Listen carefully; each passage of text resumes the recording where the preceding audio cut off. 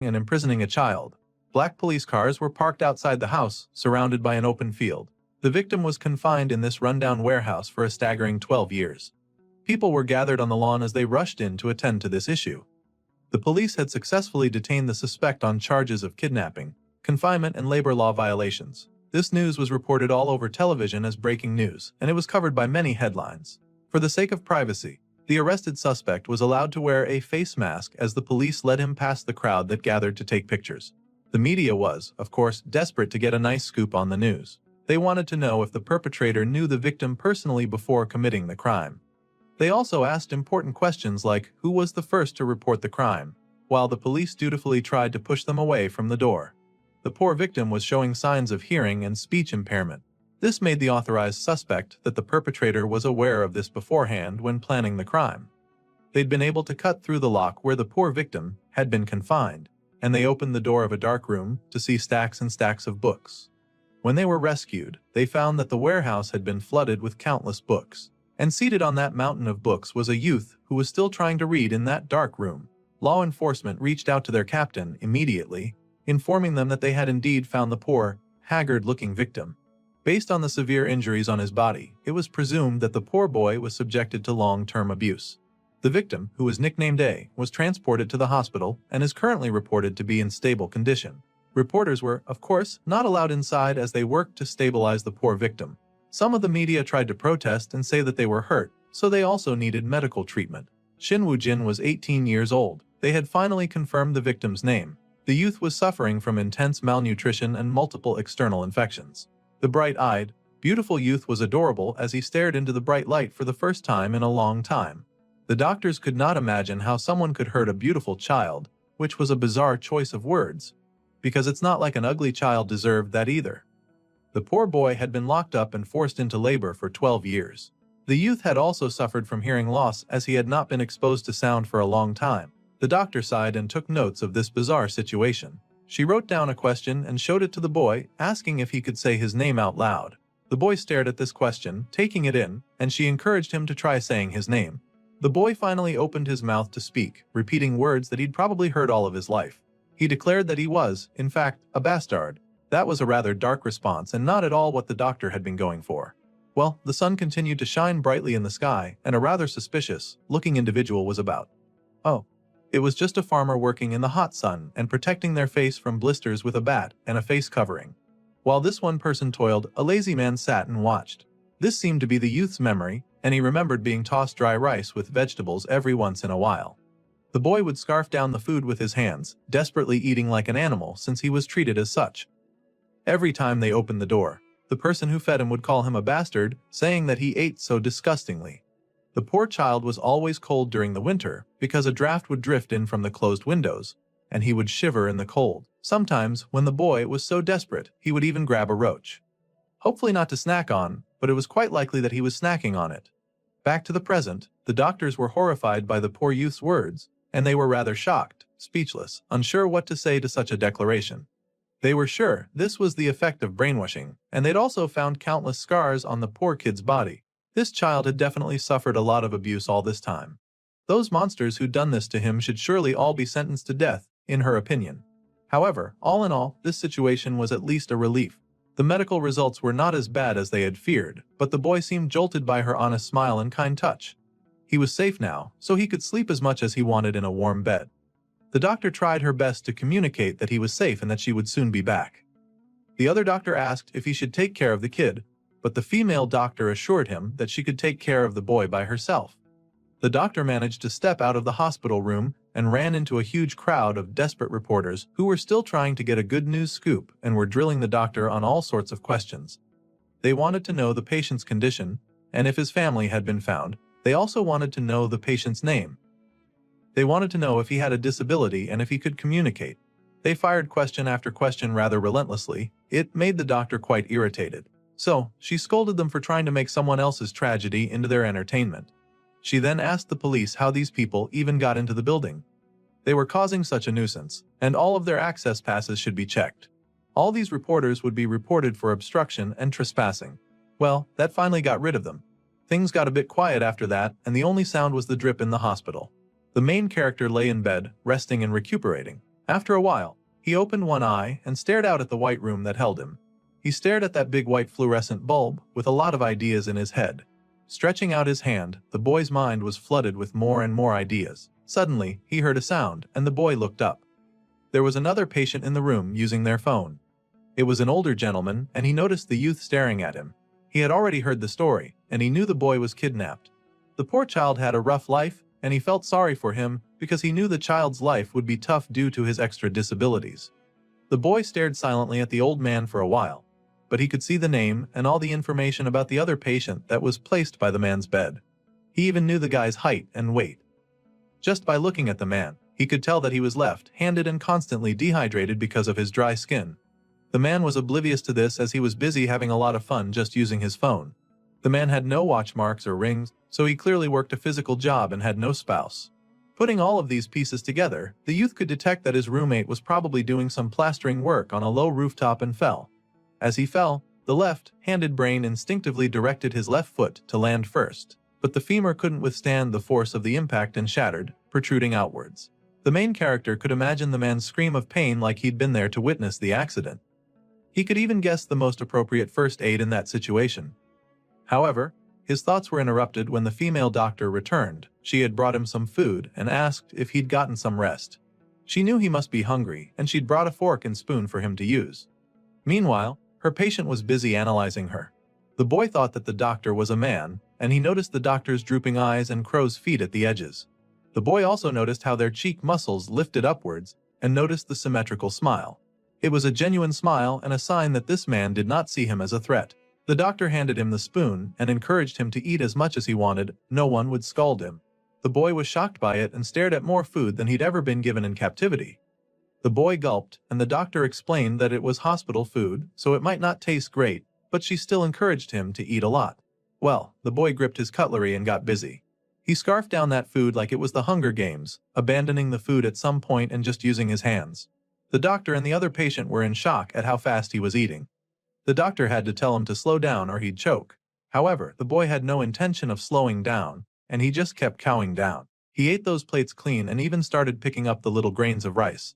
The doctor was horrified, wondering just how this poor child had been able to survive all this time. She got a call, and she picked up the phone to greet the caller. Apparently, the boy's family had arrived. It seemed they'd been able to locate the boy's relatives.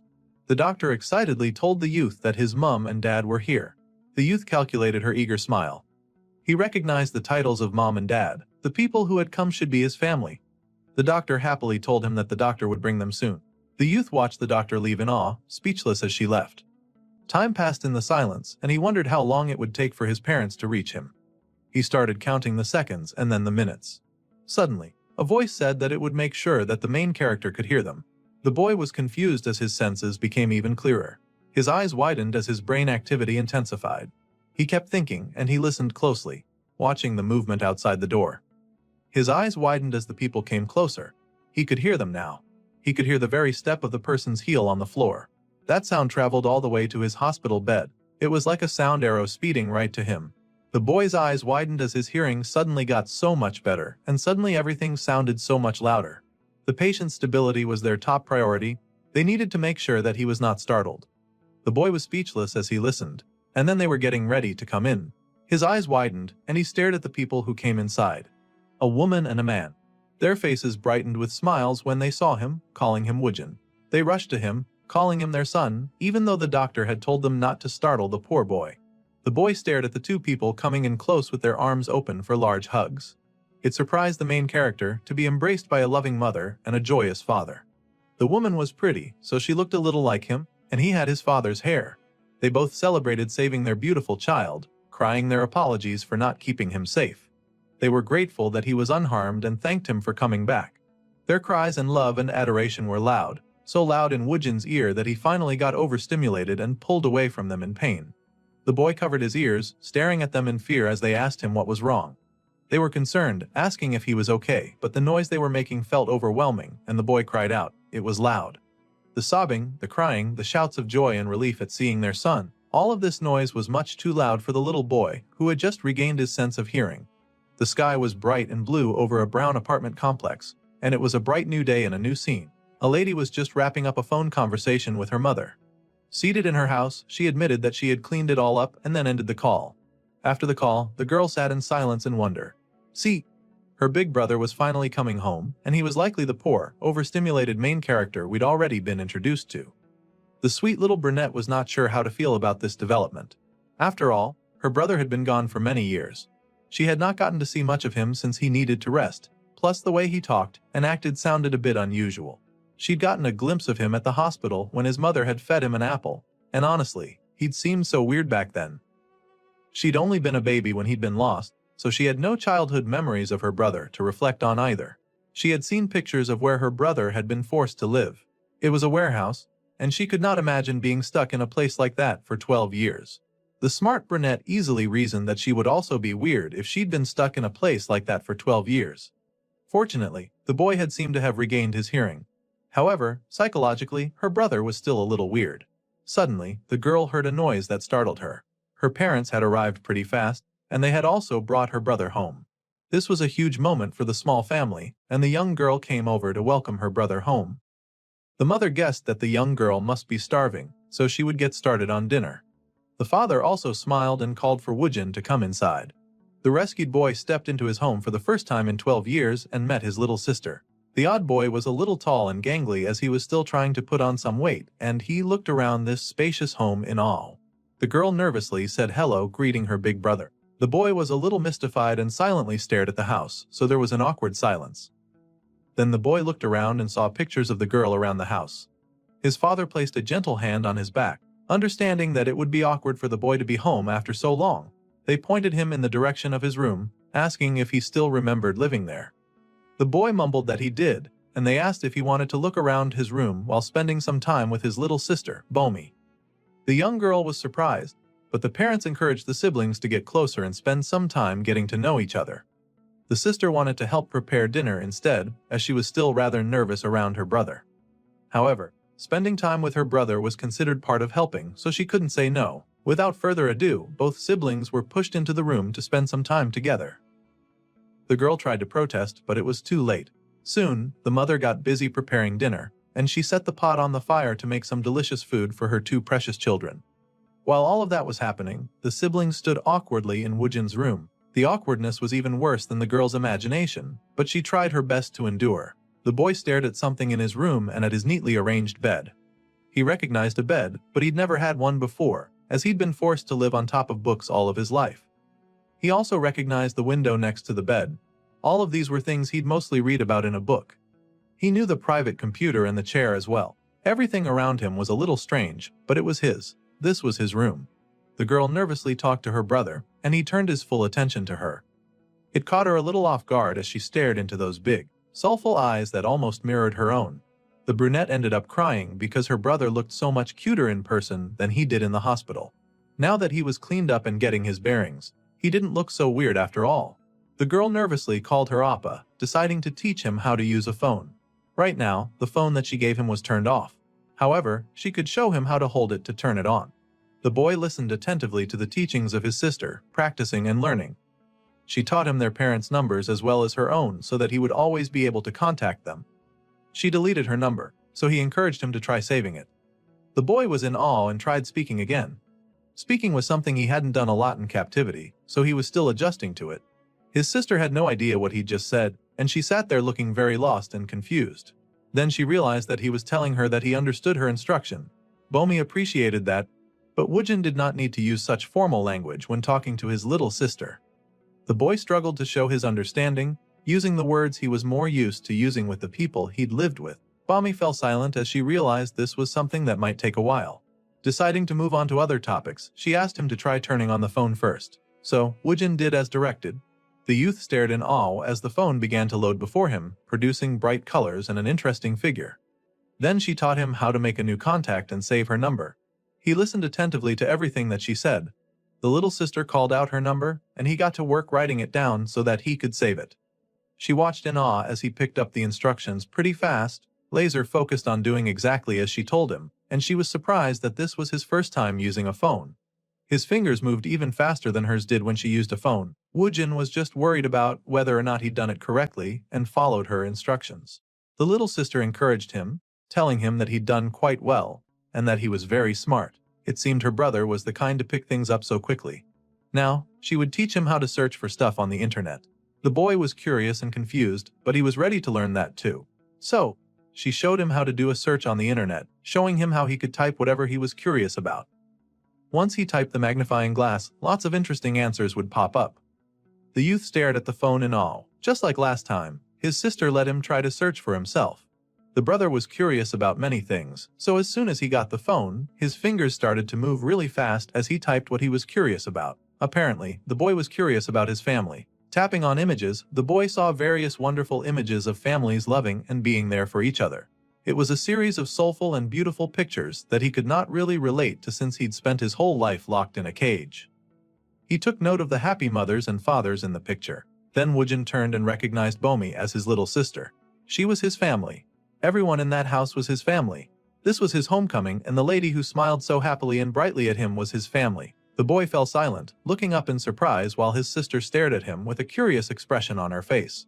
This scent, coming from his sister, he recognized as perfume. The origin of perfume dates back 5,000 years ago. It was first used in religious ceremonies as a medium for communication with the divine. They would burn fragrant wood back then. Today's perfumes were a blend of various aromatic compounds and solvents. They were also used to appeal to others or create a personal image. Just remembering all the knowledge was like being transported. Ask about that ancient time, and Woojin stared in awe. The brother pointed out now that he scented a really strong perfume, and this surprised his sister. The boy stood and followed this scent of perfume, and this alarmed Bomi, who asked where he was going. The brunette called out to the youth in surprise, and he seemed to pause. She had called him brother. However, Woojin could not be distracted from the really important situation, which was the sweet smell that came floating to him. This scene was indeed incredible, and the boy stared in awe at all the plates that had been set out. It wasn't perfume that had such a sweet smell after all. His deduction this time had been wrong. All of that delicious smell from the food left the youth in awe.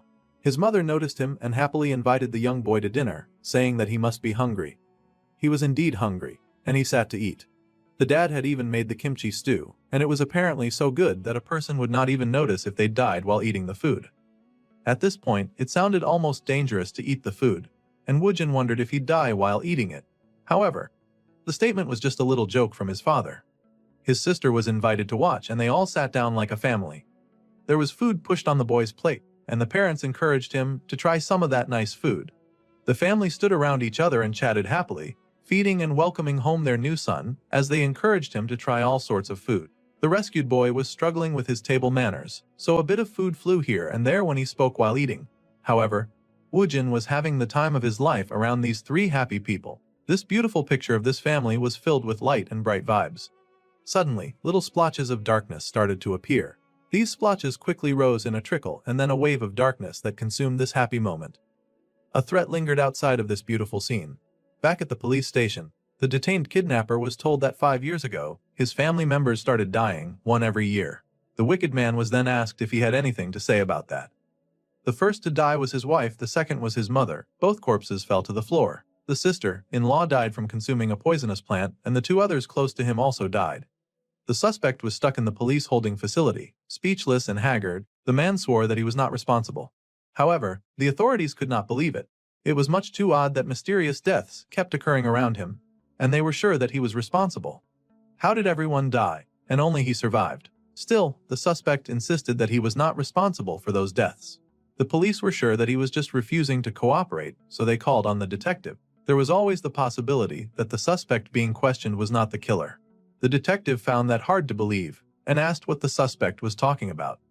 The suspect slammed his hand on the table, accusing the person he'd fed and given shelter to. Yes, this lousy kidnapper was blaming his victim for killing all the people around him. The man was handcuffed, crazy, and deemed delusional by the authorities. The detective cursed at him, telling the suspect to watch his tone, and an assistant came in, trying to encourage everyone to relax. The suspect insisted that no one understood the kind of monster that boy really was. The very smart boy that they had kept locked up in the book room for 12 years had not just been idle. He had sat using the very low light from the window, and he'd read each book cover to cover. He flipped through each page, reading about autopsy and learning all about human anatomy in the darkness of that room. The suspect insisted that the victim was indeed being subjected to all of this pain and suffering, and lightning had flashed in the sky over the shed on one dark day. the day that the creepy little victim focused very closely on the book that he read. It was evening at the beautiful block where Woojin's family lived at. It was a rather peaceful evening, and light could still be seen in the window of Woojin's room. The youth was sitting at his table, still trying out all of the wonders that he could get from this new and fancy device that his sister had handed him. With a smile, she told him that a lot of people watched a video app. This app was red in color and filled with all sorts of skills and information. It was the first time that the little genius was gaining access to any form of video learning, and he was amazed. He watched an interview with a man with wonder. The man was out to watch a play. On instinct, the boy greeted the video and tried to say hello. Apparently, the video had been trending a lot. Taking hold of the video cursor, the boy pushed it back a bit so he could echo the words that were spoken by this very interesting gentleman. Slowly but surely, Woojin began to practice how to say hello. Very carefully, he sounded out the words to himself. Learning how to speak, he practiced because he wanted to properly greet his dear family. So, the youth practiced hard. Then, he stared in awe when he saw a fancy plate of tteokbokki mukbang. It looked so delicious. There were some ladies eating that on their tube channel because they had been craving it all week. The food was very good and chewy. It was also full of a lot of flavor. This was so amazing, and she gasped at the beautiful stretchy cheese. The man's mouth began to water as he stared at them eating, thinking it was rather amazing and delicious. There was a loud knock on the door, and the youth was startled. His little sister had come over that morning, and she wanted to know what he was doing and if she could come in. Sure enough, he invited her in, and Bomi greeted him with a smile. The boy asked if she needed help with something, and the girl was surprised. The boy was used to getting called when people wanted something from him, so he asked if his sister wanted him to do some cleaning or something like that. The sister was surprised and quickly dismissed that line of thought. He did not have to do all that. She had, in fact, come to call him to ask if he wanted to go out for ice cream. The boy was surprised and echoed the word. Ice cream was super cold and delicious. She loved it, but she also suspected that he had never had it before. The sister took his hand and pulled him out to meet his parents. Of course, the parents were rather concerned when they saw their children heading out, telling them not to stray far and to only go to the ice cream place. They did not want a repeat incident of their worst nightmares. Bomi was to hold her brother's hand tightly and to stay together with him. The girl laughed and assured her parents that they would be back soon, and her brother echoed her words. They then stepped out together to get some ice cream. It was evening, the sun had already started to set, and cars were a little busy on the main road. The name on the ice cream shop glowed brightly, and the siblings headed inside. The youth stared in awe at the bright name on the ice cream shop, truly in awe of such a beautiful and bright sign. Inside was even brighter and more colorful. It was Woojin's first time to see so much produce in one place. His sister called out to him to keep up with her so that he would not get lost. She encouraged him to pick whatever he wanted to eat. The boy was amazed to see so many flavors of ice cream. The sweet girl giggled at his confusion and asked if he wanted her to help out. So, they both stared at the fridge of ice cream for a hot minute as they tried to select the perfect flavor.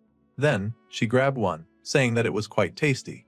As the two walked to the counter, she wondered if she should let her big brother pay for the ice cream that they bought, since he was older and all. However, she decided that it was too early to rush his learning, and they would take it slow. So, she took the boy's ice cream and handed it to the cashier so that they could pay for it. With all of the ice cream paid for, the girl waved goodbye and told them all to have a nice and wonderful day. A bunch of school girls were eating ice cream outside and were quite surprised to see the pair. It was the worst. Those girls were eyeing the handsome brother. It was much too early for him to deal with the trials of girls just yet.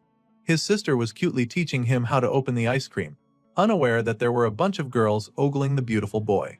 They were quite excited and wanted to ask for his number. They even wondered if that was his girlfriend next to him.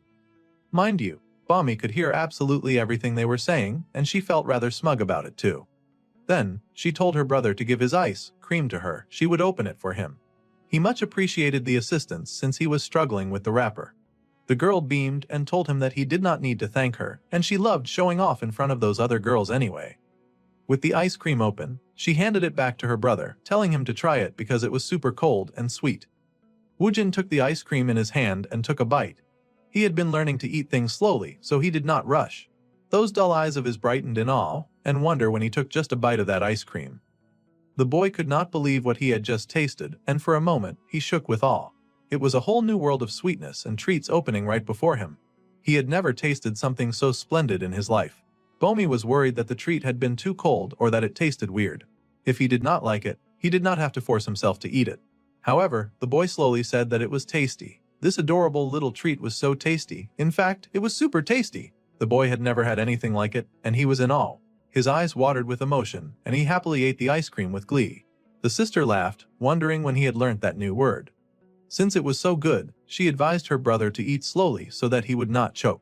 Then she had great fun calling him Appa in front of the girls, because they'd have no idea that they were biologically related. Her brother slowed down a bit, and she laughed with fondness to see him follow her instructions. Then, she suggested taking a picture of his first ice cream date, perhaps to further infuriate those leering girls. They took a bunch of pictures together, their cute, similar eyes being highlighted in a lot of them. So, they went on ahead, saying that they would eat while they walked. Later that evening, the sun kindly set over their sweet and gentle household. The two siblings were still walking back home with their ice cream treats in their hands. Bomi had sent the adorable ice cream picture to her friends, and they adored her brother, even begging her to switch with them so they could hang out with him. The girl was amused as she texted them back walking home with her brother.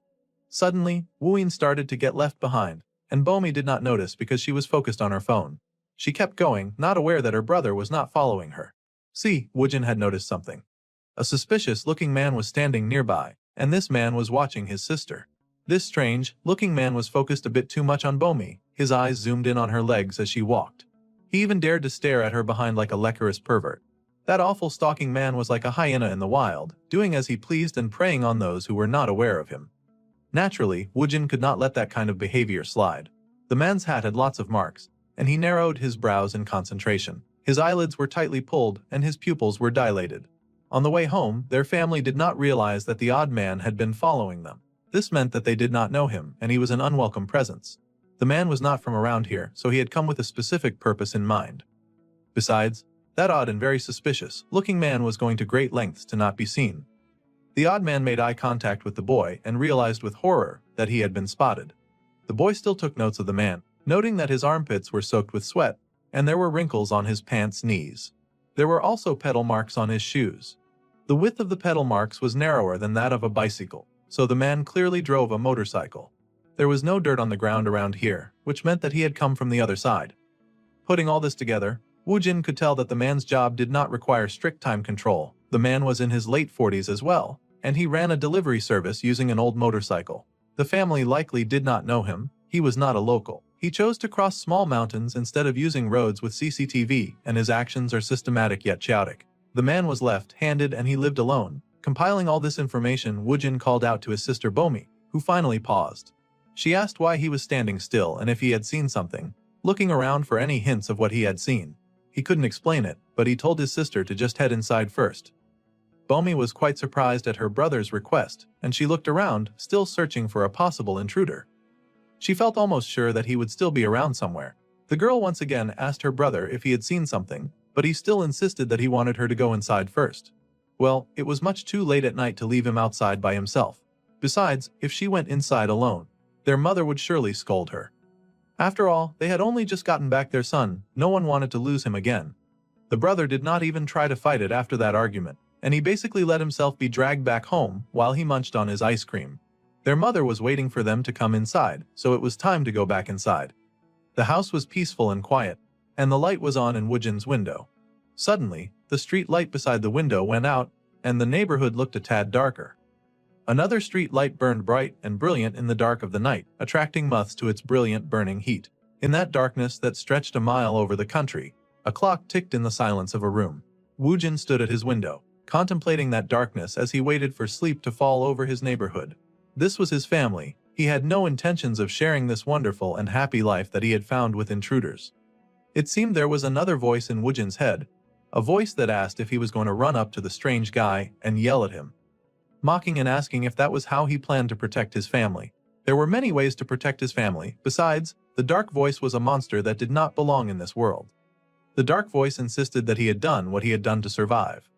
In the dark of that room, if the boy was as naive as the dark voice had been, he would have already been dead. Woojin insisted that he could have survived on his own. The darkness should never have been born into this world. It began to rain in the dark of the night, and Woojin stared out into the dark sky. The voice continued to mock him, annoyed at being called a monster. However, if the dark voice was a monster, then what did that make Woojin? Saying that Woojin was not better in anything than him. The dark voice took the shape of a monstrous form in the window. The boy replied that he had his body and he was the master of this body. The darkness was just another self that he had created in a moment of desperation. The darkness laughed, asking the boy if he thought he was the complete opposite of the darkness that lived in him. They both shared the same body, so the darkness had the right to call that vessel his own as well. Anxiety and fear were what this monster fed on. Whenever fear and anxiety crept in, this monster would take over him like he was possessed. However, now, Woojin could control the darkness. He could summon it from his subconscious, and he could maximize his knowledge. Now, he and the darkness could work in tune, almost one and the same. The fierce beast with sharp fangs that lived within him could still be tamed. Today, he called for the darkness to come forth. There was an ugly beast hunting his family, and he would not let that slide. Woojin's bright eyes dulled when the monster took over, cracking his neck and stretching as it took over his form. There were bright lights still on in the neighborhood outside. Even now, in the pouring rain, an unwelcome figure stood near their home. The creature smiled to see that their target had been so kind as to present himself before them. The boy turned towards his door. He was apparently going to leave through the front door, but there were a lot of problems with that. He very quietly opened the door to his home and stepped out in the quiet of the dark. Somehow, it seems he succeeded, and the rains kept pouring down from above. The neighborhood was covered in the light rain, which fell over every roof. As the rain came down, the monster came down to meet his target. The boy stepped out till he reached the last floor, and he turned to the strange figure that was standing in the rain. The man stood there, silent under his dark umbrella, wearing dark clothes even in the dark. The boy did not falter in his steps as he walked right up to the man, and the man tried to turn his face away, still avoiding conflict at this point in time, despite being a shameless stalker. That was embarrassing. Well, the boy walked past him, deciding to let the man let down his guard a bit. He caught some of the rain in his hand, admiring the gift from the universe. Even hiding one's presence was a skill. The man was well prepared, and he planned this exact day. The man was shocked to see the boys peeking at him, asking what he meant. The monster was not amused at all, complaining that the stalker was making this whole thing a bit boring. The man was speechless and alarmed, then he asked the kid who he was. The man's grip tightened on his umbrella. That was rather dangerous. The monster smiled, mocking the man's question. The lights went off on that corner of the neighborhood, and the creature laughed, saying that question hurt. The creature knew this man well. The man had jjajangmyeon for lunch after all. The man delivered food, and he crossed hills on his motorcycle. The man was shocked by this in-depth analysis, and the boy stepped closer. He knew that this person crept around their villa like a stray dog, and only his sleeves had cat fur on them. Then, the creature asked if the man had killed a stray cat as practice. This person sneaking around their neighborhood was a dangerous individual. The man's eyes widened in horror, shocked at all the accurate deductions, and he asked just what the creature was. The boy ran his fingers through his hair, and he smiled, his bright red eyes now looking deadly instead of cute. He could speak very well as the monster, and the intense rain continued to fall when the boy kicked the stalker in his stomach. The man crashed to the ground, falling with a groan of pain. The street light flickered back on, and the man's face was now exposed while the boy backed the security camera. The man was shocked, staring at his attacker in horror, and he gaped when the boy opened his shirt to reveal many scars. The boy's beautiful and porcelain skin was littered with dozens of healed lacerations, and the man's eyes widened in fear. The lights dimmed once again, and the creature warned the stalker, telling him not to show up in front of him a second time. If he saw this stalker again, then all of these beautiful scars would be carved into the man's body. The man backed away in horror under the rain. If the man understood, then he should stop lurking like a maggot and scram already. Well, the man did not need to be told twice. He jumped to his feet and ran. The rain continued to pour as the boy stood there, watching the man flee. He had been in such a hurry that he had not even taken his umbrella with him. Well, the boy left the evidence there and slowly made his way back home, walking slowly in the pouring rain. There was a bright light over the boy, and he smiled, taking in the beautiful shine of light over his beautiful face. It was nice to soak in the rain and get bathed in the warmth of the light after a successful defeat of his foes. The rain sure sounded rather nice. Darkness fell over the neighborhood once again, except that it was free from one stalker. From night there came morning and the slow and steady transition from darkness to light. The brilliant blue sky stretched out in the morning, and once again it was another bright day for Woojin to spend with his family. They went out for dinner together and had a blast just eating hot pot. The second day, he went out with his mum and they had the legendary tiuk kakochi on a stick. The boy was excited to try that too. On the third day, he went out to watch a movie with his sister, though the boy was busy being enthralled by the sweetness and wonder of the delicious popcorn. On the fourth day, the boy stayed home with his sister and did a bit of studying. Now that he had been rescued, he had to prepare to integrate with the rest of society. He was a bit off curriculum, but fortunately, he had done enough reading in that dark and awful room that getting back on track was not too difficult. Woojin was busy doing some basic science multiple choice questions to get into the flow of things. He read every question carefully and picked out the answers that he felt were most accurate.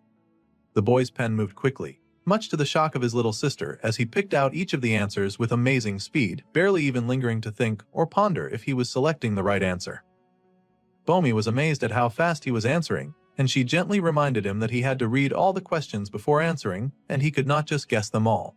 However, he gently assured her that he had read them all. The sister laughed, wondering where he even learnt to say that, and wondered if she had made a mistake in teaching him about YouTube. It looked like he had just guessed all the answers, but she should at least teach him how to check his answers to make sure that they were right. So, she sat by him and decided that they would check them together.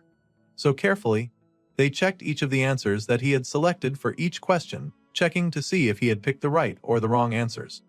To the girl's absolute surprise, all the answers that her big brother had selected were in fact correct. He was outstandingly correct. Bomi asked if he had really read each question before answering, and he admitted that he had. Then he asked her if he had done well. Now the sister was amazed, and she pulled out even more questions, asking him to try that too. The boy agreed and got to work. Just as quickly as he had filled in the last questions, his hand moved fast, and he answered all of these questions too. It was amazing for the young girl. Then, she took the questions he had answered and checked the results. To her amazement and awe, her brother was an absolute genius. The boy countered that he was not a genius, and that he just wanted to be normal, which was rather adorable, but a genius was a genius. The sister was surprised at his request to be normal, and he said that it was hard to be normal, but he still wanted to be. At Bomi's age, no, when she was even younger, she had lived a sweet life with her parents. However, her brother had been kidnapped. Her sweet brother had been beaten up by strange men, and he'd been forced to do all sorts of awful chores. The boy would shiver in the cold while surrounded by a mountain of books, struggling to stay warm. Her big brother had suffered a lot in his childhood, and her sister had tears in her eyes because she knew that it would have been tough. The boy noticed that her pupils had lowered, her eyebrow muscles lifted, and her eyelids were relaxed. The corners of her mouth had also drooped, and she was about to cry. The boy stood and gently patted his little sister's head, telling her not to be sad. Then, he went back to the table to scribble out a few things. She was curious about what he was doing, so he handed her a little something that he had written. The girl's eyes widened in awe, and she stared at the words that he had put down. Bomi noticed her brother was busy writing, and she asked what he was doing. The boy was writing very quickly because his sister was sad. As soon as he was done, he handed his note to his sister, and she gasped when she saw what he had written, her eyes wide with surprise. Her brother encouraged her not to be sad. After all, a lower body temperature could weaken her immune system. Sadness could affect the tongue too, leading to weight gain and cardiovascular diseases. Sorrow was also the kind of thing that interacted with cortisol hormones, increasing stress levels and disrupting sleep quality. Since sadness activated the hippocampus, the brain required more energy, making a person feel tired. Sadness could also reduce serotonin levels, which could lead to depression and OCD. Her brother had proudly given to her all of these very specific warnings, and she turned to him in awe, asking how he knew all of this. The boy admitted that he read a lot of books. The girl acknowledged this with amazement. Soon, their parents called for them to come out to eat. Suddenly, her usually calm brother rushed outside just at the thought of food. It seemed Woojin loved their parents' cooking very much. Bomi was surprised and turned back to the note that her brother had given her. Her parents called for her to eat, and she acknowledged their request. It did not take long for evening to descend on the simple household once again, and Woojin happily went back to monitoring the YouTube channels. The boy favored the food channels and loved seeing all sorts of delicious foods. He bet that they all tasted amazing. He flipped from one video to another in awe, his eyes wide in wonder as he spent a lot of time learning on his phone. There were so many different types of food to try, and they all looked so unique and tasty. His favorite YouTube host was at it again, and she happily greeted her viewers with a smile. Today they were going to try out mala soup. She had already had dinner, so she would just have a small portion of the soup. To this lady, a small portion meant 10 servings of mala soup. She really loved to put things away. First, she would start with the wide glass noodles, and she scooped up these unique noodles with her chopsticks. Woojin watched attentively as this stranger ate. The host chewed on the noodles, trying them out. She had ordered the spiciest level, and it was indeed very spicy.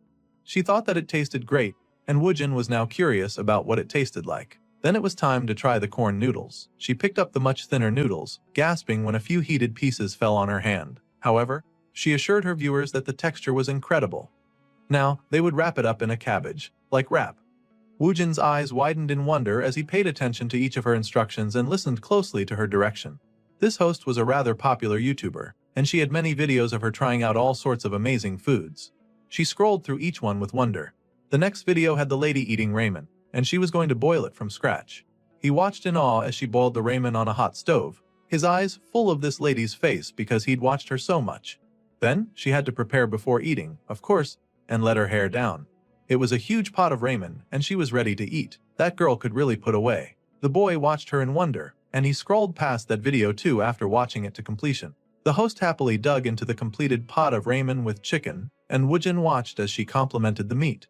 He wondered if acting like this would make him be considered normal. Watching how this girl smiled and ate on screen, he wondered if he could do that too.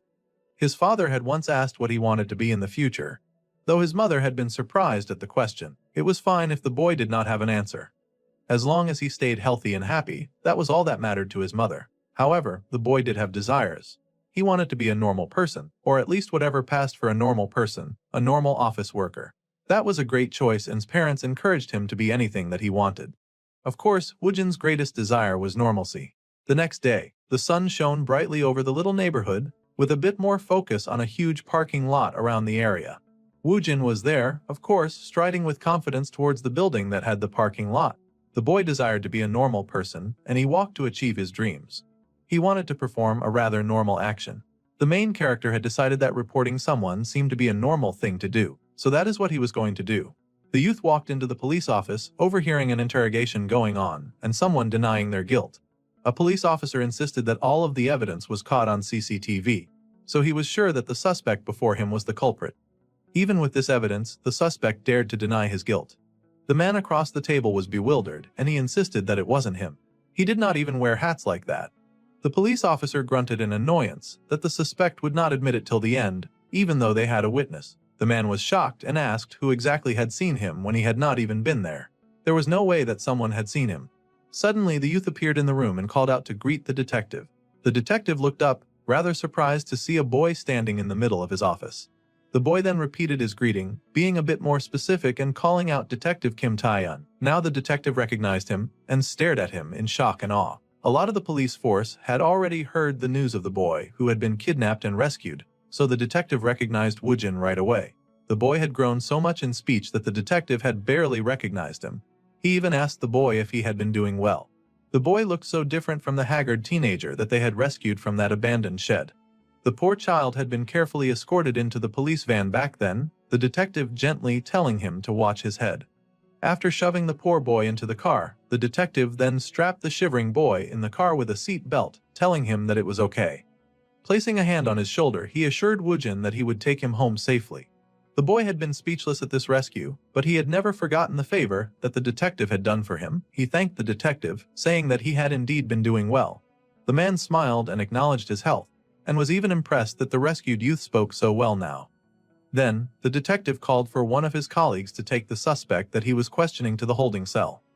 The man grabbed the suspect and hauled him away, though the poor dude kept insisting that he was not guilty and that he had not committed the crime. The police did not want to hear it, though. The detective sighed as the dude was hauled away, and Woojin was curious as to what that person was being accused of doing. The detective was surprised and confused, but the main character explained that criminals always denied their actions at first. The detective laughed and said that most of the criminals they got around here always said the same thing once they got caught. It was like they were all following the same script, and it was all rather amusing to him. Then, the detective asked how the boy had found him, and if he had missed him and come looking for him. The boy admitted that he had something to show the detective, and the man immediately got serious. He wondered what the youth had to show him and asked if the boy wanted a drink they could get a drink, and continue this conversation away from prying ears. However, the boy was good, and he pulled out his phone with the YouTube channels, telling the detective to take a look. The man was surprised to see a video about mukbang, and he asked what the problem was. The man asked who was in the video and if the youth had somehow started a YouTube channel. Of course, it was just Woojin's favorite YouTuber who was doing food content as usual, and she waved and greeted her followers as usual. The beautiful girl waved, and Woojin explained that watching her videos just reminded him of himself. First of all, her eyes would often shift to the upper right when she was making her videos, which meant that she was lying. At the same time, her fingers moved to her lips to show nervousness. Bringing her hand to her mouth, While lying was often a subconscious act of wanting to take back the lie. She even slightly bit her lips sometimes during the videos, and this typically happened when someone was anxious or nervous. Feeling nervous in front of food, that's a bit off after all. Of course, all this time, the lady could just be worried about how the food tastes, but there was something that Woojin just could not ignore. Her eyes would once again shift to the right during the course of the video. She would say that the food was delicious, but her eyes told a different story. Her words and her actions did not match at all. While she ate, she would shrink her shoulders, and people tended to hunch when they felt threatened or uncomfortable. This was the limbic system at work, triggering a natural self-defense reaction. It was a form of self-protection. Now, her eyes would move to the upper left while eating. This was not lying or imagining. This time, she was recalling a memory, but unconsciously covering her mouth, which meant that she was hiding something. Covering the mouth subconsciously often signified the intent to conceal something, whether voluntary or forced. Then, he noticed how this host would touch her necklace while boiling the water. This was either stress relief or a subconscious action to regain psychological stability. The detective was speechless at this analysis, shocked at hearing a boy he'd rescued quite recently not only speak so fluently, but also make all of these quick deductions. Woojin explained that his favorite YouTuber seemed to be asking for help. He'd watched her videos enough times to figure that out, and he noticed the small S that she put on the table. She had left other noticeable signs in the corners of the video. An S, an O, and yet another S. If one put all of that together, all of those micro-expressions and unconscious behaviors, it was too much of a coincidence to ignore. That was why he had come now to report it. In other words, Woojin strongly believed that this host was being held captive somewhere, just like he had been. He had compiled all of the evidence from each of the videos that he had watched and was now sure beyond a reasonable doubt that this lady needed help. This lady had even signed various letters in each of her videos. Letters that he had caught, letters that were very discreetly in each image that passed. However, all of this still bewildered the detective, and he did not truly believe that this girl was captive. Still, Woojin was not deterred and went on to prove it. At first, she had given subtle hints through her hair, then through her hair tie. Now, it was through the background. She was showing more courage each time she managed to post a video. The detective then asked the boy to speak in clear terms about what exactly he was saying. The victim was likely in their early 20s, and the YouTuber likely had no family or grew up in a troubled environment. The perpetrators were not just one person either, but multiple. They were likely between their teenage years and early 20s as well. The ringleader of the gang that held the poor girl captive was quite likely in his 20s. The girl also likely did not graduate from middle school. The detective was still busy being slow, saying that he did not understand. Even if it was a fat chance, it was a possibility worth investigating. The detective could not believe that a young girl was kidnapped and being forced to make YouTube channels. The boy admitted that he did not know the perpetrators. After all, he was locked up for a really long time too. He had spent days, weeks, and years slaving away in the cold without proper food or a proper bed. That was why he was working hard now to save someone else from a terrible fate. That was why he could recognize the behavior of someone who was being confined. The boy then asked the detective if he thought coincidences could reveal the truth. The detective was still heavy in his disbelief era, so he still was not buying it. So, Woojin decided to bring his deductions a little closer to home. The boy could guess that the outfit the detective wore had been bought by his mother. After all, his own mother had bought all of the clothes that he was wearing, too. The detective was surprised at this accurate deduction, so the boy explained that this was just the first coincidence. Just now, the suspect may not be a professional, but he was likely passionate about playing the violin or the viola as a hobby. Woojin could tell this, and the detective was surprised to hear that the culprit could possibly play an instrument as a hobby. If the boy was right, then that would be the second coincidence, and he could keep going. The detective laughed and asked the youth if he wanted to be a profiler or something like that, but the youth shook his head. In truth, Woojin just wanted to be an ordinary officer working, and right now, he was just here to report something that he had noticed. That is why the youth was now explaining things to persuade the detective. To confirm the legitimacy of Woojin's detection skills, he asked the detective to ask the suspect in the holding cell about their hobby. After asking if he was wrong, then they could charge him with obstruction of justice, and he would take full responsibility. The detective groaned and laughed at the thought of accusing the youth of obstruction of justice. After all, Woojin was just sharing his theory, that was all. The detective did not see that as such a big deal. They went way back, so he could at least just ask about the suspect's hobby. The detective told the youth to wait a moment, and he would just go over and ask. So, the man stepped forward and went to ask. The detective strolled over to the holding cell, and he could not help but smirk in amusement at his actions. He was over here letting a recent rescue play detective because of a set of odd coincidences. Still, the kid sure spoke much better now, and he claimed to know how confined people act. The detective then paused as he recalled the odd deduction on who had bought his shirt, wondering how the boy had even guessed that. Well, the detective would not linger on that, and he got to the holding cell, calling the attention of the suspect. Just for the sake of it, he asked the man behind bars if he played the violin or the viola. The man was confused, but he explained that he did do that as a hobby. That was two coincidences, and the detective's eyes widened in shock. The chances of a punk like that playing an instrument were slim, but the e-boy had guessed it in one glance. The man behind bars angrily accused the detective of investigating him thoroughly and even searching his house. However, the detective was speechless, wondering if Woojin was somehow psychic. He had just been casually interrogating the suspect when the boy had come in that afternoon. The boy had not even once spoken to the suspect, and the detective had been surprised to see the boy come into the room. However, Woojin had only needed one glance to draw his conclusion. The suspect had a light mark on his face that indicated headgear, a turtleneck, or a violin. It was also likely that the suspect wore a motorcycle helmet, with a mask and shaving cream. He also had string marks on his fingers, so he could be a fisherman, electrician, jeweler, guitarist, tailor, or violinist. Pulling all of his deductions together, the most likely answer was surely a violin and a violinist. Thus, the youth had made his conclusion that the mark on his chin was from the violin, and the string marks went well with that theory. The detective returned to where the youth was waiting, but Woojin had already left. His colleague had no idea where he had gone either. However, the detective did find a sticky note on the table, and he went to investigate it. It had, of course, been left by the youth, and it pointed out the second coincidence. This meant that the third coincidence was worth investigating, and he hoped that the detective would consider looking into the high school mukbang girl who was desperately asking for help. It was a bizarre array of events and coincidences, but at this point, the detective could not overlook it. He called to his colleague, telling the man to search for the high school mukbang YouTube channel immediately. Meanwhile, the rest of the neighborhood moved on rather peacefully. A bus drove up to a certain bus stop, and the people waiting there prepared to go in. Woojin was at that bus stop as well, and he got his transit card ready, just like his mother taught him. This was the second time, and the boy paid for his bus ride with his card. Carefully, the boy got into the back seat, and he sat there, looking out at the window. He could still remember the toasting of glass. The boy had sat eating meat while his father and another man made a toast.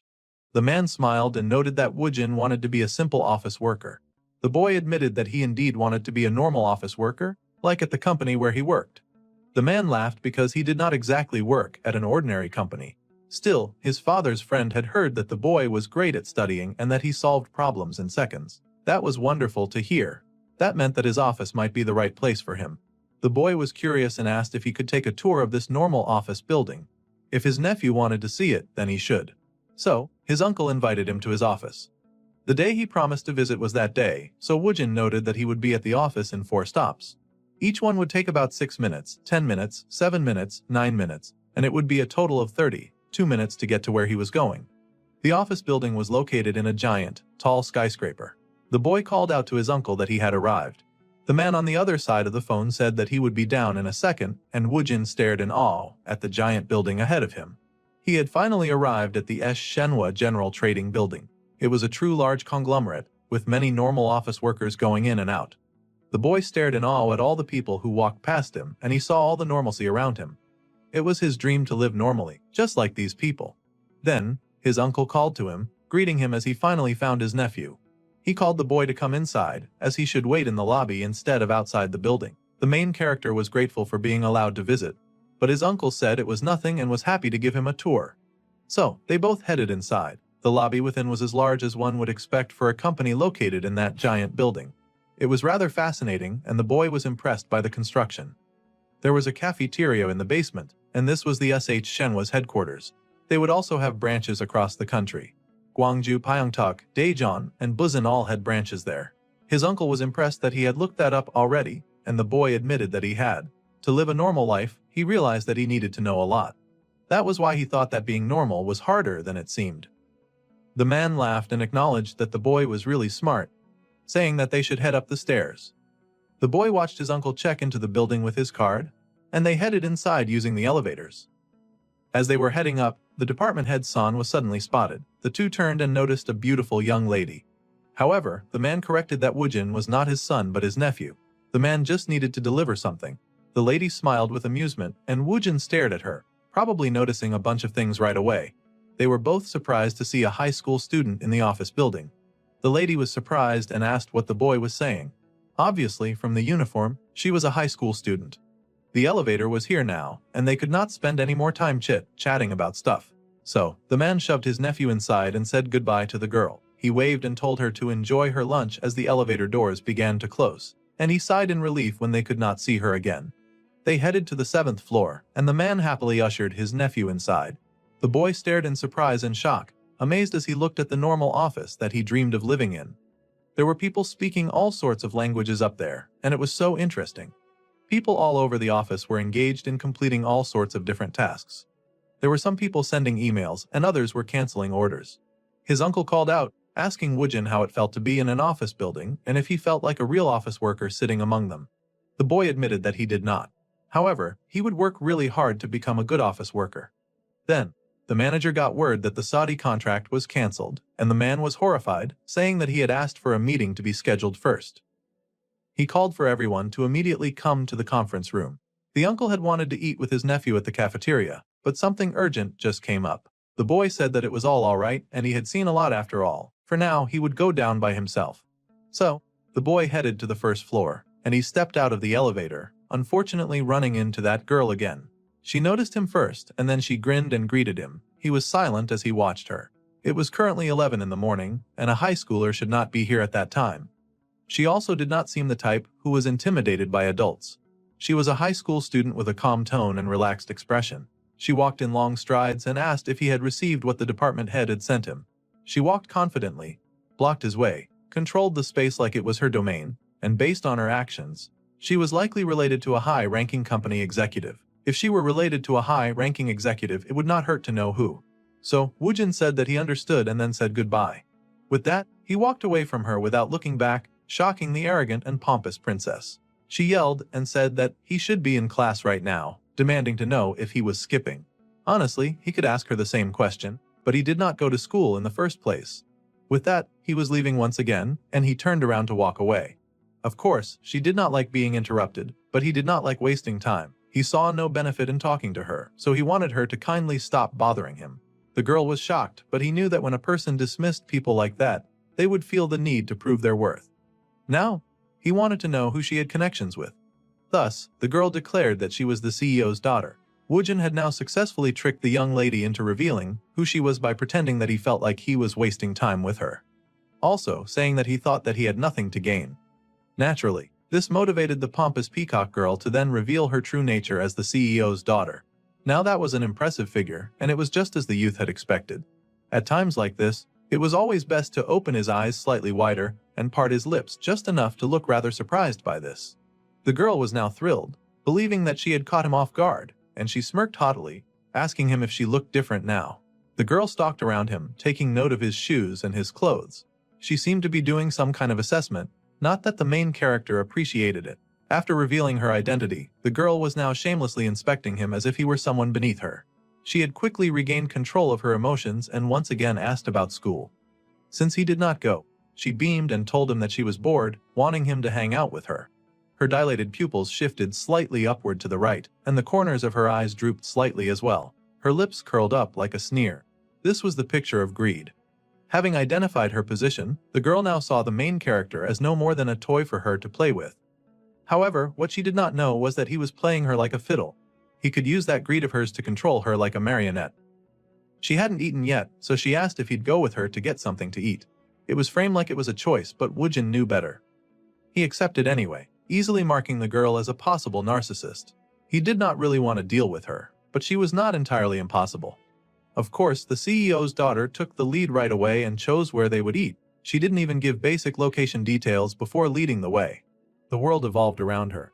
The restaurant of choice was rather large and already populated with a few people here and there. The girl then turned her attention back to the main character, asking if he was studying to be an idol since he wasn't going to school. However, the boy denied that. So, she asked what he did then. The boy explained that he studied and he was preparing for the GD, likely a special exam. Then he asked about her and asked why she was not at school. The girl flipped her hair, mumbling about how she got leave because of that day. Her pupils shifted left, which meant that she could be lying about that. She brushed her hair back, an unconscious reaction to stress. People experienced unconscious stress when they lied, so that was a possibility. Naturally, Woojin was curious about what she meant by that day. Suddenly, it clicked, and he realized it was the monthly shedding of the uterine lining in response to hormonal changes. Indeed, the poor, horrified girl was on her period, and the waiter came over to ask what they would like to order. The CEO's daughter was thrown off by his very casual response. Her face turned red before she ordered 2 course meals. Once again, she had not even slightly considered that he might want to choose his own meal. She had a strong desire to dominate others. The CEO's daughter only just remembered to ask his name, and he admitted that he was Woojin Shin. She then proceeded to analyze his name, saying that it was not bad. At any rate, she was Lee Hiram. Hiram took up her phone, and they sat there in silence for a bit. As time passed, the silence started getting rather awkward for her, and she stared, wondering why her entertainment for the day said very little. The boy admitted that he just did not talk much. The waiter came over with the soup just as Hiram waved her hand and knocked into the poor server. It nearly spilt the soup over, and the rich girl let out a screech like she was the victim. The waiter hastily apologized. She did not mean to startle them, and the rich girl huffed in annoyance. Hiram said it was fine, letting the waiter apologize on and on. Woojin watched the sullen waiter walking away and noticed that she was a rather sensitive lady. Besides, nothing much actually happened, so Hiram had not needed to make such a huge fuss about it. Naturally, Hiram huffed and said that day just made her a little testy. She was bringing that day up again, and Woojin found himself wondering once again if the girl was just lying. Her rubber band fell when she tried to fix her hair, and the girl sulked internally that this was just not her lucky day. She reached out to get it and was surprised when he put his hand by the edge of the table so that she would not hit her head. Of course, the rich girl was somehow oblivious to this and could not understand what he was doing. That was cool, though since he explained it to her, she eyed him suspiciously, and he stared back blankly. She must have had a rough day after all, and the girl protested, saying that he was acting like he knew everything. Well, he did not know everything, but Woojin was rather good at reading people. Her face looked a little tired. Hiram huffed, telling the boy to worry about himself instead. His face was so pale that he was practically see-through. Then, she told him to try out the soup before it got cold. He was pale because he'd been imprisoned for 12 years, but he did not feel the need to mention that. Instead, he took a sip of the soup and was immediately hit with wonder. Something that would always wow the young genius was definitely the rich joys of food. No matter how many times he ate, trying new food would never get old. The CEO's daughter beamed with pride, asking if the soup tasted good and if the soup was definitely on par with the top Busan K restaurant. The lady was much like a fish taking the bait. He got her in his trap effortlessly. If he backtracked from there, repeating the other person's words would help to build rapport. So, he asked about the K restaurant and who she had gone with. The lady beamed that she had gone with an old friend called Kim Yena. Naturally, he had never heard of her. The girl protested that the actress Im Yena was very popular, and the main character went with his approach of repeating her words, just saying that he had never heard of her. This annoyed the CEO's daughter, who then asked if he even watched movies or YouTube. This was regression therapy, reviving past memories through questions to evoke happy emotions. So, he said that it must have been nice to see the ocean. The girl beamed and she added that she'd also loved the fireworks bursting over Gwegendagio Bridge. It had been like a painting of pure art. Her body and brain, reminiscing about the past, were then flooded with dopamine and norepinephrine. In that moment, it felt like she was in a movie. The human brain could not distinguish between reality and imagination, like how just thinking of a lemon would make a person's mouth water.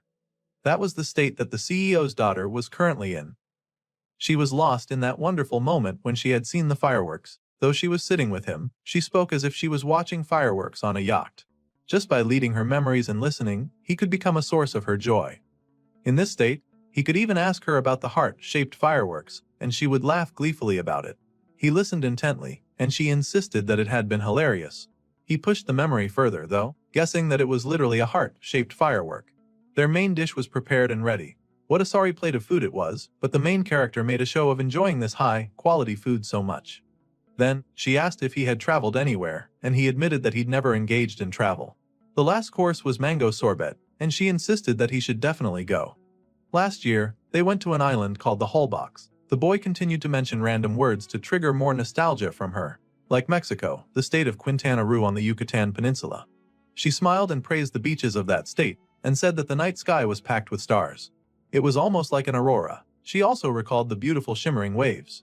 Suddenly, her eyes widened when she noticed the boy stand to his feet, saying that he needed to study. The girl was surprised that he needed to go all of a sudden when they were just having fun. Then she asked if he was doing some kind of shady stuff. Obviously, He would not admit even if he was doing shady stuff. At any rate, he had to study for the GD, so he bid her farewell and went on his way, much to her chagrin. She told him to wait, and he did wait, much to her surprise. Hiram could not believe that he wanted to leave like that, and she even asked him for his number. He had not even been to Holbox Island like she had, and it would be helpful to have her knowledge when he eventually traveled. She knew all about hotels and stuff, and she even knew all the best restaurants. The lady was addicted to the hormones that brought her joy, and she related those hormones to her experience with him. Thus, she was desperate not to lose him. The girl might have attachment issues and lack strong family bonds. If he used this properly, then everything she knew could easily become his. He stretched out his phone to her, having manipulated her into asking for his number instead of the other way around. Hiram was surprised that he did not even have a phone password. That was dangerous after all. He thanked her for the meal, and then he headed out. Hiram watched him leave in awe, nervously playing around with her hair.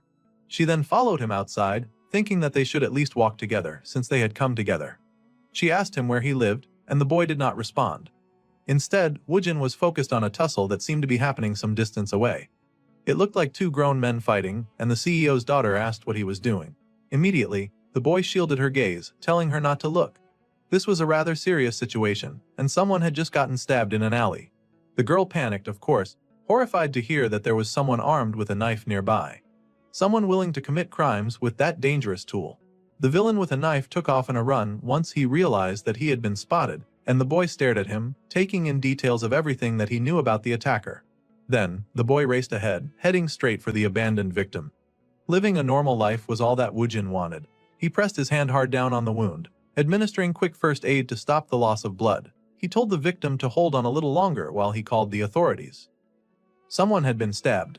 He asked for the police to come in, too, and sent the location of the restaurant.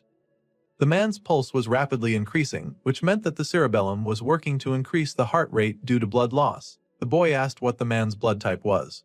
The internal bleeding was rather severe. The victim managed to mumble that he had a type B, and the boy narrated that over the phone. A stab wound to the abdomen. There was severe hemiperitoneum, which meant internal abdominal bleeding, and the man needed an urgent transfusion. The people on the phone asked for a repeat, and the main character paused. Using layman's terms, he explained that the victim had lost a lot of blood and they needed a transfusion while being transported. His blood type was B and he had been stabbed in the abdomen. They needed immediate aid. They tried to tell him first aid, but he was already doing it, and he needed help to get there quickly. The people on the phone assured him that they were preparing the blood. Once again, Woojin thought about his desire to live a normal life as the man's blood pooled around his fingers. The CEO's daughter had come forward even though he had told her to stay away. She stared in horror at the victim in front of her, her hands trembling as she stared at the very gruesome scene. The boy did not have the time to comfort her as he was trying to save the man's life. He could not help but think that living a normal life was indeed very hard. Fortunately, it did not take too long for the police to get there, and siren wails could be heard all through the neighborhood. The ambulance was there, and the police were there. It was fair to assume that the victim was being taken care of, so our dude carefully wiped down his blood-stained hands. Then an officer came over to ask him a few questions. Woojin already had all of the answers ready. He fired off that the suspect had short hair and was wearing a gray cap. The man was wearing a black-collared t-shirt, he had jeans on, and weighed about 80 kilograms. He was about 180 centimeters tall, and he was about to drop some info on the man's shoes when the police officer told him to slow down. The officer turned on his voice recording and asked the boy to just cover that description from the top. So, the boy did as needed, and the CEO's daughter watched from a distance, clearly rattled by all that she had seen so far. This must be her first time experiencing something like this. Naturally, most people did not get involved in violent crimes, but our dude had been raised in hell, so he was kind of used to it. The girl had been rather frightened just seeing the man with a knife, and it seemed that the nightmare was going to haunt her for a while.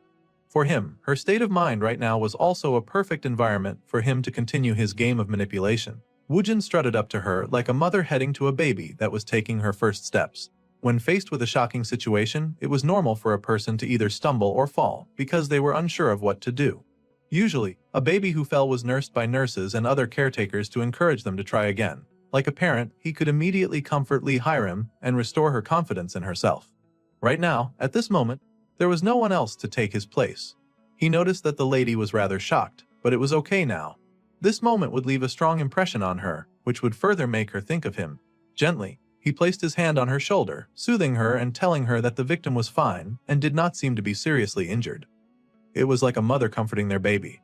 The culprit did not even see their faces, so they would likely be caught, and there were a lot of CCTV cameras around. The girl was reassured by these words. Later, in the evening, inside a nice and big house, and deeper inside that led to a nice and big room, someone was taking a shower. It was Hiram, of course, and she washed away the weight of the day's stress under the warmth of the shower. The rich girl could still vividly remember how Woojin had rushed in and taken charge when that man got hurt. He had protected her and then reassured her that after that, everything was going to be okay. The lady smiled under the shower, her mind filled with memories of that boy, just as he had wanted. Later, she turned off the shower and stepped out, toweling her hair dry as she got ready for bed. Her slippers stepped on the luxurious rugs in her room, and she sat before her vanity table to prepare her face and hair for bed. The lady then glanced at her phone and recalled that she had, in fact, never gotten a chance to ask. Meanwhile, back at Woojin's side of the neighborhood, the window of his bedroom showed that the lights were off.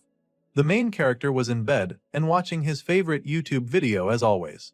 He was still rather invested in that strange kidnapped girl. She insisted that the food that she made was seriously delicious, saying it enough times that it was almost concerning. Woojin admired the food in the video, promising to himself that he would definitely try out that food someday. Then, he got a message from Hiram asking if he had gotten home safely. The boy stared at the phone for a moment and then typed out his response. He sent his response to her, saying that he was totally fine. She was surprised that he was replying in such a short way. Then he cut the conversation short, saying that he was going to get some sleep, and he wished her good night. Then, the foodie turned his attention to more of the delicious food on YouTube, choosing to completely ignore the rich girl. The girl had, of course, left another message, complaining that she was barely done eating yet, and it was just 10 in the evening. To her, that seemed too early for a young boy to sleep. He ignored her and turned his attention back to the wonderful videos that he was watching. The next day, the sun lit up the blue sky with brilliant fluffy clouds, and the happy Shin family was having breakfast as usual. The boy always loved his mother's cooking, and his mother was absolutely thrilled that her baby ate a lot. It was another normal day in their household, and the boy took up his study books so that he would keep reading. The boy got busy, writing and solving all sorts of questions as fast as he could. He had to keep his phone nearby as this was a golden rule to follow in everyday life. Sure enough, it didn't take long for him to get a message, and it was from Hiram. She wanted to say hello. Ignoring messages was also a part of his daily life, and Woojin firmly turned his attention back to his schoolwork. One had to wonder why he even made her like him if he did not like her that much. He noticed some movement outside of his bedroom window, and it was a bird just singing on a wire. A normal, peaceful and ordinary day, just the kind of thing that he liked. Since living a normal life was difficult, he had to work very hard at it. The boy got a phone call, so he had to stop his studying for a moment to pick up the phone. To his surprise, he got a message from manager Kimmy, Young from XX Capital. The man was calling regarding business or money fund loans. The boy paused when he got this call. He stood in excitement, thinking that he might have just won something, but it was very clear as a scam call. Woojin was so smart, but sometimes he was oblivious to this kind of thing. Fortunately, he had a general idea that this was a phishing scam. He kept a serious face while the man on the line told him that he had about 100 billion. The boy gasped in awe, and then he hung up because that was the proper way to handle scams like that. He got a call immediately after, and he was about to pretend it was a system error when he realized it was a call from the police. The boy immediately got serious as they asked if he was Shin Woojin, and he confirmed that he was. The caller asked if he was okay, and he assured them that he was fine.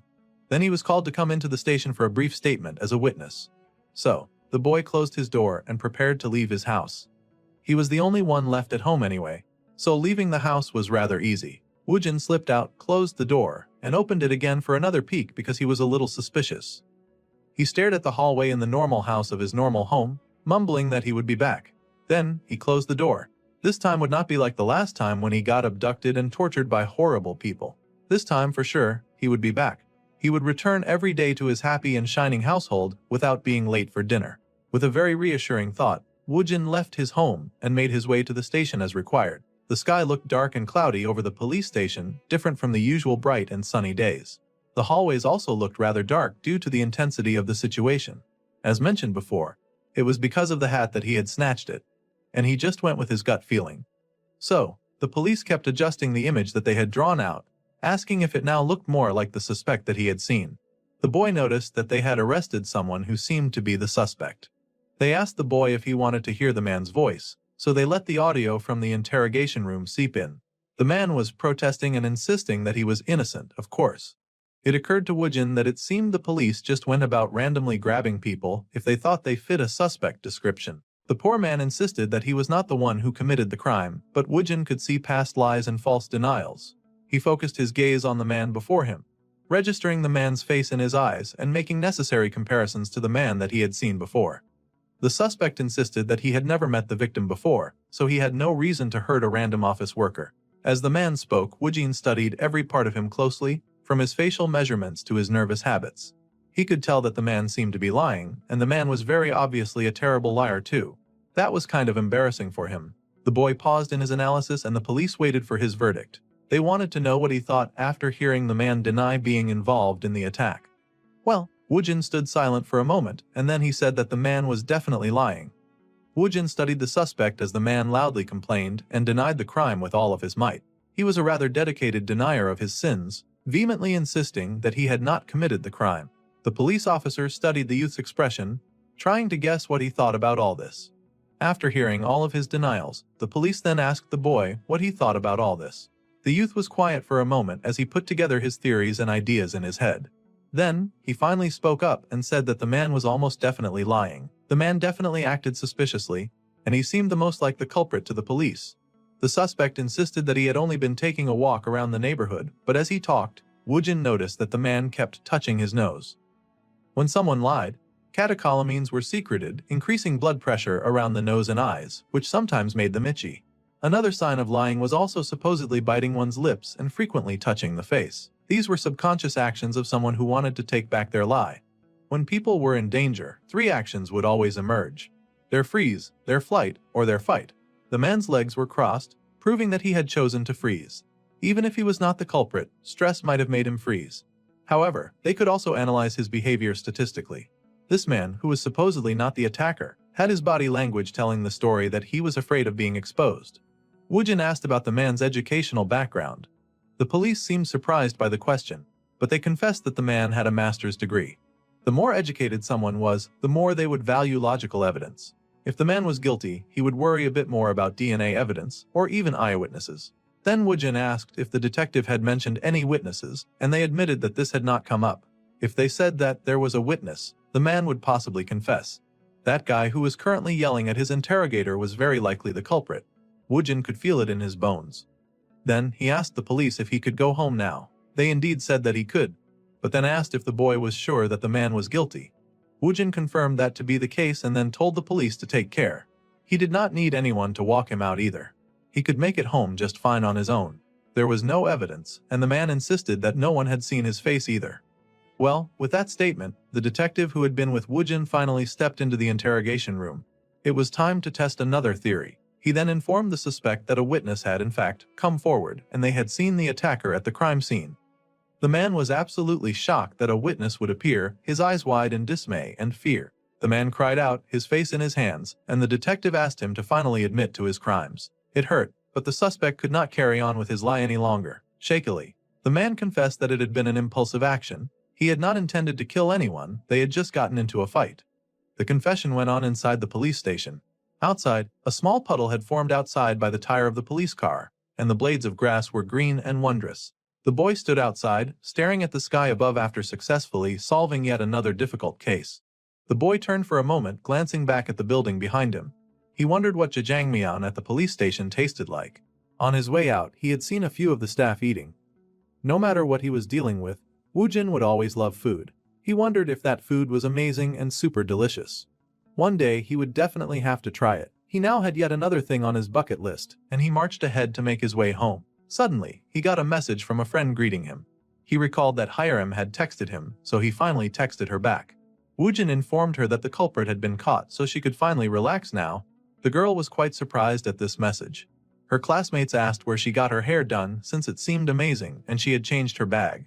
They wanted to know how much the new bag had cost. It was the same superficial and boring conversations over and over again. Hiram found that she could not care much about her shade of lip balm as she was now texting with Woojin. She asked when the man had been caught, and why on earth the main character was only just replying to her message. The girl looked rather sour about being left on read for ages. Woojin then shamelessly replied that he had been busy ignoring her. The girl was shocked and could not believe it.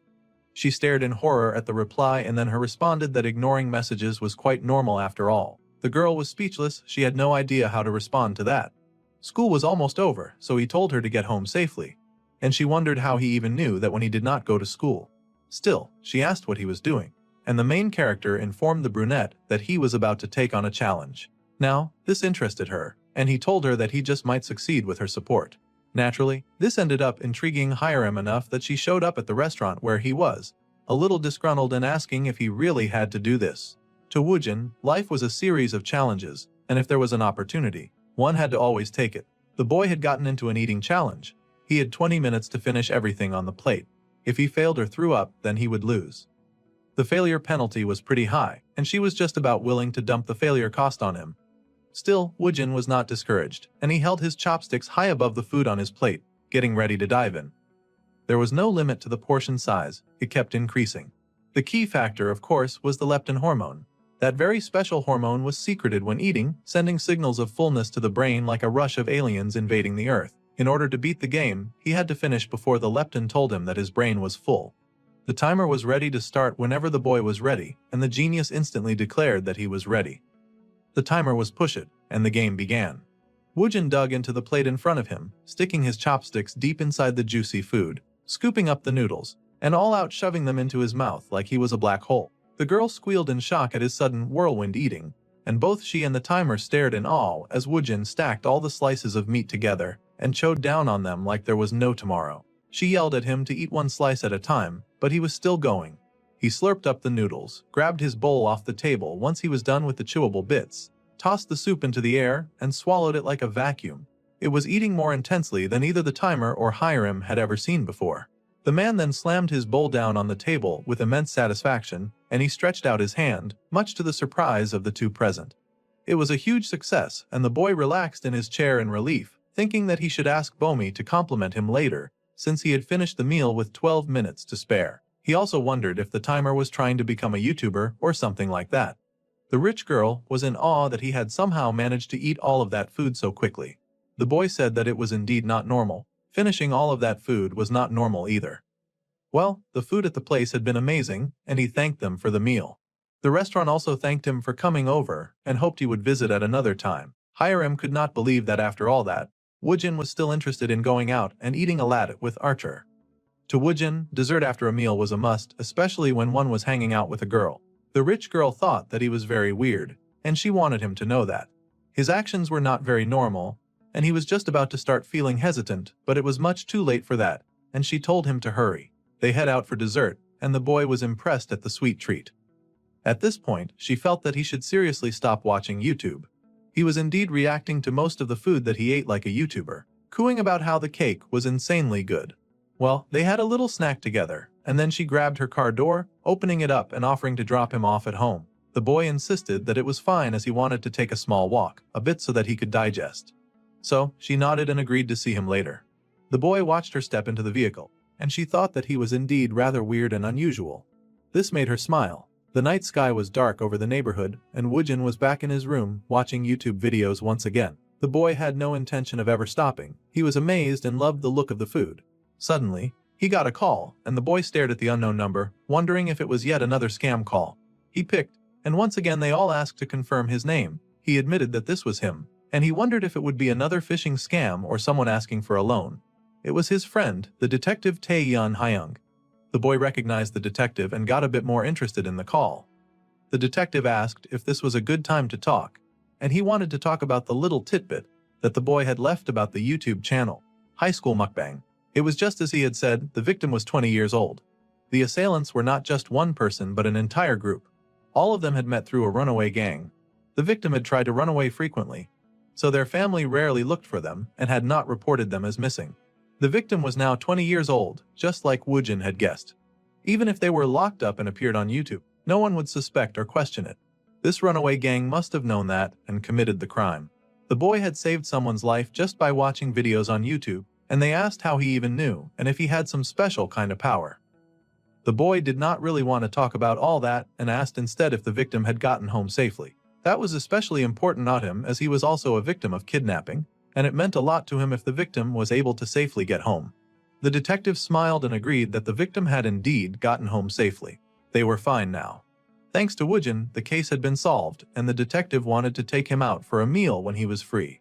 This was exactly the kind of thing that Woojin wanted to hear, and the opportunity was created just as planned. So, the boy asked if it would be possible to have some meat instead of a meal. There was something that he had been craving, and the detective agreed with a laugh, asking what the boy wanted to eat. It turns out that Woojin wanted to try out the Manhwa top number 9. So, the boy said that he wanted the Manhwa A++ number 9 sirloin special. The detective was absolutely astounded to hear this order, and he wondered if the boy was asking for tteokbul, which was basically a Korean beef soup dish prepared with marinated beef called bulgogi together with carrots, mushrooms, and naengmyeon noodles. However, the boy denied that and once again repeated his demand. He wanted the meal to be top tier, with beef. The detective had definitely never heard of it before, but he agreed. The boy had done something impressive, so Manhwa was no big deal. They got busy arranging a meeting time, and they agreed to meet up that Saturday. The boy agreed and said that he would keep his schedule open. It's not like he was busy anyway. But he did have that one particular rich girl who liked to take his time. It was another bright day in Korea and people were going about their busy day as usual. Once again, Woojin had stepped out of his house. He had yet another very special appointment that he wanted to attend to. Today was finally the day that he would get to eat Manhwa A++ number 9. He'd been dreaming about that delicious delicacy all night long. Someone popped up behind him, calling out to him for just a moment because they wanted to ask him something. The genius did not really have time for this, but he had been taught to be polite, so he slowed down to hear them out. The strangers beamed and told him that he seemed to have a lot of good fortune. It seemed to be a group of scammers, pretty bold of them to show up in person.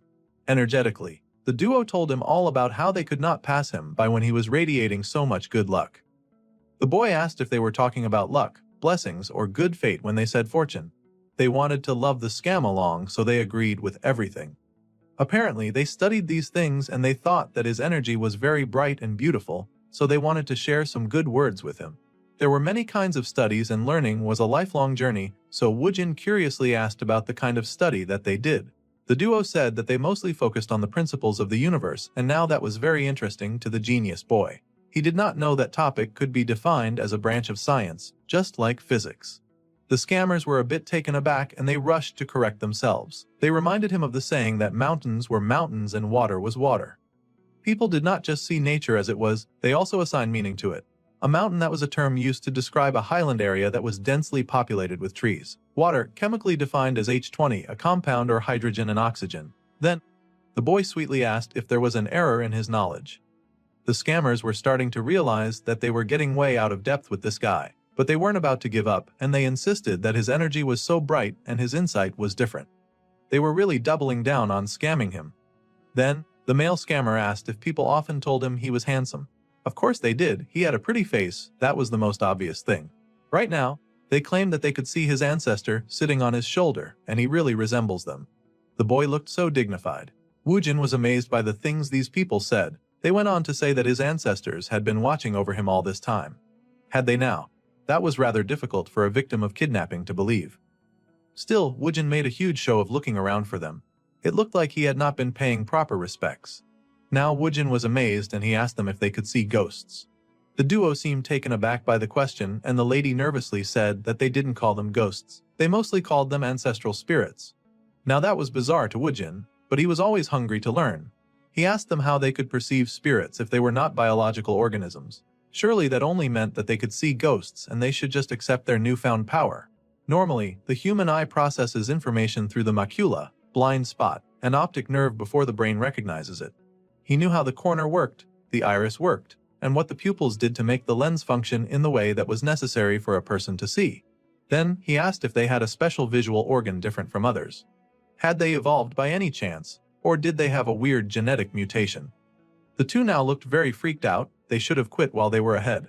They clearly didn't perceive energy through wavelengths either. The male scammer started to feel nervous, sure that if they took that dude with them, something bad would surely happen. So, the female scammer laughed and said that they would have this C version at some other time, since something urgent had just come up.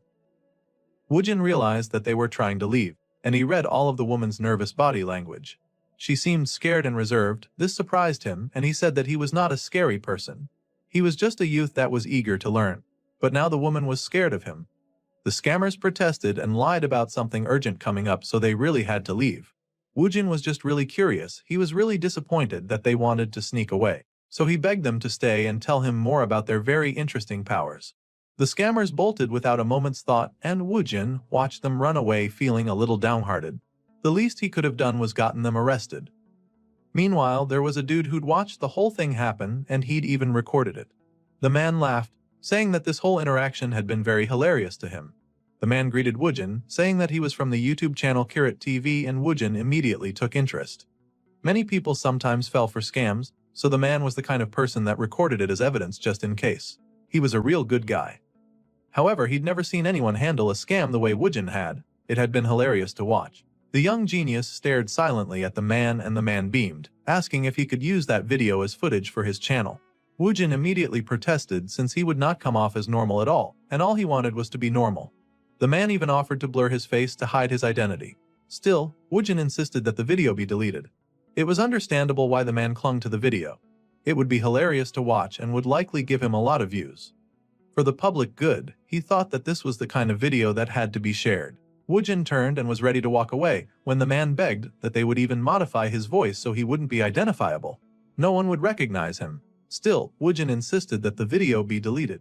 The man began to offer money. He was rather desperate to keep that video. He finally offered to give the boy $1,000,000 and Woojin paused, pulling out his phone to collect the money. The YouTuber was shocked and perplexed at how quickly he'd switched gears. Woojin was a broke kid after all, and he would appreciate some money so he could fund his real passion, food.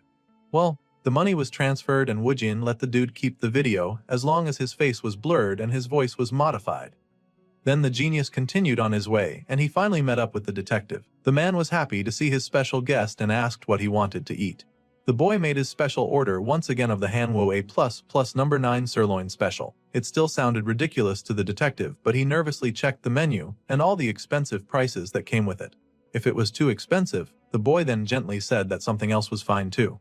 However, the detective did not want to go back on his word. So, the man asked for 3 servings of some of that special beef. Then he beamed and thanked Woojin. If they had been even a little late, it would have been a disaster. When they arrived at the scene, it was complete chaos. That poor girl had ripped out the screen and was about to jump out of the window. It had scared the police officer to see her like that. The boy was also relieved that they had gotten there on time, and the waiter popped in with the food that they had ordered. The detective had been so busy so he'd forgotten to ask, but he asked how the boy had been and if he was holding up well. He looked so different from the haggard boy that they had rescued, but they had to make sure that the boy was doing well. The boy admitted that he had been trying to live a rather normal life. The detective recalled how the boy had been able to identify the lady that had been asking for help, recognizing a captive victim because he had been captive himself. Woojin was also really smart and could easily recognize patterns and behaviors. He could even guess the hobbies of strangers that he'd seen only for a moment. The boy was anything but normal, and he wondered if it was trauma from an accident that made the boy so invested in studying crime. The sirloin meat was served, ready for making, and the two stared at that beautiful shining meat in awe. Woojin was drooling just watching it get fried on the heater. The waiter encouraged them to try it out with just salt at first. The meat was served on a plate and the genius cried tears of joy to see his dreams come true. One delicious bite and it transported him to a world of joy and wonder. It felt like he had been hit with holy and wonderful inspiration, and the boy gasped in wonder and delight. This food was definitely 100% worth it in every way. The detective got a little worried at the boy's awestruck expression, and he asked if the boy had somehow bitten his tongue. That was not the case at all, however. Hesitant, the detective took a bite from his food, and he also experienced some legendary divine encounter, his eyes popping wide with shock and amazement. That food was unlike anything they had ever taken before. The meat melted in their mouth, and it was worth every penny. The juices were insanely good too. The man had to remind Woojin to stay focused or he would end up eating the rest. The boy told him to hurry and grab another piece. The genius had a lot of fun trying out the meat, and he thanked the waiter of course each time that they were served. The detective was rather thrilled at the boy's good and polite manners. As expected, the food was crazy delicious and they were both having the time of their lives. Then, Woojin asked if he should order some naengmyeon as well. As expected of the detective, he knew the golden rule that the meal was just not complete without naengmyeon. If there was not enough meat, then they could just order some more. The two laughed because they were having so much fun and they insisted that it was fine. The night went very well as the sun set over Korea. The darkness turned to day, and the fluffy white clouds were back in the sky. The young genius was at his table, studying as usual. Most of the family was home that day, and the mother popped up with some watermelon for the family to enjoy. Later in the day, the brother taught his sister a bit of her work to help her learn better in school. Then, the genius headed out later that day to enjoy a bit of the world around them. He hung out with Hiram at a cafe. Even though he said he was just using her, he seemed to be enjoying her company finally. They went out to the library to read a bit more and study, because that's what he enjoyed the most, and daily life continued with every day that passed. Students went to school, sitting at a desk and looking out the large windows as they learnt. The leaves on the trees had started to fade away from green to yellow, and they gently lost their color. The leaves scattered all around the roads and the snow came down. Seniors were greeted and told good luck, and everyone was encouraged to do their best and to stick to the test like glue. The young boy stared ahead. He had prepared all summer for this exam, and he was finally taking the college entrance exam.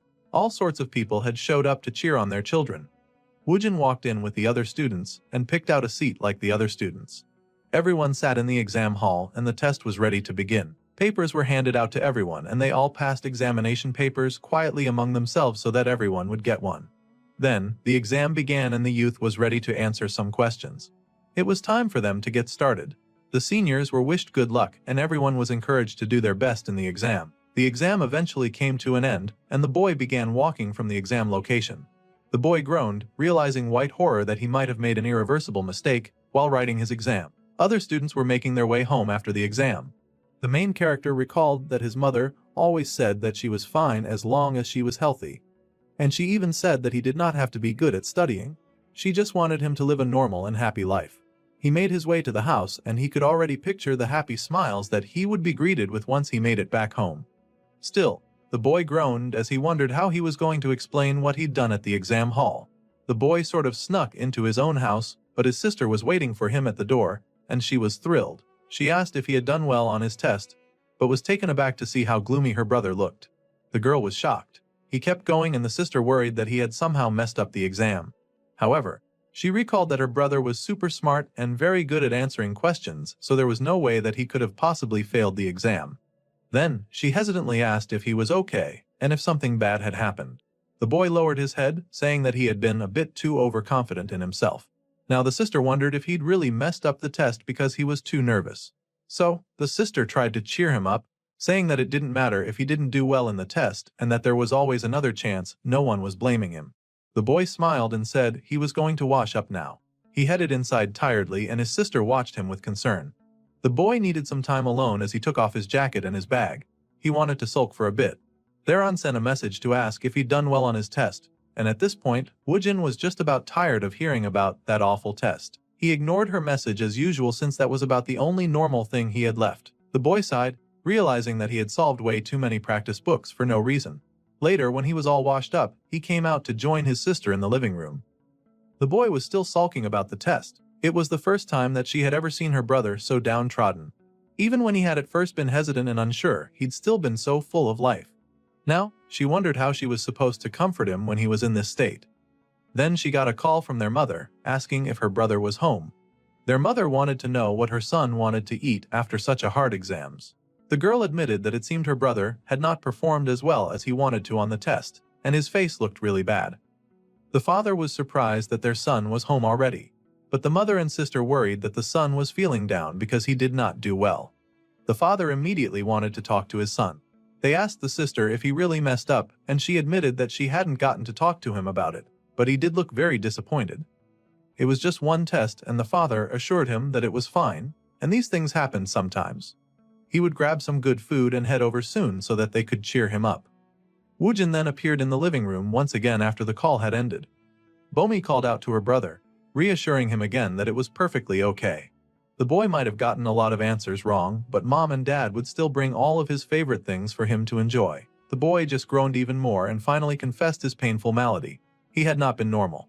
Yes, this one terrible thing was the problem all along. The poor painfully gifted main character had gone into the exam hall expecting difficult questions, but the exam had been frightfully easy. Before he knew it, he's answered all the questions without even thinking of how abnormal it would be for him to get them all right.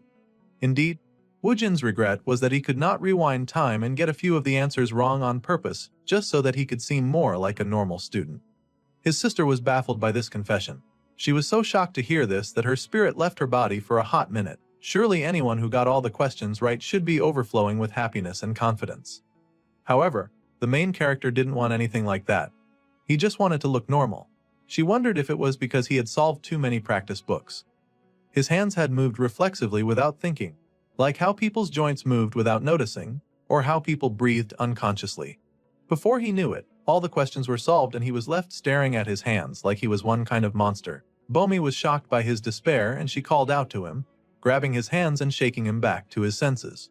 She yelled that he couldn't just say that, especially outside.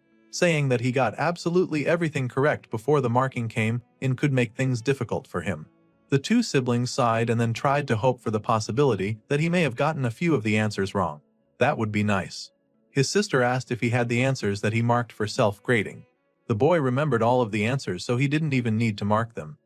The girl was shocked that he memorized the answers. But that legit sounded like just another random thing that he could do. Woojin protested that he'd solved the questions himself, so of course he would remember all of his answers. So, they were going to check, and hopefully they would find that he definitely got a few answers wrong. So, they opened the tab to all the questions that had come out in the exam and his sister quizzed him on them to get the answers while Woojin sulked. So, the sister called out each of the questions while her brother gave her the answer with his eyes closed. She realized that he got the first question right, but they tried to see if 2 was wrong. He started calling out all of his answers, since he had them memorized easily by the number he chose, and Bomi checked each answer with her eyes wide. This was a rather difficult situation. Not only had he perfectly memorized each answer that he'd given, he's also answered each question correctly. What a painful reality it was. Woojin was still blind as he called out his answers, and he asked if she was listening, because his sister had stopped talking. It was really hard for her to talk in this situation, and the boy hopefully asked if he had gotten any of the answers wrong. He could have made some mistakes in some of the other subjects, so Bomi said they should check everything first. So they tried math, which was sure to have some wrong answers, so he called out his answers and she checked everything very carefully. When he was done, he asked how the situation was looking. The situation was looking very bad, but in a good way. The girl turned, very amazed as she stared at her brother. The poor boy looked so crestfallen, and she took his hands like she was confessing that his wife was dead. Unfortunately, it was just as he feared. The poor boy had definitely gotten all of the answers right. Still, Bomi tried to encourage him to celebrate. It was not a bad thing that he'd gotten every answer correctly. However, the boy was so upset because getting all the answers right was absolutely not a normal thing to do. Their mother and father would be shocked and thrilled if he got everything right. His sister was so sweet and trying to make him feel better. He already knew his parents would be happy, but he wasn't happy. It was like Woojin was thinking on an entirely different level, and that made him feel worse because it wasn't normal. The boy looked on the verge of tears. Honestly, Bomi was thinking he should just accept his fate because someone who could solve a crime just by looking at one person wasn't normal to begin with. Their parents finally arrived home and his sister raced out to greet them. His brother tried to stop her, but the girl immediately announced to her parents that her brother had gotten a perfect score. That instantly soared his mood, and the poor boy sulked in mad despair. The parents were stunned because they'd been so sure that their precious boy had failed the test, but it seemed that wasn't the case. His parents were excited and asked if it was true that he'd really aced the test. The father dropped all of the shopping bags with excitement, and he happily hugged his son, screaming about how the boy surely took after him. The mother also insisted that her son had gotten his genius from her. Altogether, the parents were overjoyed and happy for their darling genius. The father was so excited that he yelled that he wanted everyone to get called together the next day. It was his treat. He was so happy that he wanted to celebrate his son's success. The man laughed when they asked if something had happened, and he happily told all of his friends that his son had gotten a perfect score. He boasted that his son took after him since he was super smart. The mother protested that he got the brains from him. At any rate, the invitation had been sent out, and the father insisted that the invited guests even bring more guests. Woojin was in despair that his father was telling everyone about his abnormal he was. In the father's opinion, he beamed and realized that his sweet boy could become a doctor. He definitely had the brains and the potential to achieve that. If not, then his son could become a prosecutor, and he would be so good at that. He would get evidence far and wide. He could even be a lawyer. The father imagined all sorts of wonderful jobs for his sweet boy. Woojin could become an appraiser, an accountant, a tax officer even. The mother smacked the man, telling him not to pressure their darling son. Woojin could become whatever he wanted to be, and he would attend whichever university that he wanted to go to. She just wanted her son to be happy and comfortable. The boy immediately said that he wanted to go to a normal university. They all stared blankly at that very vague answer and then asked which university he considered to be normal. The father laughed hesitantly, wondering why their daring and precious genius boy wanted to go to a normal university. His sister then asked what major he wanted to study. Woojin thought about it for a hot minute, and then he confessed that he had not decided that yet. Since the boy had not made a decision for himself, the father was happy to push all sorts of dreams in his defection. An appraiser was a good idea of work he could get into, as well as an accountant of a tax officer. Now, the boy sat at his table, trying to figure out what sort of major he should pursue. Naturally, he went searching on the internet, checking out all of the most normal-looking and garage jobs that he could find. He read about a judicial scrivener who drafts legal documents for courts and prosecutors. A tax officer was a big that managed and handled tax affairs. An architect worked in designing, supervising, and construction.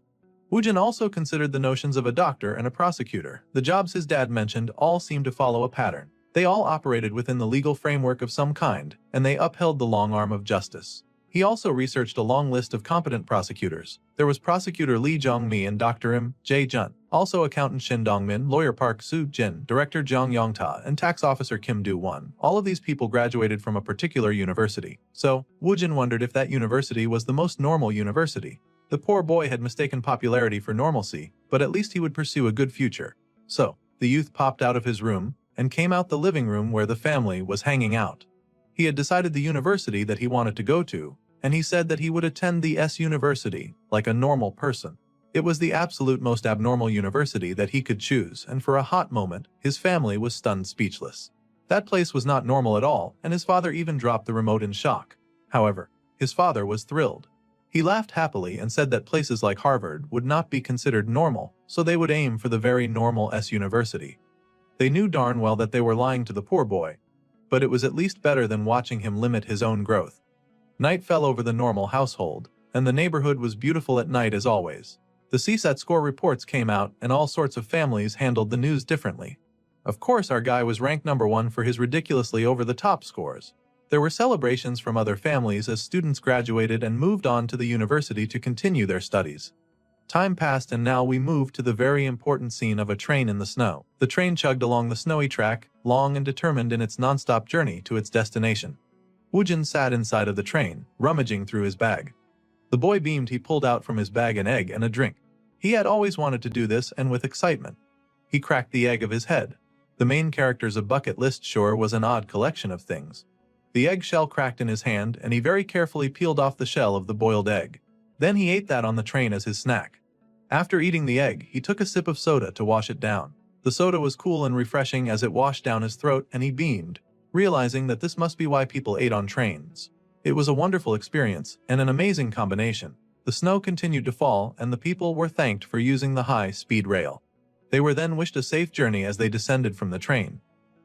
Woojin hopped out of the train and then boarded a bus. The bus moved carefully down the road, and the genius came down at his bus stop.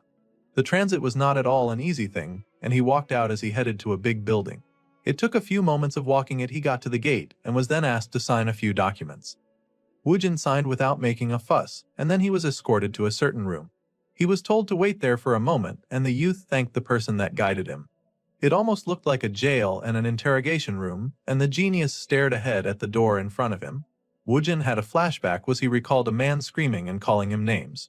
It was a dark time of his memory, when the man had threatened to beat him until he understood. The man had also yelled that the boy could not do one thing, and he called him an idiot. It seemed that Woojin had indeed come to a prison, and a prisoner was escorted out in handcuffs. The genius looked with his eyes at the man who had tortured and maltreated him for 12 years. It was like a princess who had shown up to check up on her evil stepmother, and the prisoner was tense to see the genius. The man asked why the genius boy had come, and if he had come to see him suffering. Our guy stared silently at the man, and then the man laughed, pointing at his ears and mocking the boy. He jeered that the boy could not hear or understand him, since they'd beat the poor victim until he'd gone disabled and deaf. The man then grinned, knowing that the boy could at least read his lips. So he cursed him out and claimed ownership over Woojin. The wicked man asked the genius how he had been, recognizing him easily. He claimed that the boy was the one who had killed his family, and he got hysterical as he cursed and screamed and accused the boy of the crime. The genius promised himself that he would feel no more fear from this person and no more emotions towards him. He had gone back to that awful room that he had been locked in, looking at all the books that had been his only companions in that nightmare. Now, he would experience complete freedom. The boy had happily walked away from his dark past, and now he was confronting the dark taskmaster that had once made his life a living hell. The wicked man got panicked at the boy's confidence, yelling at him to stop, and to get back inside the dark cage where he had held him captive for years. However, Woojin spoke, reminding the prisoner that the roles were reversed now. There was no reason for him to cower in fear or to be stuck inside a terrible small box anymore. He asked the man if he was afraid of him. Yes, the genius had come all this way to confirm that very fact. He hoped that wicked rat was indeed scared of him. The man still accused the boy of ending his entire family, still blaming him for his problems. His sister-in-law, she'd had no interest in medicinal herbs at all, and she also used to beat the poor boy with a stick every day. He got multiple scars thanks to the man's wicked sister-in-law. The prison uniform for the wicked man very well in Woojin's opinion.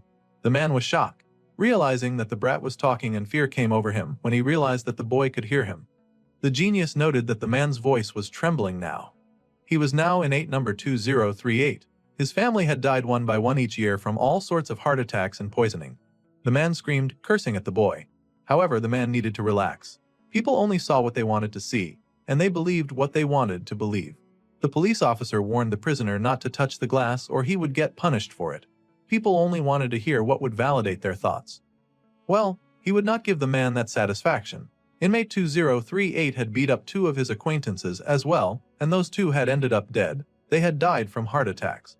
Goosebumps rose around the trembling man's hands, even as he tried to curse our guy out. The man terribly wanted to block the boy's voice, and his increased heart rate, blood pooled in his chest. The boy wondered if he ought to push a little further, to hit the climax that would finally send this wicked man over the edge. The wicked monster that lived inside of him was hungry for blood, and it was currently disguised as a well-dressed gentleman talking to a crazy inmate. The boy admitted that lately he'd been having a bit of a dilemma. He stared darkly at the men across the glass, who looked at him with surprise and fear. The wicked man's new name was Inmate 2038. The boy called each number with a dangerous threat in his voice. He wondered if he should carve the man's release date onto his body, just so that he could not forget, so that he could find him and keep tormenting him. The wicked man screamed in a rage, asking if the boy was threatening him now. The genius laughed, saying of course not, as he looked at the man with the trembling hands. See, he was just worried about his health. He asked the trembling man if he had been writing an autobiography. He wondered what that book would say, whether it would be full of the lies or the truth. The man in prison trembled, asking how on earth the boy could have known about that. See, he had indeed been writing an autobiography in his spare time. The youth smirked wickedly, telling the man that for his health, he should not eat until he was full. He should always put down his spoon before he felt satisfied. He should also try to get some moderate exercise and avoid sunlight as much as possible.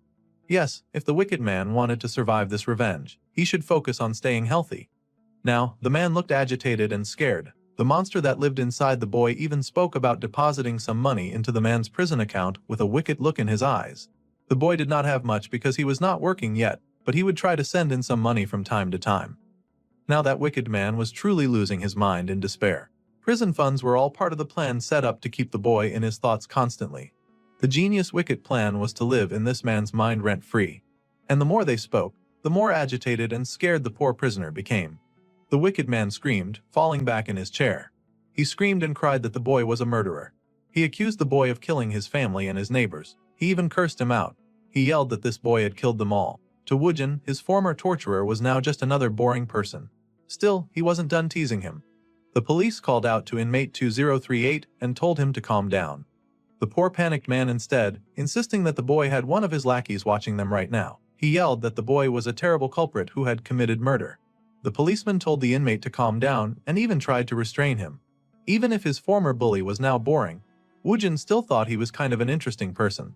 He stared at the panicking man, trying to imagine how on earth such a coward could have possibly held him prisoner. Casually, he just said he would see him again at another time, and then he left. Time passed, and the boy had taken the train all the way back home.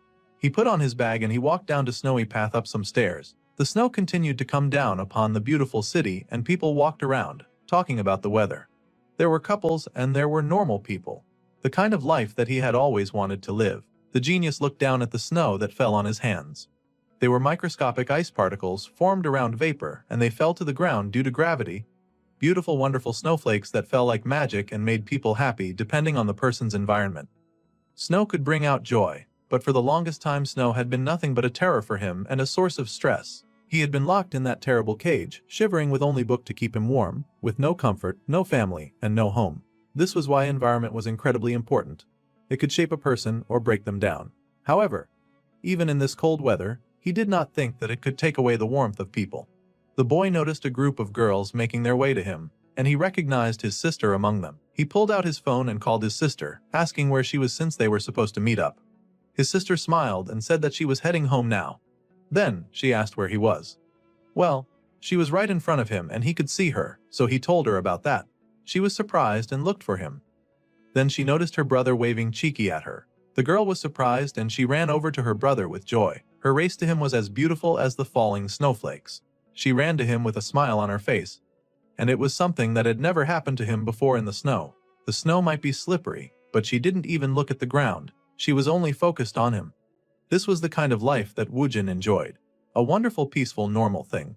This was why environment was so important to people. His sister's brilliant smiling face was everything he'd ever dreamed of while being locked in captivity. So, in this environment, he could properly enjoy himself. His sister threw herself into his arms, and he caught her immediately. The genius wondered if he had finally attained true happiness living like this. The girl smiled, asking her brother where he was coming from, and he just said that he went to see someone he knew, like he hadn't been torturing a grown man a few minutes ago.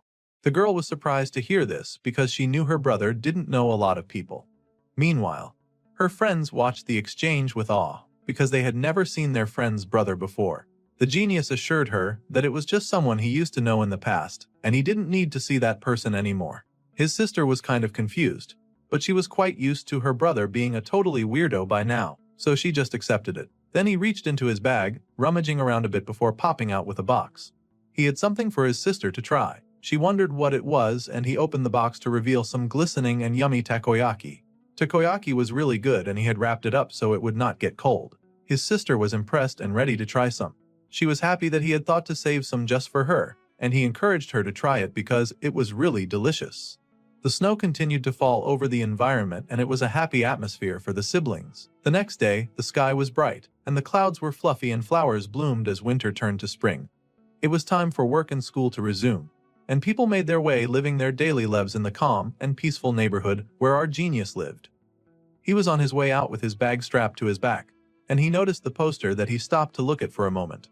He could already guess the real purpose for that event, but then he knew that there was no such thing as a free lunch. Anyway, the boy kept walking over to a big brown building. Inside the big brown building, he found that he had entered a lecture hall. Sitting in the middle was the most normal thing to do, so naturally, that's the chair that he chose. Before he could sit, someone came over to say hello. It was a man and his name was Park Jung-wook. The boy smiled and he waved happily to the new student, saying that it was nice to meet him. Woojin had officially made his first causal acquaintance at school, and the boy was surprised. He'd been added to the University Business Administration freshman group chat. On the group chat, the freshmen helped each other answer all sorts of questions to help them get settled into the university.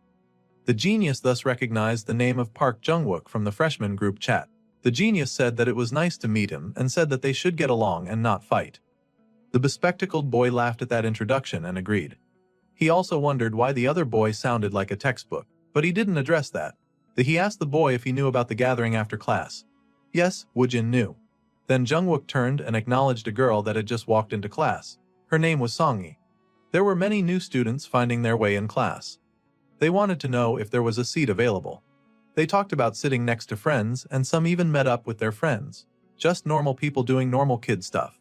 The genius was excited for his first university lecture. He had always wanted to experience this, and he sat with bated breath, waiting for the teacher to come in. Eventually the door opened and the teacher stepped up onto the podium and welcomed everyone to class. This man addressed the class and said that he would be their business administration professor, and the genius stared. The man smiled and said that he would be introducing everyone to business, and he asked if they knew what business, or what business meant to them. He asked if anyone wanted to answer, and said that they would have to raise their hand and answer. There was silence as nobody wanted to answer the question. Woojin reasoned that raising his hand would not be normal, so he kept his hand down. Suddenly the teacher decided to just point out people at random in class to answer the question. He asked a student in a blue shirt to answer. The boy panicked and then just mumbled about business being about leading a company. So, the teacher pointed to the person in the white shirt and asked them to describe business. That person said that it was about managing and operating a business. Well, all of these were valid answers to the teacher, and then he asked what a good business leader should be good at. He pointed to the students at the back. The nervous girl that he picked said that they should be good at planning and giving directions. They were all rather cliché answers, but teacher was encouraging and said that answer was good. Then he asked the student next to her to answer that question, and unfortunately for the whole class, the student next to her was our genius. The disgruntled boy wondered if he got called because he sat in the middle seat. Well, he got picked, so he might as well answer. So the boy was ready to answer, and he said that a good business person should be good at persuasion. The teacher was confused about that answer, asked him to expand on that. The teacher wanted to know what the genius meant by that. Now the professor had really dug them into a pit. That was when the genius in Woojin activated, and he remembered reading the poster on the 16th Genius Investment Security of Stock Trading. It was an investment competition app that promised scholarship, internship, and overseas tour opportunities. The poster said that the Genius Investment Securities was hosting a stock trading competition for all university students, so they should challenge themselves, become the stocking, and win various prizes. Woojin felt that this should be a fitting example, and then he launched into an explanation of how he had seen a security firm was holding a stock trading competition. People imagine the prize money and feel the urge to take on the challenge. However, on the other hand, it can also be seen as a form of enticement designed by the security company, like cheese in a mouse trap, leading them to try it out. It was a method to identify individuals who had been skilled in stock trading from an early stage. If someone placed first or second, the security company could then provide supports that recruits them into their firm. This would create connections with the first and second place winners through scholarships and similar incentives. Their teacher was impressed by this explanation, but Woojin just kept going. He said that when they watched advertisement, their brains would enter a form of hypnosis. His classmates were also impressed as the genius explained that business leaders would know how to take advantage of this advertisement. They would make people want to buy things or make them they want to have it. People would also feel compelled to go to certain places, or they would want to own things. That was the magic of advertisement. Sometimes people were even compelled to buy certain things as a gift for their friend or family who liked that kind of thing. Advertisements made people crave something, and the students were amazed as the boy kept talking. The skill to make people want and desire was called marketing, but from a broad perspective, that kind of massive civilized society was fundamentally built on persuasion, and that was why we had modern industry today. There was silence in the class. It was not a normal answer at all. The boy then raised his hand, called the professor, and asked when the actual lecture would start. He just wanted to take a normal class, but he had gone and made everything absolutely abnormal from the first day. There was drop-dead silence in class, and absolutely everyone was focused on him. Their gaze was incredible, and they stared in shock at this boy that just left their professor speechless. He had pretty much covered the entire topic with his brief explanation, so there was very little left to teach. The professor then finally spoke, amazed that his student had such an excellent answer. Fortunately, he was the brilliant kind of professor, and not the kind with a fragile ego that would get crushed by having a genius in his classroom. He already knew about the genius that got a perfect score on the exam, so he was rather ready for him. There was silence as the class suddenly turned and started clapping for him, following the teacher's lead. No matter how one looked at it, that kind of reaction was friendly, not normal. Woojin looked perplexed. Being normal was indeed much more harder than he thought, and he felt that he needed to try harder. He had been sure that it was a normal answer, but he was dead wrong. Now, it was time for them to begin their first class and lecture, and the introduction to business administration began. The man asked if any of them knew how to define business administration, and the boy looked in awe at the long-awaited lecture that was finally going to begin.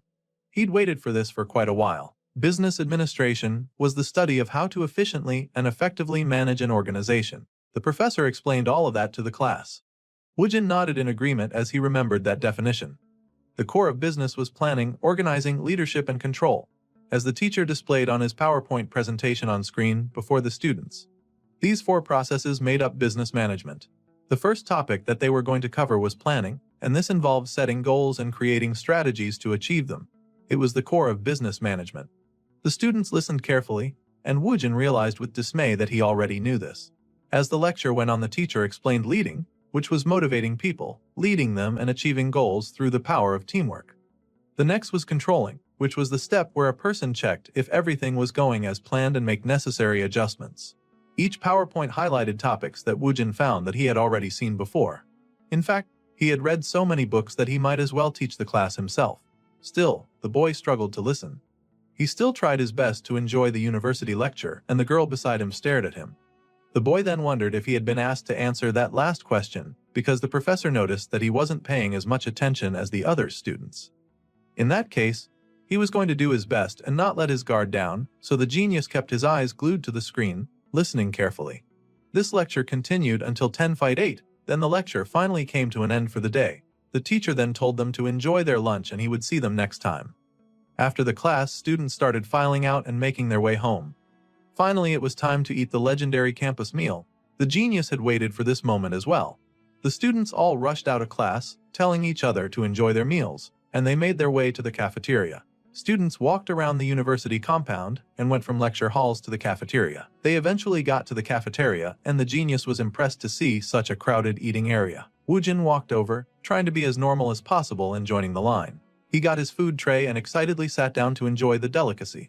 Unfortunately, as he ate, he did not do it in a normal way. Everyone was staring at him. The boy cleaned his plate at the end of the meal and set down his spoon. He sat in silence as he thought for a moment this food was lacking MSG. He stared sadly at his empty plate, thinking that MSG was way safer than salt though.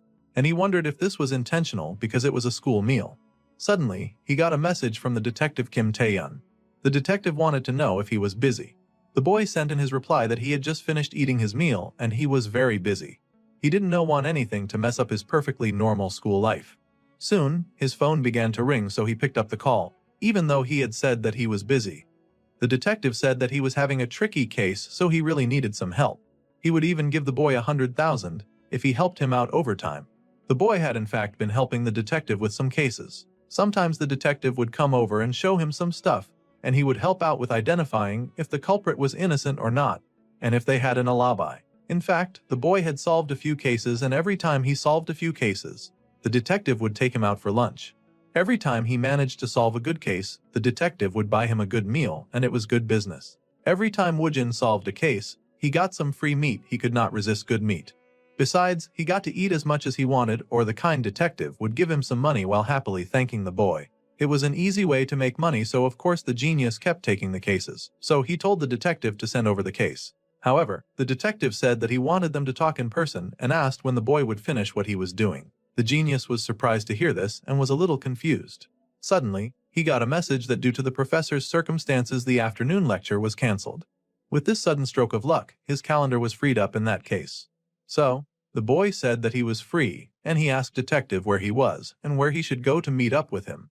The genius headed out into the campus environment to walk among the trees. The detective said that he would come to pick him up, so the genius waited. It was a bright summer's day in Korea that afternoon, and the detective was waiting by his car as he messaged Genius, trying to figure out where he was. Woojin spotted him and came over, and the detective waved him over to the car. They greeted at each other, and the detective was happy, saying that the boy looked even better now that he was a college student. He was so impressed about how much the boy had grown since the university wasn't just any school. Then the boy asked what kind of case it was, and the detective said that they should talk inside the car. It was very confidential, so they both had to go inside the car. Then the man reached behind him, rummaging inside a bag. The youth then made a suggestion to the detective. Instead of just watching videos or looking pictures, since this was a very important case, he wanted to ask if they could visit the scene of the crime. The detective was surprised about this request. Usually people lived based on experience. It was like tracing a path from the bus or ordering a meal on the street. That was why the more experience you had, the more useful it became, especially when trying to solve a case. The boy wanted to experience the situation firsthand. Maybe that would help solve it better. The detective thought about it for a moment, and then he said that if the boy insisted, then they could go. So he kicked the car into gear, and they took off towards the scene, zooming through the streets of Korea. They ended up in a quiet neighborhood, and the detective pointed out that the case took place on the 3rd floor. He asked the boy if he was ready, and Woojin said that he was ready to go. They both made their upstairs, and they found a police officer standing beside a door taped over with yellow police tape. That was likely the scene of the crime. The two approached the man, and the detective thanked the police officer for his hard work. The man had stood there guarding the door, and the man at the door said it was no problem. Then the detective asked the youth once again if the boy was really fine with coming onto the scene. The genius boy insisted that he needed to experience it. The police officer looked a bit surprised, but he opened the tape for them to pass. It was bloody. It looked like a murder scene. There were stains on the ground, and they were traces of where a victim had fallen and died. The white tape on the ground showed where the body had been found, and the boy stood at the door, staring at it. The young genius got serious when he realized how difficult the case was. There was blood splattered even on the wall, and this was not something to be taken lightly. Instantly his genius activated, and he could visualize the movement of perhaps the victim or the attacker through the house. Woojin could guess when the door had opened, and who had come in, and how the brutal attack had taken place. It seemed that someone had rushed in quickly into the house and then pulled out a knife, surprising the person who lived inside. The attacker then unleashed his first attack, stabbing the house's occupant and taking him down with the attack of surprise. The deadly weapon would have been raised high, oozing its deadlines, and then it would have been brought down once again. That deadly knife had been used to take the life of the poor victim, making a bloody mess. Blood splattered on the walls and all over the floor. It would have been a very violent crime, especially if the victim tried running for his life. The victim had likely staggered back in fear of the knife, and he would have tried to escape, but he was attacked again. A harsh stab in his midsection likely sent the victim flying down, which is what caused the trail of blood. The victim might have crawled away from the door and eventually landed in the center of the room. Yes, Woojin could visualize where the victim would have likely fallen, and then tried to possibly drag himself away from the attacker. The attacker would have stood in the blood and his clothes would be stained as well as his shoes. The attacker would have likely then launched again, grabbing the victim before he could get away. The villain would cover the man's mouth with his bloody hands while the victim looked at him and plead, begging for him to get off and let go. His eyes would roll to the back of his head as he slowly lost consciousness, and then in that moment of weakness, the attacker would lean over the body. The genius could see everything play out before his eyes. The throat was likely targeted first. That's what he said as he studied all of the prints that had been left behind. Excessive bleeding from a stab wound on the right side of the neck likely caused most of the blood stains. The weapon used was a knife. It wasn't kitchen knife either. It wasn't an impulsive crime. This was premeditated, especially with this much violence. It was the perpetrator's goal to murder. The detective beamed with pride, saying that this was as expected of his little brother. He knew that Woojin could figure things out just by looking at the scene. Then the genius asked if they had found anything else. The detective admitted that they had seen nothing so far, and he showed the suspect's CCTV footage. He asked the boy if he wanted to take a look as well. The genius boy took a look and then he asked about fingerprints and if they seen any clues on that. They had also found nothing on that, which meant that the murderer had come prepared to escape with his crime. Unfortunately, he was not prepared for a genius being involved in this case. Suddenly, Woojin noticed something as he inspected the CCTV footage of the suspect. In the video, he saw a blonde man at the door, and they only saw the back of this man. Then they saw the victim open the door to let this man inside. The suspect clearly knew the victim, and that was identifiable from the happy smile on the victim's face. It was a male estimated to be 180 centimeters tall, with blonde hair and no fingerprints. The man held a plastic bag possibly with a soju bottle inside. His shoe size was 217 mm. The detective said that was right. Then the genius asked if this suspect had been caught yet. This was because it did not seem that this obvious suspect person was the real culprit at all. There was a plot twist in this case. The detective admitted that they had in fact caught the blonde suspect, but he wondered why the boy thought that he wasn't the attacker. They had him on camera entering the premises, so it seemed most likely that he was the killer, especially as all circumstantial evidence pointed towards the suspect as the culprit.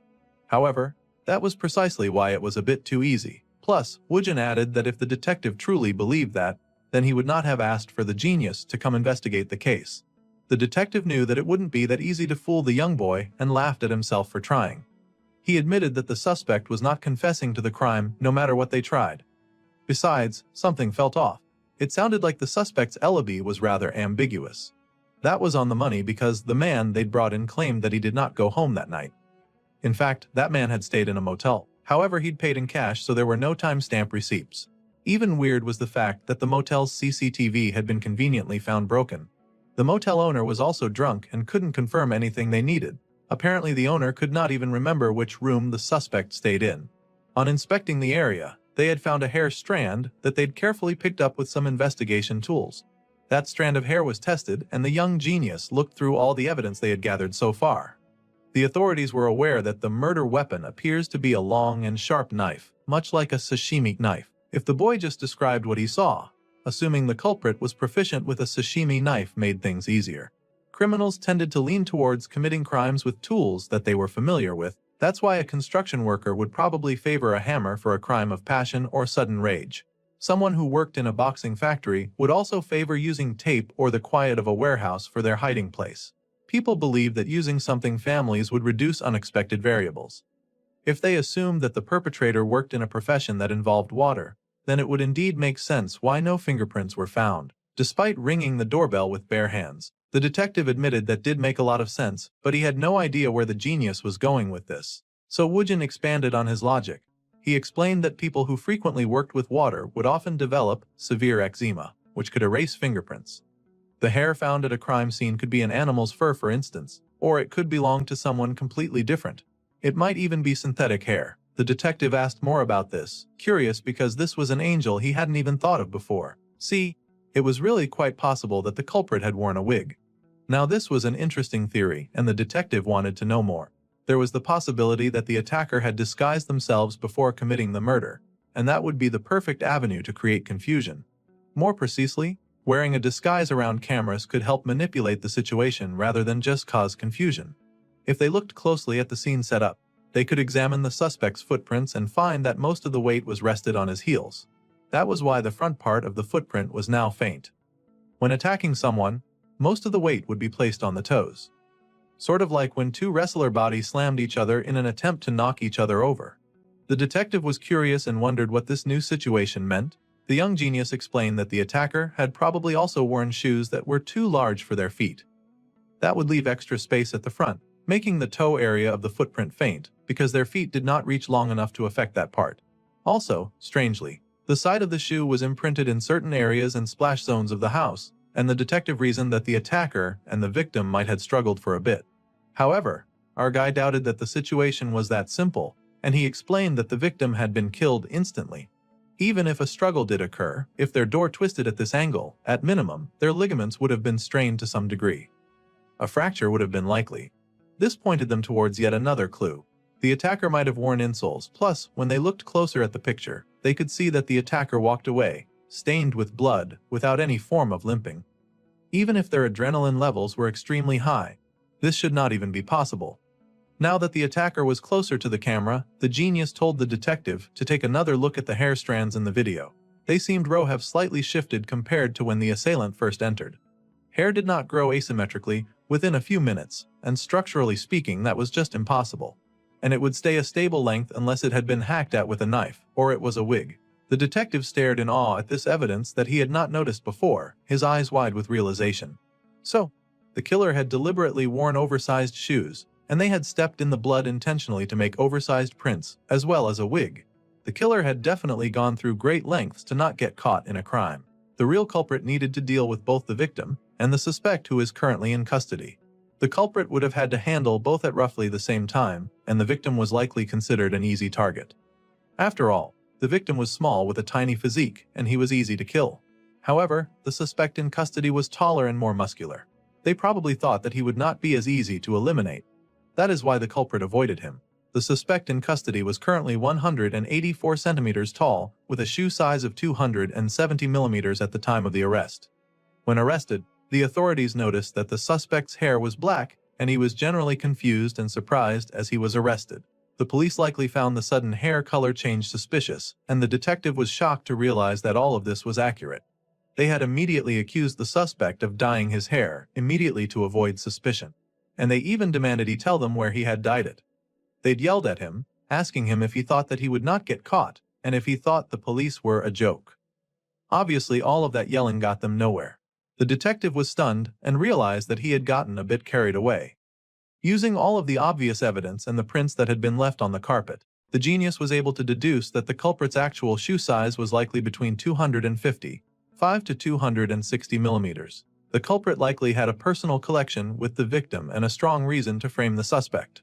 Now they had a lead to follow, and they had to determine the reason the culprit probably felt the need to eliminate both at once. The motive would help them narrow down why the crime had occurred, and why the culprit felt the need to disguise themselves and frame one while killing the other. Sometimes a crime was committed because of money. It could also be committed because of revenge, or perhaps a woman. There were many options. The genius's conclusion was that the culprit was highly skilled sashimi knives. They also likely suffered from chronic eczema, erasing their fingerprint patterns.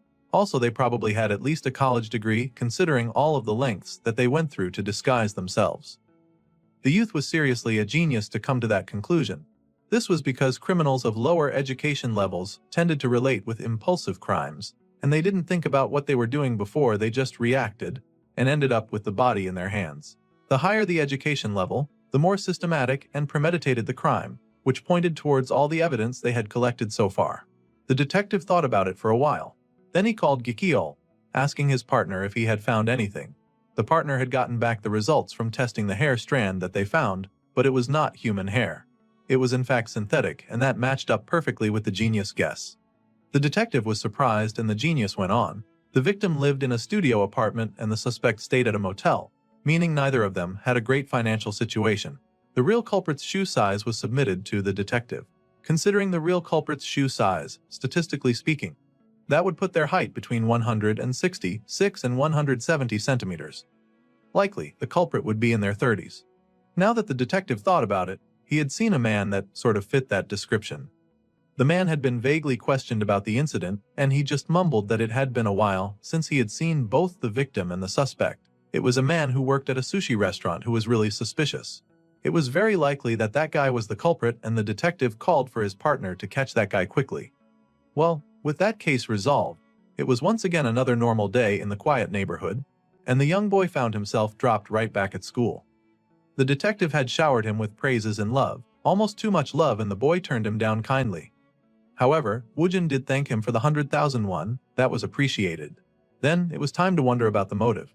It turned out that the culprit borrowed money from both victims, and then he eliminated them because they were spreading rumors about him not paying it back, but those rumors were true.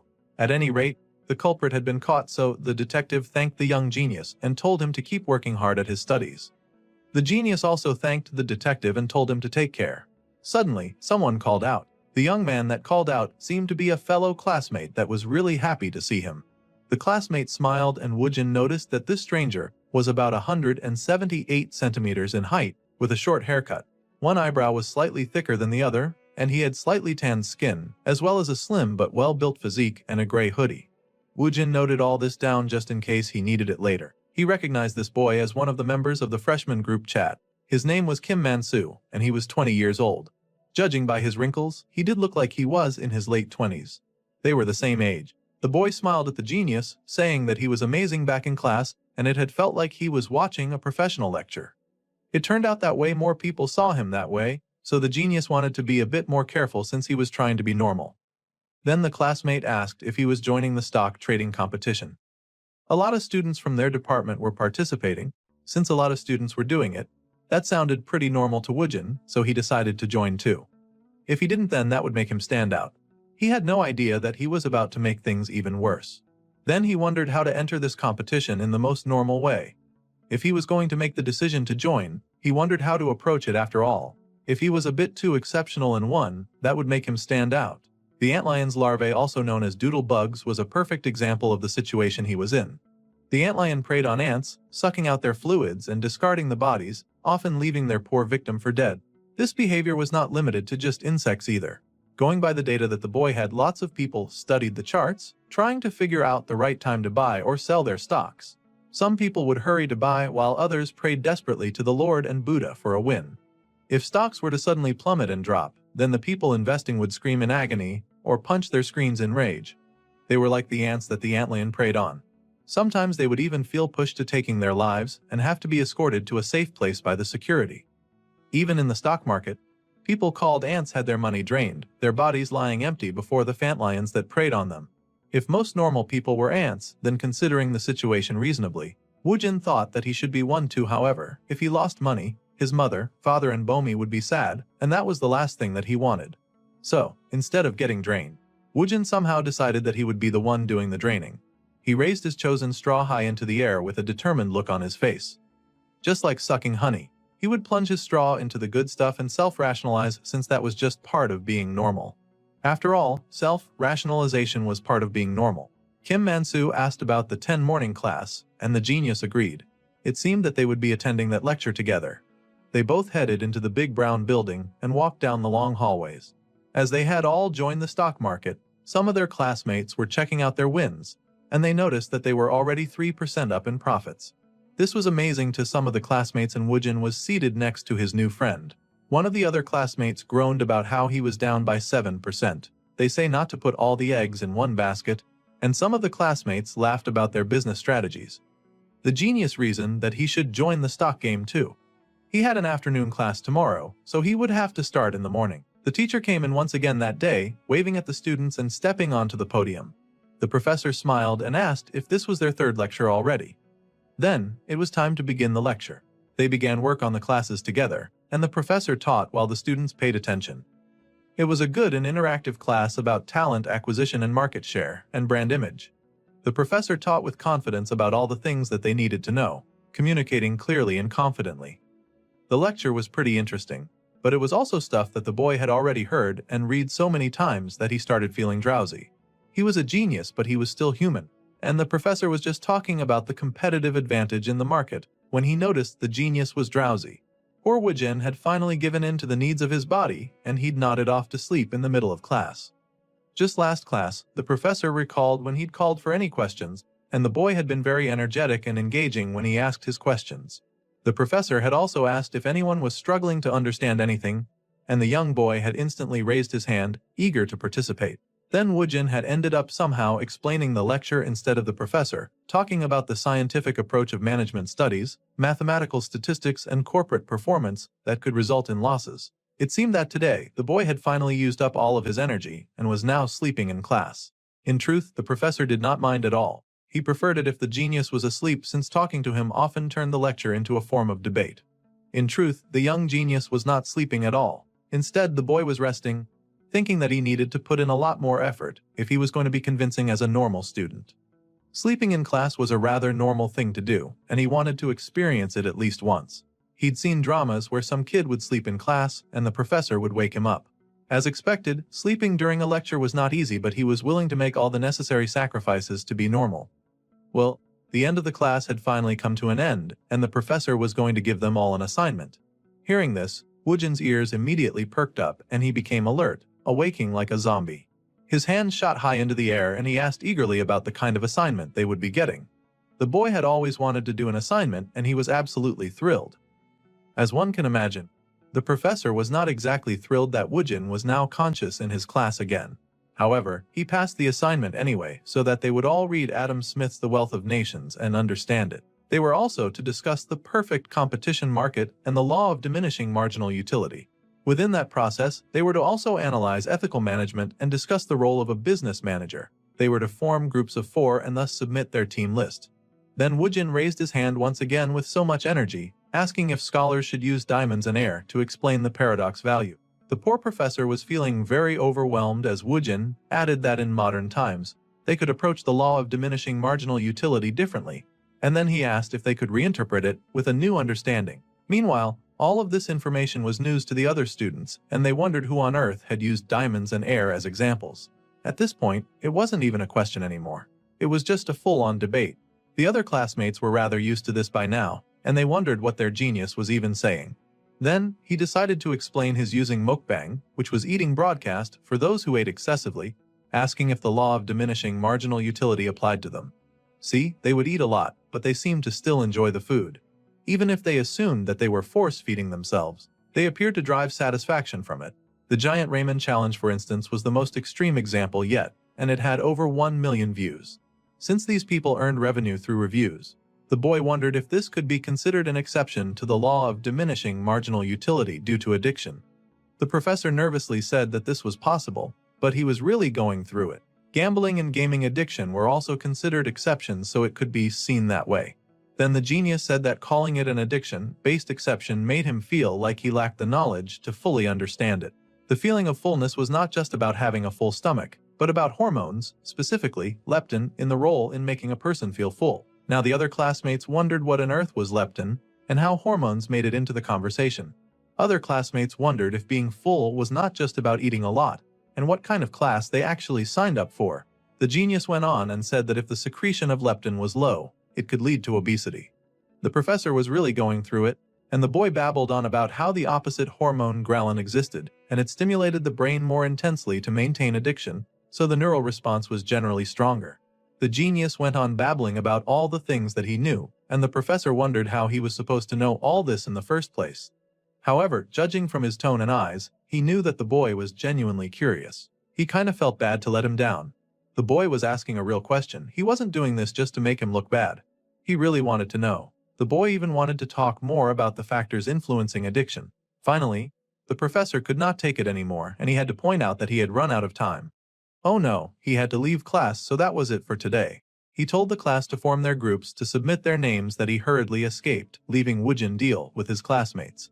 Of course, naturally all the other boys and girls in class wanted to be in the same group as the genius. They begged him to let them join their group. Another said he called dibs first, and they were trying to form a line just to decide who would get to join his group. The genius was surprised, and the professor wondered what would happen if he got the chance to bring that exceptional boy to the lab. No, he changed his mind. He'd probably just get a headache spending any more time with that boy. He'd be more trouble than help anyway. The day passed on, and it was a wonderful, lovely evening in the boy's neighborhood. The genius had finally decided to join the stock competition, and he bought some. His buy order had been executed. Tonight was just time to wait and study the market prices. He looked at the statistics carefully, noticing which numbers went up and which numbers went down. He felt that he should feel happy, but he felt nothing. As expected, being normal was really hard to achieve. Suddenly, the stocks began to drop and his eyes widened. Well, it was nothing. He tried to ignore it, but it just kept going down, lower and lower, horrifying the genius. His eyes widened and he kept trying to tell himself that it was nothing. It was really just a simulation. He wasn't really losing anything. Then the genius wondered how his subconscious self would react if he woke up to this. He wondered how his subconscious would handle them losing so much money in a stock game like this. Everything that he had seen and heard from his loving parents and wonderful friends, they were wonderful and kind and caring. This loving home that he had found was not a place where that monster could grow. It was a place where people looked out for him. He had new experiences with friendly people. This monster knew everything that he unconsciously ignored, and it was still living inside of him. Maybe it was not a bad idea to observe himself sometimes, so he decided to pull it forth after a long time of pushing it away. Deep down inside of the genius, the monster grinned wickedly. Baring its fangs, the beast grinned with joy, or had finally been given control after being ignored for so long. A hand swept through his hair, already looking different as he smiled darkly. Peeking into the mirror, the beast acknowledged his new home, and it had been a while since he'd gotten to see what they looked like in the mirror. He had to admit that he was quite handsome. He already looked like a different person, almost demonic with shining red eyes. The monster could totally become a celebrity just for fun with the adorable face that he had. He took off his shirt, showing off his scars, because it seemed he liked to do that for some reason, and reasoned that being a model would be a bad idea. After all, his wounded body would always get in the way of him becoming a celebrity. Perhaps acting just was not for him. So he sat by the computer, shirtless for some reason, and checked out the stock market and the comments coming in. There was lots and lots of information, and he processed it, taking the mouse so he could scroll and observe. Then he noticed something that he just had to do. He was definitely going to interfere with the stock market. He remembered the days that they had spent locked in that closet, laughing like a madman, surrounded by books. When they had been locked away, the monster had been given control over this body. He could do whatever it was that he wanted, while the real genius hid in the background. Now Woojin was gradually taking over and diminishing his control. The beast wasn't very fond of that, because if this continued, he might disappear completely. It was like the genius didn't need him anymore, so while he was around, he was going to correct that. That was why he needed to show Woojin his worth. So the inner beast looked at the stock market and noticed some of the big investors moving in. That was perfect. He could see signs of accumulation. Woojin's simulation was pointless. After all, there was no need for them to act like children. There was no practice in real life, only reality. The buy order had been executed and he moved in. He bought and he bought and he bought. Oh goodness, he was just gambling their money away. The demon was reckless in his stock market, but he also seemed to know what he was doing. Suddenly, stocks began to rise, pulling up from the ground like a miracle. The beast grinned wickedly, and he was determined to show Woojin that money was not something that was earned. It was something others made for him, spoken like a true capitalist. Yes, the monster could see clearly that the big investors were now moving in, and signs of accumulation were visible. It was time for them to execute the buy order. The youth activated multiple buy orders at once, betting big and large to prove his usefulness, sitting proud with the multiple scars on his body and back. The beast was going to teach Woojin that money was something that others earned for you. In other words, the boy stood like the manager of a business meeting. Unless a person wanted to print money by themselves, they had to always provide some kind of value to receive it. Whether they were an employee or a CEO, a company's chief executive office must always generate revenue in order to pay employees. Making revenue included going out on business meetings and boosting the ego of their partners. In order to generate that revenue, they must relentlessly pursue business opportunities. They had to make all sorts of connection, bowing down to those who would pay for their services or contribute greatly to their business. They would run around all day long, ensuring that their perfect customers stayed happy all year round, even when they were exhausted. A street light would pop on late in the night, shining over the exhausted execute. A company owner hired employees to make money. Those employees would encourage buyers to test out cars in order to sell it to them. The more money that these employees made, the more money would continuously flow in and out in a repeating cycle. Then, the employees could be commended for their good work and a small party could be hosted for those that did well. In order to avoid big risks, it was best to choose a stable life. However, the life of a chief executive was deadly, like dangling in a rope. As a person climbed up, there would be many willing to drag him down. If a person sought out wealth, they must also accept the risk of falling. However, even without running a business, a person still had workers making money for them. Everyone had them. That was money. People would go into the store and pay for goods and services. Money itself was an employee in a way. Money allowed people to enjoy hobbies, and it triggered endorphins and serotonin, bringing happiness while also reducing stress levels around the world. Money regulated motivation as well as activity and reward responses. Money improved both a person's physical and mental well-being. In this way, money was much like a personal massage therapist that would take care of a person's inner state, and people were always all too happy to receive that massage. It was just that most people did not consciously realize it. After enjoying hobbies and self-care, the remaining money could then be put to work like an employee. A gold mine was discovered, so an employer could instruct money to go dig some gold. Thus, the money would march. Each time a person decided where to put their money, they were basically deciding where to send their employee. Some people were hesitant about sending their money to dig in a gold mine that was crypto investment. However, a more strategic person could also sell pickaxes in front of the gold mine, rather than wasting time digging for gold. People would go in, sending their money to dig for profit, not being sure if there would be gold or not. One of the diggers swung too much and the axe could not hold up. So, it was obviously time to go back and buy another. It just so happened that there was someone selling axes at the entrance. A true businessman knew how to take advantage of a demand and supply opportunity. All those diggers who searched for gold would eventually come to the person selling pickaxes, hoping that in their continuous digging they will find a reward. If the businessman sold each pickaxe for 10,000 won, then he'd make a lot of money even if he sold a few pickaxes per day. Selling pickaxes was clearly much more profitable than mining for gold. Then, it was a possibility to expand their operation. They could sell even more. However, it would be greedy. Sometimes it was best to just take the profit and leave. When investing in business, it was always important to make the right decisions with money. It was also important to know when to move on to the next opportunity. Money was an employee, and what mattered in the end would always be where and how these employees were sent. Right now, he had invested in Trinity Corporation, a company that once developed its own cosmetics. Their stock was stable until the CEO changed 2 years ago. Since then, their stock plummeted and stagnated. Signs of strategic accumulation were also visible. The market cap was 80 billion won, and that was a lot of money. If a major investor held enough capital, manipulation became possible. Trinity Corp monthly report and many other strikes came flooding in since yesterday and today. It seemed the Trinity CEO was found to be a university classmate of Rep. IM Sex. Foreign investors were now showing keen interests in Trinity Corp. If the youth did not buy at that point, he would be a fool. Now, all that was left was the grand reveal.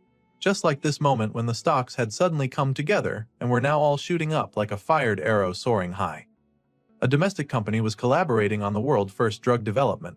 International processors were involved in the project. People suspected that it could be a cure for baldness and they wondered if that could really be trusted. However, no one cared because the price was going up and the national pride was surging. The people could not resist a good short-term trade. They hurried to buy and sell as much as possible, trying to make as much profit as they could from this sudden rise. Human beings are not usually rational, and they all clamored together, moving like marching insects. They followed trends and herd mentality rather than making independent decisions. The people looked at amazing hot places to go and immediately wanted to go to there. Or they saw something that looked huge and they wanted to try it out. They would check out stuff that was trending and immediately want to partake in it.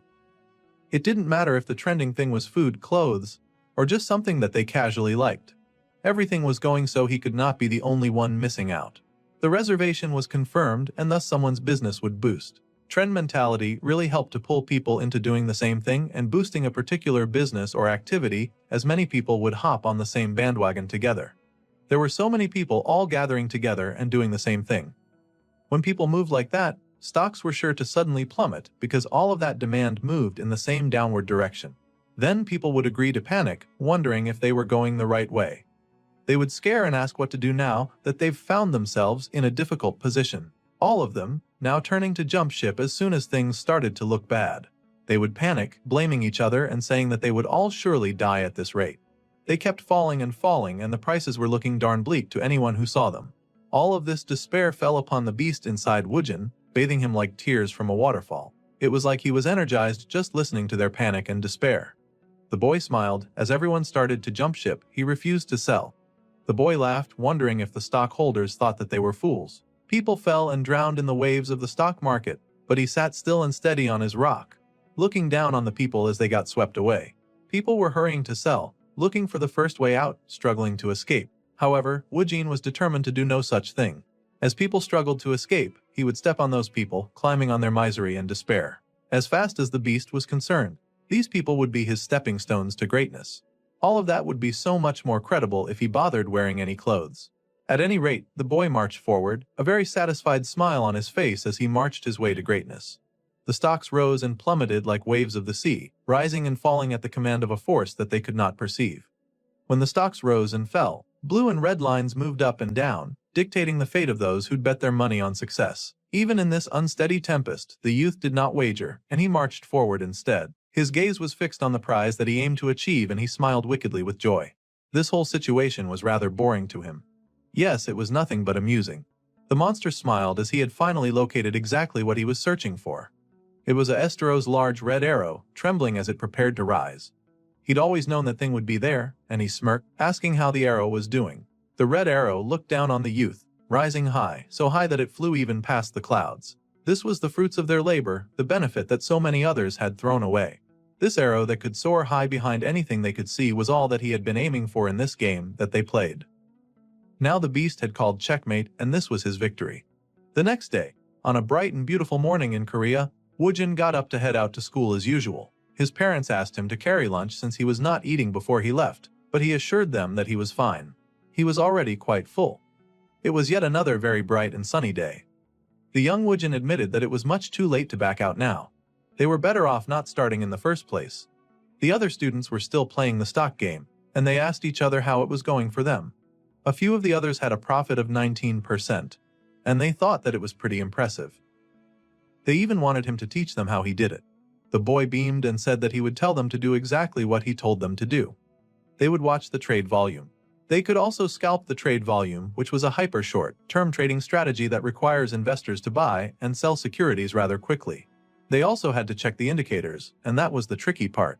A few of the other students had gathered and were discussing other methods to succeed, each of them separated in different parts of class. If they knew how to observe and analyze, trading would get so much easier. The others mumbled and talked about reading The Wealth of Nations. Some of the other classmates had already finished reading that book. How interesting, the students were now getting introduced by name. It seemed they would be impotent later. Some girls were asking Woojin about his strategy techniques, and they were impressed by his skill. The boy recalled how everyone on the team had rushed to team up with him after class, some of them even promising to make snacks for him. Shin Woojin was known to be a genius, and one of the boys boosting got to his feet, wanting to go check out the conversation being had over there. He smiled and waved, looking almost cocky as he asked them how trading was going. The students looked up at the question. The mock trading competition. It seemed some of the classmates had decided not to do it. They must have lost big time and just stopped entirely. Woojin's latest friend even said that he didn't really have a knack for it, and many others agreed with him. They were not really sure how to trade stocks, and they didn't want to lose money doing it.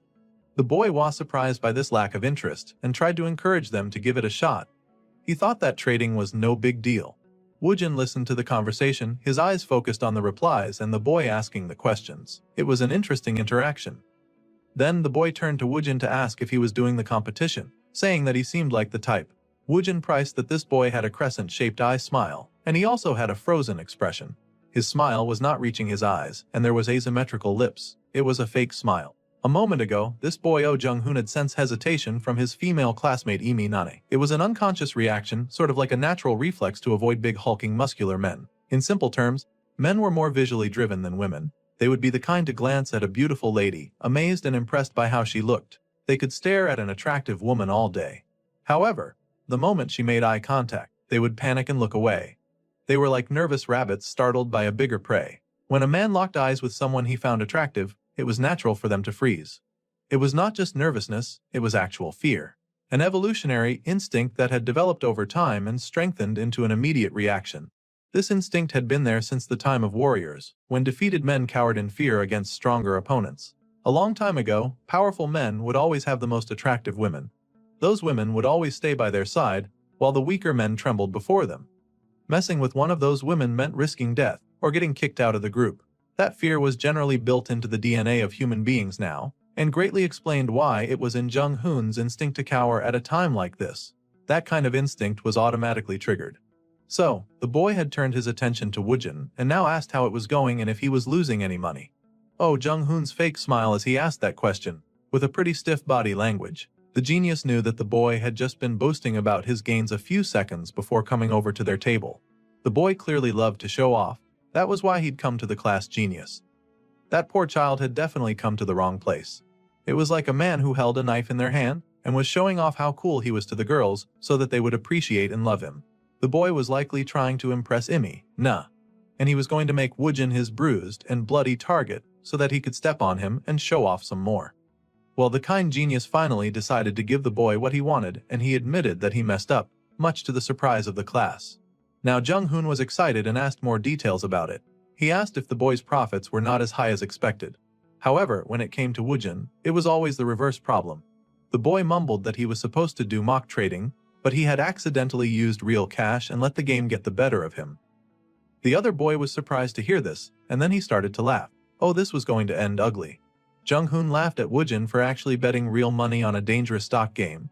The boy loudly asked how the genius had possibly messed up like that. He even went as far as asking the boy how much he lost, because his stomach was already hurting from laughing so much. Well, the genius let the show-off have his laugh. He waited for the boy to calm down a nice tad, and then he spoke. To the genius, lying was not normal behavior, even though it totally was normal and people lied all the time. Perhaps Woojin had a virus in him that also made him want to show off, and he admitted that he had made a 30% profit. A 30% was absolute shocking to the laughing show-off, and his laughter dried up almost immediately. The other classmates were shocked, and they all leaned forward to see. They were amazed that the boy had even come with proof. The genius was just showing off at this point. The girls were super impressed, leaving the show-off in the dirt. The girls could not believe that the genius had actually made money by accident, and they gushed and cooed at him, calling him a trading genius. The boy's eyes widened and the genius blinked. It seemed that he had done something quite abnormal after all. Shin Woojin was a dude who wore simple clothing and nothing flashy. His eyes were huge and he wore an old phone with no watch and long fingers. His shoes were clearly under 50,000 won, but a maxed out daily trading limit was insane. The boy had made so much money accidentally on his first try. The show-off could not believe how he had been able to pull off those gains, and they wondered what stock he had bought. Then, the genius glanced to the side, smirking internal as he could see the other boy's downfall. The show-off was now looking for something in the genius, like a weakness that he could exploit. So the show-off was that kind of person who needed to be better than other people to feel relevant. How sad. Jung Hoon rushed forward, asking Woojin what stock that he had bought, even grabbing his phone so that he could see. The phone went flying into the air and the genius gasped. The show-off also gasped as the phone came plummeting down. In the short instance that her phone was airborne, flying over their heads, they could instantly calculate the device's height, weight, spec, and the drop speed as well as the angle that it would fall in. The stair material that it would land on was also taken into consideration, and they had to calculate all variables added together. There was no need to calculate anything more, because the phone was sure to break if it hit the floor. Woojin's eyes widened in horror as he realized he had to catch his precious phone that had been given to him by his family. The boy moved instantly, racing forward like his life depended on it as he ducked to reach the phone on time. Instantly, the boy caught the device before it could shatter on the stairs. The girls were amazed and clapped that he had been able to catch it. Jung Hoon was speechless. Not only had he failed in showing off or proving that he was better than the genius, he'd also messed up and accidentally dropped his phone. It was a huge ego shatter. That reflex was a nice catch and the other students were very impressed by it. Instead of apologizing and showing the slightest remorse, that horrid show-off instead told the genius to watch out next time, that abominable jerk. The genius sighed in relief and Jung Hoon paused in confusion. Woojin groaned again and the show-off gasped when he saw the markings on the genius' lower back. That's right. The boy was actually covered in scars from head to toe, and he asked the boy about the scars on his back. Naturally, the genius victim was rather sensitive about the scars that he had gotten in captivity. It was a bit of a weakness that the show-off could now exploit. If he was that petty and pathetic, Jung-hoon could have let the matter drop, but he pushed, asking again about the scars that he had seen. The girls listened curiously, and that wicked jerk actually had a smile on his face as he asked about those scars. Indeed, that rubbish boy was planning on exploiting that weakness, and he asked the genius if he was in some kind of gang. The boy really capitalized on this weakness, going as far as saying that if the boy went to a bathhouse, then even the gangsters would avoid him. He had only seen a few scars on his lower back, and he was going on and on about it. Jung-hoon was a terrible person, and he kept on saying that if someone picked a fight, then they would run as soon as they saw the boy's scars. Funny that he said that, because he was definitely picking a fight right then. The wicked boy even had the audacity to hike that they better treat Woojin nicely, or he'd jump them. Now the girls had not seen the scars, and they wondered if the markings were really all that bad for the show-off to be saying so much about it. One of the girls had seen it, and she admitted that it looked like quite a serious injury. The genius instantly knew, of course, that the show-off was just trying to exploit his weakness. The show-off even continued to say that they should be prepared to face consequences if they slacked off on any assignment. At this point, it was bullying, and the beast inside the usually reserved boy began to stir. The creature wondered if his moment had finally come. Actually, this was a very important moment for Woojin, and he'd watched enough dramas to determine that bullying was in fact a normal thing that happened in school. He had seen some of those over-the-top dramas of kids getting bullied. He knew about how people would insult or belittle others, and how even girls would tease and point, mocking a girl for having a big boyfriend, or mocking a guy for being slightly chubby. People got a superiority complex when they demeaned other people. This would trigger the brain's reward system, thus releasing dopamine. They would gang together, teasing and mocking a person, basically kicking them when they were already down, even making fun of them if they dared showed emotion that was valid for the way they were being treated. This amount of bullying gave them a temporary boost of confidence. Insulting others was not just an emotional act, and they would tease and ridicule and belittle, because it was a behavior tied to biological pleasure. Oh, Jung-hoon, for instance, with his high and mighty air, clearly loved to show off. He wanted to be better than people. He wore designer shoes and watches, just so that he could seem better than people all the time. Thus, a moment like this was clearly the kind of thing that helped him flourish. He teased the poor victim, laughing and asking if he had fought off 17 guys at once. Then the boy even joked, asking if the genius was the 1 or the 17, or if he was just number 17. This awful excuse for a human being was laughing at someone else's trauma. People like him clearly thrived on putting others down. He laughed and mocked and pointed, making fun of the poor boy. Today, this show-off had latched on to Jung-hoon, and he wanted to make fun of him as much as possible. Now the boy would not stop. The boy was like the kind to get a gang and kick people down. If this show-off had his way, he would be the kind to wait after school and mess with a person who he thought was weaker and less than him. The minority always bullied the minority. That was how things had always been since the beginning of time. Now, the person that the show-off wanted to kick down was the genius. The victim was always the minority. That was why the ones behind bullied were not considered normal. If that was the case, then Woojin was not interested in being Woojin's little victim. He wanted to live a perfectly normal life, and he needed to side with the majority. So, the boy stood up, ready to mentally face his bully. Before they stayed the project, the boy smiled and suggested that they should all grab some drinks. It was on him, since he'd made some profit. In a smooth sentence, he'd not only won the admiration of the class, but he'd also reminded everyone that he was the money-making genius in the room. The girls and the other boy were immediately interested, rushing into the light that the genius had provided, leaving the sick and twisted bully in the dark. Luring Emi now into his space was easy. This meant that he had claimed the attention of the girl that Jung-hoon had been going for. Then, the boy turned, a much better person than the sick bully, and he invited Jung-hoon to come with them. He also added that he just got lucky this time to cement his place as a normal member of society. Spewing more normalcy talk, the boy said that he actually wanted to learn a bit more about trading, providing an avenue for the bully to perhaps get closer to the girl that he admired in a more reasonable way. He also confirmed that the bully was rather good at stocks. The genius was sure that if he boosted the man's ego, then it was easy to get the bully to fall in line and into his honey trap. Jung-hoon really was a problematic guy, but the smallest bit of honey was able to lure him in. The bully walked into the blazing light that was the genius, and he found himself overwhelmed by its bright shine. Once that jerk was inside Woojin's zone, he would shine the light over him like how one would use a microscope to inspect an annoying bug. the bully would feel trapped and scared, and the genius could then use the opportunity to see what was inside of him. It was like the bully was not strapped to a medical table, and the nurse informed the Dr. Woojin that the patient was still conscious. Well, that didn't matter to Woojin, as he was the head of this operating room, and he'd seen all the dark and disgusting things hidden behind the bully's smile. Like it was an anatomy class, he would dissect that bully piece by piece until everyone could see what he truly was. He couldn't even feel sorry for him, considering that the rat had tried to crush him underfoot. The Dr. Woojin smirked that it did not matter if the patient was conscious, and he asked for the scalpel. Before they started the project, the genius was willing to take them out to grab drinks that night, just so that they could bond a little bit. He had made some money, so he would pay for the drinks. Using this method, he was able to lure the classmates towards him, now that they were all on his side, leaving the bully in the dust. Then, to make this even better, he invited the bully to join them, and said that he just got lucky with his profits, adding that he wanted to learn more about stocks. Now this interested the bully, especially because the genius went ahead and complimented his skill with stocks. Now the bully had something to latch onto, and he said that he would go with them. So, the genius did take them out into the streets. There was laughter and people's shops were open. There were many lights and many people and many available shops for them to stop at. Many shops were inviting them in too. While the rest of them got settled, Woojin took a call from someone nearby who wanted to stop by later.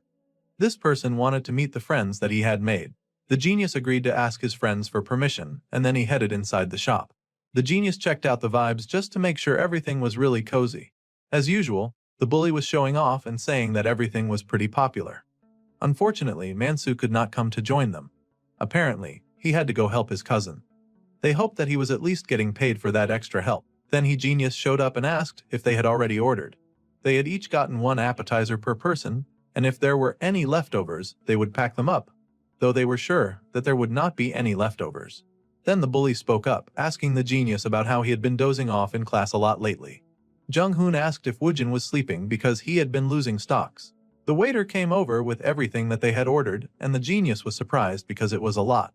Then the bully wanted to talk all about how the boy had probably been up all night, checking stocks and news. The bully laughed, mocking the boy and saying that of course that happened to everyone. While the genius did not care about talking about stocks, he just wanted to eat. Naturally, the bullet didn't take kindly to being ignored, so the genius finally spoke to him. Woojin admitted that he had indeed bought stocks by accident with real money. Then the big jerk started insisting that the boy should sell his stocks quickly, because that kind of stock was risky. In fact, Jung-hoon said that the stocks looked manipulated to him. He was really just looking for how to cause the genius's downfall.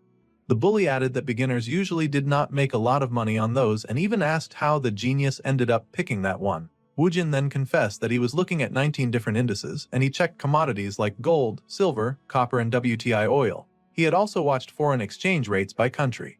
Then he came across this one in some news articles and rumors. This surprised the bully, and he was shocked that the boy had based his choice on that. Once again, the genius reiterated that it was just an accident and he just got lucky. Even if it was a mistake, 30% profit was pretty huge, and the girls were impressed. They thought it was incredible. They had never even ordered this much food before, and they were pleased. Now, of course, the bully was feeling intimidated and frustrated because he couldn't somehow make the genius frustrated at his feet. Still, that jerk was not the kind to give up so easily. So, he grabbed the bottle, saying that it was a seriously impressive mistake, and so he was going to tell everybody to drink up. He was even going to pour out a drink for the genius and the others. The genius noticed the bully was putting his hand on his waist to make himself look bigger, like a cobra, puffing up his body. This guy was really bad news. Instinctively, he was trying to make himself look more dominant. In other words, the bully was feeling threatened. Well, the girls said that it was even more amazing because the boy had made so much money from a mistake. Clearly, the bully did not like that the girl that he was interested in was praising the genius. His body language was offensive, and he was addicted to showing off, so naturally he was not going to back down. He wasn't even left-handed, and yet he was going to pour the drink with his left hand. Bro was going above and beyond just to stay bragging. The bully said that if he made a few more mistakes and maybe he could buy a watch just like that he was already wearing. Already Hung Jun had shifted the conversation towards himself, trying to make himself the center of attention. He asked everybody to toast and to raise their glasses, and they all raised their glasses to cheer. The first drink was going to be a shot. The girls were excited that they were going to finally drink for the first time since they'd always wanted to try it. They all cheered in joy. After the toast, the genius took a tip of the alcohol and his eyes widened. This was apparently his first time trying alcohol, and this was the worst company to have it with. The people around him were talking all about how it tasted so good. Meanwhile, Woojin absolutely hated the taste. Alcohol was shit. It was not even slightly sweet. It is bitter and it is awful.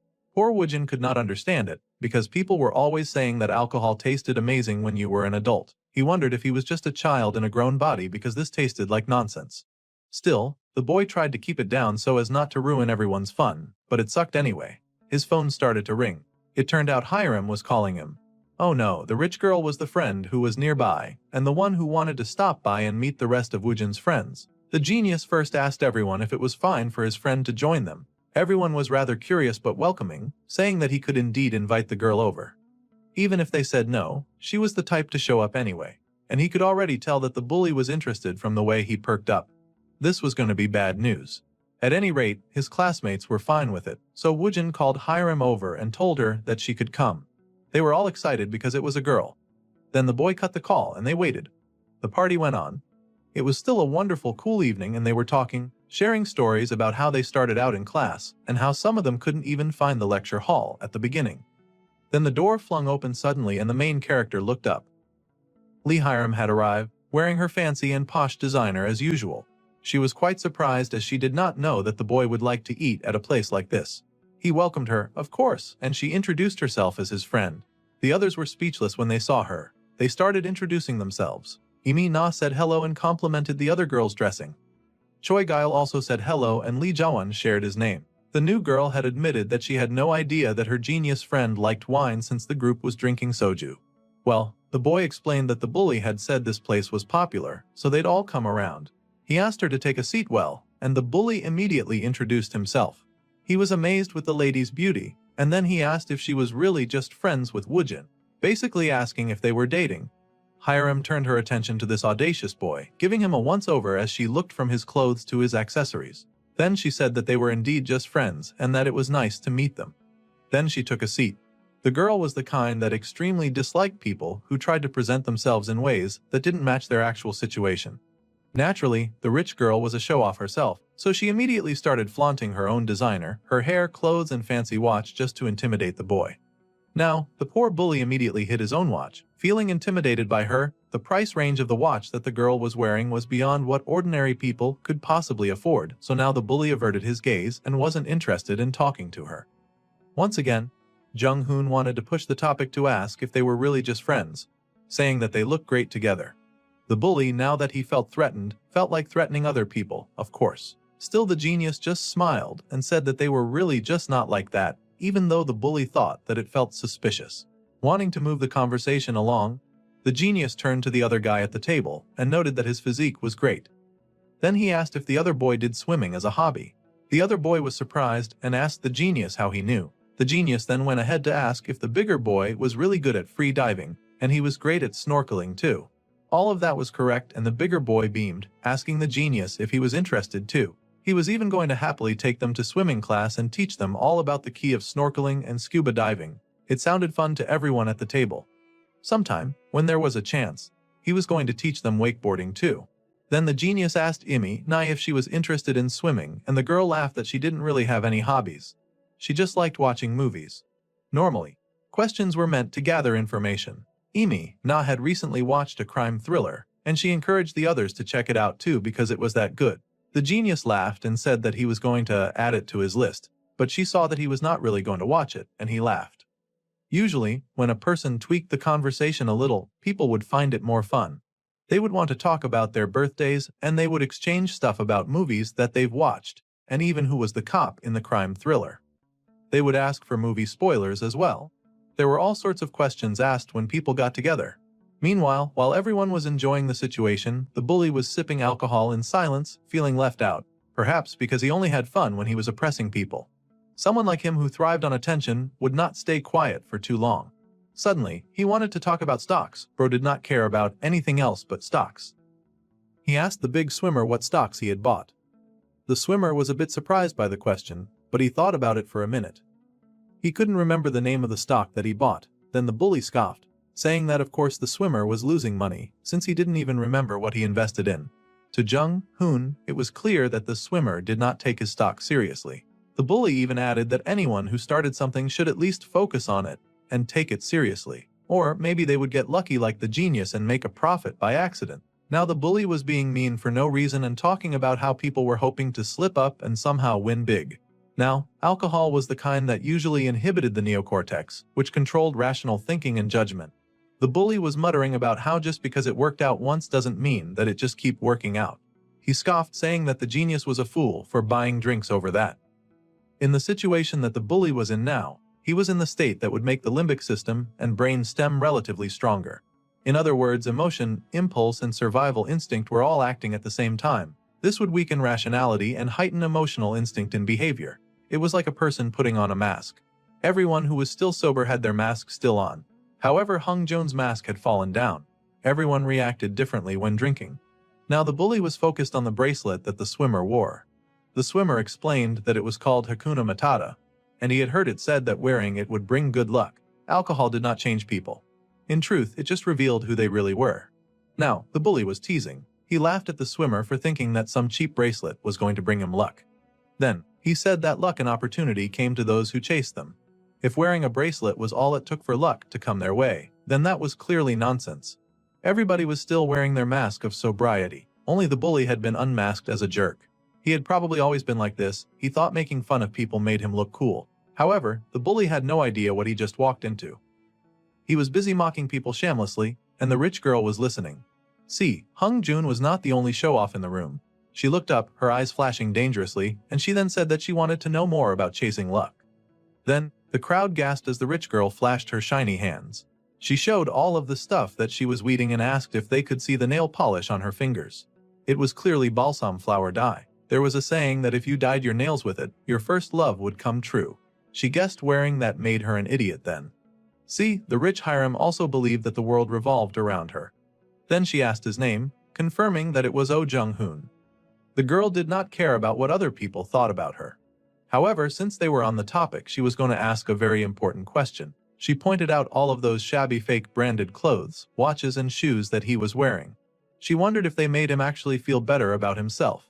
She asked if he really believed that they could prop up his fragile ego since he still liked to bring down others.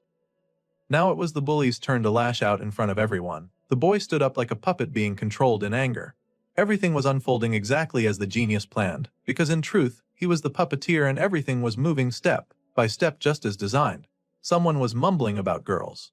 It turned out it was Bomi, and she beamed as she realized that girls were starting to talk about her brother again. Ever since seeing her brother pick her up from school, all they wanted to ask about was when she would introduce them and if they could bring food to her house. They even joked that they wanted tutoring from him.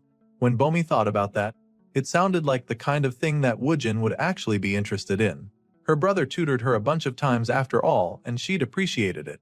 Her brother had not experienced many things due to the restrictions he'd faced for 12 years as a prisoner.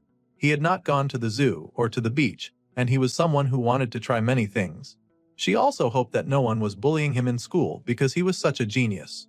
Though she didn't really need to worry about that since he was the one going around bullying other people. If that was the case, no matter who it was, Bomi refused to forgive any bully who messed with her brother. She would not let them get away with it, and she even practiced punching her pillow to get back at them. Her parents were so surprised and even asked if something was wrong. Meanwhile, her brother was out drinking with his friends and the conversation had gotten rather dangerous. The rich girl wanted to ask the cocky brat a question. She pointed out his counterfeit watches, clothes, and shoes, asking if he wore them with the belief that it would prop up his vulgar pride. When someone she disliked got angry, Hiram was the kind to look down on them even more. She saw them as pathetic. The bully refused to be looked down on, but the rich girl scoffed and called him pathetic, like a toddler showing off cheap candy. The bully hated being judged, which was ironic because he'd been judging people just a few minutes ago. The bully demanded to know who this girl was and why she was busy looking down on people. The rich girl scoffed and called him childish, asking him if he found it fun to mock others. Hung Joon pointed out that he had come as a guest, and she could not call his things counterfeit when she'd just come as a guest. He wanted to keep talking nonsense, but she was tired of listening to him and slammed money on the table. Now that silenced him. To the girl, the boy had already killed the vibe from the moment that he opened his mouth. If she ruined the mood, then she would pay for it because she could afford to do that kind of thing. Basically, she was telling him to put his money where his mouth was since he was so good at trash talking. The girl stood, telling the genius that she would be leaving now, as she could not stay any longer. With that, she left all the others stunned and walked away. The bully groaned, asking why the girl had been such a jerk, the pot calling the kettle black. The genius then revealed that she was the daughter of the CEO of Shenhua Group. At this point, Woojin was just showing off himself. The others gathered were shocked that she came from such a huge company. There was shock and awe all round the table, and the genius shrugged it off like it was no big deal. Of course he did. The girls gasped in amazement that the boy knew someone like that. They thought it was pretty interesting, and that's why she seemed so elegant. Now the bully was feeling a lot of regret because he'd been rude to someone that important. Now they were all looking at him because she'd called his stuff counterfeit. Obviously a CEO's daughter would surely know what she'd been talking about. Plus, it wasn't like Jung Hoon was nice in the first place, so no one was crazy about taking his side. They had wondered why he had all that luxury but no car, and now they wondered if his stock story was a lie too. This was how the bully's identity and character was read much like an open book by everyone. The boy still didn't let go and mumbled that he was upset and that he would step out for a bit. However, he was suddenly seized by the swimmer. The swimmer told him to calm down and that they should just drink quietly. Plus, the boy was drunk and they didn't want him to do anything stupid. The bully began to struggle with the swimmer, and the girls wondered why he was acting so weird. With this, the major was now on Woojin's side, and hopefully the bully would have enough shame not to try and come at him again. The bully was really yelling at someone to stop, acting like a lunatic. He was actually chasing after the rich girl, barking at her like a mad dog and saying that there was no way that she could be the CEO's daughter. The girl scoffed that it was none of his business who she was, and she didn't feel like dealing with him at any rate. She thought that he smelled terrible and suspected that he also used counterfeit perfume. With that last jab, she stepped into her expensive car.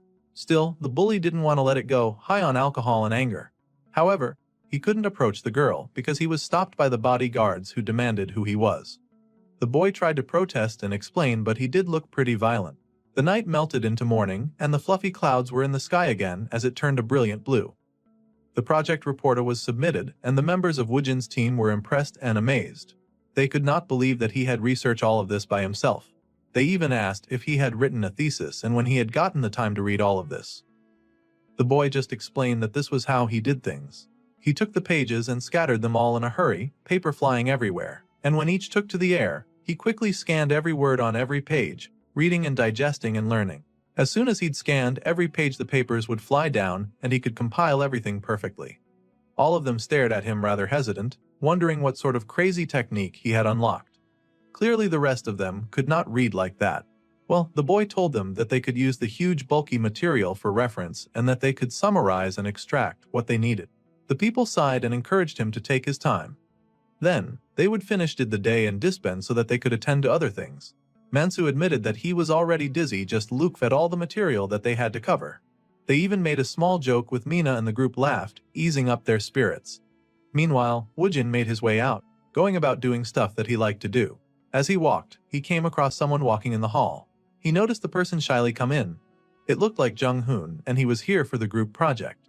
The show-off admitted that was why he had come. The boy smiled and said that his group was inside as well, so the show-off could go on and get busy. The conversation that had happened the other night still sort of hung heavy over the atmosphere. Of course, Woojin did not feel the weight, but the disgraced bully sure did. He recalled the embarrassing way that he had yelled at that girl, and she had laughed that he was so childish. So, Jun struggled to clear the air, trying to ease up the awkward air from his actions, and he said that he left his laptop in the classroom. It seems the bully was much too embarrassed to face the people that had witnessed his humiliation the other night, especially when one of them was the girl that he liked. He wished them good luck and basically sped off in a bid to avoid confrontation. From now on, Jung-hoon would not be showing any addictive heating towards him, though he could join on the same for others. Ah well, as long as the genius was left alone in peace and he had restored his ordinary daily life. It was a mural response for him to resolve this issue. Someone the classmates were passing by and trying to devise what they would eat for dinner. They wanted to go somewhere close, and it was suggested that they try some black bean noodles. Black bean noodles sounded absolutely exquisite to the genius. It sounded way too delicious that he was drooling just thinking about it. Suddenly, that was exactly what he wanted to eat. He wanted to eat some of that at the police station. It was not just black bean noodles that he wanted either. He would order some sweet and sour pork as well. Of course, the boy had immediately reached out to his favorite detective and the man sighed, saying that he just needed to smoke one more cigarette before going in. His partner asked what was going on with him.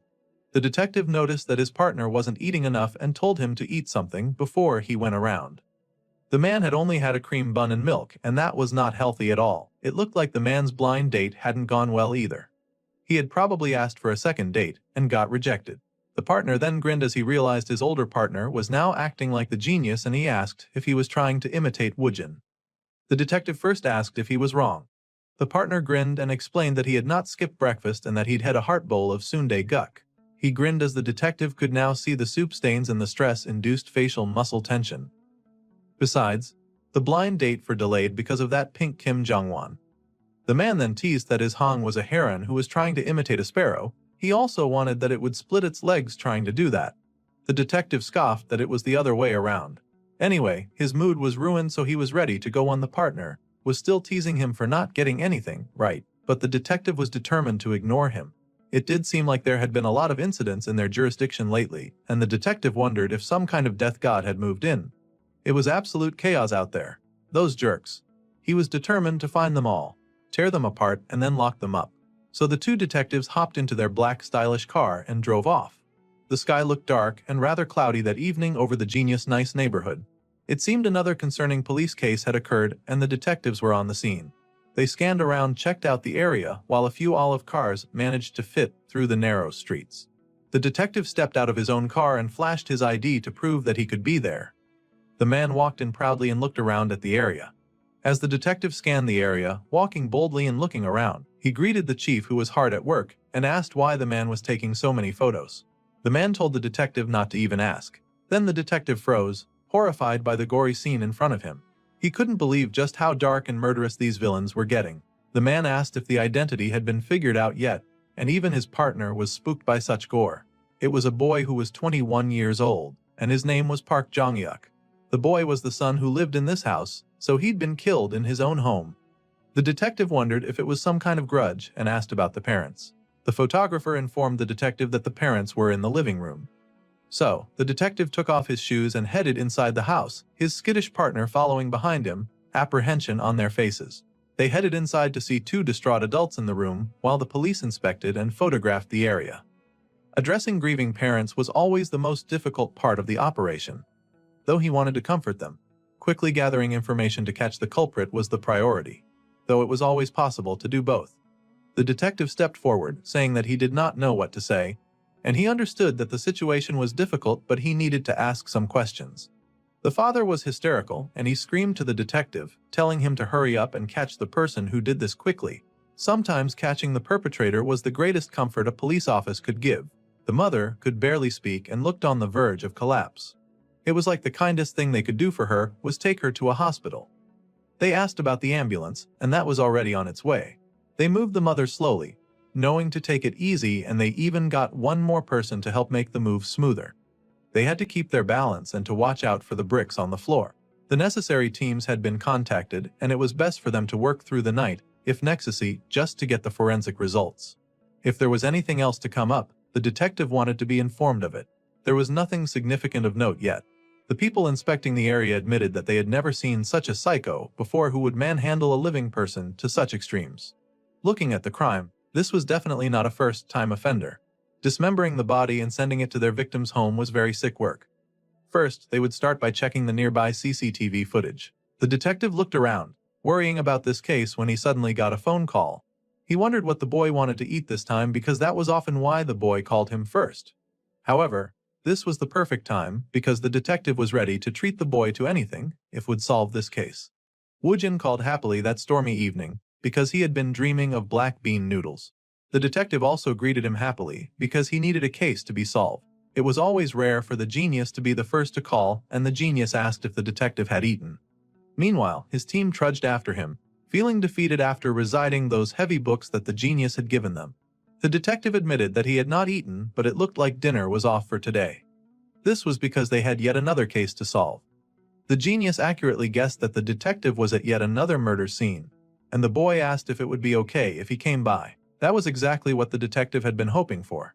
Woojin had barely finished his request before the detective loudly agreed that the boy would definitely be able to help a bit. It would be great if he would come. The detective was so loud that all of the street could hear his powerful voice. It was so strong that it came out like a booming sound that created a great wind. Even his classmates wondered who on earth he was talking to. The detective was definitely sure that the genius would be helpful in this case. After all, the boy was basically their profiler. Some of the other profilers on scene seemed rather offended by that. They cleared their throats, so the detective quickly apologized to them. However, the detective then asked if the boy would be fine after all. The crime scene was rather gruesome, and it could be too much for him. The body they were facing this time was dismembered. The genius said that he would be fine. If that was the case, then the detective was happy for him to come and join them. If this case went well, then they would be able to go back to that prime meat place that the genius liked so much. However, the genius had something else in mind. He didn't want to go there. The law of diminishing marginal utility might apply, so they needed to eat a variety.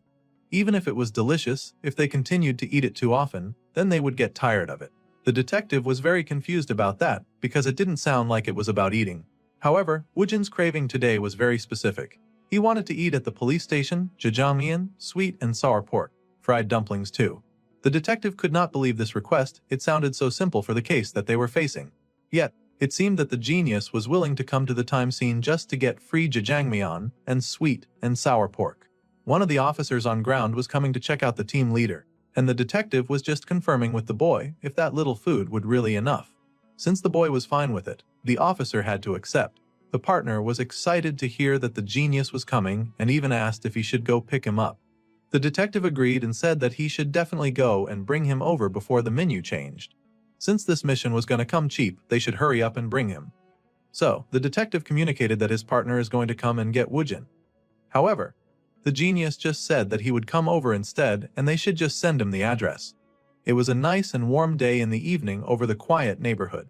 The genius boy walked his way over to the restricted area, and he was able to identify the place thanks to the flashing lights.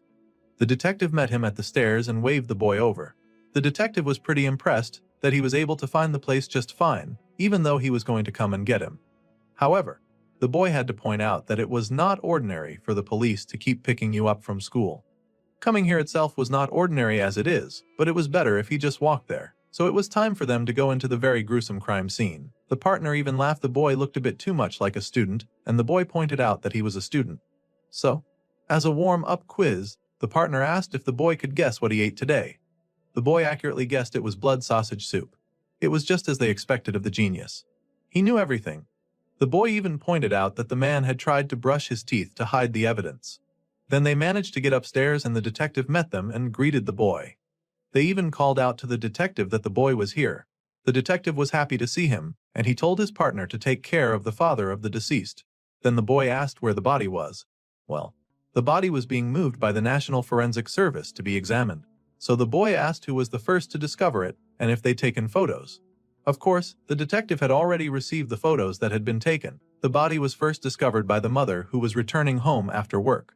The perpetrator, of course, had not been identified. One of the members of the forensic team was surprised to see the young genius and act who he was. The detective said that this was the younger brother that he had told them about. The genius said hello. However, the profiler was a bit skeptical as he met this young boy, who supposedly had profiler's intuition. He wondered if it was really fine for a civilian to walk into a crime scene. The detective promised to be quick and so that they could just keep it a secret. Well, then the profiler scoffed that the boy had been brought to the scene just because he'd made a few lucky guesses a few times. The profiler told the detective not to get caught and get disciplined for doing nonsense. After he left, the detective told the young boy just to ignore it, and they would continue to try to solve the case. Anyway, the boy believed that this was natural treatment for a civilian, and since he wanted to be ordinary, this was fine. Then he asked to see the photos quickly. The detective paused again, asking if he was really fine with seeing it because it was really gruesome. It was a photo of a dismembered body. Even he had never seen something like this. Woojin assured the detective that he was fine. The detective said that if he felt sick then or strange, he should tell him immediately. The boy agreed, so the older man also said that if he should not try to endure it, if it was too much. He also said that the boy could just swipe through them if it was too much for him to see. The boy now felt like the detective was doing too much. Then he opened the pictures, and he finally saw the terrible gruesome scene. Even the genius was surprised at how horrible it was. However, he locked in pretty fast. Using the arms, the legs, as well as the cut surface, he began to identify the tool that had been used. The fastest way to identify what had been used was to exclude what had not been used. He moved away the big chopping knife. He also moved away a possible cutting device. He then considered the possibility of heavy machinery. It was possible, but the cut surface was not as clean as machine work, so that was likely not the case. It made more sense that the perpetrator likely used a saw. That would explain the gruesome bloody mess that has been left behind. Then the boy looked around for even more clues to identify what had been done. He picked up a bit of nylon and asked what it was. The detective explained that it had ohm from the body and they would have to analyze it as well. The boy looked at it and said that it looked like thread and lint. Even the detective admitted that it did look like that. People often used cotton gloves when handling meat. Then the boy looked closer. The box containing the body had been found inside. This box was clean on the outside. It turned out to be an ice box, so the body had been buried inside. Then the boy asked if the people living on the first floor or the victim's family usually locked their front door. This was going to be important information for the case. The detective explained that they did lock their doors and they must have been even more shocked that it happened. This meant that the perpetrator knew the patterns of the people living here well. There was a high chance that this was someone that they knew. The perpetrator had likely climbed over the wall from the other side. One part the wall had been cleared of dust to prove that it had been brushed by something. Looking at the wall again, it was not just a hand of friction either. The person had went over belly down, so the dust distribution was large. Therefore, the perpetrator's height was likely around 170 centimeters.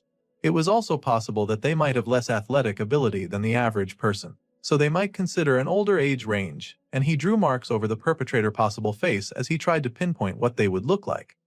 That could likely be the case. No, it seemed very right to the boy. Then they wanted to know who was inside as he studied the layout of the building in front of him. The victim's mother was just taken to the hospital and only the father remained, so the boy now wanted to see the inside of the house. The detective was surprised that the boy wanted to go in, but the boy insisted that he had to, so they would be going inside. As they made their way in, the detective reminded the boy that he could not touch anything once he was inside. The boy understood and asked him to open it quickly. He was also to refrain from any conspicuous actions. Now, the boy wondered why the detective was acting like this today. He knew all the rules. It seemed the man had been affected by the profiler's words and did not want to get in trouble. Once they were inside, they found the detective's partner trying to comfort the father and also get some information from him. The detective asked Genius if he wanted to make a quick look around, and the genius said yes. So they kept talking to the father, asking how his health was, and just generally checking if he also needed hospital aid. While they talked, the genius looked around the living room. He noted the TV and the table. He looked at the awards that were hanging in the corner as well. It seemed that there were no family photos. That was odd. This father, seemed unable to let go of his past glory and had a high self-esteem. There was a larger refrigerator and ceramic dining table. There was also a dishwasher. This was a 2-story house, and it was clearly not for the average person because it had a lot of space. Considering that there was a lot of incongruity in the living room, it seemed that his business had failed. Then the boy walked up to the father to assess him. He asked the man if he had any grudges or conflicts, and the man immediately thought that this young boy was likely also a detective. The man said that there was nothing like that, nothing at all, as he had already said before. Now the genius identified that the man was trying to convince him with a hypnotic argument by looking him straight into the eyes, as if saying that he needed the boy to believe him. On the contrary, the man kept his tried to keep his body still by pressing his back against the sofa. This was a freeze response. The genius asked the man to please think carefully, there must be something. The man insisted that he had lived his entire life without causing a speck of harm to others, so he couldn't think of a single thing. Then the genius decided to prod him, asking if there had been anything that happened with the butcher shop. Then the father's eyes widened. The detective and his partner also looked rather confused. The man raised his head, asking what the boy had just said about a butcher shop. Now the man was leaning close to hear, to see. He now wanted to hear more and talk more. This was important. The genius once again mentioned the butcher shop, and the man before him began to tremble. The man cursed, throwing his phone to the ground as he screamed and cursed at someone. Now that was the kind of reaction they hadn't seen since got there. The detective was surprised. The man now had someone that he suspected, someone called Songbeam. The man cursed once again now, shaking with rage, wondering if that had been the guy to do something to their son. The plot thickened. The genius mentioning the man at the butcher shop rang a bell in the ears of the father of the victim. Now the plot thickened, and the genius asked who this person was, this Lee Seong-beam. The father of the victim was in distress as the genius asked if this person worked at a butcher shop. It was like playing with a box puzzle. The genius had to keep every possibility in mind while he put the pieces of the puzzle together. Now the father was hiding his face in despair. Likely the man was overwhelmed with emotions and facing reality that was much too painful for him. It was also possible that he was trying to hide what he truly felt. This was a natural defense mechanism. The father of the victim admitted that, last time, there was a guy who spread a rumor that his son had sexually assaulted his daughter. That man was a butcher. The father was enraged because the butcher who cut meat had been the one behind that nasty rumor.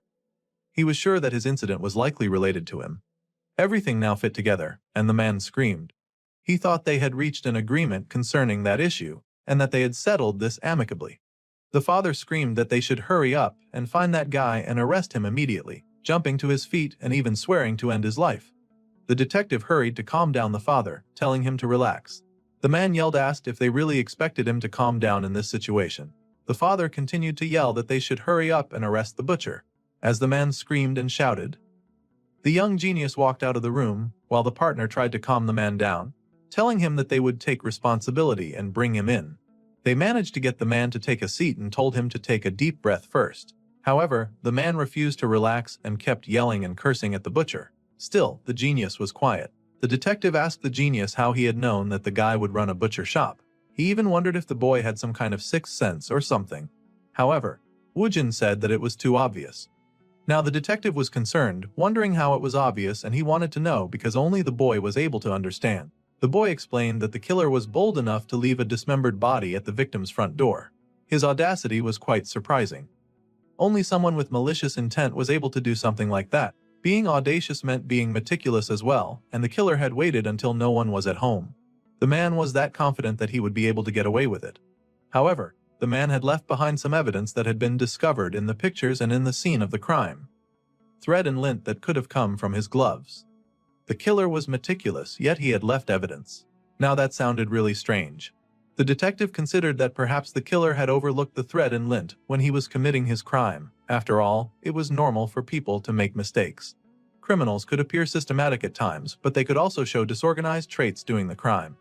Yes, that made sense, as the man had mentioned the criminal showed the systematic side. However, they had also displayed some disorganized behavior. Overall, the criminal was a very systematic individual.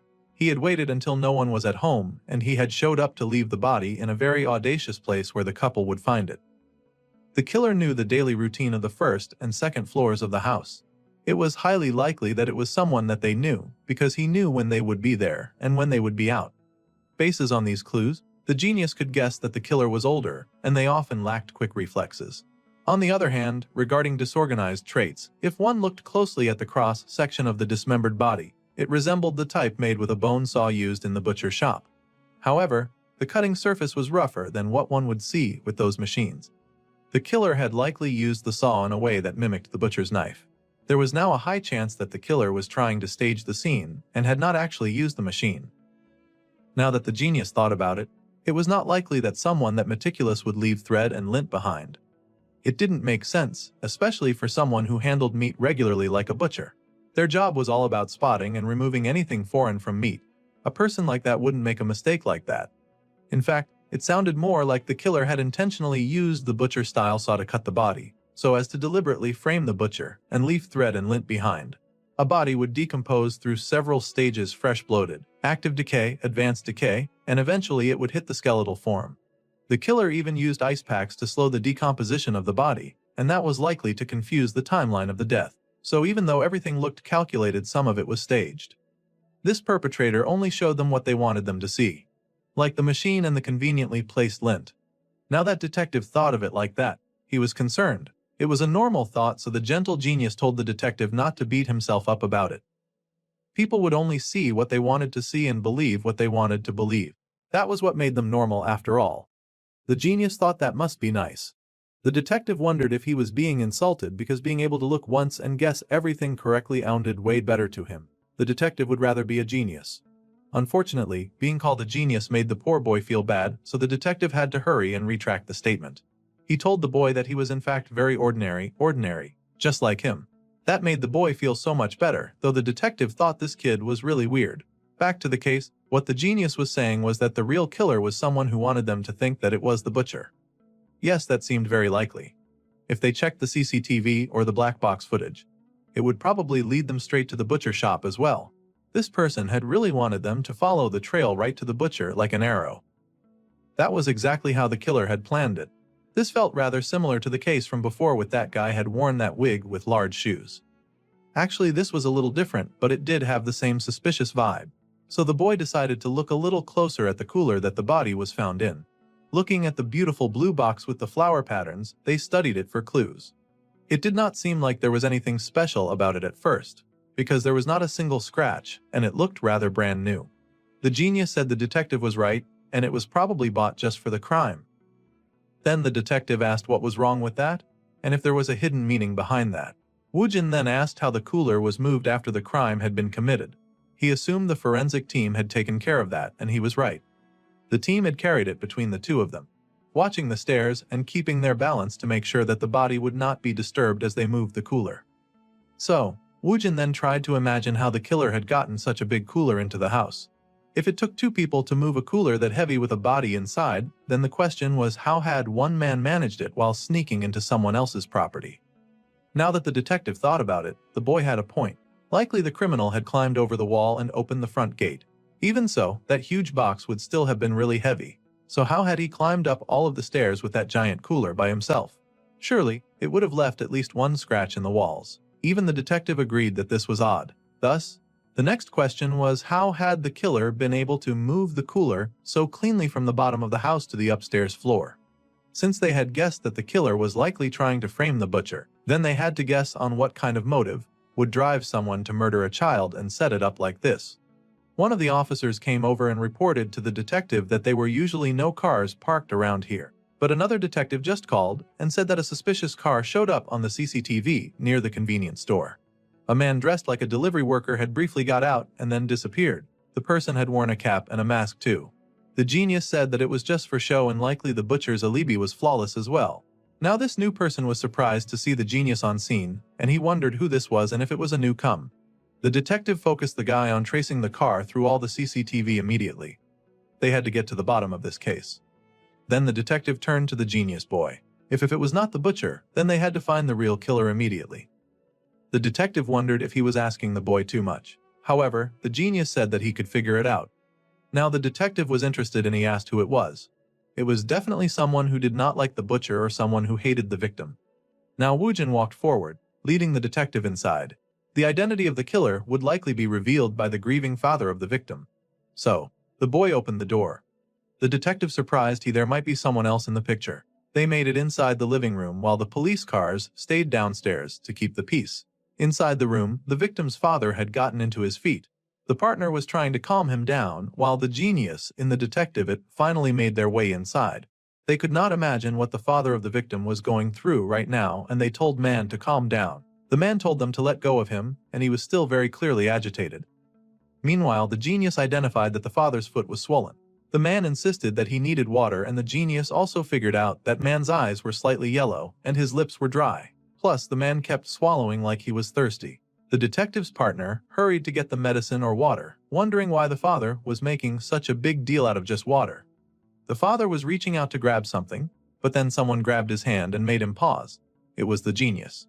The genius had grabbed the father's hand, and he noticed that the man's hands felt cold. He asked the man if he needed to pee more often lately. Man's walk was also rather steady, and his fingertips looked slightly swollen as well. It may look like simple dehydration, but it was not. These were symptoms of diabetic complications and kidney issues. Everyone was surprised the boy even knew that. Drinking water right now might actually cause the man's kidneys to get worse. The man yelled and asked who even cared about that right now, brushing the genius's hand aside. He told him to hurry up and catch the person who had killed his son. However, the genius kept going, saying that it looked like the man's business had been successful, but things had been going south recently. The man wondered if he was being mocked, and yelled that plenty people failed at businesses. It was not uncommon to have problems. Plus, he even said that it was not important right now. The detective was extra worried now, and he reminded Woojin that the victim's father was going through a tough time right now, and he should speak rather gently to him or he'd get the man fired. However, the genius pointed out that the victim had a contusion on his head. It could be referred to as a laceration, and the boy had died from being hit with something blunt but sharp. Then after the boy had died, his body had been cut into pieces. It varies from person to person, but generally, if there was not a relationship-filled resentment, normally it was quite rare for someone to cause such a situation. That was why the genius had asked about the business. Woojin then asked if a man like the butcher could really have such a grudge. Even when his daughter was assaulted, the man had chosen to settle. He was the kind of father who chose peace. The genius wondered if a man like that could really murder a young boy and then leave such a gruesome scene for a person to find. It did not seem likely that a man like the butcher had that kind of hatred. Both the detective and his partner admitted mentally to themselves that they would not be able to let someone hurting their daughter slide. Most fathers would never agree to a settlement, especially when their child was involved. They would want the person behind it to be locked up immediately. That was why they had to consider every possibility. In other words, the killer likely held a very personal grudge against the man. The father was shocked, saying that he had never done anything to anyone in his life. He looked like a liar. Still, the genius told the man to think very carefully and try to remember. He had to think very hard because they did not have much time. The victim's body was found to have a contusion on his head. This could also be referred to as a laceration, and this was likely what killed the boy in the first place, getting hit with something blunt but sharp. Then, the boy had been dismembered and cut into pieces. It varied from person to person, but generally if there was not a relationship filled with resentment, then normally it was quite rare for someone to cause such a situation. This was why Woojin had asked the grieving fathers about the business. It did not seem likely that a man like the butcher would have really held such a grudge. Even when his daughter had been assaulted, that man had chosen to settle. This meant that he was the kind of man to always choose peace. A man like that would not be the murderer of Park Jong-hyuk, nor would he leave behind such a gruesome scene for the boy's parents to find. It was not possible for the butcher to hold that kind of hatred. This was why they had to consider every possibility. In other words, the killer likely held a very personal grudge against him. The victim's father could not imagine this, swearing that he had never done anything to anyone in his life. Still, the genius pressed the man to please think carefully, as this could be the key to them finally solving this case. They did not have much time. The father groaned, thinking deep and hard about anyone who might hold a grudge against him. Apart from Lee Songbin, he wondered who else would do something like this to him. The time on the clock continued to tick. Currently it was 6 in the evening, and time was running out. The genius was busy being worried about how he really wanted to eat his dinner in the police station just as he dreamed. Still, the father of the victim hurried to think. Suddenly, the victim's father seemed to notice something odd.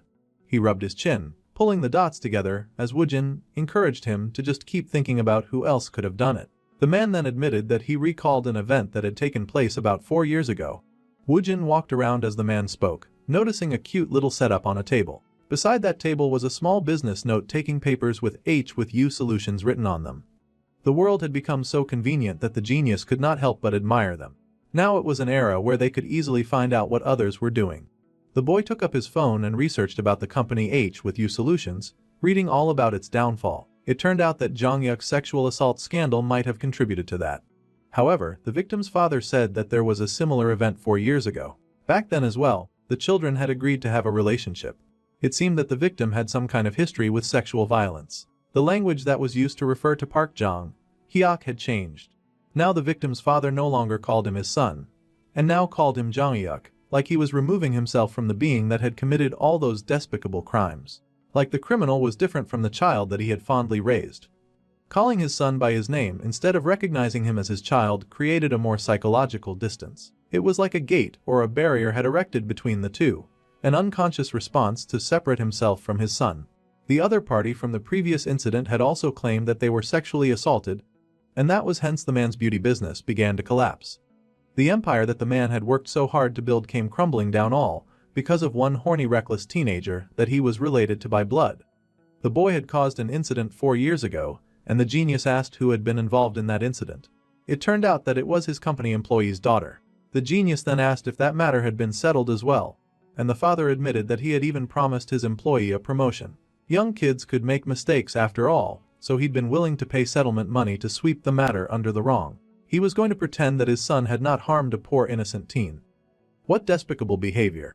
The father had thought that such compensation was sufficient back then, but somehow the news had found out. Those trash reporters quickly spread articles all over the place, talking about how the boy had assaulted the daughter of his father's employee. The girl could not take the backlash and the public shame, so she had taken her own life. The father blamed the trash reporters for killing her, completely ignoring that his son and his uncontrollable lust had started the incident in the first place. The genius could already guess who was truly responsible for that girl's death. Now that the father thought about it, taking revenge on him for the daughter who died because of those trash reporters sounded like something his employee would do. Woojin listened closely to the man talk, taking in the choice of final words and thinking that it was not harsh. It would have made more sense for him to say such a deed instead of this. If anything, the father was acting almost too calm considering everything on ground. Oh yes, he seemed agitated, but that also was suspicious. Woojin asked the man if he could remember that employee's name or even his daughter's name. The man groaned that the incident had happened 4 years ago, and he could not really remember it well. The genius accepted that response. However, his gaze was once again caught by the many medals and trophies that sat proudly in the man's living room. People with high self-esteem were the kind to invest in themselves in some way.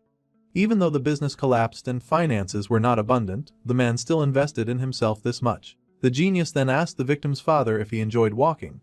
It was a surprising out of the blue question, and he admitted that he walked around the neighborhood a few times for his health. However, he didn't understand what walking had to do with the incident that they were doing now. He wanted the detectives to hurry up and go catch the culprit. However, the genius youth said that his questions were relevant. They were very relevant in fact. The boy continued his questions. It seemed that the man had moved here about a year ago, and the boy asked if he had seen any suspicious people while walking. The man did not really think so. Then the genius asked if he had noticed anyone who moved to the area during that year. The man also admitted that he did not think that there was any. In that case, Woojin then wanted to explore the situation in a completely new direction. See, the boy had a new working theory, and his theory was that the former employee, whose name that he could not even remember, had harbored a grudge against the man in Jongyuk, and then used the butcher shop owner. In this theory, the angry employee would have used the butcher like a puppet. All circumstances were focused on making the butcher shop owner look like the culprit. The man protested that the employee was possibly holding a grudge since his daughter took her life. He was also shaken that the employee would plan something like that until now, even cursing him. Once again, the genius stayed silent as he studied the father's behavior and reaction. It was all very interesting. Then, he pointed out how that former employee was excluded from the list of suspects. This shocked the father of the victim. He could not believe it and asked what that meant. The problem was that the perpetrator needed to know this neighborhood's geography with their eyes closed. This would require moving to this neighborhood or dozens of reconnaissance visits. However, according to the father's testimony, no one had moved in after him, and he had never encountered anyone suspicious despite having the hobby of walking around the neighborhood. Even if the perpetrator concealed their face and identity as much as possible, people instinctively sensed potential threats. This was because the limbic system, a primitive brain, activated and awakened the unconscious. If it were that former employee, they would certainly recognize him. However, the father bowed his head in shame and admitted that he did not think that he had seen anyone. He might have missed them. The detective received a call from the other researchers, and they reported that they had found a vehicle, and it was a stolen car. This vehicle was indeed found near the butcher's shop that had been mentioned. Then, the detective asked his team to quickly establish the butcher owner's alibi so they could guess if he was the culprit. That ended the call, and the detective scowled at his phone with a frown. The detective sighed at how the genius was never wrong, genuinely wondering if he was somehow AI. Kikiel would be even more shocked than the detective, because the genius had also easily placed that the butcher shop would be framed. The father of the victim was agitated, trying to know if they had caught Lee Seong-beom. At any rate, the man had been found at least, and they would continue the investigation. That was when Woojin noticed something very interesting in the house. There were signs that they had rushed to check for stolen items, but fundamentally, the forensic team was sensitive. In his mind's eye, the genius could detect the movement of the father in the house. That man could have possibly knocked into his prized shelf of trophies in a rush to get somewhere. Then one of the trophies would have fallen, and the man would have reached his hand out to catch it. Likely, someone had tried to put things back normally. However, it was not normal. The genius could just imagine everything playing out right in front of him. This was why being ordinary was so difficult. Then the genius turned to the grieving father, asking again if he really wanted the culprit to be caught quickly. If that was the case, then the father needed to answer some questions quickly. The man was happy to help, and he told the young genius to go ahead. The boy asked the man if he cleaned and organized the dining table every day, and the father admitted that his wife often did that after meals. Then the father panicked, asking what the genius was trying to say. The father refused to be joked with when his son was dead, and he wondered why such an insignificant question would matter. The young genius soldiered on, noting that the man had diabetes and his son had caused a lot of trouble, leading to complications. The man's business was troubled and eventually closed. All of this, of course, had contributed to the downfall of the once proud man. The father used to be healthy and he enjoyed golf. The man had also lost a lot of weight since then, and his physical abilities had declined significantly. Now that the boy was talking, the detective recalled the conversation that they'd had before. The perpetrator was about 170 centimeters tall, with reduced physical abilities, and he was possibly older. The detective paused, thinking to himself that something very scary was matching up. Woojin asked the flustered fathers if he had ever dreamed of being an actor, and the man yelled, asking what nonsense the kid was asking him. The man shook, saying that he did not believe that this boy was really a police officer. He pointed accusingly at the youth, and Woojin just told the man that he was correct. The man fumed in rage as astonishment, not understanding what the boy meant. So of course, the father turned in the detective, asking if this rude jerk was really a police officer. The detective's partner tried to calm him down, so the genius turned to the detective. The boy asked if he could borrow some luminal reagent. It was a rather odd request, and the detective wondered why the boy wanted it all of a sudden. Still, the genius insisted that they had no time, so the detective moved to go and get some. Someone had come to get the chief, who was annoyed at being disturbed.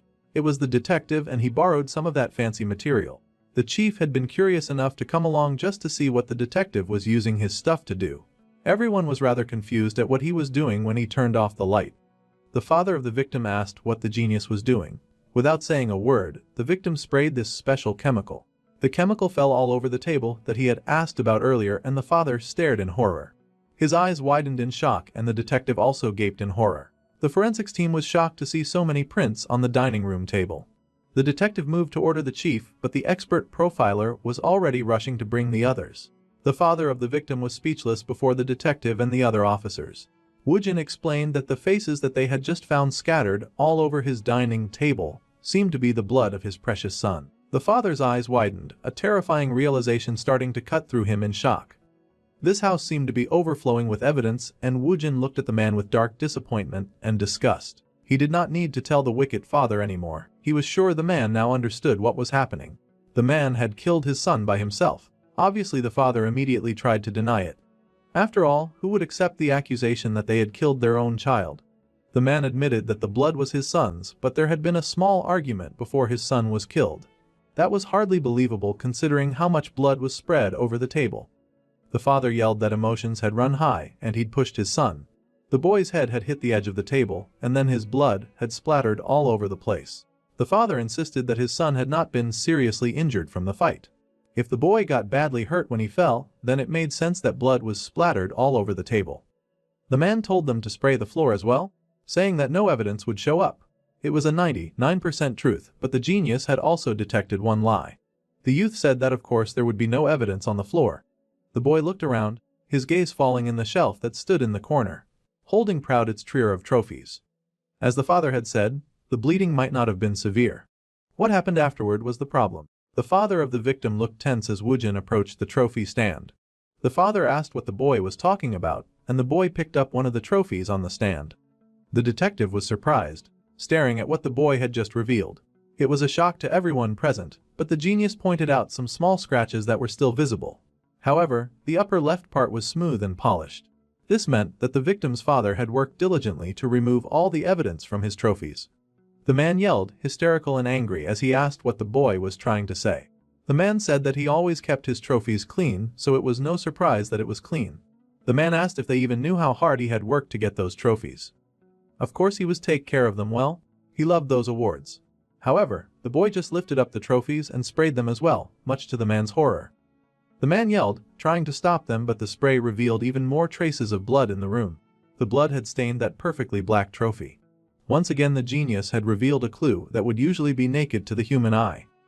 Even more blood stains had been revealed, making the victim's father go pale as nervous sweat slid down his face. Now the man was speechless and could only ask why things had turned out this way. The genius stood before the house, the truth of the puzzle revealed and laid bare for all eyes to see. There was a click on the front door of the house as he could clearly envision what had happened. Likely, the boy had come inside in surprise to find tarp laid all over the floors of his house. The troublesome youth had been confused, wondering just what he had walked into. That would be when his father arrived home. The boy stood in the center of his house, calling out to his dad. The disgruntled and disgraced businessman had then greeted his son, noting that he was finally home. The knave's son had then asked his father why he had put down plastic everywhere. It looked weird and uncomfortable. The man had nearly skipped himself as he walked on the plastic, but he had already laid down a plan to set things in motion. To catch himself, the man used his elbow to stop the fall, likely accidentally knocking down one of the trophies. The victim's father would have rushed to catch the falling shelf, prioritizing the safety of his precious equipment more than anything. The horrible son then came over, asking his father if he was okay. The boy was a horrible human being, but he still cared for his father. The father had assured him that he was fine. Then the boy asked again what was with all the plastic, wondering his mother was making kimchi by any chance. Even so, the man had covered the entire living room. It was kinda weird, especially since the mother was on duty that day. The boy had no idea what nefarious plans his own biological father had for him. The father picked up his fallen trophy, the one that had the stains of blood, and told the boy that it was time for him to be a filial son. The boy was confused, asking if his father wanted to send him on an errand.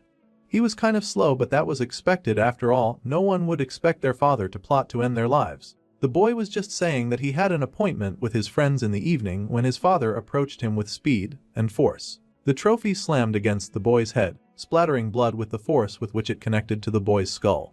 The horrible son was surprised and he stumbled, falling to the floor while his father paused to catch his breath. That one hit, of course, had not been enough to do him in, and the son stared at his father with confusion and hurt on his face.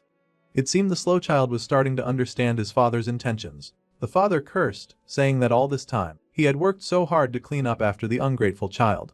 The boy was shocked and tried to run as his father swung the weapon once again. The boy had called himself a son and he cursed, slamming the trophy down on the boy's head once again. The wicked son had ruined his dad's reputation with his reckless and disgusting behavior.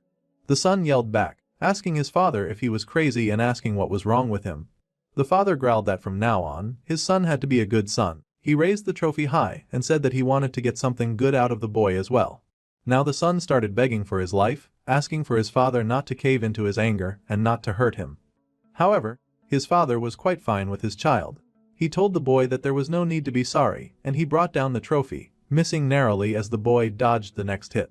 The evil father was older while the boy was young and spry, so it was not easy taking down his strong and young son. The man fell over in the tarn with a groan and the son paused for a moment. Despite how things looked, the man was not done. The angry man growled that from now on, he refused to live with the guilt of his son's actions. The boy tried to run and the man screamed in his rage. He had done everything for his son. He had provided everything too. The boy was feeling dizzy from the head wound, but he still tried to make his way to the door. Still the man wanted and raved, asking what kind of son he had been cursed with. The boy could not take one more step, his eyes rolling to the back as the head injury finally took a strong hold of his body. The man fell, feeling dizzy as he dropped to his knees. The victim slammed his head against the table as he fell, blood droplets from his head hitting the piece of furniture as he went down. The father was surprised that the whole thing had gone so well, staring at the victim in shock as his body went limp, sliding down the side of the table. The father of the victim stared in silence for a moment. Now the deed had been done, he knew what he had to do. Most criminals would usually hide or discard their weapons after the crime. However, the father of the victim had done the opposite. This was not surprising as the man probably thought that the trophy was more valuable than his son, so he had left it in plain sight. It was a case where self-love had won over fatherly love. Also a person with a strong desire to show off, and in this case that meant deficiency. A person who was thirsty for material wealth, and who had lost everything because of his useless son. Now the father of the victim was truly enraged, shouting that everyone should listen to him. He yelled that what kind of father would dismember and take the life of his own son. The genius responded that a father who struggled to resolve his son's sexual assault case would do such a thing. If that father considered that fatherly love, then it sounded rather plausible. However, that was not him. From the start, it wasn't an agreement for the son's future. It was a solution to reduce the man's own business risks. Right from the beginning, the man had only thought about himself. Yes, it was not hard to believe that parents could do this to their own child, because there were parents who starved their children to death. There were also parents who abused their own children and felt catharsis from doing it. So, it had not been hard for the man to cover his son's body with tarp and roll it out of the house without a care. Then the genius asked if the man needed more examples. The man had transferred his son to a different part of the house, a place that would not be investigated, and that was when he had done the chopping and dismembering. Still, the father of the victim was insistent in his denial, and he screamed that it wasn't him. He said that he wasn't the killer and that he had not done this. The man yelled that he had reported to the detective to catch the criminal, but they were busy accusing him and he would not stand for it. Then, Woojin pointed out that he was not accusing the man. However, he was curious about something. He asked the man when he had started to plan this evil deed. The man had done a lot of reconnaissance before moving in, after all. Now the man was shocked that the genius even knew that. Yes, The genius knew that the father of the victim had chosen this house where there were no CCTV nearby, and the parking was difficult to avoid being caught by dash cams. The man had even put a lot of insurance on his son. The father kept saying that it was not him. He was shaking, trembling, and saying that he had not done this. He was telling them that it was not him. The detective told man to calm down and that he should just come with them. The father yelled, asking why he should come with them. He said that he was the victim's family and he should not be going to the police station. He yelled that it was the butcher's doing, and that the butcher had come here and he had done this to his son. Then the detective called to his partner and told him to get into action. They informed the man in advance just in case, even as he protested, that he had the right to remain silent. The father yelled, telling the detective to listen to him, saying that he still remembered his employee's name. He still wanted to accuse that guy. Some people just refused to let things go. Then the detective reminded the man that anything that he said would be used against him in the court of law, and that he had the right to an attorney. That rounded up what would have been a very difficult case. The police cars were already downstairs, so it was easy to escort the man and take him away. That left the house where the terrible incident had taken place. Its windows were stained red like it was haunted by the ghost of the boy, and the trophy, still there on the shelf shining brightly. The detective muttered that the world was going to pieces. If this was the son's blood, that means the father had struck him with the trophy. Then the detective wondered why there was no blood reaction on the floor. The genius explained that the man had probably laid down plastic before doing the deed after all. Blood would seep into the wooden floor. The same went for the bathroom where he had done the act of dismembering. In truth, the forensic team could find some splatter traces there as well, and there was reaction in the bathtub too. Then they wondered why the man had even climbed over the wall in the first place. The genius explained that it was an act. The act had several meanings and it was done to confuse the investigation. It had been done so that somebody would see it and then be distracted and strongly implant the idea that it was done by someone who was not living there. Experts could scientifically analyze CCTV or dash cam footage, but witness testimony from ordinary people was difficult to analyze scientifically. The man wanted to appear as an intruder to witnesses. The fact that he could move the icebox without leaving scratches meant that the icebox had already been at home in the beginning, and he had been awaiting in the bathroom for him to move it out to the balcony for his wife to find. The forensic team was amazed, wondering the identity of the kid that solved this brilliant case. However, he was just an ordinary civilian. Then the genius realized something and he checked the time on the wall. It was already dinner time, and he stared in horror at the clock. The clock kept ticking and the genius stared and stared and stared. Then he grabbed the detective, asking him to look at the time. That detective wondered what was wrong. The genius then said that they had to go to the police station right away and quickly. The detective was shocked but already on the move. He asked what was happening and why they had to go. Woojin just told the detective to hurry up and come with him, because they did not have time for questions. The detective was confused but he followed after the boy, wondering what was wrong. The genius insisted that the situation was dangerous and the detective wondered what was going on. The genius said that he would order on the way and he would explain on the way there. As he followed, the older man asked where they were going and who else was involved. The genius boy asked for a moment as he typed really fast on his phone. There was no time and he had to move quickly. Then the boy asked the detective how many bowls of jjajangmyeon he should order. This confused the older man but he said that he'd take 4 bowls. With his eyes shining like stars, the genius then asked the detective if they could get sweet and sour pork as well. Of course, the detective told him to order a large portion.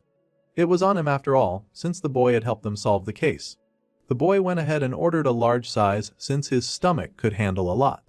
Meanwhile, the detective was wondering if they were going to catch the accomplice when they were ordering the food so early. The genius said that there was no accomplice. He just wanted to order his food successfully because there was something even scarier. Now the detective was shocked, wondering what could possibly be scarier than an accomplice. The genius asked him about the Chinese restaurant across from the police station. The detective knew that Chinese restaurant and he wondered if that was the place where the crime was going down. The boy said that was the centerpiece.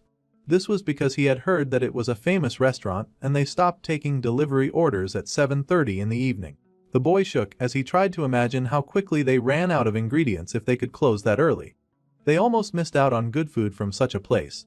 He couldn't stand it, especially when they had a chance to eat at the police station. It was a situation that was teething only to him. The genius breathed a sigh of relief that they had been able to order on time. Meanwhile, the detective now understood that he had been panicking for no reason and the boy just wanted to eat. The man sighed because this kid had gotten him so scared, but he was relieved now. The little genius was like a little brother to him, so he was going to call him his brother from now on. Woojin insisted that losing out on that food was a serious and scary situation and that they should take it seriously. They had to hurry quickly before the food got cold. Well, the detective got the car ready and asked the boy if he had already paid for the food. He did not want that since he was supposed to treat him after all. However, it was fine as the boy had ordered with a card payment when the food was coming, so there were no worries at all. That was a good job, since the detective was treating. He asked the boy if he would like some garlic fried chicken as well. However, the boy didn't want that since it was not ordinary. He asked if the detective had possibly tried out that dish before, wondering if it was tasty, and the detective said that he had. Still, the boy was not interested in trying out since he'd concluded that the detective was not ordinary.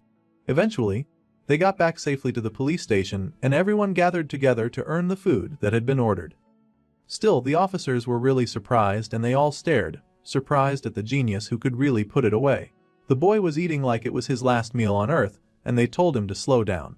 The other officers were concerned and asked if the boy had not eaten lunch. The detective informed them that the boy had eaten lunch, but he was eating like he hadn't eaten breakfast either. All of the sweet and sour pork was gone in an instant, and they barely touched it with how fast Woojin was eating. Then a man came in calling for Kim Taeyeon, which was the detective's name. The chief had returned and the men greeted him, welcoming him back. The chief had heard that they had caught the culprit, and he asked if the man they arrested was definitely the culprit or just a suspect. The detective said that it was indeed the culprit, and he told the chief to have some sweet and sour pork. Then the chief paused with his hands on his waist and asked who was busy eating food in their office. This surely was not the culprit. The detective had mentioned him before, and he introduced the genius Woojin.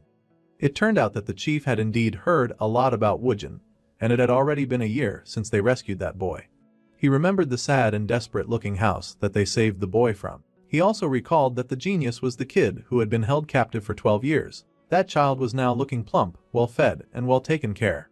The boy was even enjoying food from a popular restaurant that had a 5-star rating. The chief could almost not believe that this was the same kid because he could barely recognize him. He remembered when the detective had hurried up to tell him about how the genius had visited one time and he'd reported about a YouTuber that was kidnapped. That YouTube kidnapping case had even turned out to be legit. The chief had struggled to keep up with that story, trying to understand if Woojin had somehow started a YouTube channel. Now the chief remembered that the boy had been the one who helped them solve that very difficult case, and he asked if the boy was well and what brought him here. The chief wondered if the boy had something to report again. However, the boy had just come to eat some jjajangmyeon and a few other things. The detective then remembered that it was totally inappropriate for him to be taking the boy to crime scenes. So, he said quickly that they just ran into each other by chance on the way back. So he brought the boy here to give him some dinner. The chief was surprised that this was happening at a time like this. The detective Taeyeon insisted that he and the genius boy just had a really special connection. He was just saying anything so that the chief would not ask too many questions. It would be dangerous if Woojin told the boss about what was really happening. Taeyeon would surely get into trouble for bringing a civilian to the crime scene and he would get scolded. Then the boss asked if the younger genius had enjoyed his meal, and the boy said yes. As expected, jjajangmyeon eaten at a police station was insanely delicious and absolutely amazing. The chief was confused by that phrasing but he took it to mean that the food was good. Woojin was so happy that they had such a great restaurant nearby. He even added that whoever chose this police station location had maxed out their skills. The chief was absolutely confused about what the boy was talking about. The boy then thanked them for the meal and wished them goodbye. The detective was surprised that the boy was leaving, but that was also kind of a relief. They needed to get Woojin out before he blabbed to the chief about what was really going on. The detective offered to give the boy a ride but the boy said that it was fine since he wanted to be ordinary. Still, Taeyeon insisted on taking the kid home. The chief yelled that they had mountains of work to do and he could not just slack off with a teenager. However, the detective promised to be back soon, and he told the chief to calm down. They had the responsibility of taking the boy home safely. After all, that was their duty as police officers. The chief could not really argue with that, but he did wonder what this was about and why his boys were acting weird. He then asked if the boy had paid for their dinner but they quickly dismissed that. Later, there was a project presentation at D3, and the students sat together and worked on their schoolwork as usual. The time kept passing and they studied exactly how they would give this presentation when it was time. It was a lot of hard work but Woojin worked them hard. His classmates could not really keep up with his pace and they dozed around while he worked hard and read over the work. At any rate, There were no absences from meetings and they had worked together as a team until the day arrived. It was a bright and sunny morning and the students made their way to the university. Someone called out to Woojin and the genius greeted the person carefully. It was Mansu and he looked pretty anxious and exhausted. The genius could easily guess that the boy had not been able to sleep, and Mansu admitted that it had been difficult for him to get some rest. He was already dying of nervousness from the thought of the presentation that they would have that day. Of all the things that he got stuck with, he had never lost at rock, paper, scissors before. The boy had to give the presentation and he was distraught about it, especially because he'd been the one to select the game. It was definitely hard for him to take it back, especially when Woojin went out of his way to tell them what he was going to play. All the girls had also decided that they would go for rock as well, and the boy asked Mansu what he was going to throw. The boy lied that he was throwing paper because he thought that they were all playing mind games. So they'd all played their hand and he was the only one who lost. The poor boy had been shocked. The girls were absolutely thrilled, though Woojin sulked and tried to comfort himself by saying that presenting was not ordinary. The girls laughed together and told the boy to buy a lottery ticket since his luck was like this. They even told him to try and enter a housing lottery. Poor Mansu wondered if he should really drink a bottle of soju before presenting just to calm his aching nerves. His heart felt like it was going to burst with how much it was pounding. Anxiety and worry drained a significant amount of energy, leaving none for truly important moments like the presentation time. The genius then decided to change the topic in order to get the boy to relax. The topic the genius chose to ask about was Mansu's cousin, and he asked if the cousin was not doing well these days. The boy then remembered his cousin and asked how the genius had known that. The boy had guessed because a freshman in college was someone who needed to make friends and gather information quickly. Yet, when they'd invited Mansu for drinks, he had politely declined.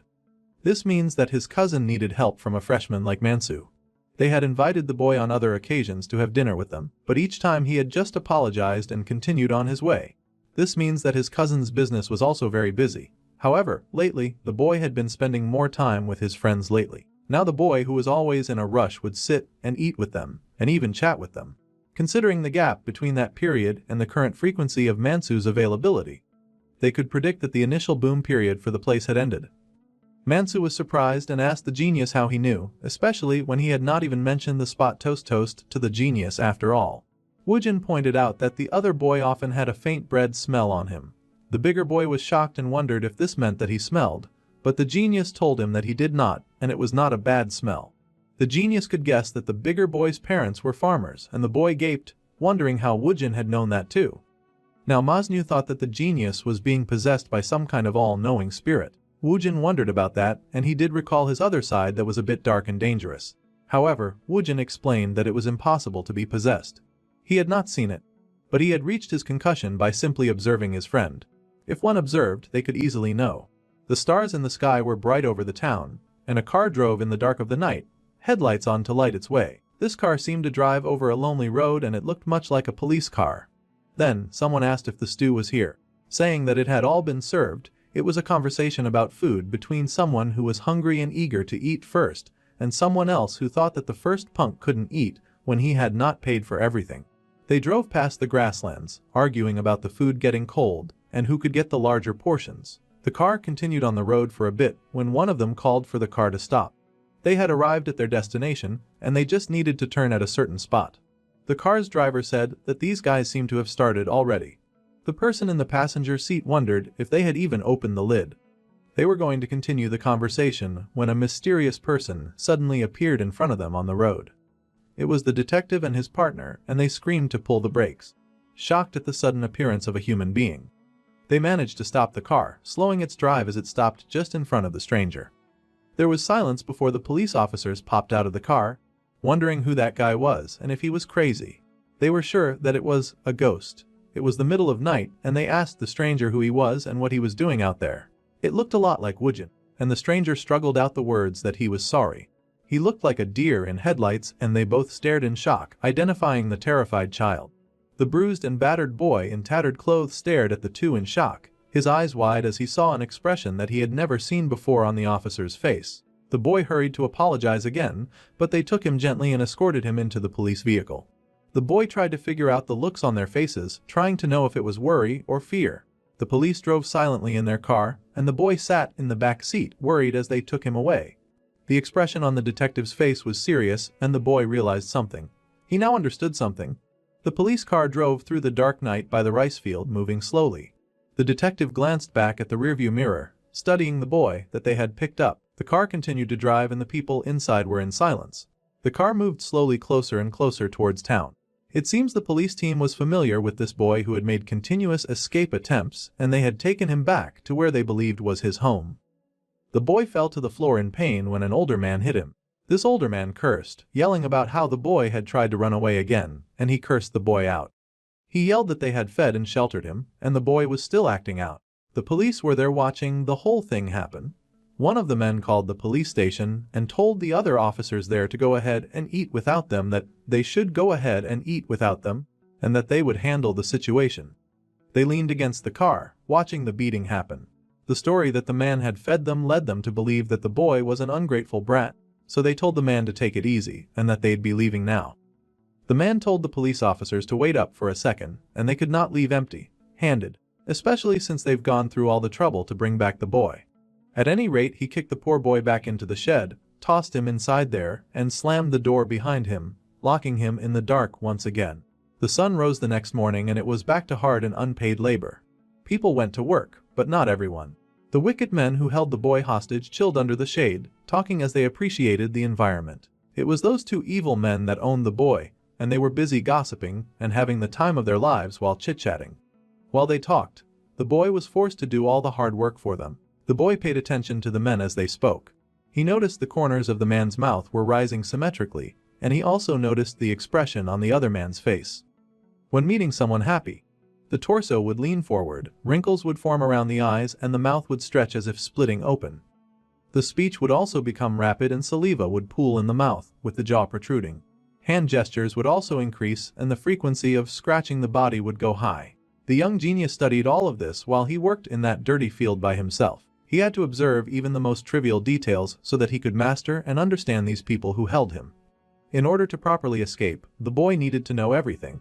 He needed to do more than just see. He had to observe. Observation would reveal the truth. That was his terrible past life and what he needed to do to get out of it. But now he no longer had to bother about that. Now, Woojin was a university student with a happy home and a happy family. Mansu was confused and wondered what the genius meant by observing without just seeing. The boy just said that if he observed, then he'd be able to read people.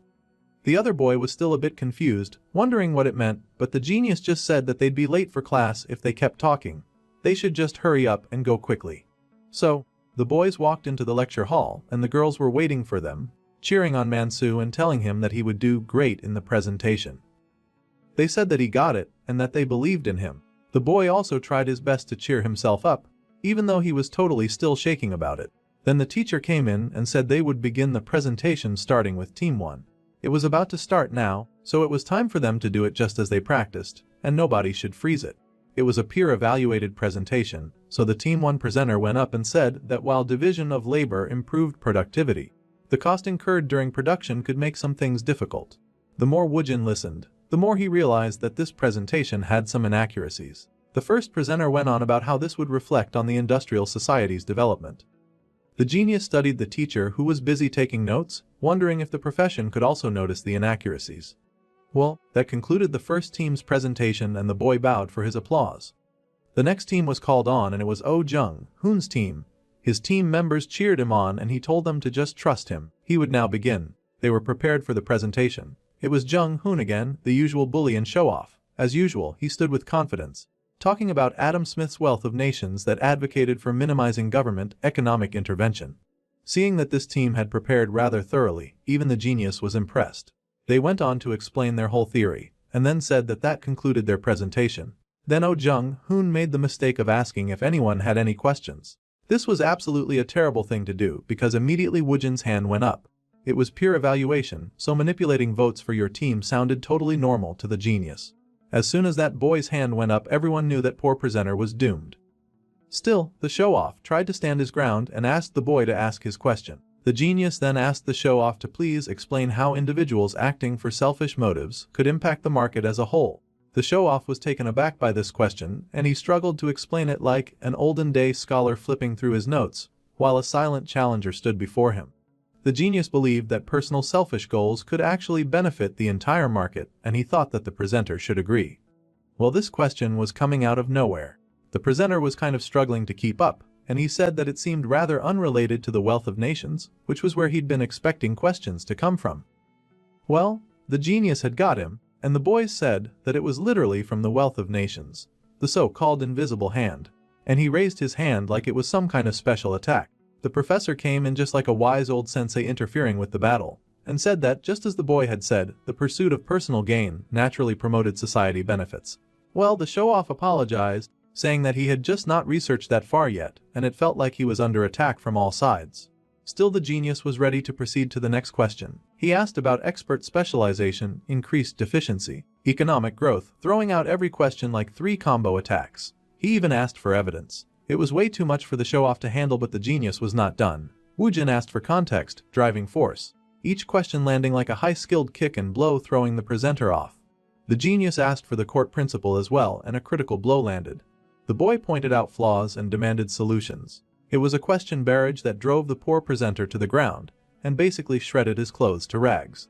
If this was a battle, the poor presenter had sorely lost, so much so that his classmates leaped out to beg for mercy. If these questions went on, their reputation would surely fall apart at this rate. Still, the genius kept spitting out questions like a machine, and the poor boy suffered. The professor was kind of feeling sorry for him, because now the boy could understand the suffering that he faced every time he had to teach a class. Well, that concluded their presentation, and the poor boy had been stripped to rags of his confidence and abilities. With the conclusion of that presentation, it was time for Mansu to go ahead and perform. Woojin smiled proudly because he had taken down the enemy general.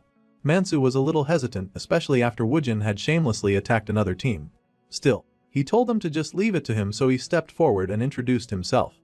He was from Team 3 and he was now going to begin the presentation. His team happily cheered him on like K-pop fans. His team cheered, telling him that he was awesome and that they loved him. Then the boy took the microphone and explained the presentation using all of the points.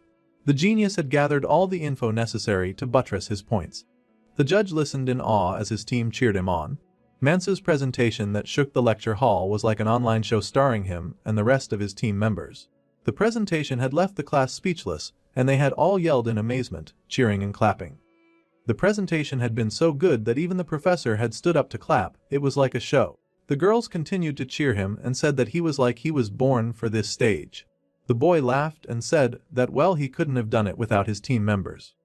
That was for sure, and they were getting straight A's for everyone, and they said they would even sue if they didn't get it.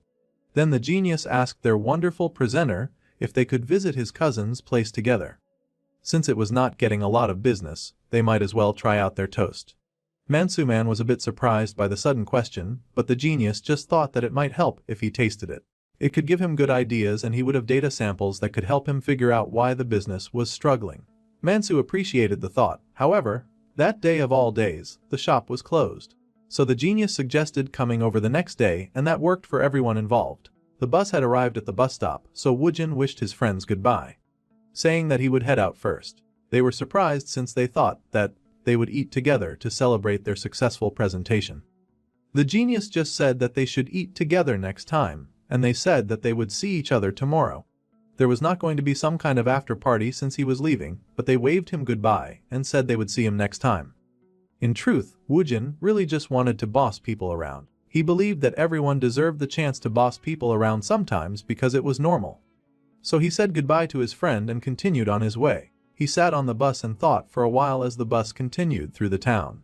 As it moved, Woojin took a moment to express gratitude for his friends and the normal life that he now lived.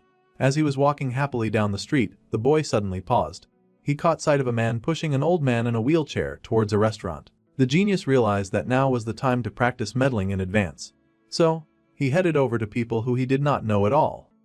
The genius said that he was going to pray for the patient's speedy recovery. He also added that elders often drank bone broth as a health tonic, but the phosphorus in slow-boiled broth actually leaches calcium from bones. The old man in the wheelchair was confused and asked the grandson if this strange boy was his friend. His grandson said no. Woojin was excited about his first meddling exercise and said that bone broth was not ideal for fractures, and that calcium-rich foods were much better to help with the situation. He even showed them a bone-healthy food list.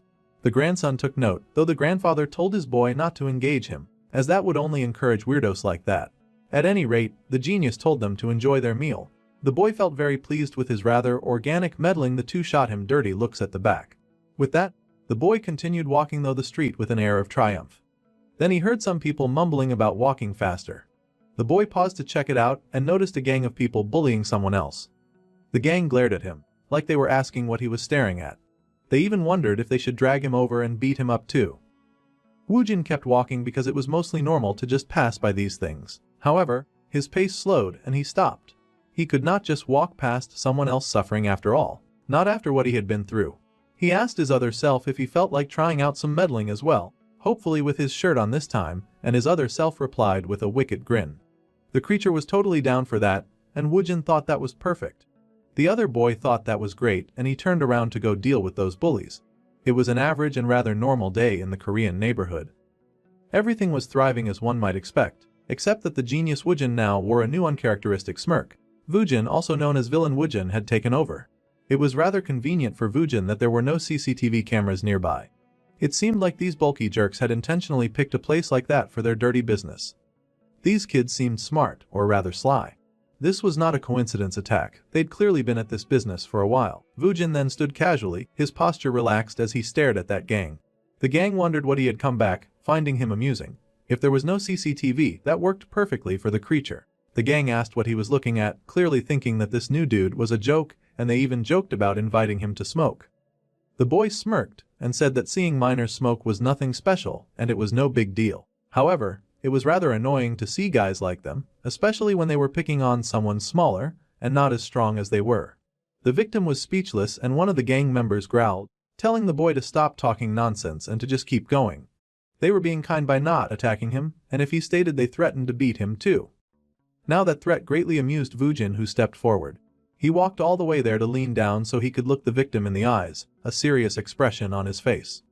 The gang mocked and asked why he was acting so weird, even asking if their victim knew the guy. The victim did not know him, but Woojin called the poor boy's attention. He asked the boy on the ground why he was living like this. This question was confusing to the victim. Once again, the creature wanted to know why the victim was kicked like he was being beaten. He was just accepting the loss back to back. There was a time when the genius himself had been beaten and harassed by men stronger than him. There was a time when he'd suffered all sorts of abuse and pain at the hands of those who just wanted to use him. Woojin wanted to know if the victim planned to die like this, living and talking like an idiot. When he saw people living like that, suffering and getting beaten up, he just could not take it. While this conversation was going on, the gang was laughing, wondering why the boy was acting like this was not going to happen to him. They were busy and that the genius should have left when they let him go. Woojin smirked and told them to do their job, running his fingers through his hair. He had no business with these guys, and the gang was now annoyed, wondering why this stranger was laughing at them. Woojin's eyes shone with darkness, calling the gang members pathetic, because that was exactly what they were. They yelled in rage, asking what was up with him and why his existence made them so angry.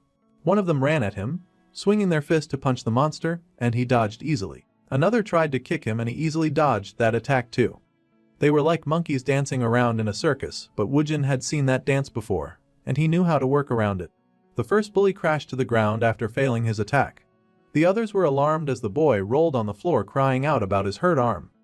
The other bullies asked if their friend was okay, but the boy groaned that his arm was twisted right now while Woojin watched him without pity. It seemed the first guy had broken his arm without the creature even touching him. How pathetic. The creature then mocked them, talking about how the arm had broken like it was just a weak little twig. He asked the bullies how they were going to deal with that. Now they were enraged and they yelled, rushing at him for being so annoying. Woojin let them come and he punched the next guy in the jaw, watching that guy fall over. It was a hit so catastrophic that it reshaped that boy's whole life, and the whole scenery shattered along with his precious confidence. The guy who got hit stared upwards in shock and alarm, like he could not believe it was a normal punch and not magic powers that hit him. He crashed to the floor, knocked clean out right beside the other dude that was writhing in pain. The other gang members were shocked and could not believe what was happening, but they were not fast learners at all since they kept trying to attack Woojin. The next guy swung a punch that the boy easily dodged, and he grabbed the hair of the next attacker. That bully knew that he was in deep trouble now. His hand tightened on the bully's hair, and he dragged that boy like he was a sack of rice, dragging his head to the nearby bars that stood in the area. That bully got slammed so hard into next week that he lost hairs as well when he fell. The creature took a moment to observe the strands of hair that he'd pulled out, but his target was still conscious and moving around. Vujin said that people should manage things ahead of time, before things got this bad. Then, he turned to the boys on the floor, saying that the boy should not just sit around like useless things and that he should get up. The victim was terrified now that this big, strong and scary guy was looking in his direction. The boy grabbed the victim and told him to stand and come with him. Still, the victim wanted to at least know where they were going first. The creature didn't answer as he picked up the victim and dragged him away from his abusers who were all writhing in pain. The victim had no idea where they were going, but the creature took him along anyway. Later that evening, in a very peaceful-looking garden near the living area, the genius told the victim to sit down. The victim was a bit surprised, but the boy insisted that he sit. There was greenery all over the place, a beautiful garden of lush vegetation, and the two boys sat in silence for a while. It seemed that Vujin was still in control, and he called out to the victim, who responded immediately. The creature then asked the victim about pain and what he thought pain to be. The other boy was confused, but he simply said that pain was when stuff hurt. Then the genius asked where the boy would go when stuff hurt. The boy slowly said to the hospital. The creature was glad that the victim knew it well. When things hurt, people went to the hospital for treatment. Then he asked the victim if he really practiced what he preached. The boy was busy getting beaten up without any intention of improving or making it stop. The victim was confused, asking the genius what he meant by that. But it irritated Vujin that this boy was just letting the bullying happen without fighting back. He passively accepted it. The victim considered that situation and then pointed out that he could not fight because he was too small. However, in a fight, it was the person who went too far that won. Even if he was small and could not fight three guys at once when cornered in the bathroom, he could use a mop to scoop out poop directly from the toilet and threaten those guys with it. That would definitely make them hesitate. Just moving your body did not mean that a person would win a fight. It was more likely that the victim was scared and terrified of the people that bullied him. The victim had to be more afraid of himself instead of letting bad things happen passively. The victim had to fight back in any way and improve his environment. There was no need to make extreme choices that would send others to hell for his own comfort. Choices like suicide would not help anyone when going through a difficult situation. The only ones who would be inconvenienced would be his family members, and the bullies would find another victim. The victim should not run away from a difficult situation just because he was scared. When the gang outnumbered him, talked down him, or tried to belittle him, it was important for him to stand up for himself. There was no paradise for the victim to run to where all the bad things would stop. People acted unconsciously according to the environment that they were designed in. Whether consciously or unconsciously, the cogs in the machine would turn. That is what is called personality. Those who had experienced it would try to move forward. However, there were some that inched away from the arrow that pointed in the right direction, their heads hung in defeat. They were the ones who had never experienced and would then try to avoid it. The time when a person could design their brain, they had to use that time to design it quickly and design it well. If they waited for too long, it could be too late. The victim hung his head, laughing softly that the genius spoke like it was easy when he'd never had to live that life before.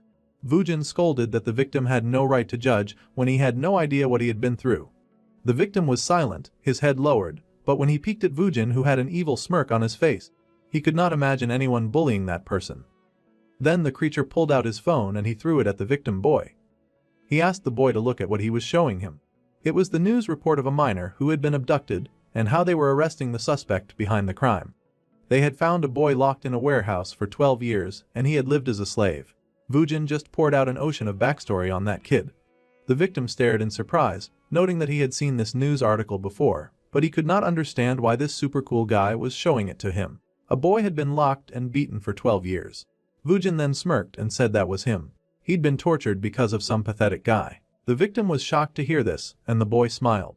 It was normal to assume that he was the most miserable person in the world. Even then, people had to fight until they thought they were going to die. He had more ways than the victim right now, but he was sure the boy would manage.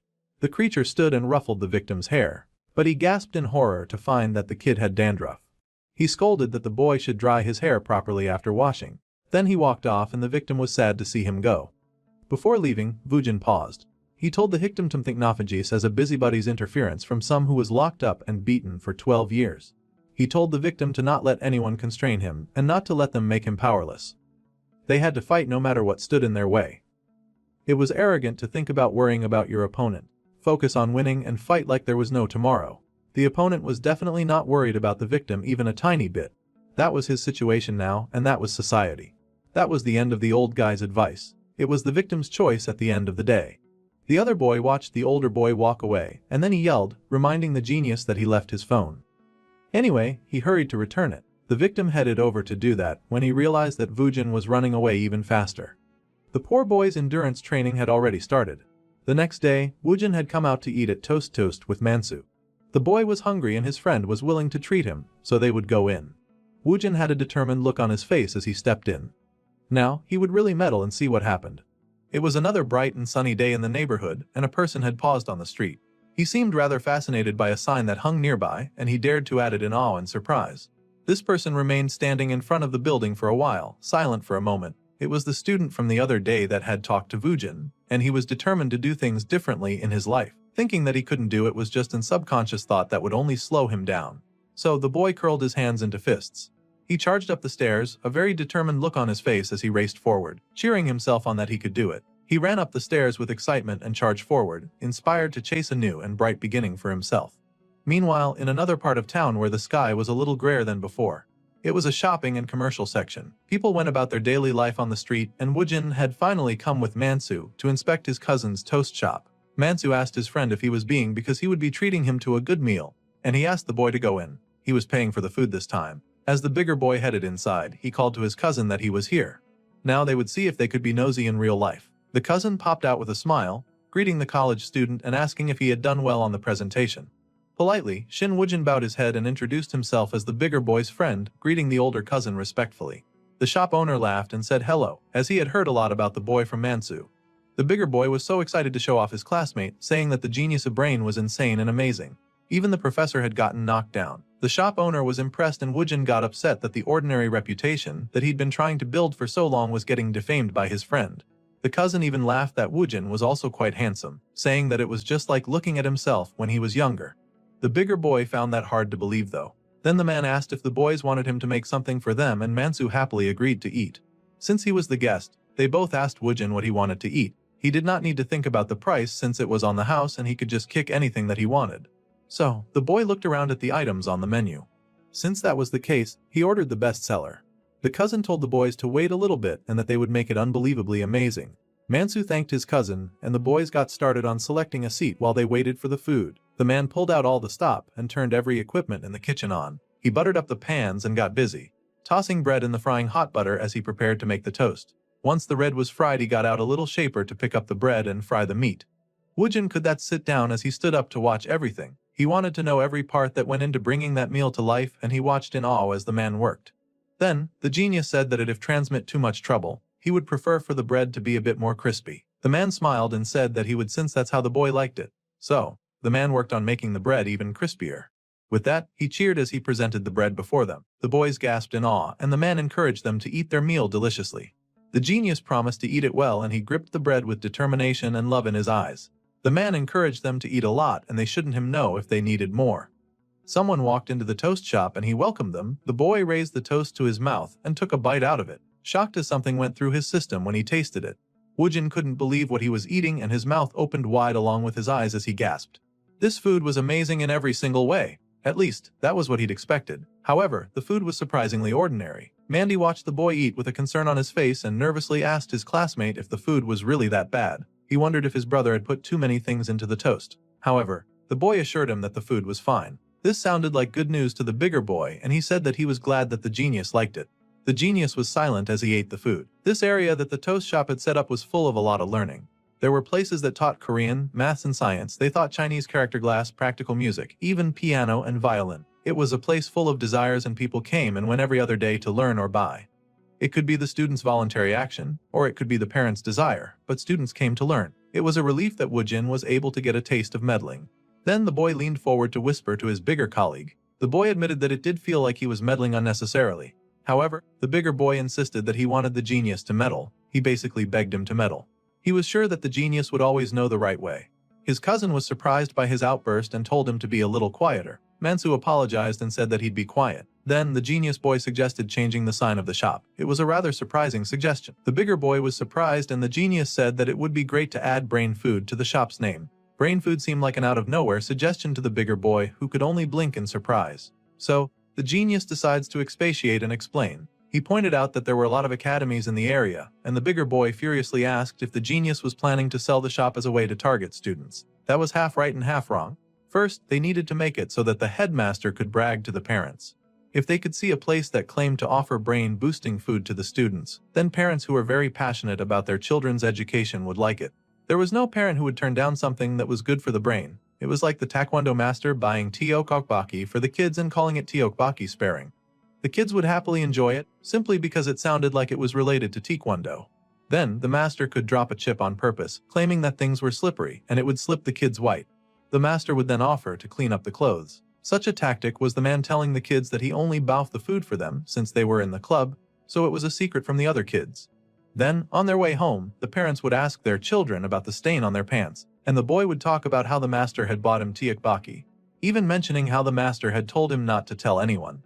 This was very interesting to Mansu, who listened with awe and thought that it was great. Then he asked if their toast was really good for the brain. Woojin shook his head, which didn't really brighten up the boy's spirits. The toast was just a small energy source that was not necessarily effective for the brain. So, the bigger boy asked what they should do. The genius reached into his school bag to find the perfect solution for their problem. He got busy as he pulled out a notebook and started to write and do calculations faster than Mansu could keep up with. The boy stared in awe, and then he was done. The genius showed his classmate a strategy that he had now mapped out to guarantee the success of their work. It was a map of ingredients that were good for the brain. Eggs that provided choline and helped to improve memory. Blueberries that provided anthocyanin flavonoids that reduced stress on the brain.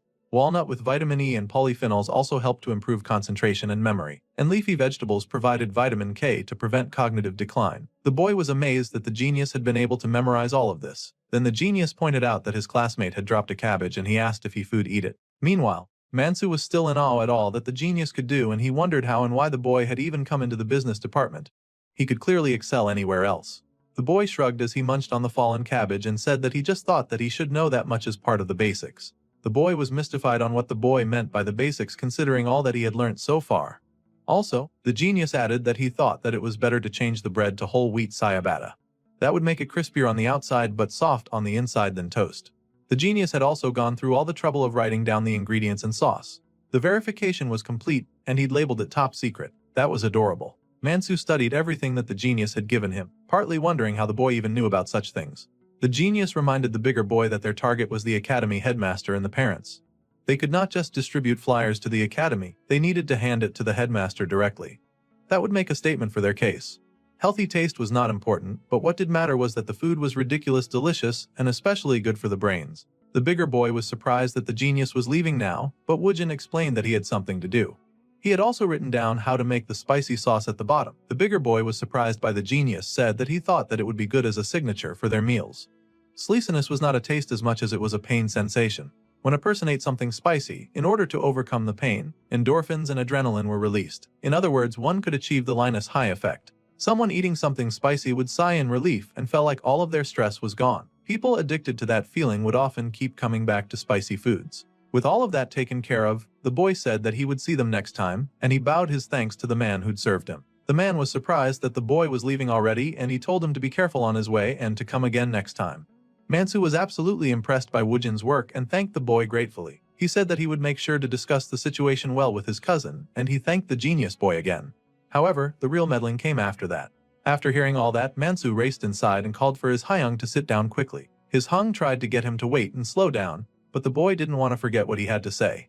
It was evening, and the sun set over the quiet neighborhood of Woojin's place. The boy was carefully walking his way back home at a rather steady pace. He kept walking down the long and boring road, and he walked and walked and walked. The trek in the evening was nice with cool breeze and a flavor of sunshine. It made Woojin happy to experience it. Then, the boy paused when he detected something. He found some dude leaning against a wall in an area suspiciously close, too close to his home. The boy stared at the boy before him, but he kept walking, seemingly comfortable about walking past, but the boy called out for the genius to wait. The boy asked if the genius was the boy called Shin Woojin. Now this was an interesting question, and the boy paused as he decided how to answer that. Then slowly he turned and asked if the person speaking to him was a reporter. Last night, during the quiet evening that settled over the boy's home and neighborhood, the genius boy had sat at his desk, going through the media files and news reports on the internet as usual. The boy had then zoomed in on a particular file that caught his interest. Carefully he looked at the copy option, copying as he desired, and he found a section that allowed for composing mail. Carefully, the genius had started to compose an email, stating that he, for 12 years, was imprisoned. That brought the boy to today, when he was just trying to go home in peace and was stopped by someone who wanted to know if he was Shin Woojin. This was a difficult situation for the young genius who would prefer to not answer such a question. Carefully, the youth asked if the man talking to him was a reporter. The man happily said that he was indeed a reporter, and he was the reporter Kim Dong-sik. He was reaching out to Shin Woojin, who had sent him an email concerning his story. The boy was silent as he glared at the reporter, and this was an interesting situation since he'd technically contacted the reporter himself. The message had asked for the reporter to provide his contact so that he could reach out after preparing himself. However, the reporter had somehow reached him down to his home and had come for a report. Reporters were truly scary. The boy reminded the reporter that he said that he would contact him, and then he asked how the man had found his house. For a reporter to track down his address this fast, it was proof that there was still a great demand for his story from the public. The reporter began to explain hesitantly, but the boy had already guessed that the man had just asked the detective. This was an annoying development, but nothing that Woojin could not handle, and he wrapped his arms around himself, appearing small and scared. He had gathered the courage to reach out to them, but he was not prepared mentally to talk about such an awful time. Suddenly, he acted like those memories were coming back to him and that it was making him feel scared. He also acted like he wanted to hide. The reporter apologized in alarm, stepping back as it had not been his intention to spook the kid. He apologized, saying that he never meant to scare him, he had just really wanted the scoop. Then the boy insisted that the man should wait until he was mentally ready. If that was what the genius wanted, the reporter agreed to coldly and the genius huffed, thanking the man. He asked the man to please take care and was about to head back inside, then the reporter stopped him again. Woojin was not a fan of this behavior as the reporter asked for just one question. The boy said that he would tell the man everything next time, and he stalked away from the reporter as fast as he could, wishing him goodbye. The reporter was left standing speechless at the door of his house as Woojin went inside. The evening continued, the sky dancing in shades of many colors, and the boy greeted his family, announcing his arrival. They were all happy to see him and welcomed him home. The police had reported a murder in Odong 5 days ago. His parents were watching television. His mother asked her baby if he had eaten and he said that he had. It turned out to be the case that he had solved where the father was charged with killing his own son. CCTV footage showed the man buying the icebox used in the crime, and his family members could not believe that a person could be so cold-blooded to kill their own child. The genius noticed his family watching this news with terrifying concern. These were real-life events. In other words, seeing such things built the subconscious empathetic stress. Watching horror crime documentaries, rage-inducing videos, or seeing shocking news. People unconscious imagine themselves in the victim's shoes when they watched such things. Even if nothing happened, emotional damage could accumulate. That was why people were scared. Though it was just the expansion of hot air and contraction or cold air, people would sometimes get scared just by hearing random sounds if they could not trace the source. People judged situations differently based on what they had seen or experienced. Just hearing a noise would make them think they were under attack and they would call for someone to assist in a panic. Most people perceived situations differently. The motive for the crime was insurance money, of course. The father had wanted to use the boy's insurance to fix his life. Knowing how panicked people could get from watching bad things, Woojin wanted his family to only see the good things.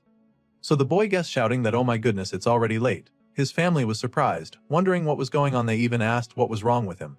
Then the boy said that it was the special 40th anniversary drama, and he thought that it was love, but it was his siblings. I was adopted to the US. He wanted to watch that drama because it was starting right away, so he really wanted them to change the channel.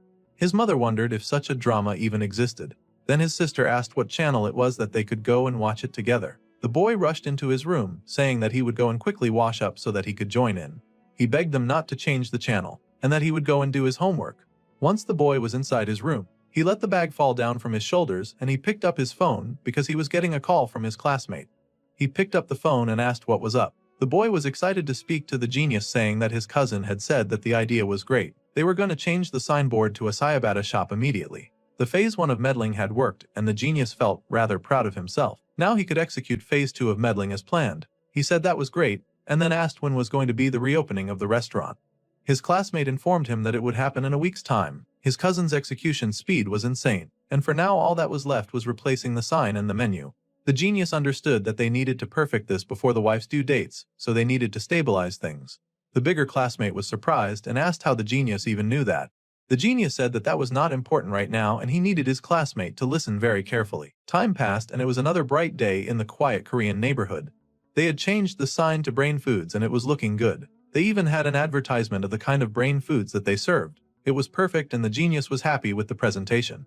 He was glad that he could meddle further to help his friend. His friend and his cousin were happy to see him, and they called him Little Bro as he came inside the restaurant. They welcomed him with joy, noticing that he was rather energetic today.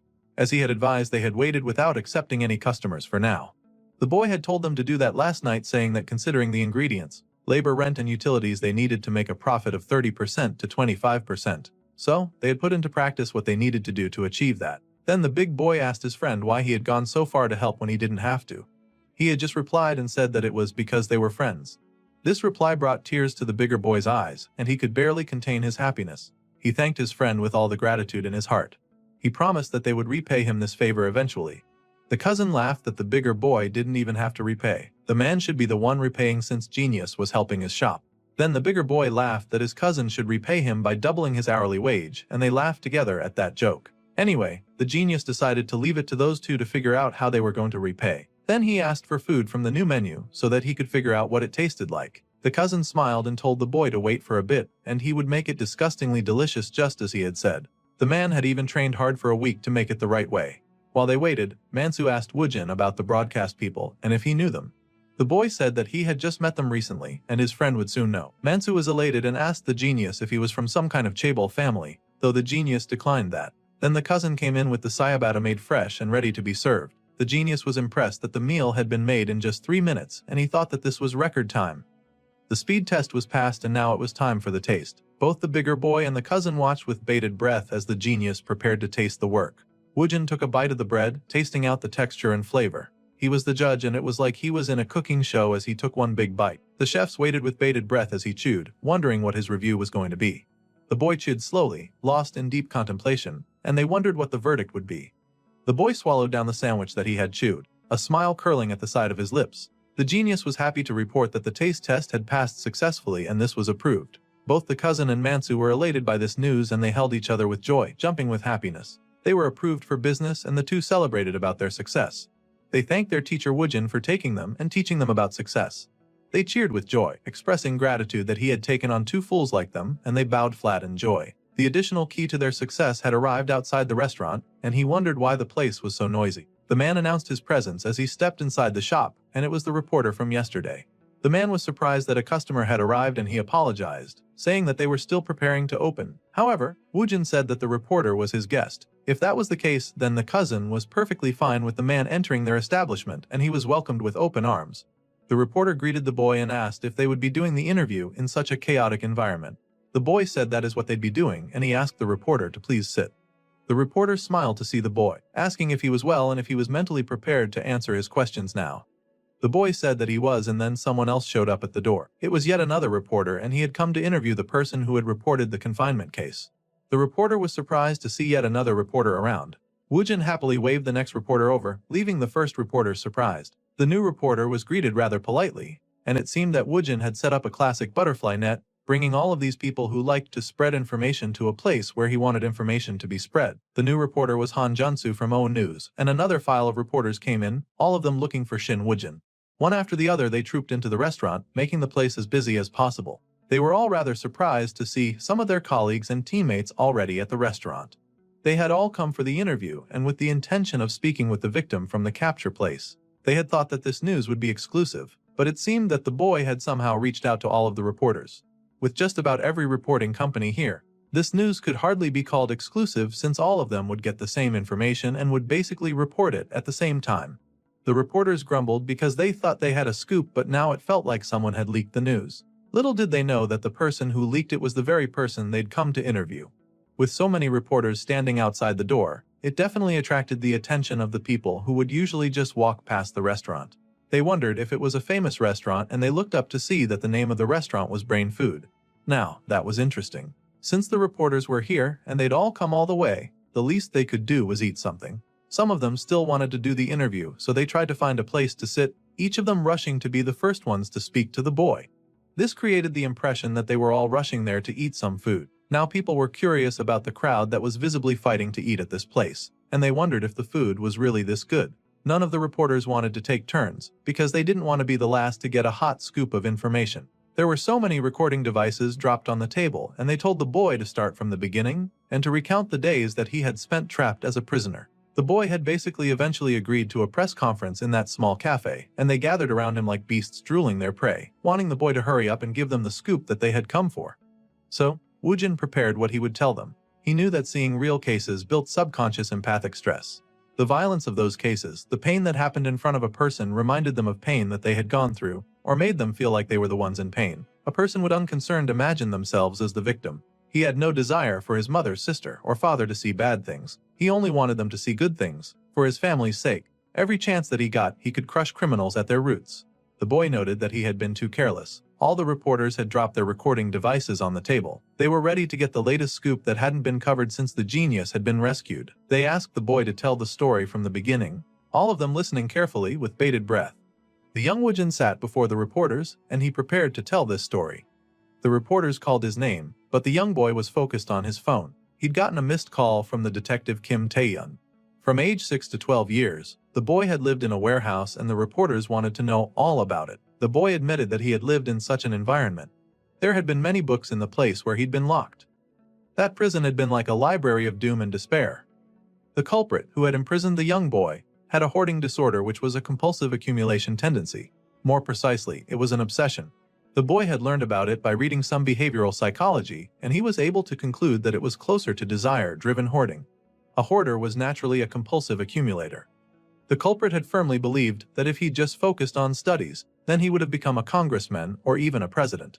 The man insisted that he'd become village chief because of his intelligence. His co-workers would often tell him to calm down and try to convince him that being a village chief was quite enough. The man desired social climbing, but he always lacked the follow-through. He was the kind of parasite that only desired that his status remain. A lady would stop to play with a cat that she found outside, calling it cute and encouraging the little animal to follow her home. She would convince the little creature that it would love it at her home, and that she had many friends for it to play with. She would take the stray home to where she already had many cats, and tell the other animals to say hello to their new friend. This was the behavior of an animal hoarder. A person like that would keep an uncountable number of pets, and then proceed to neglect them.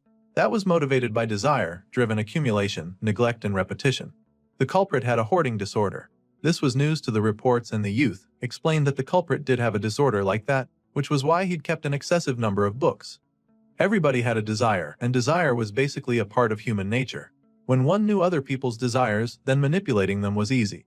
These reporters desired to hear the backstory of the miserable wretch that had suffered for 12 years inside a container. So, the genius had merely used that to control them like a puppeteer. The people around him eagerly asked, wanting to know what he had gone through. The boy explained that he had grown rice fields. Every day he had worked hard in the fields, exploited by the man, and used to plow farms at an early age. The boy had also managed a lot of greenhouses, and he'd been responsible for making a lot of things grow. He had also been responsible for cleaning, and it seemed that there was no hard labor that he had not done. Moping, shoveling, sweeping, using a spanner, and all sorts of tools, the boy had lived a life of labor. He continued blabbing about things that were not necessarily important, and anyone would have guessed from the culprit's occupation and environment. Still, these reporters were so hungry for a story that they paid attention to every word. Then, the reporters asked how the police had found him, and the boy paused. He opened his mouth to speak, hesitating once again. Now this was a part of the story that he could not disclose. There might be others who were still trapped in that situation, just like he was. And if they learned how he had gotten detectives involved, the culprits could adapt and find a way to ensure that none of their victims would ever escape. So, the boy bowed his head as he said that the police had come to him. The reporters thought that it was such a relief that the authorities had gotten there just in the nick of time. As this conversation went on, Mansu and his cousin talked, and they realized that the genius boy was connected to the incident that had been reported last year. The reporters were still pressing and trying to know if the boy knew any more information about the informant. However, the boy said that he knew nothing. He did not want to talk to them anymore, and he noticed that the 30-minute slot for the interview was over. The genius had been sure to use up as much of the time as he could to ensure that they wouldn't ask any important questions during those 30 minutes, especially not questions that he did not feel like answering. The reporters were shocked that time had passed so quickly, claiming that the interview had just started, and they were so surprised. However, Woojin leapt to his feet. The reporters still tried to push, asking for one more question, but the boy danced out of their reach, apologizing and saying that he had an emergency that he needed to attend to right away. They begged and tried to catch him to answer one more question, but he easily dodged them once again, slipping away from their desperate grapes like a star acrobat. He thanked them for their time and kept dribbling each reporter like a football player. Even though they tried to trip him and make him stall, the young genius kept going. he was seriously going to end the interview like that. Some of the reporters thought that it was quite remarkable that the boy was doing quite well, as they thought that he would have struggled a bit more socially after being locked away for so long. It had felt more like interviewing an idol fat was about to release an album. The whole thing felt rather frustrating, but most of the reporters still wanted to hear more. They decided to stay in contact with the boy, and they started figuring out what they would do for lunch. It was early afternoon and most of the reporters were starving, wondering if it would be cost-effective to just grab a bite at the restaurant that they were already occupying. It sounded pretty good, so they asked what was on the menu. Of course, the most Ueller item was ciabatta, and the reporter wondered what on earth that was. The interested reporters gravitated towards the two, and the cousin considered this situation rather bad. There were now way more guests than they could serve at once. Meanwhile, Mansu called Woojin out of concern for his friend, and he asked if the boy was truly okay after going through all that. The genius told the bigger boy to just meet him in the right alley. This surprised the classmate, but he said that he'd be right there. Now his cousin was shocked to see him leave when he needed him the most. The line into the shop was insane, but he did have to check on what Woojin might need. The bigger boy was relieved to see the genius, and he asked the youth if he had really survived such an intense ordeal. He of course wanted to offer as much comfort and love as he could to his friend. Mansu couldn't believe that the news story had been about his genius classmates. Then, the genius teased and asked if it was so hard to believe because he looked different. The bigger boy was surprised, saying that was not what he meant, as he was actually rather concerned about the genius. Still, the genius insisted that he was just Woojin. The genius' desire was to be no more than the guy who ate lunch with him, as well as the guy who often studied together with him. He was also the guy that they hung out with after class. All that the genius wanted to be was a normal friend. Of course, the bigger boy accepted this right away out of consideration for his friend. The genius wanted a simple life, the kind of life that he had been deprived when those awful people had ripped him away from home. The bigger boy said gently that he thought that his genius friend pushed himself a bit too hard. He did not want the boy to have to go this far for him. Plus, the boy's privacy could be at risk. They were friends, and the genius placed a hand on his friend's shoulder, a silent understanding as he grit his teeth, imagining how much the other boy had endured. Helping friends was normal, so Woojin did not mind sacrificing a thing or two to help the other boys. Going all out for friends was normal, that was what Woojin believed. He told the bigger boy not to worry too much about his privacy. Even if his info got exposed, he had a cheat key that could help him manage the situation. Hiram did complain that the boy only seemed to call when he needed something. Well, just as he desired, she would see to it that the article would get taken down fast so that he could continue to be normal, just as he desired. Mansu grabbed the genius in a tight hug of overhearing gratitude, thanking the boy for all that he did for him. Woojin gave a thumbs up concerning the situation, and he told the bigger boy to give coupons only to S University students. They had to look out for their own after all. They could even get a discount if they wore university hoodies. Then it would seem like S University students are there regularly, and it would help to boost sales as well. Masnu agreed to give out to coupons and keep his friend's past a complete secret. He got everything, and he assured Woonan that he would be taking that secret to the grave. It was too secret and classified for Mansu's eyes only. The bigger boy thanked his friend all over again, thanking him very much, and he said that the boy could come over any time and ask his cousin for a treat. The genius freaky appreciated the invitation, but he had to go now as he had an emergency to deal with. The boys happily waged a cheery goodbye to each other like two brothers departing to walk on different paths, though they would still meet each other in school again.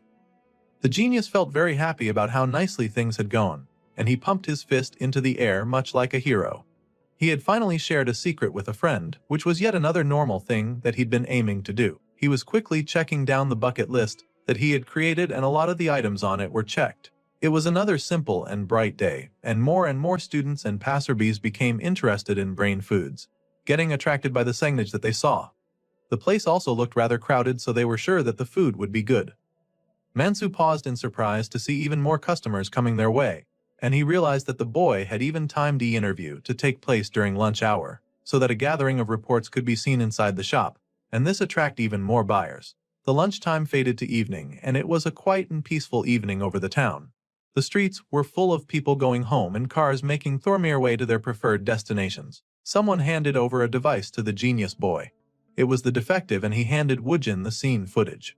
The detective had barely handed over the device when he heard a loud growl come from the youth's belly. Taeyun sighed and then had to offer food to the boy first, inviting him to eat because he'd just feel bad if they continued the case like this. The genius tried to insist that it was fine, and that he could still study the scene in this condition, but his stomach growled again to debunk that statement. The detective sighed internally, but he did point out what videos and pictures they would be using for the case. The boy followed the detective's instructions, but he only had one thought in mind. He wanted to get the detective Kim Tae-hyun promoted. His desire was to level up his connections so as to benefit his family and keep them safe. The case today presented the body of what seemed to be a young lady, fallen to the floor.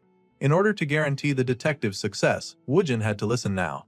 He looked upon the image, looming over the corpse like he had transported himself to the location. Those who were still alive were often compelled to defend themselves with lies, only the dead spoke the truth. So, Woojin compelled the corpse to rise, acting out the memory of what incident had taken place. Now was the time for him to listen to the language of the dead, and he paid close attention as the corpse came over to whisper in his ear. The genius looked upon the fallen body behind him.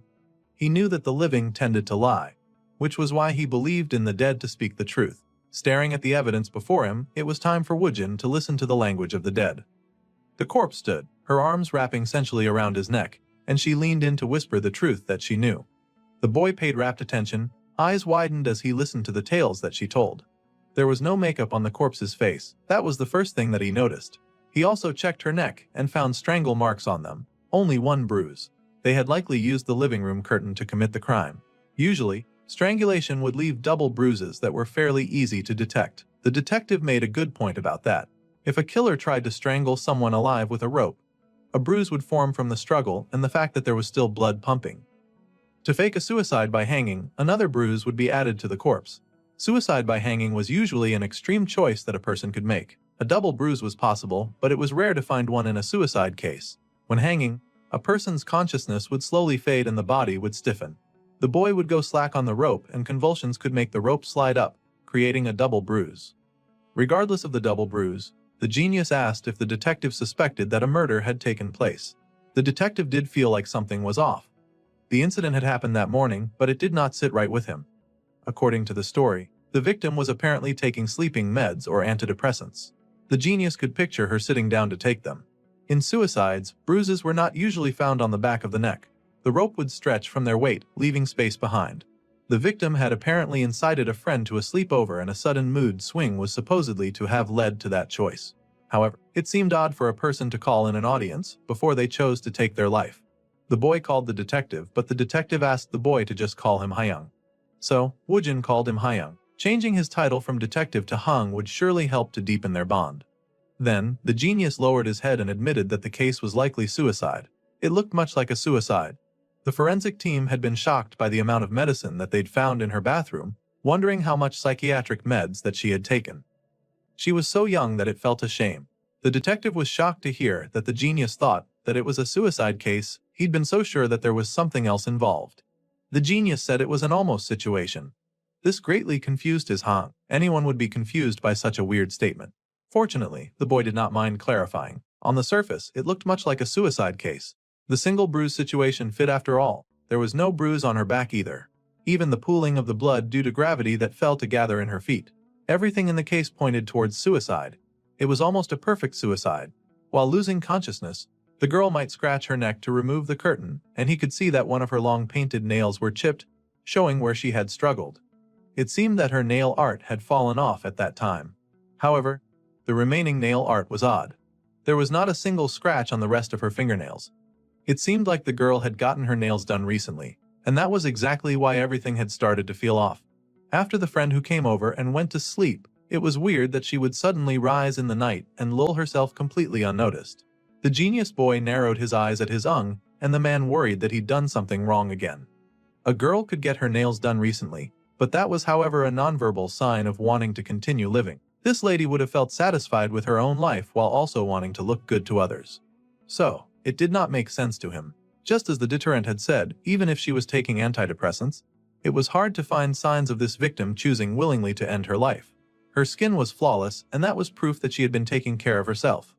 There were two peculiarities. There were bruises on both shoulders. It seemed that she and the friend that she'd been with had gone out to get a massage together. That was how those bruises had formed.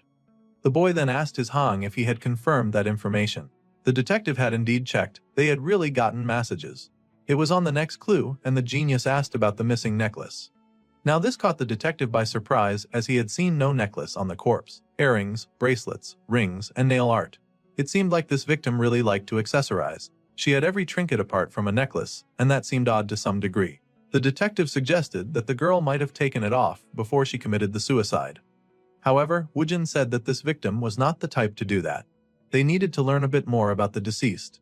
They said that she had drank with her same gender friend, who currently remains unnamed. The drunk friend had left the living room and went to sleep in the room first.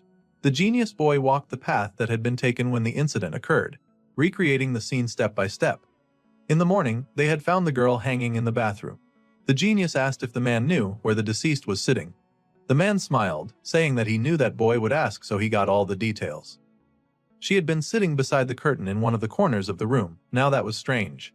As expected, his Haoong's instincts were amazing, and the detective laughed bashfully at such a compliment. However, he was not sure what was strange. They asked what the deceased's name was, and it turned out her name was Park Hye-hwa. When inviting guests, a host would usually try to make them comfortable. However, according to the seating arrangement, the snacks were all skewed towards Park Hye-hwa. It means that the host did not care too much about the guests' feelings at all. The detective realized that this seemed to be the case. The open window view was from Park Hye-hwa's seat. The food was also closer to her, the path to the bathroom too.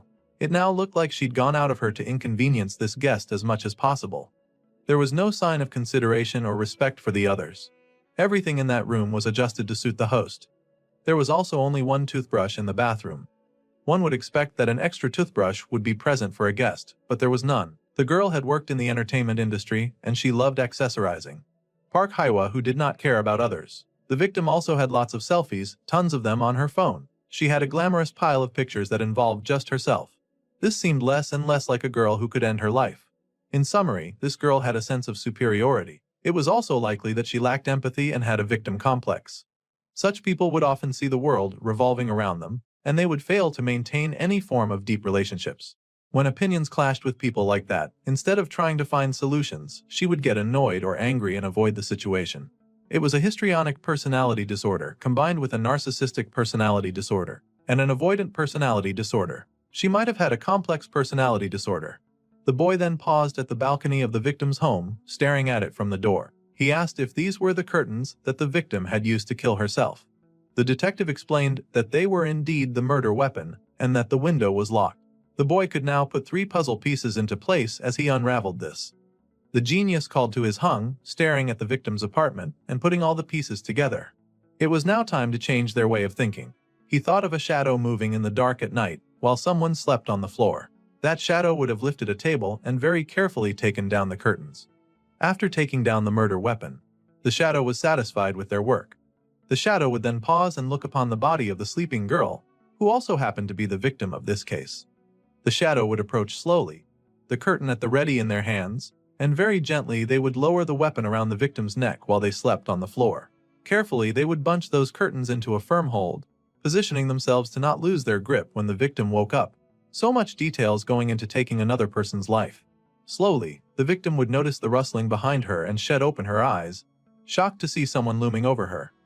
The victim would have been terrified to see that face in the dark, and their immediate instinct would be to buck and run. The self-absorbed lady would try to rise, but the curtain would wind right around her, using her momentum to rise against her, and pulling sharply at her neck in a firm and tight tug, giving the victim less room to struggle so that more bruise marks would not form. Very slowly, the victim would start to choke, struggling to pull the tight curtain off her neck. The breath would slip from her lungs, and she would fight against this end with all of her might, choking, struggling, and crumbling in the dark. The genius could imagine all of this unfolding. He could basically see it in his mind's eyes. The hyoid bone was likely the place that would have broken first if the attacker had strangled from that angle. The poor victim, laid out on the floor, would likely find herself with a curtain set around her neck as she slept. The lady would open her eyes, waking to the feeling of someone hovering over her.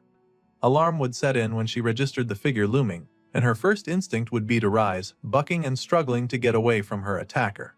Taking advantage of her panic and momentum, the attacker had then held tightly to the curtain around the woman's neck, holding it firm to control the number of bruises and stealing the air from her lungs.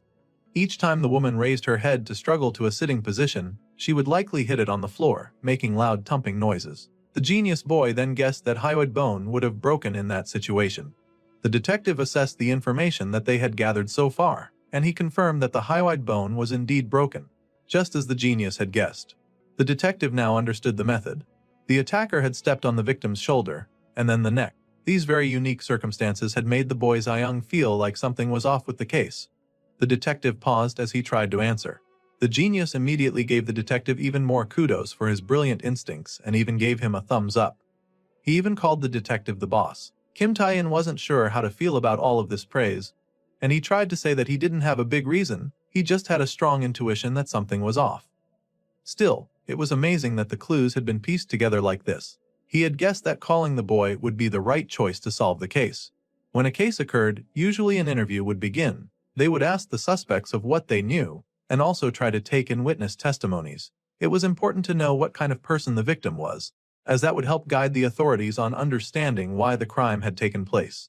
Waiters, cleaners, and neighbors would all have their own testimony to give, and they could sometimes guess the reason for the victim's death.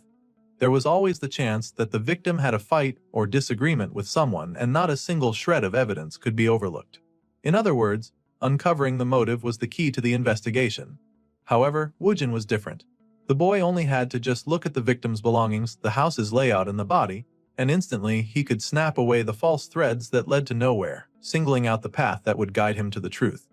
The boy could easily seduce the deceased's daily habits and personality. Woojin had the special ability to touch upon every thread and trace of a crime that took place. He could tell where each thread could lead, and he could understand the story that was being whispered behind each presented path. What were merely just scenery to others were open books to him. At this level, the boy was almost like a shaman. No, he was more like a super cool movie character that always had the answers. Tae-yun stared at the boy in silent awe, amazed at how much talent the youth had. The boy was still inspecting the pictures of the crime, taking in the individual objects that they had found near the body. He looked at the tables and the soaps and the broken material on the floor, noting that there was something empty in this case. Transported back to the scene of the crime, the genius asked when was estimated to be the time of death. The hung confessed that it was likely 3:20 in the morning. If it was strangulation, then it was no surprise that the friend who was with her would be a prime suspect. Now that girl came into picture and her face went in the place of the shadow that had ended the victim's life. However, it almost seemed too simple. It was unlikely that Park Hye-wha was directly killed by someone. That made sense to both the boy and the detective. It was not easy for a woman to lift and hang a corpse unless she was known for being on the muscular side or had an intense exercise routine. If the boy had been left killed as she was, livor mortis would be observed on the back of the buttocks. However, in this case, livor mortis was found at the extremities such as her hands and her feet because of the hanging position. The girl had been killed and hung immediately before her blood could pool at her back. Hence, it was likely that the killer would be a physically strong man. However, there was yet another odd thing about this case, and the detective was eager to hear more. The genius boy pointed out that there was no receipt, which worked to further confuse the detective. He wondered what a receipt would be needed for. The genius explained that the victim had ordered chicken and tteokbokki for delivery, but there was no receipt. Usually, delivery food came with a receipt in Korea. As they looked carefully at the materials that had been found at the crime scene, the receipt was not in the trash, and there was no receipt found in the house either. The boy carefully looked through every photo taken of the environment where the crime had taken place, and the detective realized the truth in the boy's words. There really was no receipt on any surface. The strange thing was that there was even more. Excluding the footprints of the dispatch team after the report, only mopping marks and female footprints were visible. The detective explained that Park Hye-wha had apparently spilled a drink on her way home drunk, so the girl had just mopped the living room while at it. That was when it had happened. The detective peeked in through the window at the image of the girl that had formed based on the evidence so far. Suddenly, the detective gasped as he realized something. The footprints on the floor seemed oddly similar. It seemed likely that all the footprints had come from the same person. However, that was not likely the case, so the question was now if the friend had mopped alone and if she had walked around. They studied the picture before them as they could see the victim sitting up to eat the food that she liked. It seemed like Park Hye-wha had stayed in one place till dawn. Now that sounded far-fetched even for a narcissist. The situation didn't make sense. For it to make sense, it would mean that the victim was first killed, and she was already hanging from the bathroom when the friend mopped alone. The friend would have had to mop to erase the killer's footprints unless they'd been unkind enough to wear boots in the house. Hence, the accomplice's footprints were missing. The detective then wondered if the victim had done something to earn someone's grudge. He remembered that he'd asked the victim's friend about that. However, The lady had said that the victim was so sensitive and hot-tempered that she likely did not have many uki around her. Usually, Park Hae-won would cut ties first or the other party did. With such a personality, she could not have maintained deep relations with others. The only one who could likely fully accept Park Hae-won's emotional outbursts and complaints were her family. However, if someone outside her family kept accepting her, it was likely that they would have been exhausted. The girl who gave the testimony had a dark look in her gaze, as her hands covered facial expression. She was sure that accepting a girl like that would sure be like becoming an emotional trash can. It could also be the other way around. Park Hae-won was somehow taught that the world revolved around her. This victim would have then assumed that it was natural for others to listen to her. This, of course, did not mean that Park Hae-won was entirely bad. The girl probably did not physically harm anyone. The genius acknowledged that as true. Then, he asked the name of Park Hae-won's friend. The girl was called Lee Soo-jong. It was always possible that Lee Sublime had conspired with the killer to take the girl's life. It was mostly an assumption, but here is how that would go down. First, the guest would stand when she knew her host was fast asleep, and she would head towards the bathroom, signaling to her accomplice that the coast was clear. Her accomplice would likely have been waiting outside the door for the signal, and they would possibly have with them a bag as they checked their phone. The accomplice would be masked and covered, and kitted in gear that would not reveal their prints. The guest would then open the door and let the accomplice inside. The other would sneak in, ensuring that the host was still asleep, and in the dark of the night the crime would take place. However, it was likely that the accomplice could not enter. Then, the host would wake, hearing the noise of someone trying to sneak into the house and alarming both the guest and the accomplice. There were traces of delivered food eaten at Park Hae-won's place. The killer could only hand over the food and leave. So, the guest could pretend that she was surprised that the host had ordered delivery. If the victim had woken up midway through the attack, the guest would then signal that the attacker could not come in. Instead, she would take the package and pretend that it was delivery, shutting the door before the delivery stranger. The kitted stranger would then slowly walk away. This was not an official delivery person, and it was highly likely that it was an acquaintance. The omission of the receipt could explain this. It was an effort to confuse the reading of their movement and location. However, it also raised the question of how they could dig this deep because of one missing receipt. The genius followed the stranger down the stairs, trying to figure out what would have happened next. It seemed to him that the killer would have waited until Park Hae-won fell asleep. The accomplice's profile, based on Mo, which was the modus operandi, and an important part of any investigation because it pointed to a particular criminal who committed repeated crimes. Highly educated, but it may have a history of dropping out. The motive was murder, but they also stole a necklace. While murder was the goal, there was also an impulsive side. It seemed that the attacker could not suppress their impulsive emotions. Even if they attended a prestigious high school or university, they would not hesitate to drop out. It seemed that they were facing a smart person. Anticipating bruises on Hae-won's shoulders, they may have instructed Lee Soo-jong to get a massage with Hae-won beforehand. The accomplice was likely in their late 20s and agile in movement. It was possible that they had a history of violence, and was either an acquaintance or lover of Lee Soo-jong. Then they realized that they had missed investigating Lee Soo-jong, the delivery food brands, Hurry Chicken, and Shark Baki. Even they had noticed that. Still, the detective asked the boy to be honest and admit that he just realized all of this by looking at the living room and the victim's state. Woojin said that it was a secret. At any rate, he was able to place the locations that they must have ordered from. It was not far from Park Hae-won's house. Both stores were located in the same building, and the last orders were at 1 in the afternoon and 1:30 respectively.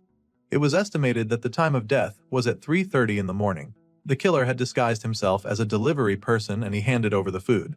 Then, he had likely waited somewhere in the apartment for the victim to fall asleep again and then executed the crime. The estimated time of death fit neatly. The culprit had designed the scene and he had moved the fallen nail art from the living room to the bathroom. They'd also left the victim's fingerprints on the chair used to remove the curtains. The victim's footprints on the bathroom stools helped make the suicide look intentional. This killer was the type of person who knew how to use their head.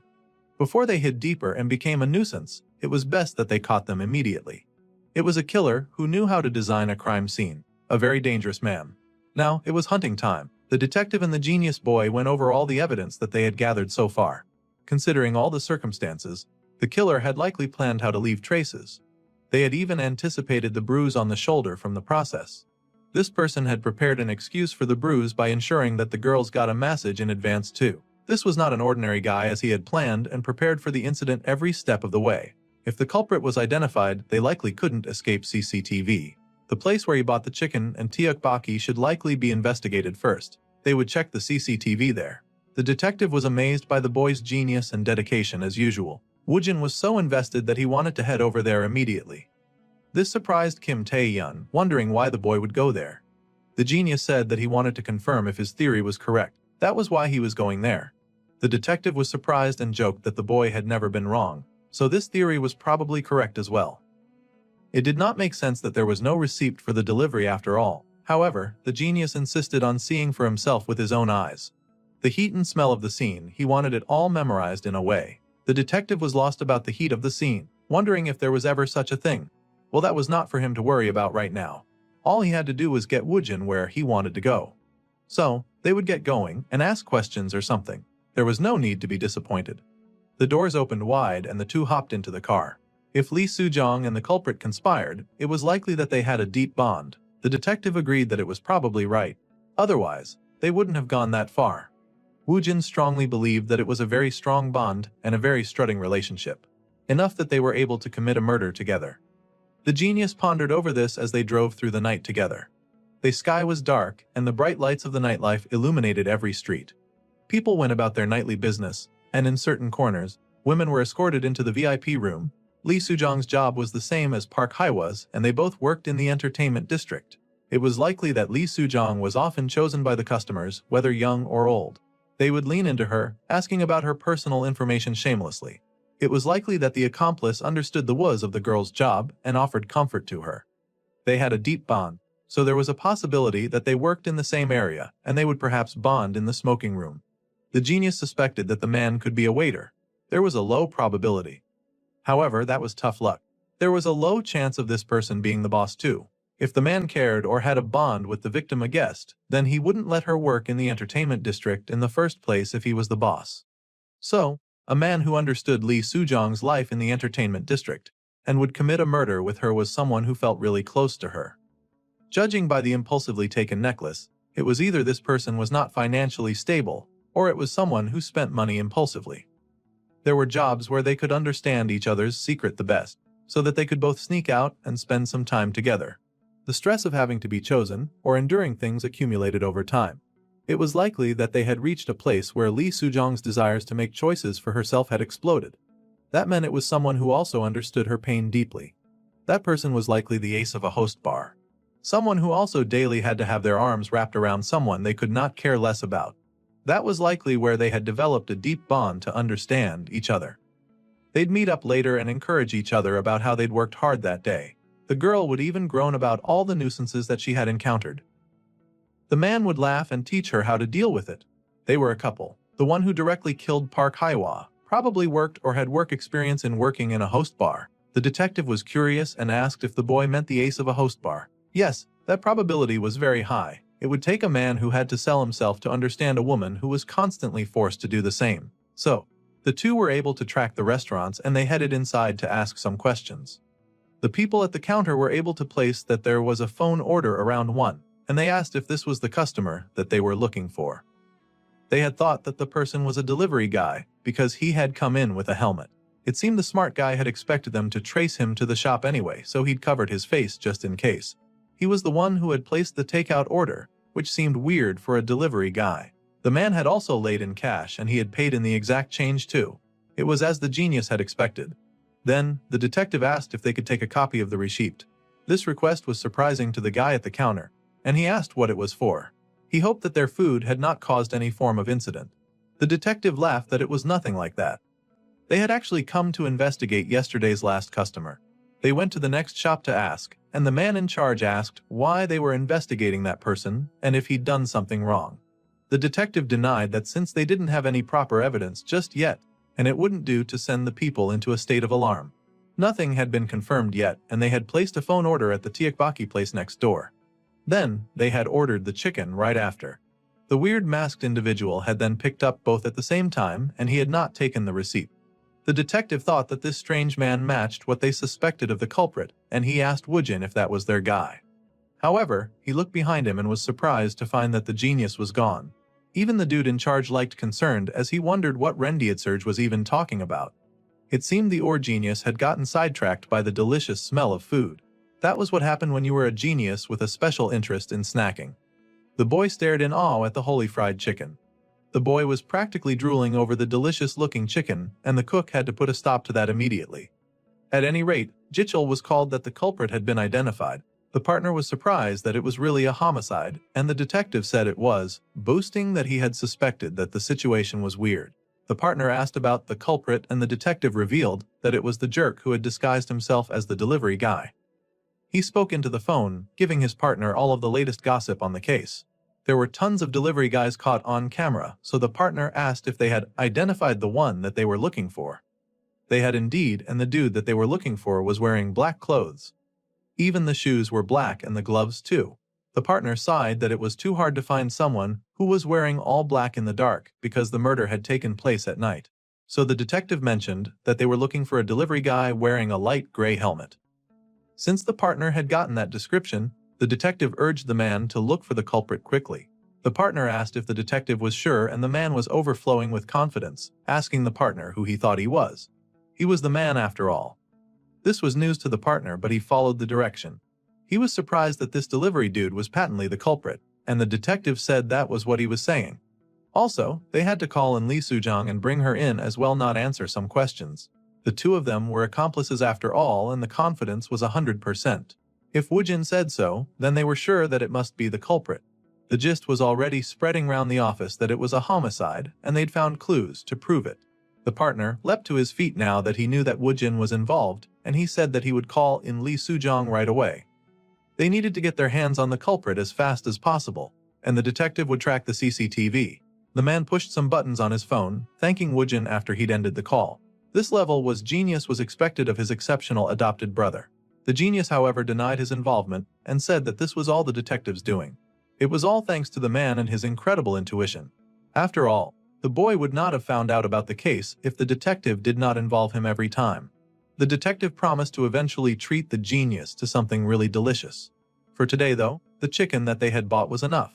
In fact, the boy thought that it was more than enough.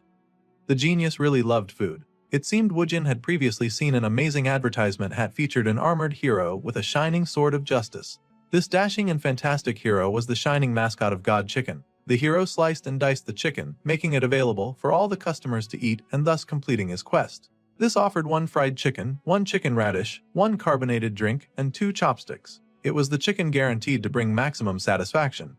Woojin felt very satisfied as he carried his trophy from the restaurant and asked them to go. The detective was surprised. Hesitantly, the man told the boy to stop. From here, it was really not allowed for a civilian to get this involved after all. It was best for them to leave it to Hyung. This was a different territory. Once the suspect was identified, arresting them was only a matter of time. The people would be what came next. The side that it was too bad, much too bad, with the most drab expression on his face. However, he was being restricted, then he would not pursue the matter and he would instead head off to eat chicken. The detective thought that it was a great job and they should go ahead and eat it before things got cold. His Hung apologized that he had to leave the boy behind and even gave him some taxi money so that he could find his way home. Woojin tried to turn it down, but the man insisted that the boy had to accept it. The detective waved the boy home safely, telling him to take care of himself. As the boy was leaving, he left a bit of advice. He told the man that when he interrogated Lee Sujong and the accomplice, he asked if he could at least watch too. The detective was surprised at this request, however that was not necessarily against the rules, so he agreed. The genius wouldn't called in and he could watch. So for now, the boy could go home. The boy hopped into the taxi and it drove down the busy street, taking him home. A bus stopped at a corner and the boy held tight to his special order that he had gotten from the restaurant. The other Osanages on the bus could not help but oogle the man's package, the smell of it wafting through everything. Now everyone on board had the strong urge to eat chicken, and some even called their homes to order it. The smell of the chicken was so strong that it was like it started a chicken apocalypse in the bus, and everyone was hungry for the genius chicken. Woojin was not digging the vibe at all, and it looked like he could fight the others in the bus for his treat. Then, the boy received a message on his phone and he raised it to check. It was Lee Hiram. It had been a while since he'd properly heard from the girl. It seemed that she wanted to talk. Since that was the case, he remembered the last time that he had seen his friend. The genius sat across his rich friend during one of his regular visits to her place. Her head was lowered and she seemed to be struggling with an immense situation. Lee Hiram didn't want to study abroad. The genius beside her asked why she wanted to remain in Korea. For children of conglomerates, studying abroad was a natural course. However, she asked for whose benefit would she be going. It wouldn't be for her older siblings' benefit. Woojin listened to the girl, wondering if she lacked shareholding power. He wanted to know what she wanted to manage and why she did not understand that marriage would be the best business. The marriage talk was likely something that she had heard from her parents. They wanted her to stop thinking of any of her desires and to just do as they instructed her. They wanted her to get with the son of the GHY Construction CEO since he was interested in her. Big-name families like that always tried to marry into big-name families to keep their wealth. When she returned from studying abroad, her family would often arrange a meeting between the two. While the girl was busy studying overseas, she knew that her siblings would gradually increase their shares. By the time she returned, they would loom over her like giants, and she would find herself cut off from everything. Even the shares that she had would be diluted. The poor girl would then be reduced to a tool for her grandfather's group to prosper and be married of. She wanted nothing to do with a life like that, and her desires were valid. Like a mergers and acquisitions, she would be forced to reduce to nothing more than a cog on the grand wheel. The button was pushed to stop the bus, and the boy descended when he picked up the phone. His good friend Hiram had called. It had been a while since he'd heard from her. She asked what he'd been up to, and he explained that he was just doing some food hunting. The girl was surprised and asked about this hunting that he was on. He had been planning to eat chicken at the Han River, and thus he asked his friend if she liked chicken. This was rather suspicious to her since the Han River was a rather infamous spot, and she asked who he was with right now. Woojin explained that he was alone and that helped the girl relax a bit. So he was having chicken by himself. He had seen people do it before on YouTube, and someday he wanted to do it too. That day was today, and he was absolutely elated with the package that he had scored, happily jumping, skipping and kicking his feet as he made his way around. It was a very natural and ordinary plan. However, the rich girl knew that the spot was known for romantic get-together. Then she added that she did know where to find the place and that she would see him there. The lights of the city were beautiful and shine even brighter at night with the light of people who went about their daily lives. The garden they'd chosen was located right by the Han River, and they could see the large boats that sailed on it. The boy had spread out a picnic mat and he prepared to have some food on it. As he sat by the water, he noticed some movement stirring within. This reminded the young genius about rumors of a monster that supposedly lived in the Han River. The boy's eyes widened in amazement, and now he was so curious about it. There were other people who came and went around the area. It was a rather lively spot after all. Someone came over to sell some cool drinks to the young genius, trying to encourage him to buy their wares. The boy dismissed them, saying that he was not buying, and the drinks were waved over his face. Woojin finally turned and he found that it was Lee Hiram playing a game with him. She teased that chicken was nothing without beer. She had guessed that he would not buy any alcohol, so she had bought some. The boy hurried to catch it when she tossed it at him. As expected, Lee Hiram understood the aura of romance that the garden had promised. The boy stared in delight at the drinks that had been brought, wondering if it shine with the light of sacred romance. The rich girl already knew that her friend was weird, but she was a little miffed that he seems happier to see the beer than her. The genius insisted that was not the case and invited his friend to sit down with him. The air was clear and the night was peaceful. They had a lot to catch up on. The genius opened the chicken like it was the holy grail of bubbling beauty and love. It was the Han River chicken of his dreams, and he gasped in awe. The rich girl had no idea why he was making such a fuss about something like this. The beer was popped open, and they both got down to enjoyment. They clinked the can together in cheers as they got ready to eat chicken and beer. With the beer decided, the boy then started to divide the chicken by parts, saying that they could each get one keg each and one wing each. However, he wanted to eat the neck. Woojin scarfed down the chicken like a wild badger, happily munching down on that juicy taste that he had dreamed of for years. The girl watched him eat with amazement. It seemed this was the first time she was seeing him truly act like himself and enjoy something. He ate the chicken all the way down to the bone, and was surprised to see him do it. He explained to her that cartilage was rich in collagen and was very good for joints. It was clean and very romantic, just as they expected. The cans were put down after they were done eating, and the two took a moment to enjoy the breeze of nature. It was not every day that they could just sit back, relax, and enjoy the day without any stress. The girl sipped a bit of the beer in her can, enjoying the moment. With the chicken finished, it was time to get down to business, and the genius called her attention. The boy asked the girl if she wanted to do management. It was very important that if he was going to help her, then he was going to help her do something that she actually wanted to do. The girl was surprised as she had never said anything like that, but it was indeed what she was interested in it. Lee Hiram wanted to do management like every other family member. She wanted to be more than just the pawn in their little games. However, Hiram's family would not give her management rights to even one subsidiary. It seemed that Hiram's father was not paying any attention to her either. The genius called to his rich friend, gaining her attention. He asked if she knew what things had a continuous demand throughout history. The girl was confused, asking what he was suddenly talking about. She asked if he meant money. That was true. Money remained a consistent demand throughout most of history. Then, he asked her what was the representative things that were supposed to earn that money. This would be things were still steadily supplied due to demand. The girl was getting drunk listening to him and she asked that he should just say it simply. So the boy proceeded with the answer. Dieting, the exercise that people out in to be healthy. English, that was often taught in schools. Water, that came in various containers. Even food that was often spread out on a large juicy platter. Now that the girl thought about it, she realized that the genius was right. But she wondered why he was asking this out of nowhere. The genius then asked which of things he had mentioned had the highest margin. It was time to choose the business with the highest, and he waited for her to guess. The girl frowned, wondering if he was listening to her at all and why he was asking that. The answer, of course, was water. The water business would always have the highest profit because people would always need water. The girl lay on the picnic mat, staring into the sky as she wondered what point the boy was trying to make. It sounded like he was telling her to sell alcohol or something like that. Cosmetics, grooming and beautification were also consistent demands. Cosmetics mixed with water also had pretty high margins as well. That was a given, but the genius went on to point out that the rich girl's grandfather, the chairman of the group, wanted to live forever. Even after he passes, he would want the group that he built to exist forever under the founder's name. The rich girl was surprised that the genius knew her family quite well. It was not hard as these things often followed a pattern, and the boy could guess what her grandfather wanted. It was not eloquence or even academic intelligence. It was more likely that the man was after the management qualities that were necessary to mask the group that he built even bigger.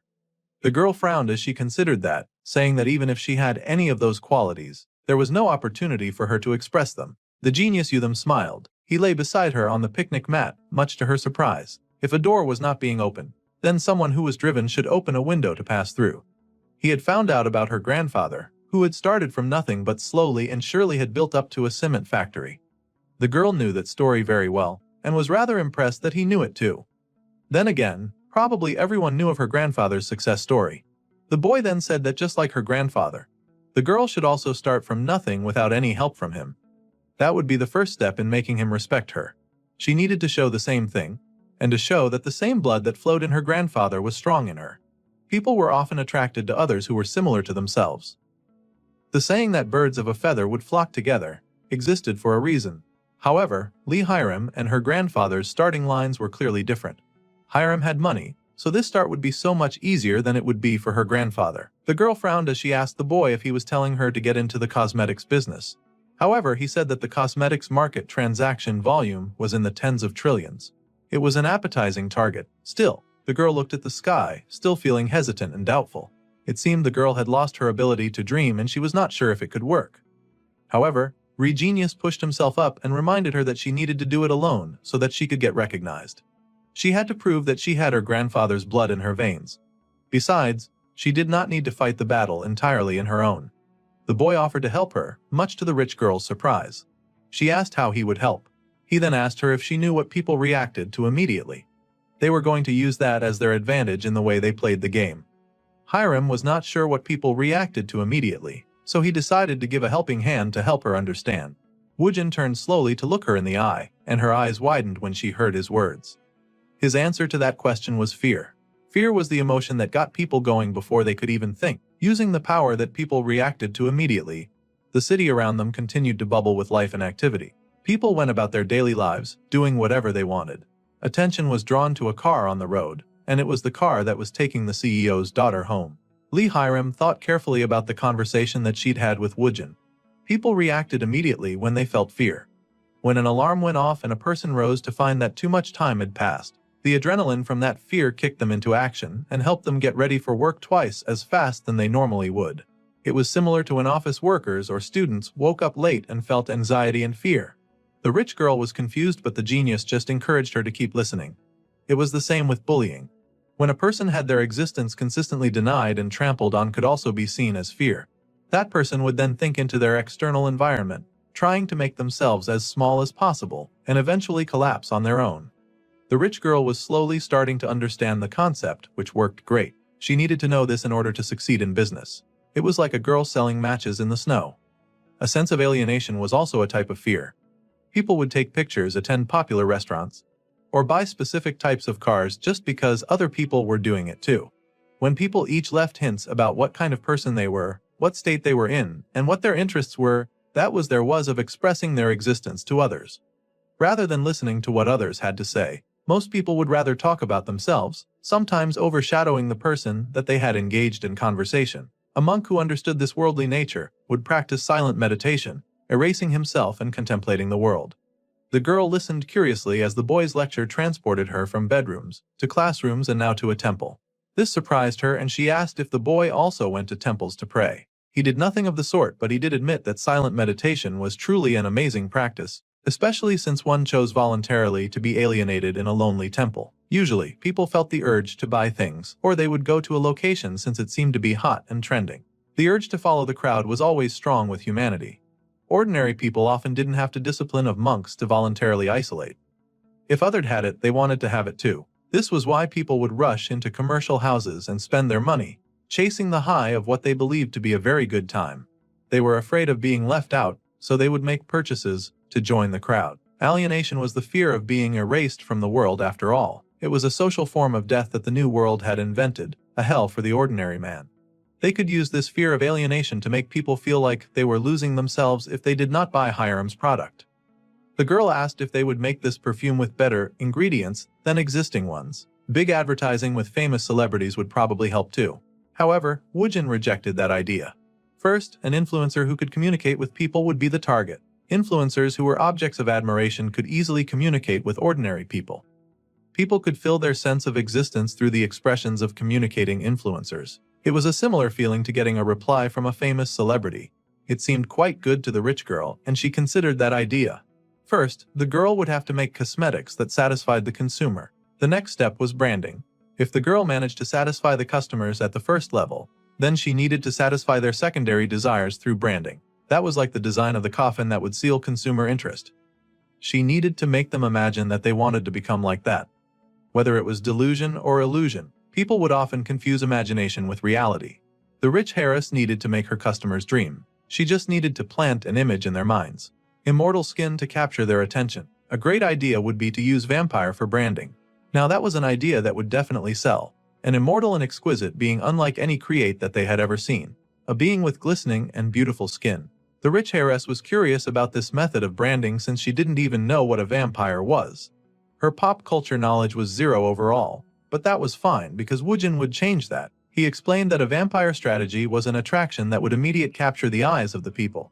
A title that branded immortal skin, vampire cosmetics, would be enough to start a reasonable trend. It did not have to be vampires specifically, but she did need to satisfy the secondary image. The more the girl thought about a haunting beauty that never died, the more the idea started to appeal to her. An immortal skin that would never blemish or wrinkle, carrying a supernatural beauty designed by the powers of everlasting life. Of course, the fear tactic worked best when people were not directly scared. For example, mentioning skin elasticity or aging could likely have the opposite effect and repel their customers. The regretful feeling of not knowing about a product on time to use it on their skin was a tactic that a lot of franchises already used. It was a classical method so people might not notice. Funeral services and insurance companies used this method a lot. Then, Woojin informed Hiram that she needed to do alienation marketing. This was the kind of marketing strategy that worked like an alien sneaking into human territory. The goal was to quietly seep into the unconscious of people in a way that would make them react immediately due to desires. Also, this emotion of alienation would come in handy at this point. It was like the visual children playing in a playground. If the brand could help them escape from alienation, then people would engage with it. This marketing study would come in like a girl approaching a loner for the first time. There were plenty of youths who felt alone, just like Woojin had when he was younger. The product would befriend the outcasts, asking what they were doing alone all by themselves, inviting them to play. Then, it would take the hands of those that needed it, dragging them out to enjoy the blissfulness of youth. This method was supposed to make people feel joy and enthusiasm at the same time towards that product. The product would lead its customers to different rides and different forms of entertainment. Then, one of the customers could receive a call from someone. It could be a friend reaching out or an acquaintance. It seemed that the genius boy did in fact get a call, and he needed to step away for a moment. He told the detective that he was listening, and the man could go ahead and voice his problems. The black car continued to speed down the road, and the rich heiress apologized for the late hour. Her chauffeur said that it was fine. Now she wondered about Woojin and how one of his contacts was a detective. Now she was curiously about what he usually did. Meanwhile, Woojin made his way over to the police station. He had said that he'd wanted to watch the interrogation, so it seemed like it was time. The police officers at the door greeted him, as he was quite a popular face around these parts. They informed him that the interrogation had only just begun, and the detective was mostly waiting for the genius to arrive. Of course, the genius was eager to arrive as well. The perpetrator was a planned and systematic person. It was likely that such an evil man would not admit readily to the crime. He might even have a prepared alibi. So they had to move cautiously concerning this case. The detective smiled boldly and said that he would try his best to tear down the culprit's resolve. However, when the boy arrives at the police station, he had the most astonished look on his face. His disbelief was so prolonged that he almost looked like he'd transformed into a completely different creature. The culprit had somehow confessed everything. Even the detective laughed that he couldn't believe it either. The man they had arrested had immediately admitted everything. Woojin was in disbelief. That was very strange, so the boy asked the detective if he had interrogated the culprit directly. Indeed, the detective had done that. It was still baffling to the genius boy that this man had confessed everything so easily. The detective admitted that coming by the concession had not been that easy. The culprit had first rambled about being wrong. Just as the genius had said, it was a dude who worked at a host bar and his mouth was very alive. When lying, women would try not to reveal the truth with short words, saying things like they did not know. Often, men would hide the truth by dragging out their words. They would narrate a whole story about all the things that they had done before bed. They would narrate about the movies they had watched, and even all the things that had happened 10 days later. No matter what, it was useless. A woman's necklace was found at the perpetrator's house. When pressed, the man had broken down immediately. The smarter the perpetrator, the quicker that such a villain. Rather rudely, the boy mentioned that he knew that the desire was not that kind of person, or he would have been threshed to ask if the man had threatened the culprit. The detective just laughed, saying that he could do it when he needed to. They were going to be still interrogating, and he asked the boy if he wanted to take a look. Of course, he agreed. Inside of the interrogating room, the woman was screaming, asking them if they knew what type of person the victim had been. The victim had apparently stolen all of her customer and would meet with them behind her back. That was not the action of a friend. Sun Yang had a really hard time too because of that woman, and there were rules in this business. Still, that was hardly any justification for killing someone. The detective pointed out that the genius boy was correct. The culprits were a pair of lovers. The man nervous said that he was sorry and that he'd never intended it from the start. He had told them many times before. The genius was amazed to see that the man was shyly admitting his crimes. Now the genius believed it, and he gave the detective a thumbs up, much to the man's pride and joy. The genius cried within himself as he stepped out of the interrogation room, sobbing about how much the detective had grown, like he was a kid that he was raising. The detective was on a call, and he told the chief that they were getting a full confession now. It seemed that the chief had just called, and Taeyun wondered why the chief had called. A part of the genius wondered if the chief was calling to congratulate the detective in advance. It was very likely that the detective got a very special promotion. The man's eyes widened, and he asked through the phone if he had not just heard incorrectly. The chief laughed and asked the man how many criminals he had caught so far. Obviously, that kind of achievement was due for some form of recognition. The commissioner must have called the chief directly at that rate. The man invited the detective to have a proper company dinner with him next time. The detective Taeyun found himself so choked up with emotion, and Woojin sighed to himself, thinking that raising his own baby detective was pretty hard, huh? The detective leapt on the genius boy after the call ended, sobbing and saying that it was all thanks to him. The genius acted like he'd been electrocuted by the hug. He even protested that it was disgusting and begged the detective to stop, and that men should not be doing this with each other. That was such an outdated belief, and men should be able to hug whoever they felt like hugging. The boy was panicking so much that he was even trying to call for the police station while he was totally camped at the police station. It seemed the call was still ongoing, and the chief asked Taeyun what on earth was going wrong. They were currently in the police station building after all. Well, the team leader had to choose what he wanted to eat next time, and he asked if the genius wanted Korean beef number 9. The genius was still trying to recover from the traumatizing hug when the detective shot all sorts of prions at him. Steel and omakas were definitely also an opportunity to score. Suddenly, somebody stopped the detective Kim Taeyun as he walked. The man paused in surprise along with the genius beside him. It was Prosecutor Kim Cheol-woong, a pretty important figure. They wondered what could possibly bring such a busy man over here at such an hour. The man smiled as he took in Woojin, pointing out that he'd never seen his face before. He asked if they were someone new. The detective happily explained about Woojin, feeling in very high spirits. However, the boy reminded his Hyung that he wanted to be ordinary and he would not be forgiving anyone who ruined that perfect life. So, the detective decided to cut short his explanation just briefly as a reference for the case. That aside, he was curious as to why the prosecutor had come today. The man explained that he had stopped by while passing through. Oh dear, that seemed an issue as they had not orooki any refreshments, and the team leader was not there at the moment. The prosecutor smiled that he had not come to see the team leader. In fact, this very important man had come all this way just to see the detective. Now that was indeed interesting news. The man had really wanted to meet Detective Kim Tae-yeon, who had the ability to catch criminals like he was catching flies. The man was surprised by this request, asking if he was the reason that this big man had really come. The man said that he needed a detective with a mind that rivaled profilers. He wanted to work on something together with such a brilliant man. It was supposedly very ordinary work, but the detective could feel the pressure of this new work. He wondered what kind of work it would be, this work that required an irreplaceable person. However, the irreplaceable person was Woojin. That outstretched hand reached out, and Woojin decided that it was time to move to the next step. They would now proceed very ordinarily, elevating the detective just like he planned. It was a quiet evening at our dude's neighborhood, and the light in his window was on. He seemed to be watching YouTube videos again, and his focus was on a video where the expedition team had come to this 20-year traditional roasted duck restaurant. That food was already driving people crazy, and the boy's lotus drooled as he realized that he had not tried this. It looked so delicious and he was hungry for a taste. The genius recalled how the detective asked happily what the boy felt like eating the next time they had the opportunity, and he knew exactly what he would order next. With his appetite ready to go, he was motivated to get involved in the detective's new interesting issue. The genius hoped that the place would take phone reservations and that it was near public transportation so that he could reach it. Everything was going according to plan, and the detective's promotion was the first step towards the kind of success that the boy was planning to achieve. Brain Food had become a franchise just as he wanted, to make his friend's business grow. He had also set Hyerim on the path to prove her management qualities.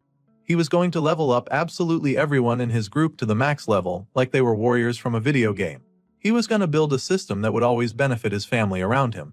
Now, the next step of his leveling was being put in place. The boy swiped casually on his phone as he slotted his next target. The video he was watching was on why it became difficult to eat lunchboxes during class. There was also a video of a human trying to outrace a cheetah. There was also a dolphin-human incident that had gone siren in the community. He had even seen content on what happened when a person carelessly opened the toilet lid, and they would announce the results at the end of the video. Woojin made himself constantly watch short-form content without being lazy, rolling around his room as he paid attention. This was so that he could become even more ordinary. The evening continued over the town and people continued going about their daily lives. Some people were ordering drinks, and some were on their way home with a hearty meal. Some dude that we haven't seen since episode 6 wanted to know if Woojin was doing well now. It felt like the kid was overcoming his trauma now, and that pleased the man very greatly as he poured out a drink for his friend. It seemed to be the boy's father, and the man smiled that his son even laughed more now. It was the father and the uncle, chatting up about their families and work. The father recalled how he'd once heard a really strange sound coming from outside his door. Both he and his wife sat up in surprise, wondering if a burglar had broken in. The father had stood, as was his responsibly as the man of the house, and he had come out to investigate. He was surprised to see his son cleaning at dawn. It made the father feel dizzy. It felt like yesterday since they'd seen the boy wake early in the morning to do housework, just like he'd been forced to do at his old prison. The kid was a kid, and he'd even gotten a perfect score on the college entrance exam.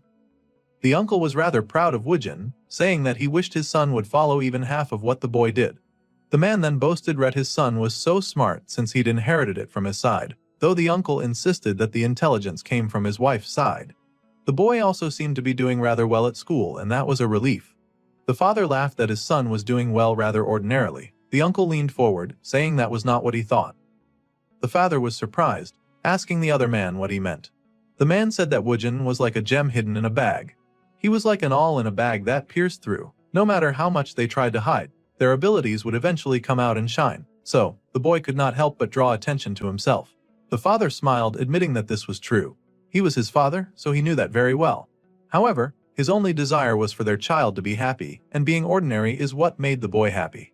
He did not want his baby to be bound by others' attention, he just wanted his son to be healthy. The man hoped that the boy would one day become happy with what he was doing. That was more than enough for him. His drinking friend groaned like that was much too sappy, but the father just wanted his son to be happy. Meanwhile, back at the genius, normal-looking house, the boy could be found doom scrolling as fast as possible. He stared with his eyes wide at all the information that passed by him. He saw all sorts of marketing like the classic fear marketing, and he paused to listen to a few of the things that some of these people had to say. The composition of the message was lacking though, and would likely not hold a lot of people's attention. As the boy lay on his bed, the ghost of his past life started to haunt him, calling boy complacent and saying that he was no better than his past self at anything. The boy scoffed at his past self, silencing it and telling him that he already knew everything that his past self knew. The ghost laughed, but the boy ignored it. A phone rang and someone hurried to pick it up. It was Hiram, and the genius asked the girl if she had somehow gotten home safely. Of course she had made it home, and she insisted that she was fine, asking the boy if he was home. He was home, but then he asked the girl if she could somehow introduce him to some tutoring work. A college student engaging in tutoring sounded rather normal after all. The girl was surprised and asked the boy if he needed money, probably suspecting that he was getting to sound for causing trouble. However, the boy was thinking that his parents were at the age where they would need regular health checkups from now on. He wanted them to get more attentive medical examinations so that their bodies could not deteriorate. The girl asked the boy how much money they'd need, and if she should give it to him. The boy just sighed and explained that he wanted to try tutoring. In fact, he would like to teach a doctor's child. He had so much knowledge that he might as well pass it on. Plus, it was a great first step towards making connections. The girl was surprised by his request, but the rich girl was known for making miracles come to life. The day rolled by and evening became monim. The evening morning sky was beautiful and the genius was busy chatting with a friend. They were talking about something that came out well, and that samples would be out in 2 weeks. It seemed that Hiram was taking the makeup idea seriously, which pleased him greatly. The schedule was rather reasonable, and they asked for each other's locations. Woojin was on his way to a tutoring interview. The girl asked the boy if he had gotten contacted, and of course he had. He thanked them for introducing him. As the boy walked, he noticed someone in front of him who walked with an awkward center of gravity. Suddenly he paused when he noticed the man move. Woojin watched in shock as the man with the crutch just fell over completely. Even the way the man fell was awkward. The genius was a master at judging other people. Then, the genius continued the call, telling the other girl that he'd be sure to contact her again at another time. He noticed something above and stared at it for a while. It seemed to be a camera taking note of the fallen man. It seemed to be one of those social experiments watching how people reacted to seeing someone collapse in front of them. Another YouTuber found out in the wild. Someone noticed the falling man, but instead of helping, he rushed away and asked for someone to please help him. Woojin instantly noticed that this new stranger was limping. It was not chronic nor was it serious. However, there was something odd and the boy called to the kid to make him stop. The person paused in surprise, looking much like a girl. Woojin confirmed that he was talking to that kid and she was surprised, wondering what he wanted. He noticed her pupil dilated and the covered forearms for self-protection. There were also hesitant steps and avoidance. This person was instinctively afraid of adults, and it was just the same earlier. When that man had fallen, the person had been very startled, like she had expected the man to attack her. It was a child who was hurt at her pelvis and afraid of adults. So, the genius told the boy to wait a minute for just a brief moment. The girl stated nervously as he quickly wrote down a few things, then he tore the paper out of his notebook and gave it to the girl. The genius asked her to take a look at what he had written, trying his best not to startle her, like he spoke to an easily frightened animal. The girl stated in surprise at the note that she was being given. The note read that he could help her, and he was really close with the police, so he could contact her at any time. He suspected that the girl was being abused. The girl was surprised, holding the note tight as she glanced up at the man. Woojin smiled kindly, as he had written his number on the paper so she could contact him at any time, and he asked if she understood the message. The girl was surprised but she bowed in understand and gratitude. Then, the girl hurried away. Woojin watched the girl go, relieved that she now had a way to contact him. He'd completely forgotten about the dude who pretended to fall in front of him. Some people had come out and noticed him though, so they went to help him. They helped the dude gather up all of the papers from the floor, and they stacked them up nice and pretty. Once everything was perfect, the paper was suddenly snatched from their hands by the genius boy. He asked the boys if they had seen adults and they said that they had. There were annual cases of missing children, about 71,854 randomly. There was always a parent looking for their child. Missing children cases often remained unsolved for over a year. The boy explained that adults did not ask children for help. If adults wanted help, they would go to other adults. Then, he turned judgmentally to look at the man who'd pretended to fall. The man tries to why the boy to give him his papers, but Woojin still resisted, looking at the man with judgment in his eyes. The boy crushed some of the papers in his hand with great disgust and threw it in the face of the man who had fallen over. The man groaned in horror and yelled, calling the genius crazy. The man asked the boy what was wrong with him, yelling and asking what he was doing. The genius then asked the man to listen very carefully for him. He was going to tell the man exactly what kind of nonsense that he was up to. The genius boy Woojin had explained to the kind children that adults usually would not ask little children for help. The grown man was astonished, asking what he had done wrong and demanding if the genius could not see his poor leg. Clearly he was injured and other people should show pity and mercy. The boy was irritated because he knew that the boy was perfectly fine. The videos that this man uploaded, it was quite possible for a child to see them and copy them.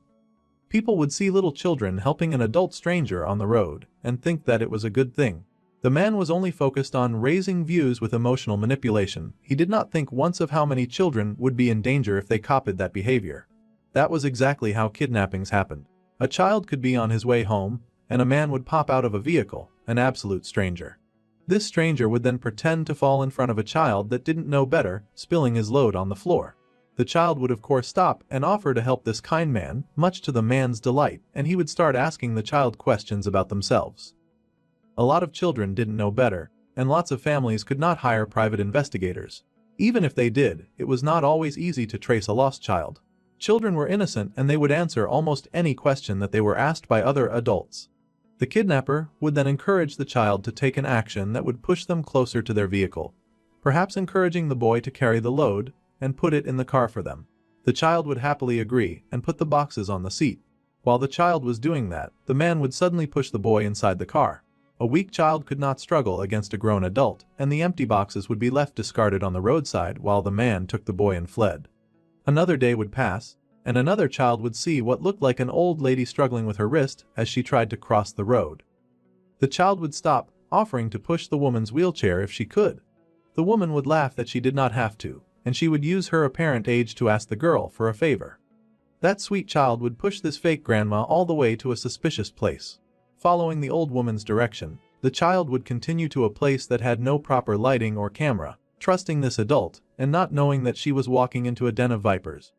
The girl would take the woman all the way there, and she would stop in the darkest part of the alley when the grandma declared that she was home. The girl would tell the old woman to take care and try to start making her way home. But before she had gone far, the grandma would call again. That poor sweet child would heed the call, turning around at the old woman's beckon, and she would suddenly be standing, telling the poor girl that she should live together with grandma. The girl would be panicked, but she would not be strong enough to escape the grasp of a much older woman. Kidnapping could happen anywhere, and the videos that the wicked man filmed would not only give criminals ideas, but it would also encourage children to reach out their small hands towards strangers that could do them harm. As a kidnapped victim himself, Woojin could not stand by and watch such terrible morals get passed around as if they were good. There were annual cases of runaway and missing children, and they surpassed over 70,000 cases. Such a large number was not a joke to the genius boy. Many parents were out there looking for their missing child who perhaps were taken using stupid schemes like this. Missing children cases could go unsolved for over a year. A child did not need to help an adult, and if the man needed help, he should ask someone his own age. The YouTuber was irritated, asking who the boy was to lecture him. He asked the boy who he was and what he did. However, Woojin just pushed that the man should take down all his videos of children helping adults. Otherwise, he would make sure that the man was unable to monetize them. The man was surprised and the genius walked away, telling the boys to disperse and go home. The man was shocked at such a threat, and he felt that the boy who'd just spoken to him was surely crazy. Well, it was time for Woojin to attend his very first tutoring interview. The boy was rather excited about it and he headed over. He knew that he should be nervous about such a thing, but for some reason he found himself not nervous at all. Being ordinary was really difficult after all. Well, they needed to keep working hard, and that was not easy as they stepped forward. The boy headed inside the building where he'd conduct his interview, and he found himself in front of a door. Woojin knocked rather politely on the door, and the door opened slowly.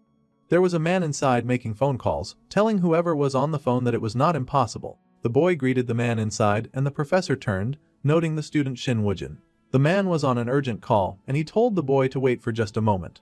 As the man requested, the boy stood by the door and waited, letting the professor continue with his call. The man turned back his phone and continued chatting it up for a while. While he did that, Woojin inspected the office. He took a look at the shelves and the neatly arranged items. The genius was speechless as he looked around at all the items in the room. Compared to other plants, some of the plants in the office got special treatment. The boy glanced to the side and noticed the shining green color of the orchid that shone with the light of a plant that was shown great care. The boy pointed at the plant, inspecting it a little, and it seemed the man noticed. The professor was still rather occupied with his call, but he watched the boy with a corner of his eye, wondering what the boy was doing. Woojin lowered his hand as he stared at the plant, and the boy noted that this professor seemed to have a strong attachment to orchids. That was almost rather scary. Then, the phone call ended so the professor could finally turn to him.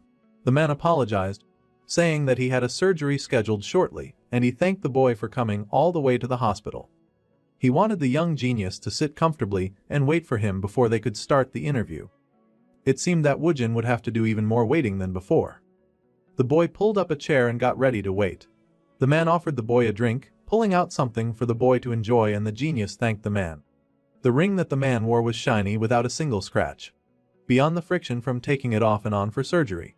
It was clear that the man had a habit for touching the ring often. The boy also glanced to the side and noticed a picture on the table. The doctor had read the boy's personal statement and documents as well. He knew that the boy had passed the middle and high school equivalency exams. The boy had even entered S University with perfect college entrance exam scores.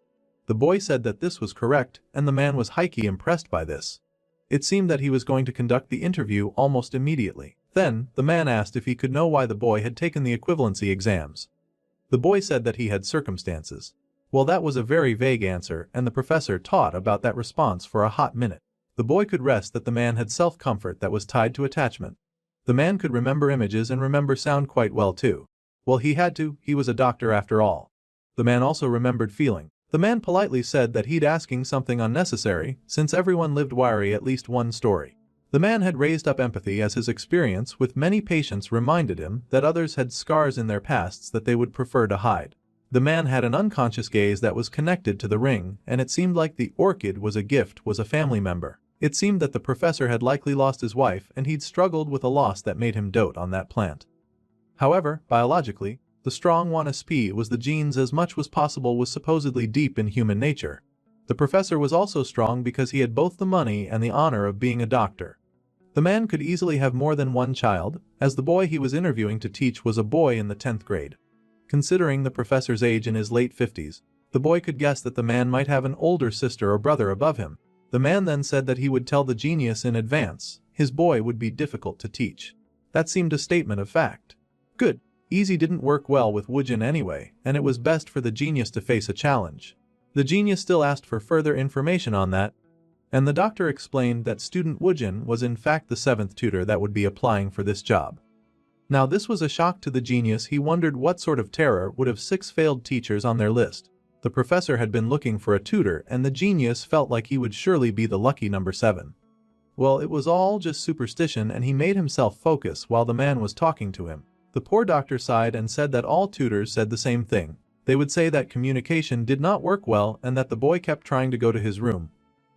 All the tutors apparently said the same thing, and he was not told to other family member. The man had heard it directly from the tutors. This meant that the just doctor had made time to hear directly from the tutors. Even in his busy daily life, this meant that the son was not receiving any care from other family members besides the professor who was his father. There was no other family member in the professor's house apart from his 10th grade son.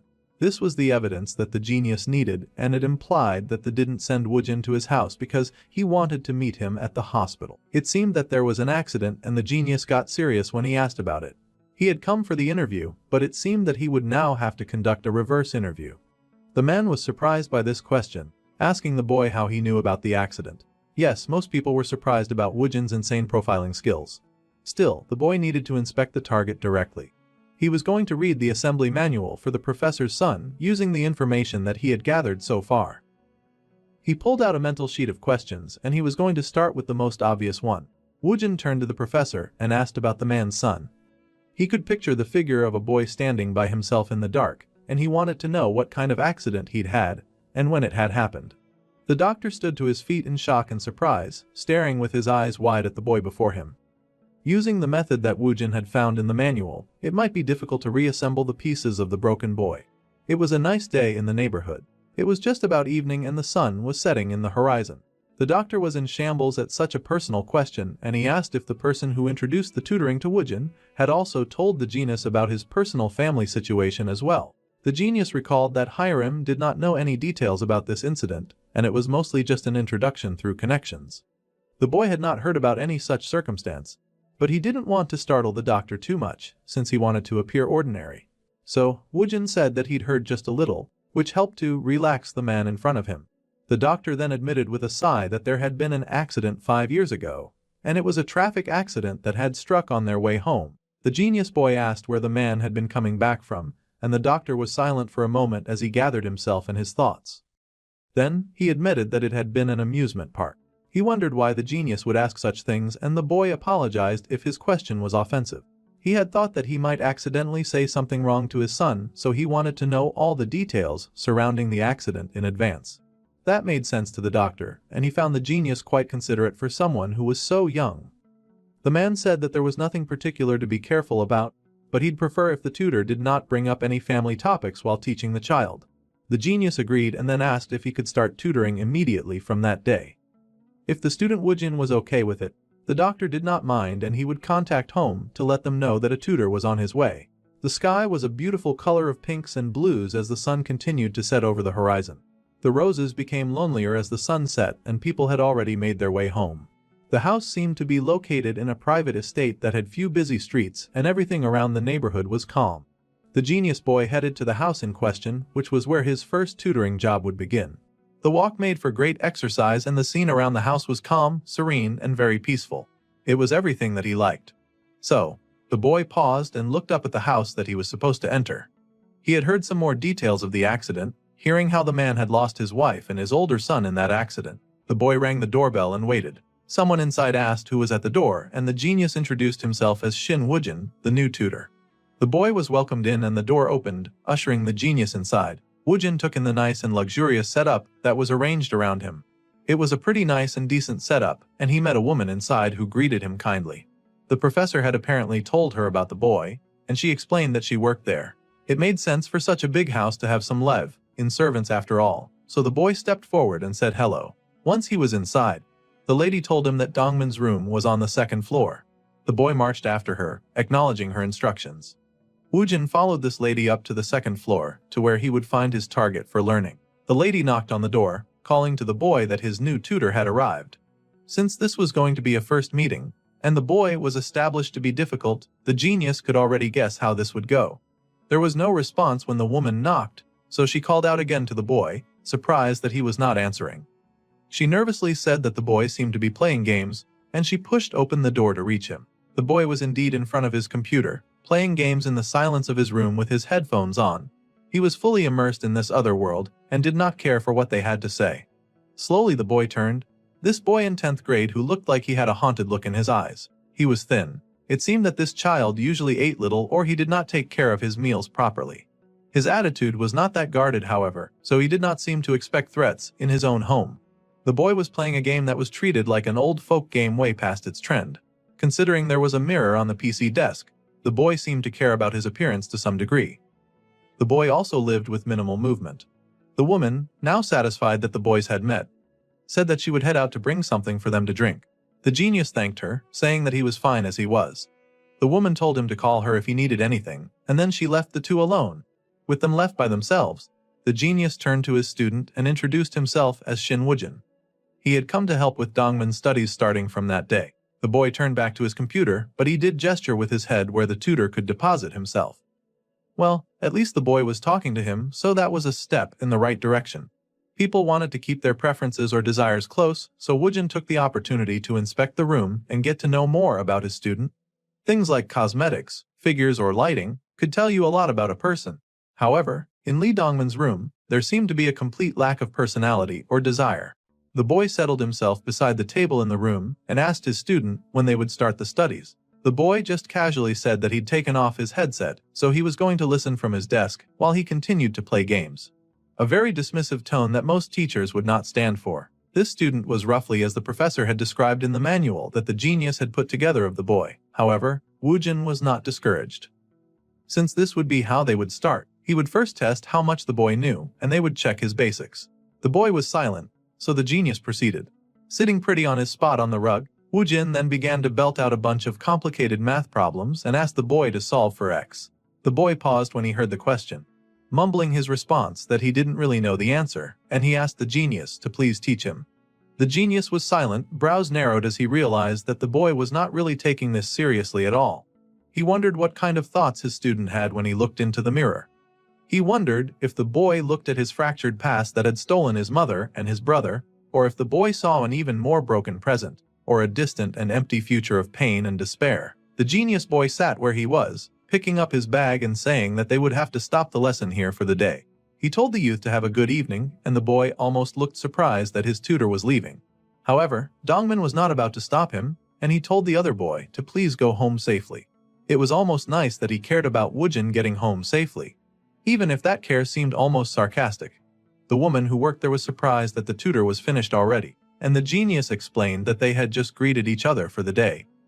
When he visited from now on, he asked the lady if there was anything that he should be careful about. The lady said that there should not be anything. However, she pointed to the room next to the stairs, and explained that the boy must never enter this hidden room. The genius asked if that was the room that the older son had used, and the woman whispered that this was correct. They could not even clean that place because the younger son really hated that. Lee Dongmin had made the genius Woojin read two things that had not been in the manual. The things that this boy desired, the genius had now located them. Once you knew a person's desire, it was easy to motivate and to move them. The evening continued and the boy made his way out. He noted all the things that he had learned so far, knowing that if he could make the boy depend on him somehow, then they could make headway. For now, his infiltration into the boy's life had been a success. Now, the genius knew the game that the boy played, and he had watched how the game had been played as well. Now the genius was very carefully researching the game, noting that it seemed a little violent, but it was a multiplayer game. It was a game that involved working in teams and hiding from time to time in order to trap the enemy. Some players would even bob and wave, stealing workers and escaping. They had to be careful, though sometimes the opponent would get made and leave, which was hilarious. The genius made his way to a game cafe and decided to try out the game. Since he was a beginner, he was going to hide in a corner while he figured this out. The boy said that he already wanted to try this game so he could easily kill two birds with one stone. He was also quite relieved that he could match with beginners until he got the hang of the game. He also noted which race had been played so that he could do that too. The genius was going to do it just as he had learned from watching the boy in front of him. He was going to build ahead before the population overflowed and add multi while advancing. He was going to pull back damaged units to the rear and complete the upgrade with a 2-shot kill ready to go. The boy had now become a mecha fighter inside of this game and he looked down on his opponents. The idea was to catch workers the Sky Prince. The economic pressure was the path to ending the war early, so he worked hard at playing the game. Suddenly, the boy got a phone call and he picked up the phone. The unknown caller was someone that he'd met during the day, the elementary school student that he'd met on the street. The boy easily remembered the frightened child that he had encountered. He had given that child his number with the instructions to contact him if she needed help. The paper that he'd given the child informed the child that he had close contact with the police, so he could get her real help. The boy immediately snapped into action and introduced himself as Shin Woojin. He was a university student and he was 20 years old. He gave as much information as he could to help this person relax and be sure that he was legit. Giving his information would help break down any barriers or hesitation. Of course, the boy was still just playing his online game as he chatted on the phone. People who blocked information naturally became objects of caution. The frightened child asked if the boy could really help her, since she really wanted to ask for help. The boy asked if the girl had a phone that they could contact, but she did not. The situation was more intense than he'd thought. However, not having a phone meant that she could separate herself from others through false information, and she could also avoid comparative culture. Then, he asked if the girl had any friends, and she admitted that she also had none of those. That was also good in the genius's opinion. Having no friends meant that a person could better organize their surrounding environment. People who turned away a person would no longer be needed. Then, he asked where she was right now, and he knew the location. The genius had to abandon his game to go and help this girl in need. She was smart, so he would meet her there and offer the aid that she desperately needed. The person that Woojin had given his number had finally reached out, and they wanted to know if the genius actually had the ability to help. The boy noted the anonymous number and asked the person at the other end of the line if they did not have a phone. The victim confessed that they did not, but the two continued to talk. The genius asked the victim if they had friends, but the person replied that they did not have friends either, so the option of borrowing a phone was also non-existent. This was much better to Woojin. This was because, if the victim had no friends, then they could better organize their surrounding environment. People who turned away from the girl were the people that were no longer needed. The genius stood swiftly, ensuring to remain on the line as he asked the girl of her location, wanting to confirm it. Listening carefully, he was able to identify the location according to her description. The victim was smart, and the genius was determined to meet up with her at the place. It was best to be directed towards a familiar place where it would be easier to deal with unexpected situations. The genius stepped out among the busy traffic, guessing that the place that she would judge to be the safest among her usual routes was a concentrated patrol area. The young lady was indeed a very smart girl. There were multiple security cameras available and hung up. Looking nearby, Woojin also identified emergency safety bell. The street was crowded until the late evening, when the busking performers would begin. The surroundings were usually filmed from various angles, and street performers could be found stretching along half a mile. This was a place where countless lines of sight would overlap. She had also chosen an area to estimate blind spots as much as possible and block off any unexpected situations. In addition, it created someone to watch over her. Loitering around expensive instruments and sound equipment meant that members of the public would definitely keep their eyes on her. Some random scolded the girl, telling her that she could not touch that.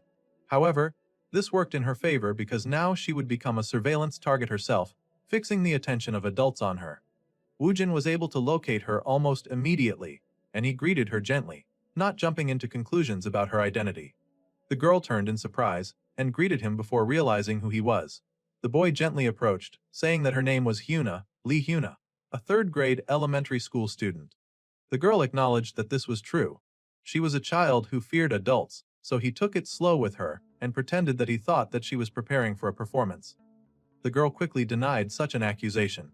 The man did not know what might happen, so he had set up this meeting place in a rather vague, but fairly safe location. The reason this child was asking for help despite fearing adults had to be very important. There was a high possibility that Hyuna's surrounding environment was changing drastically. So, the boy crouched down, making himself appear even smaller, and he asked the girl if there was something that he could help her with. The girl was hesitant to speak, her fear getting the best of her, so the boy reassured her that he could definitely keep it a secret with a kind smile. He was trying to be helpful, but he honestly was acting more like the kind of dude that would lure kids with sweets and cookies. The boy noticed that her clothes were heavily soaked with a cigarette smell. The girl, very hesitantly, then confessed in a quiet voice that her mum hit her. Her parent, the one she trusted never to hurt her, kept telling her to lie that she was sick and to not go to school. This poor child was going through a lot, and the genius carefully asked how her dad felt about all this. A few years ago, the girl's father had come home, calling out a playful knock-knock as he came inside. It was not her father after all, but a man who said that he was her father's friend, and the man asked where her father had gone. The girl was home and was confused by this man's title. The man insisted that he was her father's friend and that he urgently needed to tell her dad something that was very important. The girl led the man, who was accompanied by another man, into the room, and then she pointed at the closet that seemed to be sealed by a bunch of household items. The girl said that her father was inside. Very slowly, the man opened the door and her father jumped in horror. Fortunately, the father was alive in there, but he was very upset about getting caught. He cursed and screamed, and the stranger informed Mr. Lee Jingyu that he was now under arrest for drug trafficking and illegal gambling operation. The man cursed and yelled at the police officer, yelling at his kid and even denying the accusations. The police demanded that the man shut up and come out immediately. The hiding criminal called the police crazy. The poor child had no idea what she had done wrong, and she stared in confusion. Her mother was furious when she found out what happened. She slapped and hit her child, yelling and cursing that her husband had gotten caught because of the little girl. The poor child was innocent and naive, and it was not her fault that her father had taken to a wicked life of crime. Still, the mother blamed her and hit her, asking how she was going to earn money. The night was young and the streets were empty. The mother demanded that the young girl should clean everything before she came back. She even put the tiny child in charge of taking out the trash. Then, the mother stormed out of the house in anger. Time continued to tick on, and the little girl cried by herself. The mother would always blame the girl for her misfortune, saying that she did not understand why she had to live like this with such a hard life. She would often say that things would be better if the girl's father was around, and curse at the child for turning her father in to the police. It would be better served for her to use that time to curse her husband for not getting a legitimate job. The mother would growl and tell her child to come over and collect even more spanking. She was beating the poor child endlessly because the child dared to be a good person. Thanks to the child, the woman actually had to work hard to make it in life, and she hated it. The little girl confessed that she had given her father up to the police. She had done a bad thing, but all of the daily beatings hurt so much that she could barely bear it anymore. However, the genius told the child that she had not done anything wrong. The adults were the ones that had done wrong, and they should suffer for their wrongdoing by themselves. The brain often could not distinguish between reality and imagination, and that was important in this case because the child was under extreme stress while recalling the terrible memories. But she did not cry, even when she had been hit continuously by her mother, no matter how many times that she was hit again and again. The girl was likely controlled not to cry. The child did not go to the police, but she had asked a stranger for help. It was likely that, due to her experience, Hyuna did not trust the police. This was a natural and expected result concerning the shock that he had experienced the last time when they had bundled her father away. By any chance, the boy asked the little girl if her mum was close with her police uncles. The girl confessed that this was true. Now that was rather difficult. It seemed that a few of the police uncles would come over to the house and hang out with her mother. Hyuna had instinctively known that the police were bad news, and she had asked the genius for help instead. Even if she went to the police station, she would be led right back to her abusive home by police hands. The girl knew that she had to go back home, but there had to be a proper solution to her problem. So then, the genius asked the little girl if she had another family. The girl confessed that she had her paternal grandmother. Then, a question of great importance, Woojin asked if the grandmother treated the little girl well. The little girl confessed that the grandmother did indeed treat her well. She nodded a bit more and her posture relaxed. The genius noted that it was like a frozen body melting, and immediate non-verbal cues. This was the behavior of someone releasing self-protection. So, she felt that safe with her grandmother. Hyuna's brain found unconscious stability when thinking of her grandmother. Right now, there were surely places that hurt, so the young boy asked the girl to tell him all about it. The little girl hesitated and rubbed her thumb over her hand, activating some self-soothing behavior. He admitted that it hurt on her left hip and on her waist. That would explain the reason that the poor girl limped. The boy told her to explain even more, and the girl mentioned her thigh and her back. All of these were areas that were not very noticeable. Hyuna, who might have the time that he could not have, was trapped inside a torturous center, like he had been trapped in that closet of books. Now, the door was opening for that little girl, just like it had opened for him. The boy was stretching out his hand to her, plucking her from that dollhouse of pain. He offered to help, so that she could have all of the time completely to be used for joy and love until the end. He would get the little girl out of that hell of darkness. So, the girl was indeed led to the police station, and she had every reason to be nervous. But Woojin reassured her and told her to wait and just trust sister and uncle. The boy asked the girl if she was thirsty and if she would let her sister give her some juice. The detective stood with his arms crossed as he watched the nervous girl talk with an older police woman. The woman told the girl to tell her any time that she got hungry, and she would hurry to feed the young child. The detective wanted to get some information on the girl's mother, who was likely at work. If only they knew the phone number, tracking the woman would be so much easier. The girl had not contacted them using a phone under her mother's name. The little girl claimed that she did not know her mother's number. Whether that was a response born from fear or truth, it did not change that they were not getting it. The little girl apologized for not knowing, but the detective rushed to comfort her. The female detective scolded the man and said that she would talk with Yuna. The detective could just go outside and continue his work there. Thus, Detective Kim Tae-in got kicked out and he left the girls to it. Then, he made a call asking how the state of the house was and if the woman was at home. The other detective reported that the lady was not at home and that the state of the house was just terrible. The smell of cigarettes was at CRBN level, and it was also looking like someone had recently searched through some things. They wondered if someone had already gotten there before they did. It was likely that the mother had gone out for work. So they had to question everyone around the neighborhood and catch the mother quick. It was a case that was more serious than other cases, specifically because it had been something that Woojin had reported. They all understood the importance of Woojin in their lives, so all of the police force would work seriously to catch the abusive mother. It was like there was a Woojin bat signal in the sky. The night went on, and it was dark over some houses. The evening was quiet and the streets were bathed with the warm lights of the streetlights. Finally, the mother was on her way home and she was making a very important phone call as she walked. The woman was mumbling and asking if something was a lie. Her hands shook, and she wondered why on earth the police would be looking for her. If she had connections to the police, they should have moved more cautiously. The culprit had already been contacted, and she was informed that the police station was in chaos and they were looking for her. They asked if the woman had touched drugs, and she yelled that she did not know. She did not know what to do now. The person on the line cursed and said that they should not have gotten involved with a woman like her in the first place. This of course offended the woman, who was panicking too. At any rate, it did not matter and they could not undo the past, so they told the lady to just hide for now. She was to contact them in about a week. They would move to places without CCTV as much as possible, and the lady had to smash her phone. This wicked police officer was giving her all the directions to stay undetected, and then the crook hung up on the lady. The lady cursed, having no idea what was happening to her or her life. She cursed at the police officer, calling him crazy and asking if he did not understand how expensive her phone was, though jail time was way more expensive after all. She kept trying to turn off her phone, but it was not going off. Just then, she detected a strange-looking face peering at her from the dark, and the lady froze in horror. There was a figure dressed in all black, and it looked like the kind of creature that would draw out this very frustration hunt. The lady sighed in relief because the strange man had scared her, and she nervously asked what he wanted. The man asked where she was going like a heartless cuckoo mother. Now this confused the lady, but this strange dude dressed in black seemed rather familiar. The only difference seemed to be that he was not shirtless for once this time. The lady was terrified meeting this masked and hooded figure in the dark, and she asked who he was and if he knew her. The creature said no, and it looked so scary with eyes wide that it felt calling the woman a rat would fit her better, since she liked taking out stress on her child.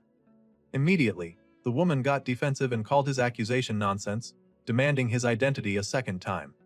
She asked the stranger if he was a detective and he leered, asking if she was scared. She had every right to be scared, he was acting like a creep. The police that worked with her was kind. They even guided her to a road without CCTV. Now the lady began to panic as she realized that in her escape, she had put herself in danger of attack. The lady began to tremble as the stranger in black confirmed that this was the road without CCTV. The stranger had been waiting because he had wanted to face the lady all alone, after all. He stepped forward and the lady yelled, asking what he was saying. She yelled at him to stop talking nonsense and asked him to get lost.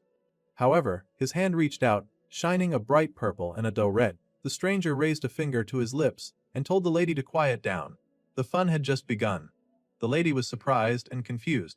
Then she thought that she had the upper hand and she threatened to scream. This amused the stranger, and he told her to go ahead and call the police. They were looking for her anyway, so they would be happy to hear from her. Of course, this gave the woman pause and she thought better of contacting them. However, in the darkness of the alley she felt hesitant, cornered and scared, asking the boy who he was. She was panicking, his silence furthering her fear, and she nervously asked if he had come because she had used some drugs. She yelled that she was not the one who got it, and that she had just used what the director had given her. Now this was interesting information. The lady sure had been busy doing all sorts of things, and his hand swung with a cloth in his hand. The lady's eyes widened in shock when the cloth was pressed over her mouth. It was a pretty awkward angle, and one would think that she would just wiggle away. However, she did not wiggle away and somehow stood there and inhaled until she started feeling rather dizzy. The lady's body tipped forward, and the stranger hauled the lady, picking up her bag and her body and carrying her out of the alley. There was darkness and lots of lights as the search for the wicked woman continued, and the police were still on the watch for her. Slowly, the lady began to wake again, and she groggily opened her eyes. She noticed then that she was inside of a car. Now that was a rather interesting location. The lady then wondered if she was really getting kidnapped in that moment. There was a man at the front seat, and the girl panicked to see the cold face of the man. The man spoke, noticing that the woman was now awake. The person smiled, saying that the lady seemed to have drunk a lot. For now, it was best if she just closed her eyes and sleep some more. The lady struggled to keep her eyes open, staring in confusion at what she could see.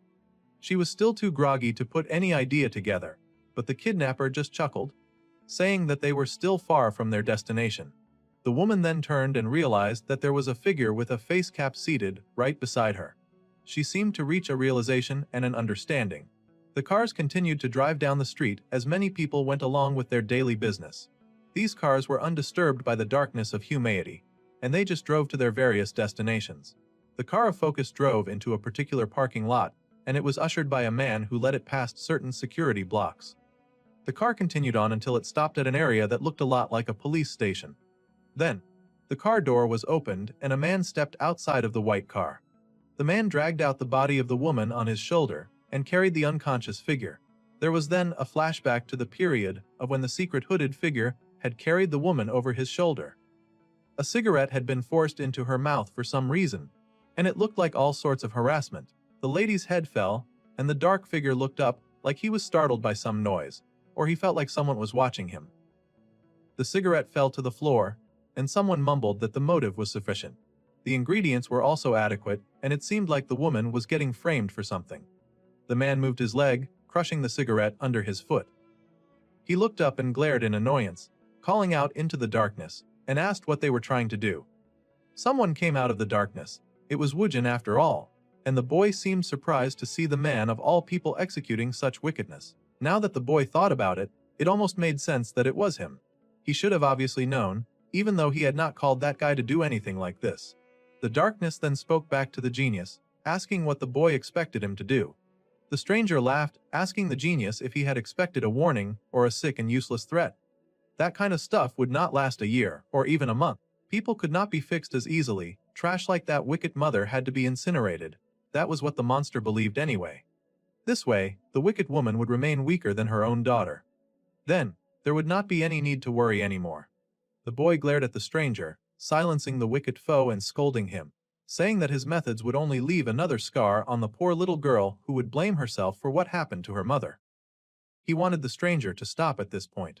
The stranger pushed to his feet, looking like the hooded Grim Reaper, assuming the god of death decided to try out street fashion trends. The stranger scoffed and called the genius an emotional wreck, saying that this was why it had taken the boy 12 years to escape his confinement. This wicked stranger looked like he really did plan on burning this woman alive, and he emptied out a bottle of suspicious content on her head. The wicked stranger seemed to mean well, saying that he would never let someone suffer in such an extended hell again. Meanwhile, someone breathed heavily and the detective's eyes widened in shock. He could scent the thick smell of alcohol. Suddenly, Woojin appeared at the door, carrying the unconscious mother on his back. The boy announced in a dry tone that delivery was a here, as he had successfully fought against the monster within himself, and he had saved the young lady. The detective was shocked to see the boy's state with the lady's purse around his neck. Like a worried father, the detective asked if the boy had taken in alcoholic substances, and even accused him of making a drunk delivery. The detective was baffled, wondering why the boy kept bringing in people all day. First it was the little girl, and now it was an unconscious woman. Well, first of all, the genius informed the detective that his unconscious baggage was in fact Hyuna's mother. This surprised the detective, of course. Now the very ordinary genius spun a rather convenient tale of accidentally finding her lying drunk on the street, and he had brought her in. This story was wild, so wild that even the detective was rather stunned to hear it, his expression one of surprise and disbelief. The guys had been looking for her everywhere, and the detective wanted to know where the genius had found her. Woojin just mumbled that he had found her on the street, knit he most vague way while managing his micro-impressions, so that he would not give anything away, like the fact that his other half had nearly killed her in an alley without cameras. It was purely coincidental, and the boy said that it was really so, and he wanted the detective to please believe him and handle the situation. The detective smiled soft-eyed, saying that it was not that he did not believe him, it was just frightfully coincidental that the genius had found Hyuna's mum. To be fair, the genius wanted no part of it either, but the lady had police help, he had to make sure that she got caught. At any rate, carrying a full-grown woman was exhausting, and he asked the detective if he could take over from carrying her. The detective then rushed forward to take over what he should have done ages ago. The alcohol smell was so intense that the detective could not help but complain that the lady had drunk so much. They even wondered if she was drunk right now. They very carefully put her in a holding cell until she sobered up. While she rested, they could go through her things and hopefully track down the officer that she was in contact with. The female officer took the lady away to help her rest. Meanwhile, Woojin listened very carefully and he wondered if this would be enough. It was likely that she would be released soon anyway, and it would repeat again. There had to be another way to make the lady live long enough to properly reflect on the bad thing that she had done to that child. The boy was unsure. The darkness within the genius laughed, saying that he could not stand watching this. The boy was still talking like life was a fairy tale. At any rate, the darkness had done all of the annoying work, and it complained that it wanted the boy to let him out more often from now on. The detective was still amazed that the woman had drank so much, but he was happy that they had caught the culprit. Then, the boy asked how the young girl was doing, and the detective said that they had sent her to her grandma's house for now. Fortunately, there were not any serious injuries. Just in case, she will get examined tomorrow, and an instant separation from the mom. Hyuna was then called, and the boy recalled asking the little girl of her dream. The girl thought about it, and then she said that it was money. The girl wanted to earn a lot of money. The boy was surprised and he had asked why. The little girl admitted that she wanted to buy her grandma a lot of delicious things, and to let her live in a good house. It was a beautiful dream, and the genius hummed that he understood her request. However, the detective paused and turned to the genius, asking him where he had really found Hyuna's mum. Suddenly, the boy gasped when he saw the notice on his clock. Looking at the time, he had to rush away. The detective gasped in surprise when he saw the two run away, and he asked them if there was something wrong. They needed to watch Adflex's original series. Even after regressing and becoming rich, Gangnam Land was impossible. It was update time and the genius ran away, telling the detective that he would see him next time. The detective stared in wonder as most of his stuff had gotten knocked down because of the boy's rush. The evening was late and dark, and it seemed the mother was rather traumatized by her attack. Her eyes opened slowly and she looked around, finding herself in a holding cell. This greatly surprised the woman, and she recalled the voice that had said that they were still far from their destination. The lady desperately shook the cage bars and she screamed, telling whoever held her captive to please spare her. The poor lady was in shambles, and she asked why she was being treated like this. She had only really used what she had received and she sobbed, saying that she would not do it again. Then someone called out to the shouting woman. It seemed to be someone in another cell, and she yelled at the screaming mother to let her sleep. The other cell people were annoyed, and they complained that the new lady was very cocky. The lady hesitated when she saw that other older-looking prisoners were there, and she seemed to relax when she realized that she was in another holding cell. The morning was bright and full of life as the sun rose over the neighborhood. There were other people walking around in the neighborhood. A man walked down the street with sweat dripping from his face. He very slowly climbed up the stairs with 2 suitcases in his hands. The boy made his way up the stairs and he walked through the neighborhood, enjoying the breeze and the quiet. The person gasped in relief once they made it to the top, taking off his jacket, and he sighed in relief. The weather was legendary, and the boy walked down the street, and he continued to walk like this was his mission in life. Finally, the boy arrived at a home with a green door. The boy called out, asking if there was anyone home. A voice called out and asked who was it. This was Yuna's voice. The genius recognized her immediately. The girl's grandma lived at the top of some very high stairs.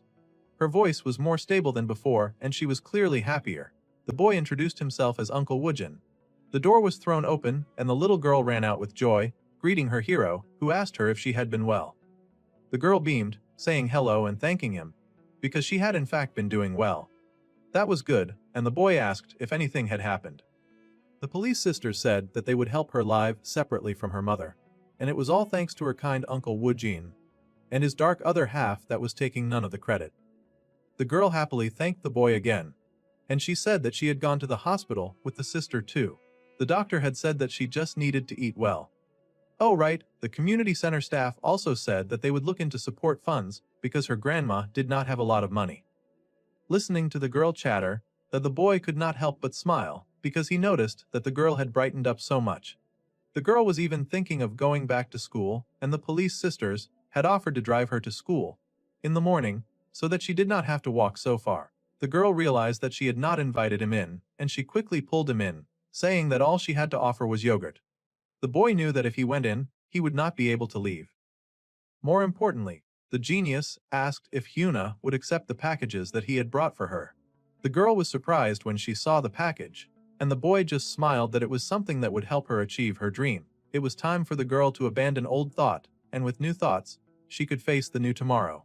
The girl beamed as she was handed something that would overturn her world. More importantly, the genius was asking the sweet little girl if she would accept the brown bag package that he had for her.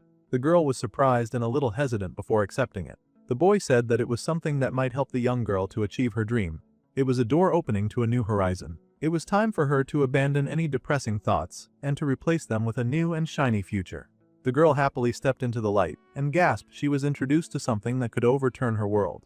The girl was so excited and asked what on earth it was. It seemed to be a book about surviving the prehistoric era in comics original. It was kind of not what she had been expecting at all. It was such a shock that it almost felt like a letdown. It felt like he was calling a prehistoric idiot in fancy terms. The girl felt a little surprised and asked if this was really what he was giving her. The genius assured her that the idiocy manual was hers, so she was kind of grateful and hugged it close to her chest. It was one of her first ever gifts, so she was sure to treasure it anyway. The girl happily bowed and promised to reveal the jewels of knowledge hidden within those awesome books. The little girl admitted that it had gotten a little boring living at her grandma's house, because she had not gotten a chance to bring anything fun from home, though there was very little that was fun at home anyway, and only a few books there. Now, in her grandmother's house, she had read them several times, so she did not need to look at them much now. Last time she borrowed books from the library, but her mother had tied them up with recyclables and thrown them out. After that, the girl had to go through various lengths to find a single fun thing to do. Happily, she shared way too much information with our genius, who stood there smiling as he got hit with more and more elements of things that he was better off not knowing about. Suddenly, the girl wanted to host him properly and told him to come inside and that she would bring some yogurt for him. However, he could not come inside today and he had to leave. Still, the girl insisted that he wait while she ran ahead to bring out some refreshments. Turns out that grandma was not yet home and he did not want to leave her alone. Still, it was scorching hot outside. Lazily, the genius dragged a bench over to the shade so that he could hide there. Then he and the young girl could sit together while she prepared the yogurt for him. It was all that she had to offer, but she sure hoped that he would like it. Apparently, this yogurt helped with gut health and improved digestion. It also strengthened immunity and prevented obesity. It was a miracle working a compatible treat for youngsters and many others. It also supplemented protein and helped bone health, of course. There were so many good things to say about this yogurt that the young girl could not stop talking. Probably because the yogurt was so good that she had to share, and probably because she had no one else to talk to. It turned out the genius was the one yapping about it, and he always did like to info dump. In summary, the young genius was quite grateful for the yogurt, and while he drank this, he asked the young girl to do some reading. She would happily do so. She was surprised that the comic was full color and happily read through it. They were rooted in the philosophy of Hongakingen. This philosophy encouraged sharing with each other, helping other people to benefit, and spreading our good things widely to the world. From now on, this beautiful philosophy of helping others and resolving inconveniences would help the young girl to earn money. The girl beamed that the book had been so much fun. Apparently, she is the kind who reads rather faster. Fortunately, our dude had brought in a backup book that she was also excited to check out. The boy watched as she read, then the boy decided to test just how much knowledge she was gaining and asked if people in the prehistoric era thought about making airplanes. Obviously, they did not, and it was because they could not imagine a world where a vehicle flew in the air designed to transport people from one place to another. However, as time passed, they eventually designed that airplane because eventually people began to imagine that sort of world. Faster than beasts, they wanted to run, or like birds, they wanted to fly. So, to earn a lot of money, a person needed to imitate. They needed to fulfill what people imagined or to make it convenient for them. Resolving inconveniences was the same. Then, he had the girl repeat after him. Believing in imaginary or virtual as if it were real, they would believe the imaginary or virtual as if it were real. Imitate existing things and create something new using the virtual and imagination. In order to do that, a person must have appropriate hobbies. They had to read comics or watch dramas, movies, or sports games, as well as many other things. This was because it helped with stress relief and psychological growth and quality of life improvement. He would give her time to grow these qualities, and then he would come again soon. He would head out now, but when he came back, she should have finished reading those books. She would be different from that point on. So, life went on for our genius, and he got a phone call from a rich and expensive lady. He had made a sudden request for her to sponsor something. The boy had never done it, so he figured that he might as well try. He wanted to try being ordinary a little. Not a single ordinary person did that. Bro had lost the plot on what it even meant to be ordinary. The rich and expensive lady sighed, asking how much he wanted to give and sulking about whether she should be doing that too. Obviously, the child he wanted to sponsor was the young girl who was a pitiful child living with her grandma.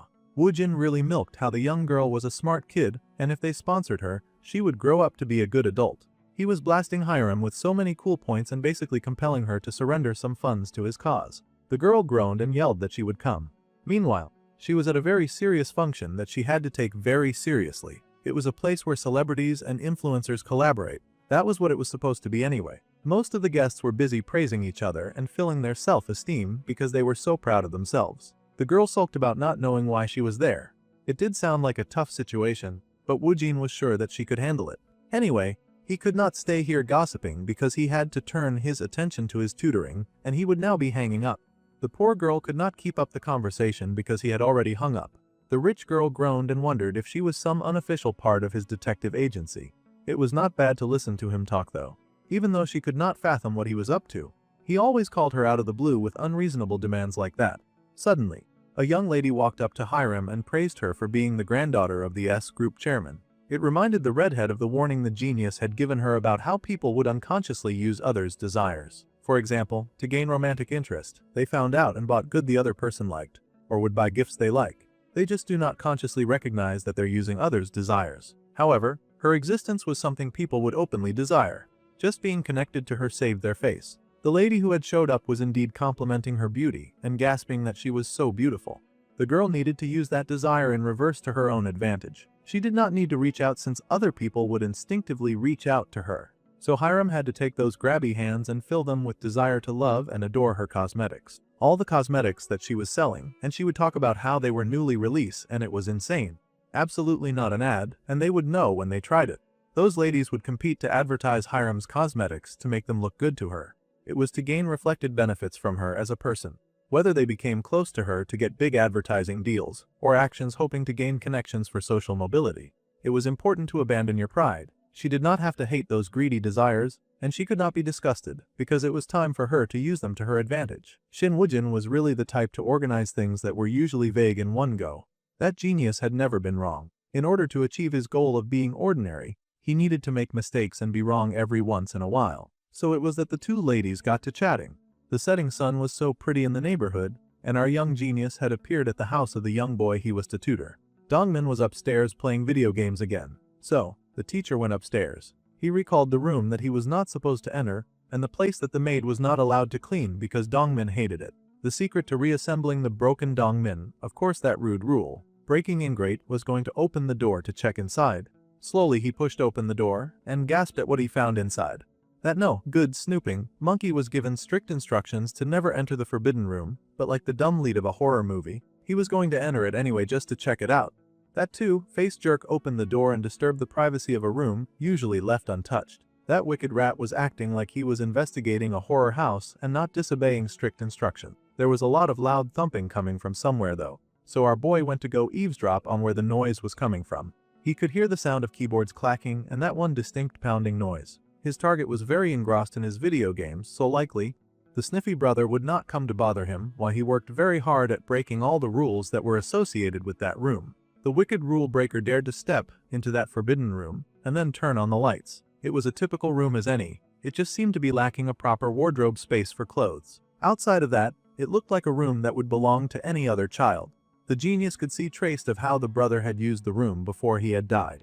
The brother had obviously liked gaming and computers, enough to have a separate desk for more gaming and computers. The genius continued to look around, and he glanced at some awards on the shelf. It seemed this big brother had also been very good at math. Before the accident had occurred, the siblings had gone to an amusement park. The genius surveyed the picture of the family. Other family members did not have amusement park goods, and Dongmin looked the happiest in that photo. They likely visited because of Dongmin. Amusement parks were often because of kids. There had been an accident that had taken the lives of the mother and the older son. They had been coming back from the amusement park when the accident had happened, which had likely been the cause of a lot of guilt in the young student. The youngest son had changed from that point on. Meanwhile, the genius observed that the portrait had been cleaned in honor of the mother and the son. The reason the gamer kept the housekeeper out of the room was because he probably cleaned it thoroughly by himself. That young boy was carrying a great guilt on his back, it seemed. After doing all of that reckless snooping, the genius then turned off the light and stepped out of the room. He shut the door just as the gamer opened the door of his own room. That lousy teenager was in his room playing games every day of the week, yet he chose that moment to finally step outside. It was a pretty bad time to get caught, but our dude played it cool when he turned slowly to look at Dongmin. The young boy yelled and asked the genius if he had gone into his brother's room. The genius greeted the young student and pretended like he was just finding out that this was his brother's room. The genius then pushed the act to pretend like he had been looking for the bathroom and he had gotten the doors mixed up. Meanwhile, he had definitely gone into that room on purpose. The student rushed to say that he would use the bathroom on this floor and that the teacher should use the restroom on the first floor. The upstairs bathroom was clearly yet another sacred space that he only shared with his brother, so of course he was not crazy about this Snoopy stranger using that space either. The boy was showing some unusual wariness. Dongmin insisted that only he got to use the upstairs bathroom. For a boy that was supposedly so young, he sure looked really old.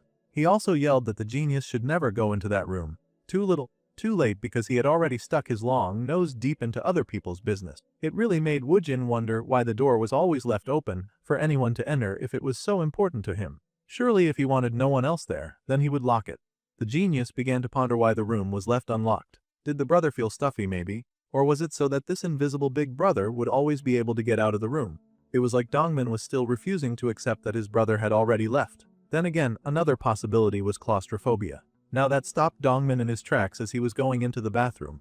Like someone had called out words of challenge, he asked the teacher what he had just said. Well, Woojin was just going to ignore the gamer and he whistled about how he would go inside the room first and leave that little troublemaker outside. The gamer glared something fierce, but he went quietly to the bathroom.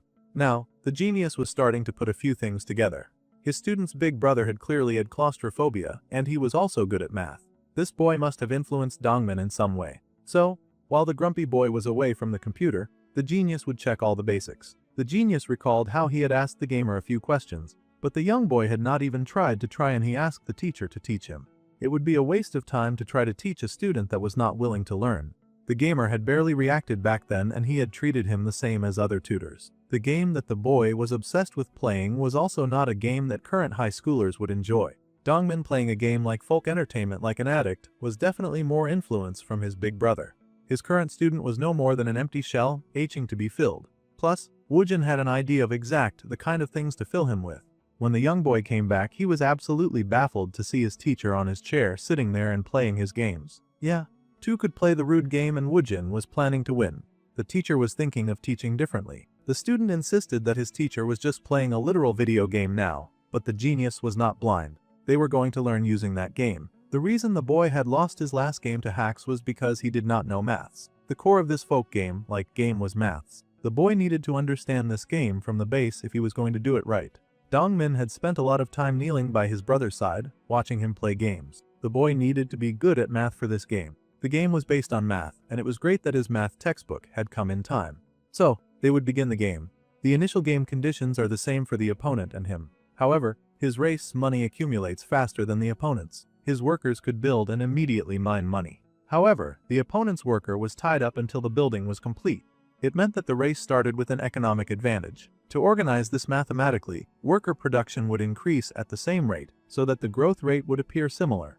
Listening to the local genius yap about this kind of thing was really reminding the young student about all those precious times that he had spent with his big brother. Checking out his effect, Woojin identified that the boy had his eyes widening dramatically, his mouth unconscious opening, and his neck and shoulders pulling back. This was the reaction of a surprised person. F*T was some value when time had passed. The young boy was of course aware of that. The genius went on yapping and he went on remembering the ghost of his brother long gone. He was taking advantage of that gaping hole that his brother had left behind and filling it with maths. A lot of maths with a lot of big grammar and calculations. Finally, the genius had found exactly what he had been looking for all of this time. He had found something that could influence his student. He had stolen his seat, the throne in his own room, and his brother's place. As expected, the reason this boy played this game was because of his brother's influence. In other words, in a specific time interval for the opponent race, a function where the slope would equals mining speed dropped to 0. His race's function maintained a slope that was always positive. Back then, the little boy had groaned about how he did not understand what the older boy was saying.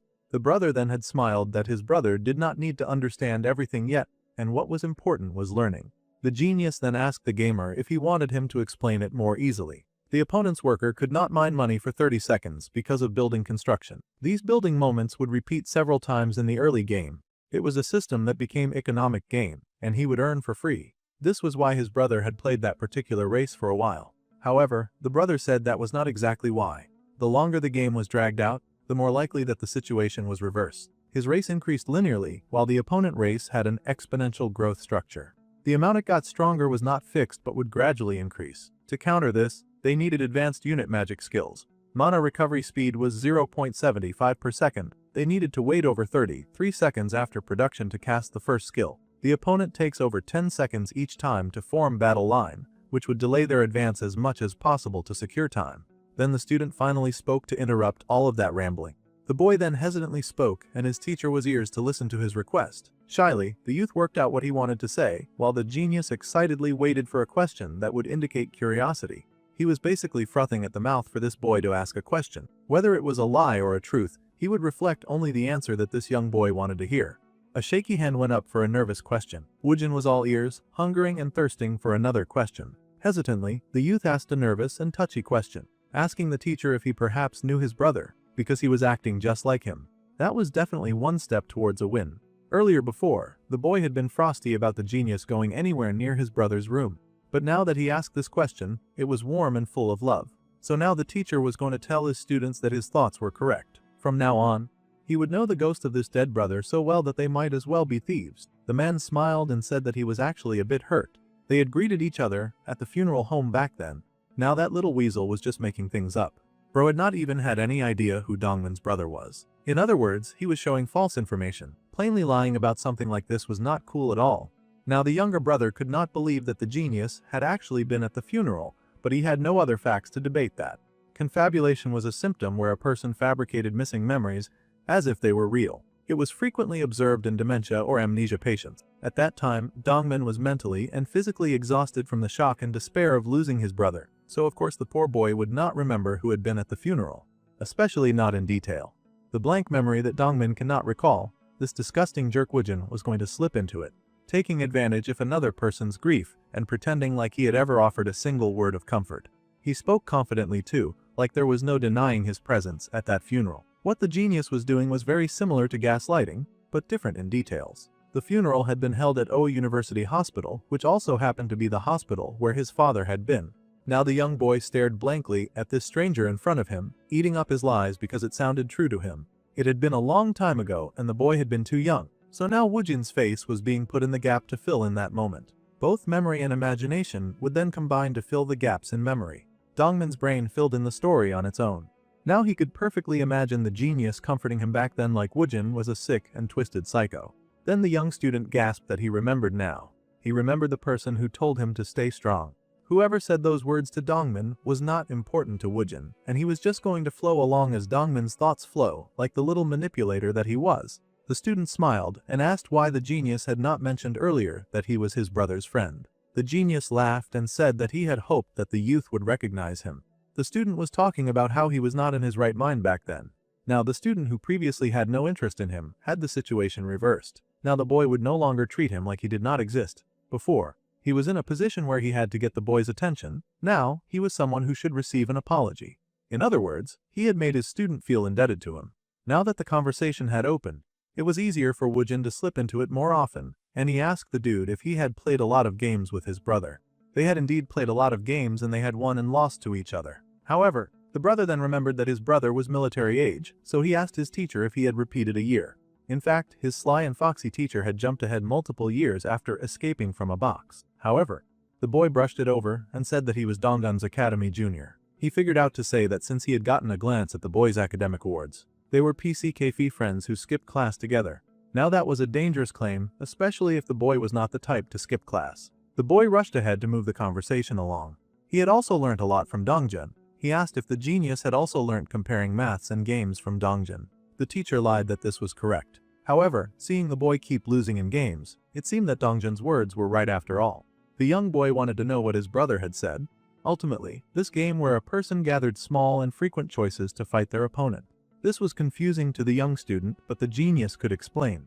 For the puzzle, they had to please match the words below. The genius had also included the Korean to make it easier while typesetting. What building that was built between 1 to 3 seconds, or what unit was summoned, according to your moment-to-moment judgments between 1 to 5 seconds. The small and frequent things you chose in the past accumulate. The game's outcome changes. Harassment at multi was up to here, and after 100 seconds the mode would develop. Brother never told the young boy such things, only math or game talk. Right, that must be it. Dongjun told the genius, but said he has not told yet. That was because the boy was still too young to understand. The genius then framed it like something that the student would be told about when he entered middle school. The boy hummed and said that he would have understood enough back then. However, the genius insisted that the boy still did not understand even now. Making good choices moment by moment. That was what it meant to win. Making good choices by the moment counted because time continued to pass by then, and each second that passed indicated the past. The boy did not understand what that meant, and the genius told him to pay attention. They were looking at his present self now, and they were looking at his past. Now that time would continue to flow. There would always be the past. That was correct. Even this moment now was the past because it had come and gone. It was always important to value the recent past of 20, 30 seconds of even 2 to 3 hours. The words he could not tell his younger brother, the genius would now tell him on his behalf. The student was now itching to hear what the genius had to say. Dongmin, just like in games to beat your opponent, you choose and judge every minute and second. For the young boy to overcome life in reality too, his big brother hoped the boy would choose and judge well. Those small and frequent moments in the past with full immersion, the boy's big brother would tell him even more when he grew up more. Gaming was a very healthy hobby, but Dongmin was not playing games for enjoyment. He was just feeling and looking for his brother in the game. Now the younger boy was crushed and confessing what had happened that day. His brother had not wanted to go to the park that day. The young boy had sulked and said that he would not go if his big brother did not go too.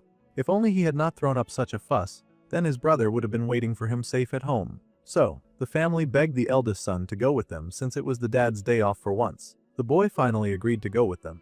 But now the poor brother was full of regret, and he cried that if he had not said that, then his brother would still be alive. He had been resting on his brother that day on their way back, when a vehicle came rushing towards them on the side where the brother and the mother sat.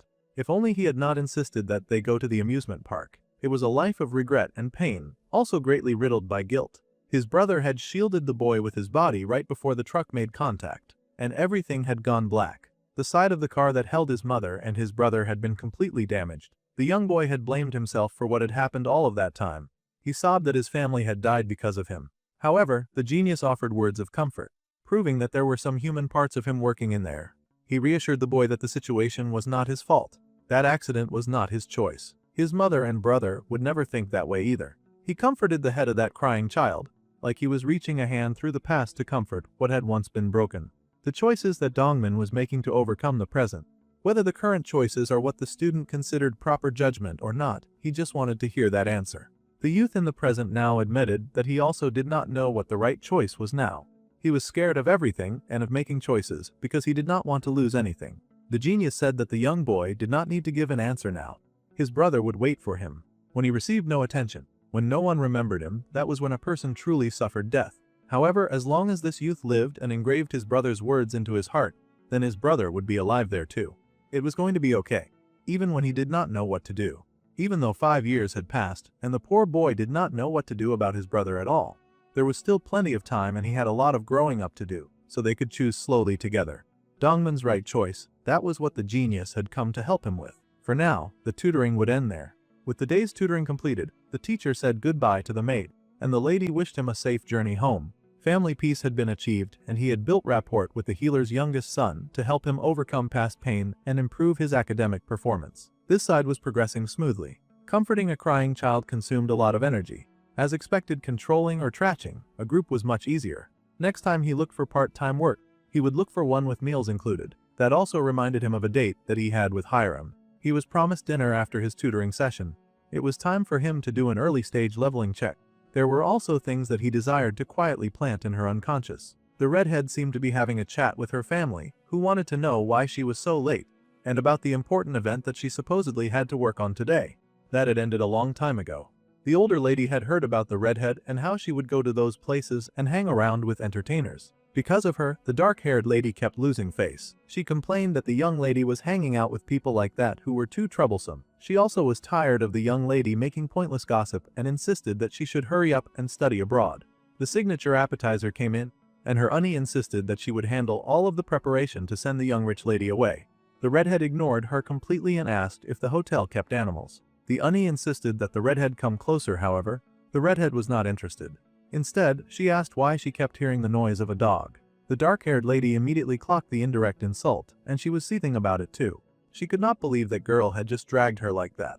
The redhead scoffed and told the server to kindly do something about all of the barking that they had to endure. The server hesitantly promised to check up on that. Arguments between rich people was scary. The dark-haired lady was very upset though. She yelled and told Hiram to grow the coconuts to say that to her face. She growled that was not how anyone should talk to their oni. Meanwhile, Hiram just sighed that he was definitely hearing a loud dog, and the noise was really spoiling her appetite. She was as unrepentant as sin, and she refused to take any of her words back. The lady growled and asked why the girl would talk like that. The redhead continued to ignore her and her shouting. Instead, the girl looked through her phone and giggled at what she saw there. Of course, this just made her Unnie even more upset because she thought she was being laughed at. Considering she was dancing around like a clown, then perhaps she should not be shocked if people did laugh at her. The redhead then mockingly told her doggy to sit before walking right out. Meanwhile, Woojin had gone to the brain food cafe that he had helped his friend grow. The food was doing great and business was doing great too.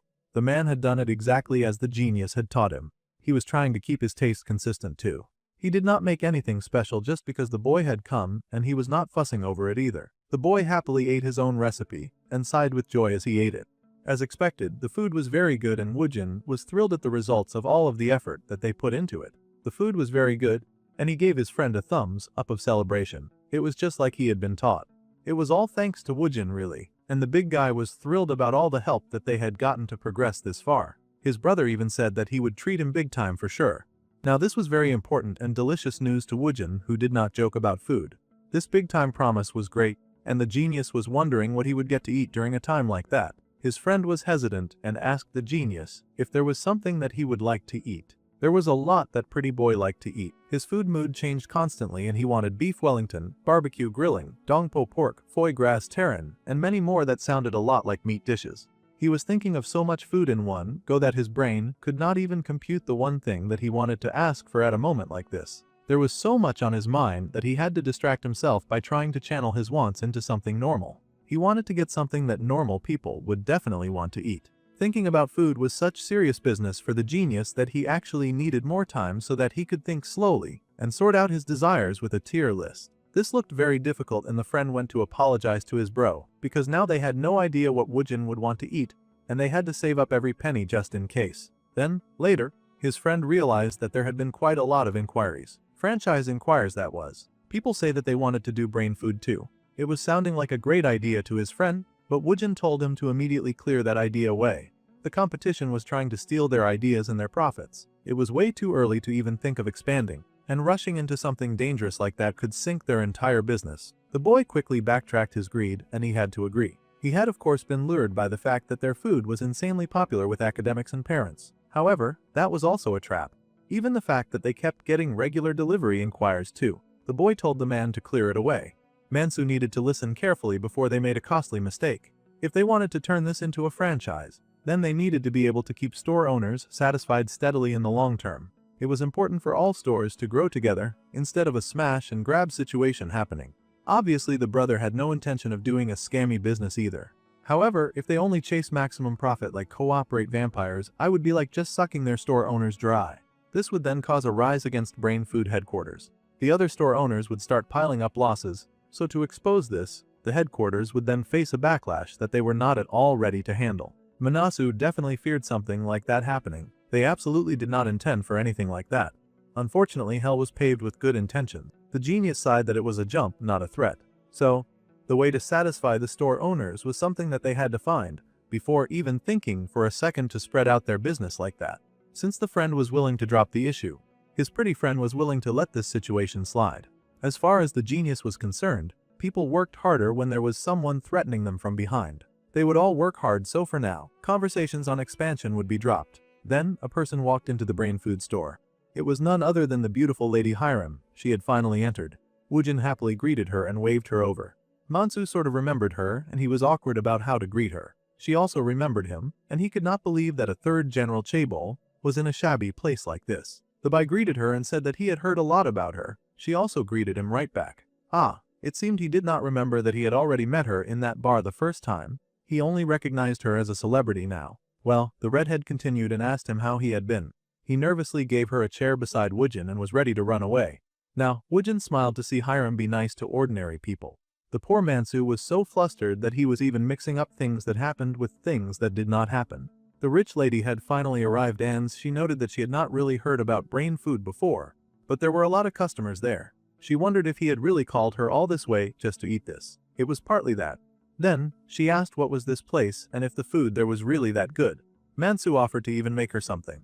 However, she said she was fine and she had just eaten on her way there. The genius beamed and boasted about how they cooked using his recipe. The redhead was impressed that he created recipes at all. Well, Woojin did not joke about food, so of course he knew enough to put together a recipe. With his special sauce that he had developed, the bread was whole wheat ciabatta, toasted super crispy, with lots of nutrition details. This redhead was amazed that the boy really did everything. Then maybe she would ask for Mansu to give her some food after all. She had said no before, but now she wanted to try out Woojin's cooking. So, the girl asked for one special. As they sat around in that cafe, the lady looked around at all the people gathered nearby. At this point, they should at least give him some shares. The genius laughed that his shares was food. Now he had a place to always come over to and eat some free quality food. Other customers around the area were even ordering some more food because it was that good. The person was ordering for their little brother, who needed to fatten up so that he could wear her clothes. Some people were eating faster because their movie was about to start. There were people going in and out of the cafe, buying food and eating food for all sorts of reasons. Some even grabbed coffee as a palate cleanser. Hiram watched all of these people very carefully, like a princess looking down at the common folk below. Her surrounded were only filled with dazzling people on a daily basis. Now, she was being exposed more and more to the ordinary people too. If their ordinary images steadily stacked up in her unconscious, then one day she would be able to gather ordinary people together. By seeing them as a group like that, they would be able to understand the public. That was why they had to keep filling her unconscious with ordinary people and their daily lives. 100 lectures telling her to understand ordinary people would never prove more effective than her just spending time around them. She would ride the bus and eat by their side, and then, when the time came, she would feel it. The understanding that being ordinary was the hardest thing. After meeting and hanging around with influencers and celebrities all day long, the genius wanted to know how she was handling the change. The redhead admitted that she at first was wondering why she even had to be here. However, now she was finding it rather fun. The boy had told her before to not use other people, which was rich coming from someone who had spent all evening lying to a child. At any rate, the genius wanted the redhead to follow the path of the straight and narrow, and to only use the people who were trying to use her to satisfy their own desires, so that, under her will, it would feel like she was controlling them however she wanted, and that was fun. The girl was leveling up faster than he had expected. She had passed his test for now. Even though supplementary investigation was heavily delayed, it was still a good work done. With other cases, the detective seemed to clear them cleaning in one blow, and the big boss wondered why the investigation seemed slower only when working with him. The detective laughed at that very funny coincidence. It was not actually slower and that was normal speed. This was because Woojin's presence just made cases get solved a whole lot faster. He could not bring the youth every time he worked on the prosecutor's cases after all. The boy was busy with classes. The detective debated how much of that he should share, then he figured that no matter how busy Woojin was, he still wanted to eat something good. It would be interesting to see what the prosecutor would buy Woojin if he involved him in the case. After all, the prosecutor made way more money than this Hyung. The follow-up investigation was delayed a lot. However, the work was done very well. The prosecutor sure was wondering why it was that the investigation was taking a lot longer than usual. But the detective knew that things had just gone back to normal prosecutor speed. He usually did not talk about Shin Woojin's presence since that usually was not allowed. However, Detective Kim needed to mention something. The detective was really fidgety about whether or not he was going to properly mention anything. The prosecutor was watching him and wondering what had gotten him that flustered. There was a lot of back and forth and changing his mind from the detective's side. It was rather frustrating to the prosecutor. The man needed the detective to be honest with him. He wanted to know if the other man was doing this guessing game on purpose because he did not want to work with him, and he was starting to feel a bit hurt by it. Well, they could not have the prosecutor thinking that. The detective hurried to say that it was not like that at all. The truth was that, if anyone was going to get in trouble about the Shin Woojin situation, it would be the detective taking the risk. It would be better to not bring it up at all and to continue taking the credit for Woojin's work. However, his angel side encouraged him that embarrassment was temporary, and that there was no lie that would last forever. The detective flicked away the devilish side after all. In the end, he was just one more person getting help. So he finally confessed that he was not the one solving all of the cases that speedily in the past. Sure, he did good work to keep the citizens safe, but all of that fast evidence finding was not his power alone. Now the prosecutor was confused, and he asked the detective to explain. He did not even mind if the detective got into a scuffle with the suspect. He would take care of everything. Still, the detective had to double down and explain that this was not the situation. He needed to explain the situation properly since he was not in kindergarten. The prosecutor was busy firing of every possible reason for his hesitation. He wondered if the detective had done something wrong, or if he had taken dirty money. It was none of those awful things. The situation was just that the cases that he had solved like a lightning strike had not been solved by him. Now the prosecutor was confused, and he also looked lied to and annoyed, because he wanted the detective to explain what he meant by that. The detective nodded, and the prosecutor sat up because he wanted to know who was responsible for the miracle cases, then so that he could go and congratulate that person instead. He even thought it was the detective's juniors that had handled those cases really well, and now he was busy taking all of the credit. Fortunately, that was not the case. The prosecutor wanted immediately to know about any outstanding talent that was being hidden on the team. Well, there was definitely outstanding talent involved, but it was not on the team. The prosecutor pushed for more information. He thought it would be great if they went out for Soju with this outstanding talent. Yeah, the outstanding talent did not like Soju though. The detective laughed and explained that he was not greedy, and he was not keeping all of the praise intentionally. So once again the prosecutor asked who was responsible for solving the cases. The answer was a civilian, a young man who was much like a detective. Actually, he was more like a profiler now that the detective thought about it. He knew a kid who was even more of a profiler than a real profiler. Every time they met, it felt like something straight out of a movie. From heaven down to earth, a star fell from heaven to earth, and he was given some kind of key to the bottomless pit. Well, the prosecutor was very insistent on knowing who this man was. It sounded almost ridiculous that a civilian had solved all of those cases because it made no sense to him. The detective sighed that it was the truth, and it did fit together a little too well. Also, the prosecutor needed to give him a moment for him to run to the restroom. The prosecutor still wanted the gift of the person's identity though, and he insisted that the detective at least give him a name. However, the detective absolutely could not wait, and the prosecutor could not stand the drama. The detective ran away to make a really important phone call. Having a prosecutor connection is not a bad thing anyway. Still, for privacy reasons, he was not going to give a name for privacy reasons. So, he talked to Woojin to ask if he was busy by any chance. The young genius had just finished showering, but he was ready to listen to what his senior had to say. So, there was a prosecutor who was really curious about him. The detective was not sure if the boy remembered that guy, but he had met him once at the station. The genius boy definitely remembered him since that guy meeting the detective was an important step in his friend's promotion. The detective Kim figured that it would not hurt for his little brother here to know the prosecutor a bit. The man was aware that the young boy was always the kind to look a move ahead and approach people, and they would complete the next two moves in the future. When the detective runs into a difficult situation, that was when he would realize that there was no replacement for the empty space that the genius left. In other words, the genius remained an A-class manipulator in every scenario. The odds that the investigation team would have no choice but to come looking for him would then rise exponentially. A very natural, ordinary kind of design. So, now the detective was asking if he wanted to meet the prosecutor. It was all by his design. The boy could already fathom the amount of rich food that would come from solving such a case. He immediately said yes. They had gotten the consent to the collection and the use of personal information. Now the detective could go in there and yap about Woojin all that he wanted. However, there was one condition. The detective stepped back inside of the office, grinning like a naughty child who had stepped out. The prosecutor still wanted to know the gist, and he needed to know who was responsible for solving all of those really difficult and juicy cases. It was someone who was a close and younger friend of his, of course. The detective was not sure if the prosecutor would remember him. When he came to the station, he was there with him. The prosecutor wanted to know more, so the detective informed him that it was a college student, and he was so busy that he did not get to see the boy often either. As it happened, he said that he was free tomorrow evening. The genius could not do any other day. It had to be tomorrow evening. The prosecutor wondered if this college student was really the one helping him solve these cases. It was embarrassing to say, but that college student was indeed the real deal, so the prosecutor would like to meet him too. They had to make space for tomorrow evening. So, the detective could set up the meeting. There was also one condition for the prosecutor if he wanted to meet him, for some reason. The man wondered if there would be a kind of condition, and it was sounding more like some kind of shady meeting. Well, it was definitely nothing like that, the detective assured him. However, the condition was that the prosecutor would have to book the dinner at a specific restaurant for tomorrow night. That is when that stranger would come. That was it, he just wanted them to be the ones to buy dinner. Nothing too high maintenance. He did not even want the A course or the B course either. It specifically had to be the dinner course. The prosecutor sighed and told the detective to just be the one to pay for dinner. It seemed their little genius had quite an appetite. He was the type whose brain only ran when he fed, or if that was just his concept. Even asking for a meal was complicated. He seemed like the timid type, made the prosecutor a bit worried. The detective Kim was fixing for 7 o'clock. Dinner course for 3.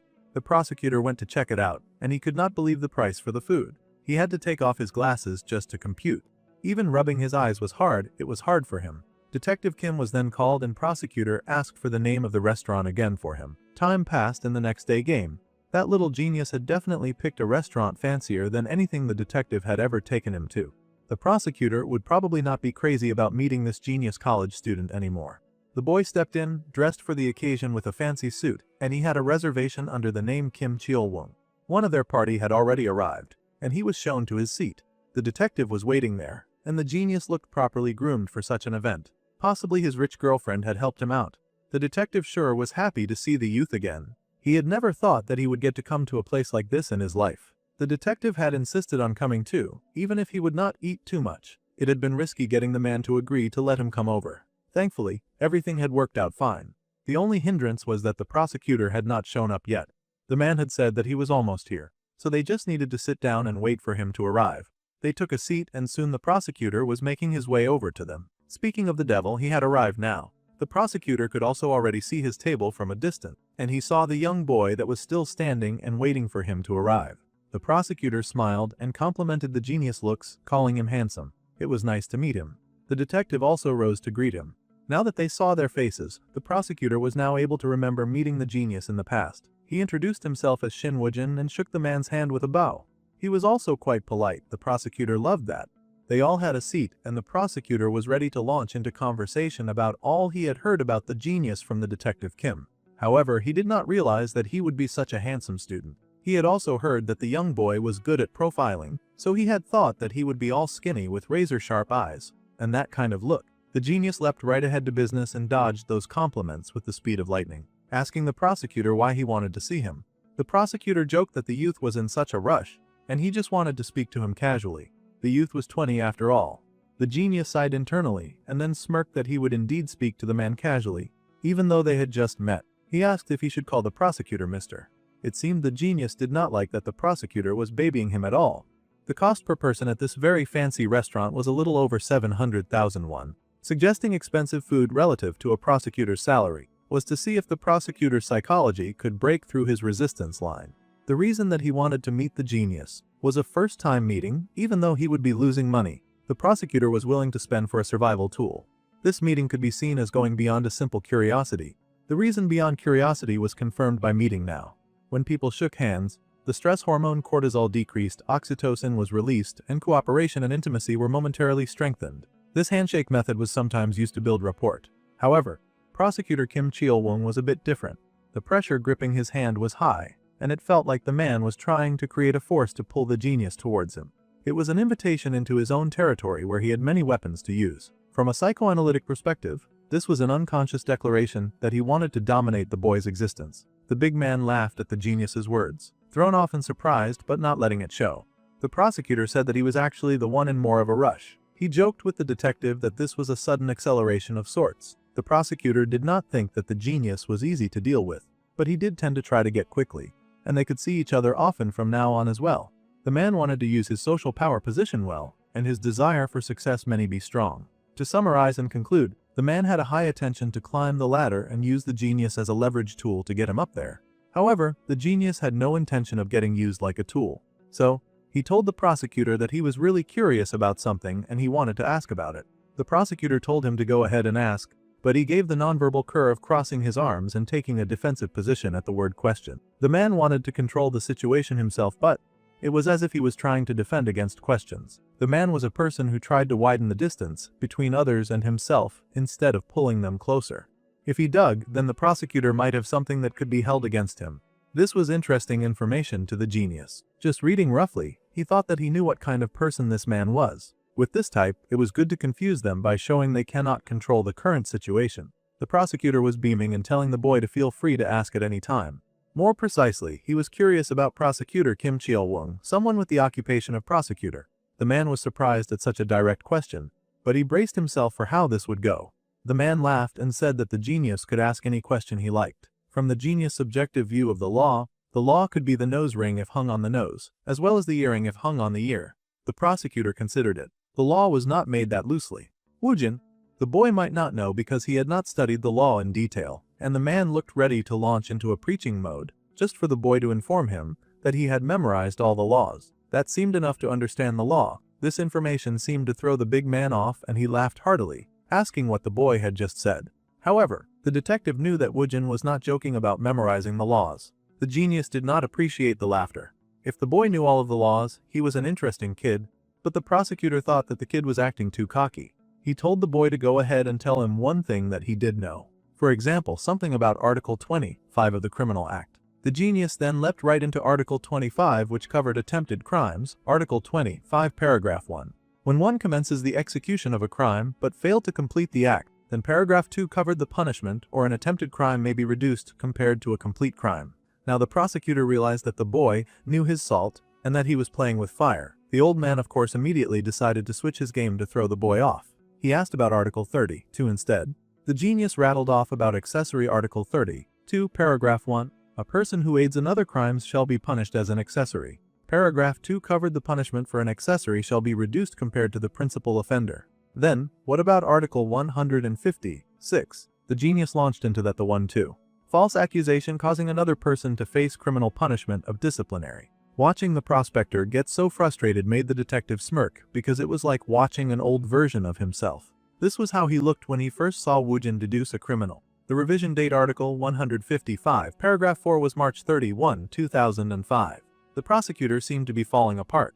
It seemed that no one had informed him that he would be going out on a date with a human dictionary. Bro looked like he was having a really hard time. That was hilarious. The man groaned and started babbling of if the test had been leaked with a verbal conversation. The man just could not compute that someone this young would be this good. The pains of the elderly. Now that the genius had him sweating, it was not time for reversal. The man was the one who was supposed to be answering questions. The genius had made it that way from the start. This time, this situation was all under his own control. Prosecutor, he obviously know everything too. So, the genius decided to ask what was the revision date of Article 117, Paragraph 1, what year, month, and day. The prosecutor yelled that he needed an immediate time out first of all. He was not prepared for this battle, and he had been thrown off by the fact that the boy looked so young. The poor man did not have the laws memorized, and he would have to look it up. The prosecutor immediately turned his attention to the waiter and called for the food immediately. He needed an edge and a distraction. They were starving lions here, and he needed to escape the kid's question. The detective watched the prosecutor with much sympathy. He understood what it was like. Then, the prosecutor tried to switch the conversation to something he could still control, and he asked the youth if he was trying to get into law school. However, the boy beamed and said that he had no interest in that. Sparkling like a romance protagonist, the boy said that he was just an ordinary college student living an ordinary college life. No ordinary college student was eating at a fancy restaurant while making their host sweat like a chicken. The prosecutor could not believe that this boy was calling himself ordinary. Then, the prosecutor started firing questions. He asked of the boy's major and why on earth he had chosen business administration. The boy asked if the prosecutor was looking down on business administration, but the prosecutor explained that the boy seemed to be very interested in law too. However, the genius wanted to do business administration because it was ordinary. Indeed, it was very ordinary. The detective sighed within himself, because he also remembered what it was like to have this very painful conversation with the young genius. The prosecutor was struggling to compute that the man knew all the laws, but he wanted to be ordinary. The boy was a business major, yet he did hardcore profiling, and on top of that, model-level looks. This child was something out of the ordinary, and the prosecutor was almost sure that life must be very enjoyable for a child like that.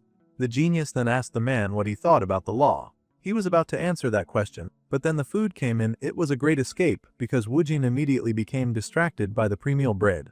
Low-sodium butter spread on bread. If it was spread out on the freshly baked bread, it would melt smoothly and it would be very delicious. Then, the prosecutor tried to go back to what he thought about the law, but the boy could not care less because there was no bread in front of him. Happily, he devoured the food like a starving man who had found the first piece of food for him to eat in ages. The man wanted to continue the conversation about the law and the judiciary that applies and interpreted the law. However, the genius had to stop the prosecutor. Now was the best timing of all, and the young man looked dead serious. The prosecutor asked what was going on, and the genius asked. The man had made an expensive reservation.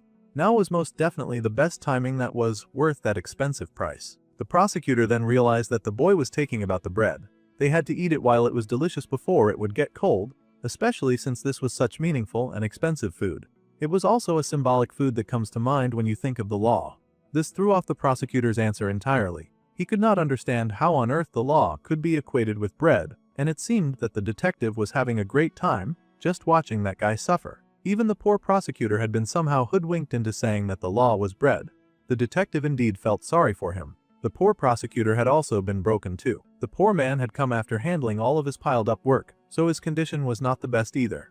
By the way, prosecutor Woojin's true self had not even properly come out yet, because the food was not entirely here. There will be many things ahead if you meet with Woojin, and the prosecutor was now wondering just how much each piece of bread would cost. The poor prosecutor should not even think too hard about the situation or trying to understand Woojin's behavior. No matter what the boy imagined, he was a kid who would exceed that. As expected, an incredible taste, but a greasy feeling at the end. The bready was good, but the boy would pass on a refill. Meanwhile, the detective would better advise the prosecutor to give up on trying to understand the genius. This was advice from the experience of a Woojin giver-upper. The prosecutor had not even gotten the chance to bite into his bread when the boy started questioning him again.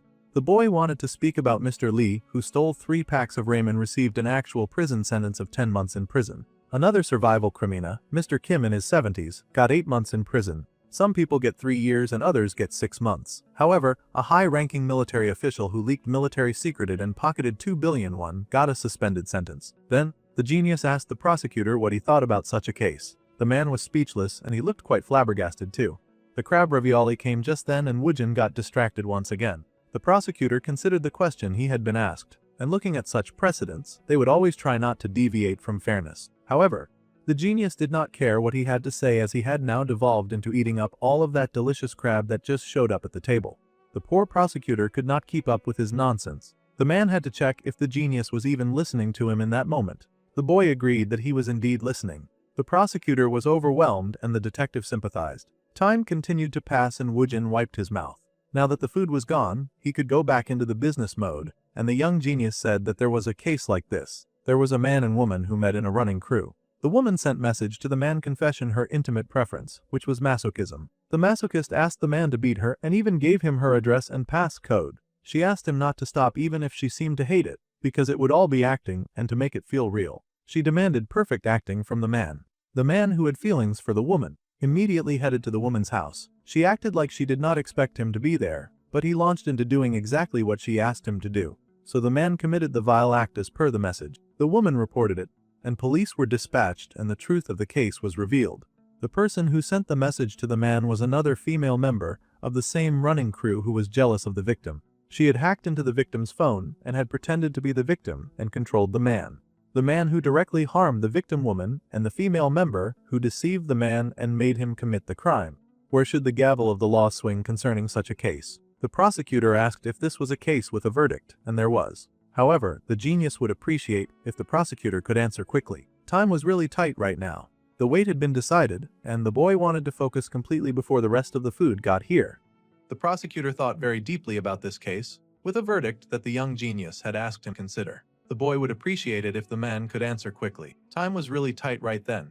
The weight had been decided, and if the old man wanted to impress the youth, then he had to answer quickly before the food arrived. The prosecutor would not be rushed. He wondered why this would be a do or die affair, and asked the youth if he had somewhere that he had to rush to. The young genius responded that he would, in fact, be busy. The food at the restaurant was not cheap, so the youth should have suggested a meeting when there was plenty of time. Now the prosecutor was feeling salty about setting up in such an expensive place to have such a short meeting. The prosecutor asked about the urgent matter, saying that the boy should at least finish the remaining meal. However, Woojin let him know that the food was precisely the problem. As soon as the main course came out, he would not care at all about what the prosecutor had to say. The old man could not believe this. In this conversation, he was playing second fiddle to the food that he had paid for. This was a first for him. Back to the case that he needed to dissect. The prosecutor first wanted to know the person who had hacked the phone. That person would be arrested. Woojin admitted that this was correct, and the person who directly harmed the victim was acquitted in the first trial.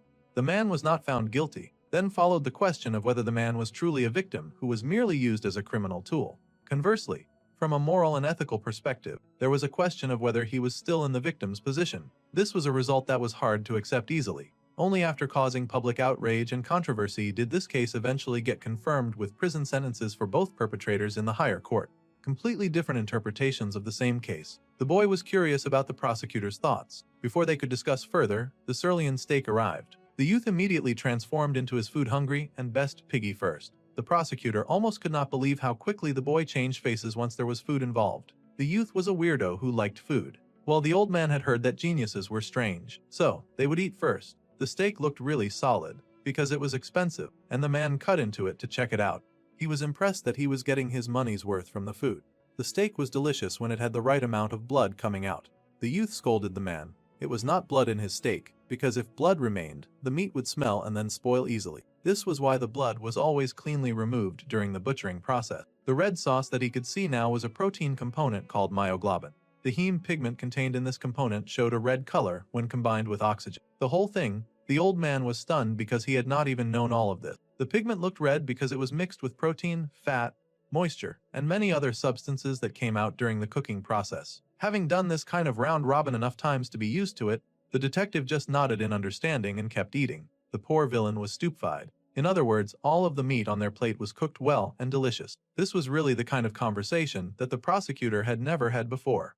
There was always something to say to correct him, so that the prosecutor even considered not bothering to open his mouth again. Meanwhile, Woojin was happily digging into the steak, moaning with joy that he had no regrets even if he died that day, because the food was so delicious. The detective quickly had to snap him out of his trance, though the boy did not really appreciate that. The old man was speechless to see this behavior. He had persecuted countless criminals during his life, and he had met all kinds of people, the good, the bad, and the ugly. However, seeing Woojin gush over each plate as it was presented was the first time that the old man had seen a character enjoy food this much. The man had no idea what kind of guy this genius was. Dinner came to an end, and many of the clients were already making their way out of the restaurant. They had come to eat, and they had eaten well, though one was more confused than the others. Now, the genius was interested in talking all of a sudden, and he asked the reason why the old man wanted to see him. The prosecutor was infuriated. This kid was the one who kept interrupting every time he tried to answer a question. However, he had to maintain his dignity to the very end, so he withheld his outrage. The situation was that the man wanted to ask the youth to help him catch some bad guys. Crimes were becoming more and more intelligent after all. The youth asked why he should do both, and the persecutor told him to think of it as a decent part-time job per case. From what the old man had heard from the detective Kim, it was not difficult work for the youth after all. However, the youth immediately protested that this was not the case. He was not the kind to take an idle compliment and then get baited into working like a slave. The youth appreciated the old man's high opinion of him, but the man overestimated him way too much. The young genius insisted that he was a very ordinary person, further throwing off the old man. Well, the prosecutor understood the gist, and he agreed that the boy was ordinary like water. However, water was absolutely necessary for the man. He asked the youth how much he would need to earn as part-time pay to do their work for them. He would even pay the boy an hourly rate if he was willing. However, the prosecutor suddenly had to remember just how much he had spent to get the youth to meet with him. It was a sudden acceleration, and the man wondered if the youth could handle this. Talking about money rashly to someone who had asked for such an expensive meal would probably not bode very well for his pockets. The man tried to backtrack, but the detective interrupted by saying that he would go to the restroom for a moment. Now the old man would be left with the youth who was trying to use him as an investment to create leverage. That in itself was not such a bad thought.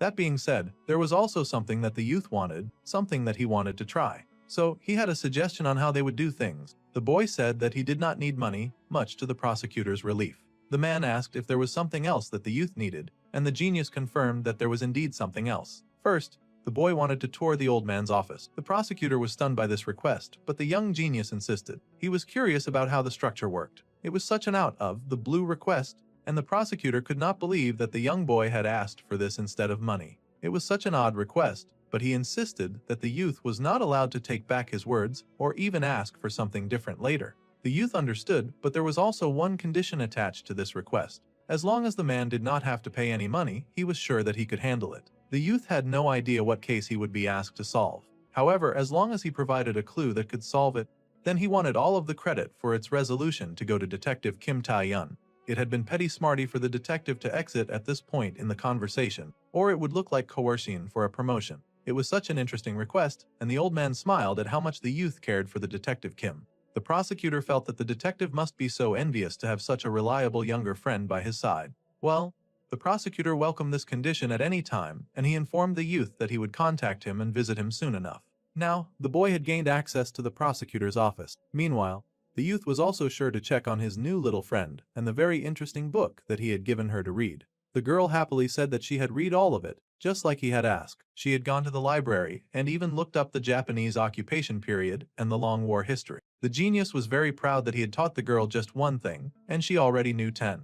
More important than that was the attitude of learning 2 things on their own when you taught one. Next time she even wanted to visit the history museum. As expected, the boy had chosen the right person. Now, it was time to shift things to the next stage of his plan. The young boy spoke to his little friend, reminding her of her dream to make lots of money for herself and her grandmother. The girl smiled and said that it was her desire to treat grandma well and she wanted to earn quickly. Then the boy asked what she should do right now to earn money quickly. The young girl considered it and said that there was a lot of cardboard in this neighborhood. She thought that she could earn lots of money if she collected it. The girl beamed and decided that she would start going around from the next day and picking up all the stray pieces of cardboard that she could find. The sweet little girl was earnest, but for now, her field of vision was narrow, and she could only think of cardboard at the time. However, the young man could see so much more. The little girl did not have any other information, and no one was teaching her right now. However, he planned to help her.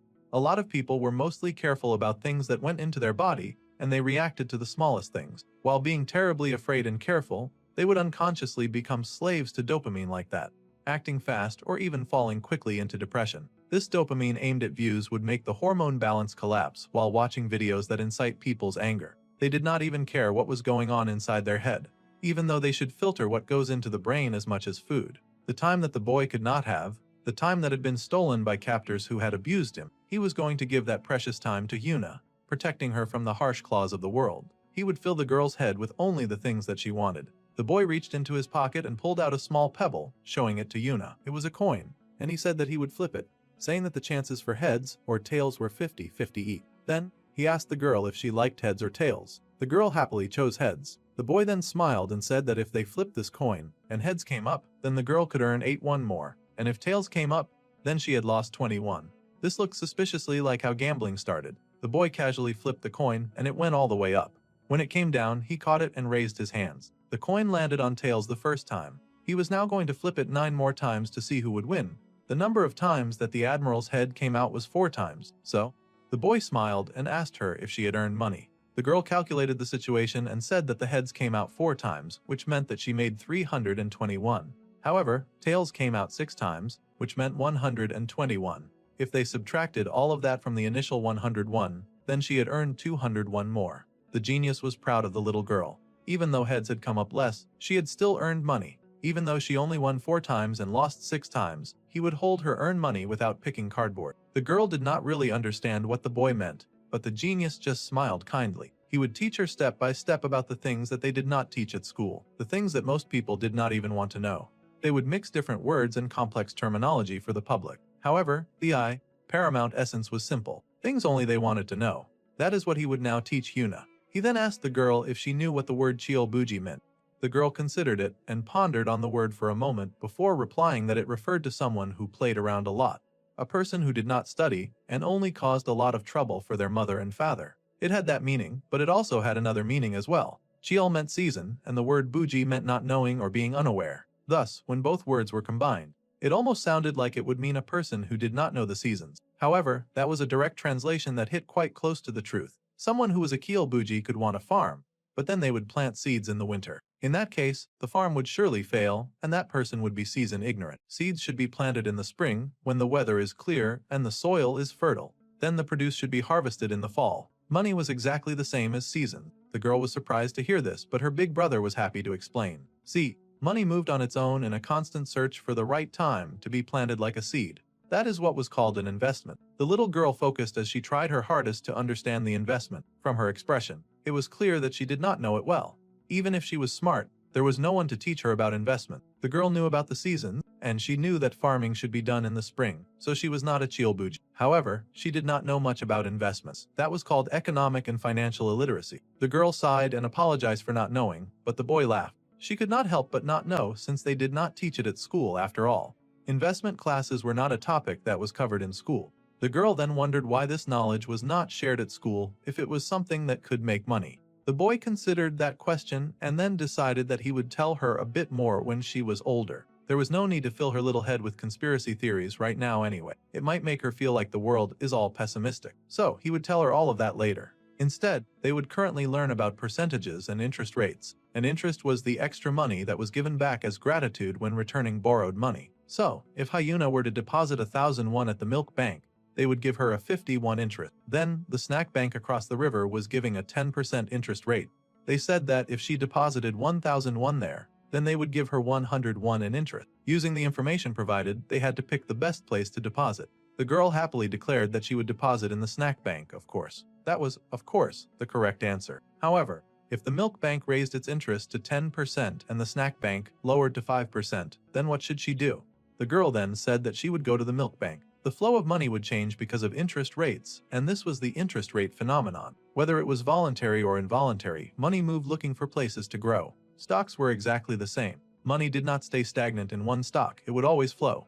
Now that the boy thought about it, he had heard that toy stores were doing well these days. Then he asked the little girl what kind of toys that she thought would sell well. The little girl considered the questions and the types of toys that would sell. Then she guessed Barbie dolls. However, the genius reminded Hyuna that she could not judge by looking at just a few. She had to look at the whole picture. They had to look at not just the toy sections but also what sold the most in the entire department store. They had to think of this entire department store as the stock market. The first place was the Sasung food set.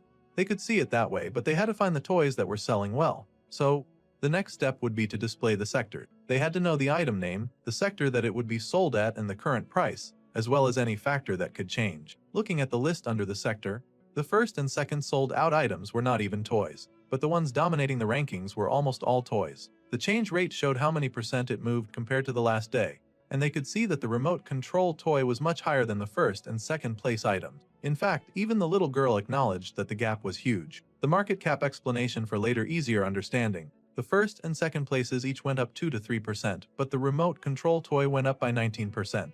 In stock terminology, this was called the leading stock of the leading sector. The trading view. From now on, Hyuna would find these kinds of things to invest in. The leading stock would be wherever money gathers. The girl would end up exhausting herself if she kept trying to turn where there was no money. She had to follow the trail to a large pile of money like she was rolling up a snowball. However, where money was concentrated was different. People's behavior was similar to stocks. They wanted to get jobs at larger corporations where the money is concentrated more than at small and medium enterprises. They wanted to gather at places where lots of other people wanted to buy and flock to, kind of like how brain foods had taken off and excelled. There was no such thing as losing in an investment. If a person limits the money they lost to 2% of their total assets, when a prediction was wrong in one trade, then even if they were wrong 10 times in a row, 80% of their assets would still remain. They were guaranteed a chance to get back up.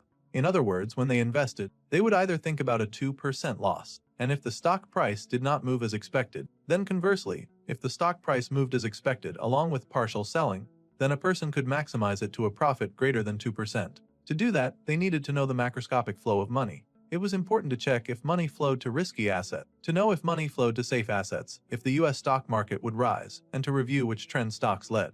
The domestic market and the domestic stock market were also important too for them to apply to the domestic stock market and search for leading sectors where trading volume explodes. If they traded based on these numbers alone, it would already eat up more than half of their profits. They first needed to understand the flow of the economy like an economist, not speculation that rose recklessly, but by watching the trends where money flowed.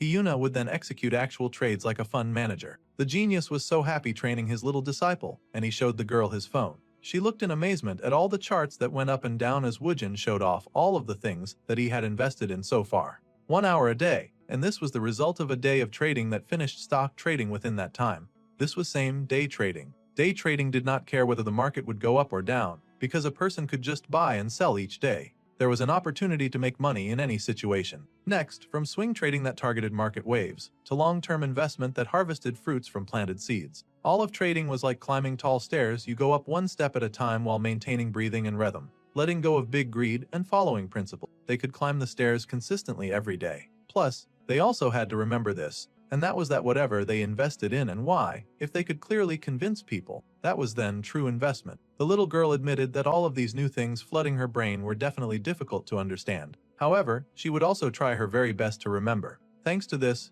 Hyuna would understand quickly. Then, the little girl asked if it was okay for a kid like her to be interested in stocks. After all, she did not have any money, and she was flat broke. The boy smiled. Of course it was fine since Yuna's grandmother would become her legal guardian. Then, the little girl could do stocks if she just went through a few procedures. However, the The little girl worried because she did not have a computer or a phone. The genius assured her with a smile that she did not need to worry about that either. There was a reliable magician older sister who would sponsor her. Later, someone got a call from the mukbang exploration team members. It had been a while since they had greeted them with a live broadcast. Now, he would be visiting a Chinese restaurant run by a cooking competition-winning chef. However, everyone was saying that it was their day off. There were some hate comments on the video that our dude was checking out when he suddenly got a message from his student. The young student promised to work hard at anything. Like a game, he would focus on every minute and second of pastime in reality too. He felt that was what his brother would want. The teacher was very pleased to hear that his student was growing. That kid Dongmin was taking exactly the advice that he had given him. Cryptomnesia was mistaking unconsciously hearing information as your own thoughts. Well, if the boy truly believed that he had come to think that way himself, that was good too. The teacher encouraged the student to keep gaming as a hobby since that was good for the brain too. Then, the student offered to play a 2 versus 2 right now. Later, on the morning of the next day, with a brilliant bright sky ahead, someone was busy preparing some food. It was the famous place known for its kimbap. It seemed that people were eating a lot of kimbap. This store's sector was snack foods. The boy was taking his little student out again so that she could learn more about how the world worked, so he asked her what the leading stock in the area was. The girl thought about it and then happily pointed at the kimbap being prepared in front of her. It surprised the server so much that she got ready to make them some, so the genius ordered for 1 roll. Right? Kimbap was fortunately the correct answer. However, the leading stock could change at any time. Just as he spoke, some dudes came into the shop, and they asked for 20 servings of tteokbokki, some fried food, and a sundae. Another ordered kimbap, one ordered ramen, and the other ordered rabaki. Now that all these new consumers had come in, they had different desires for different items, and the desire for fried food had quickly surpassed the kimbap being offered. The flow of money had changed. That rain started to fall, and the boy was seated inside a building, talking about the latest laptop. It was the pro version, too. He seemed to be talking to his rich friend, who asked if that would work too. It was indeed more than sufficient, and it was overflowing. However, it might be too much for an elementary student. The genius joked that he could give her what he used, and he could take this. Hearing this, the rich girl was ready to snatch back her goods. The boy chuckled and promised to deliver the item to little girl. He also thanked the rich lady for preparing a phone as well. Then, he asked if she was interested in meeting the little girl this time. Well, the launch of her new product was around the corner, so she was kind of swamped. Plus, she could not go around looking like this, who was stressed and exhausted. It was not a good look for a business owner and a rich lady. However, the genius thought that she looked quite pretty just the way she was. Obviously, this compliment took her by surprise, and she had to fight back a blush. The rain ended with a rainbow, and the genius was teaching his student again. The gaming boy admitted that this level that he was facing was difficult and weird. The teacher encouraged his student to apply what he had learnt yesterday in order to solve the problem. While the two were busy studying, the housekeeper came in with some refreshments. They thanked her, and it did not take long to round up the day's class. The teacher will see his student next time. Our bro was handling teaching 2 students, while also attending to his own university lecture, and his classmates were still sick of him. The teacher waved and told the students to enjoy their lunch. As he walked with his friends, they asked what the menu would be today. They knew how passionate their friend was about food, and he knew about the business school's cafeteria menu by heart. The boy was going to eat some spicy pork rice bowl, and he kept reciting stuff off the menu, including the recipes and the side dishes that went well with it. He was still rattling off about that when his classmates unconsciously begged him to come back as human.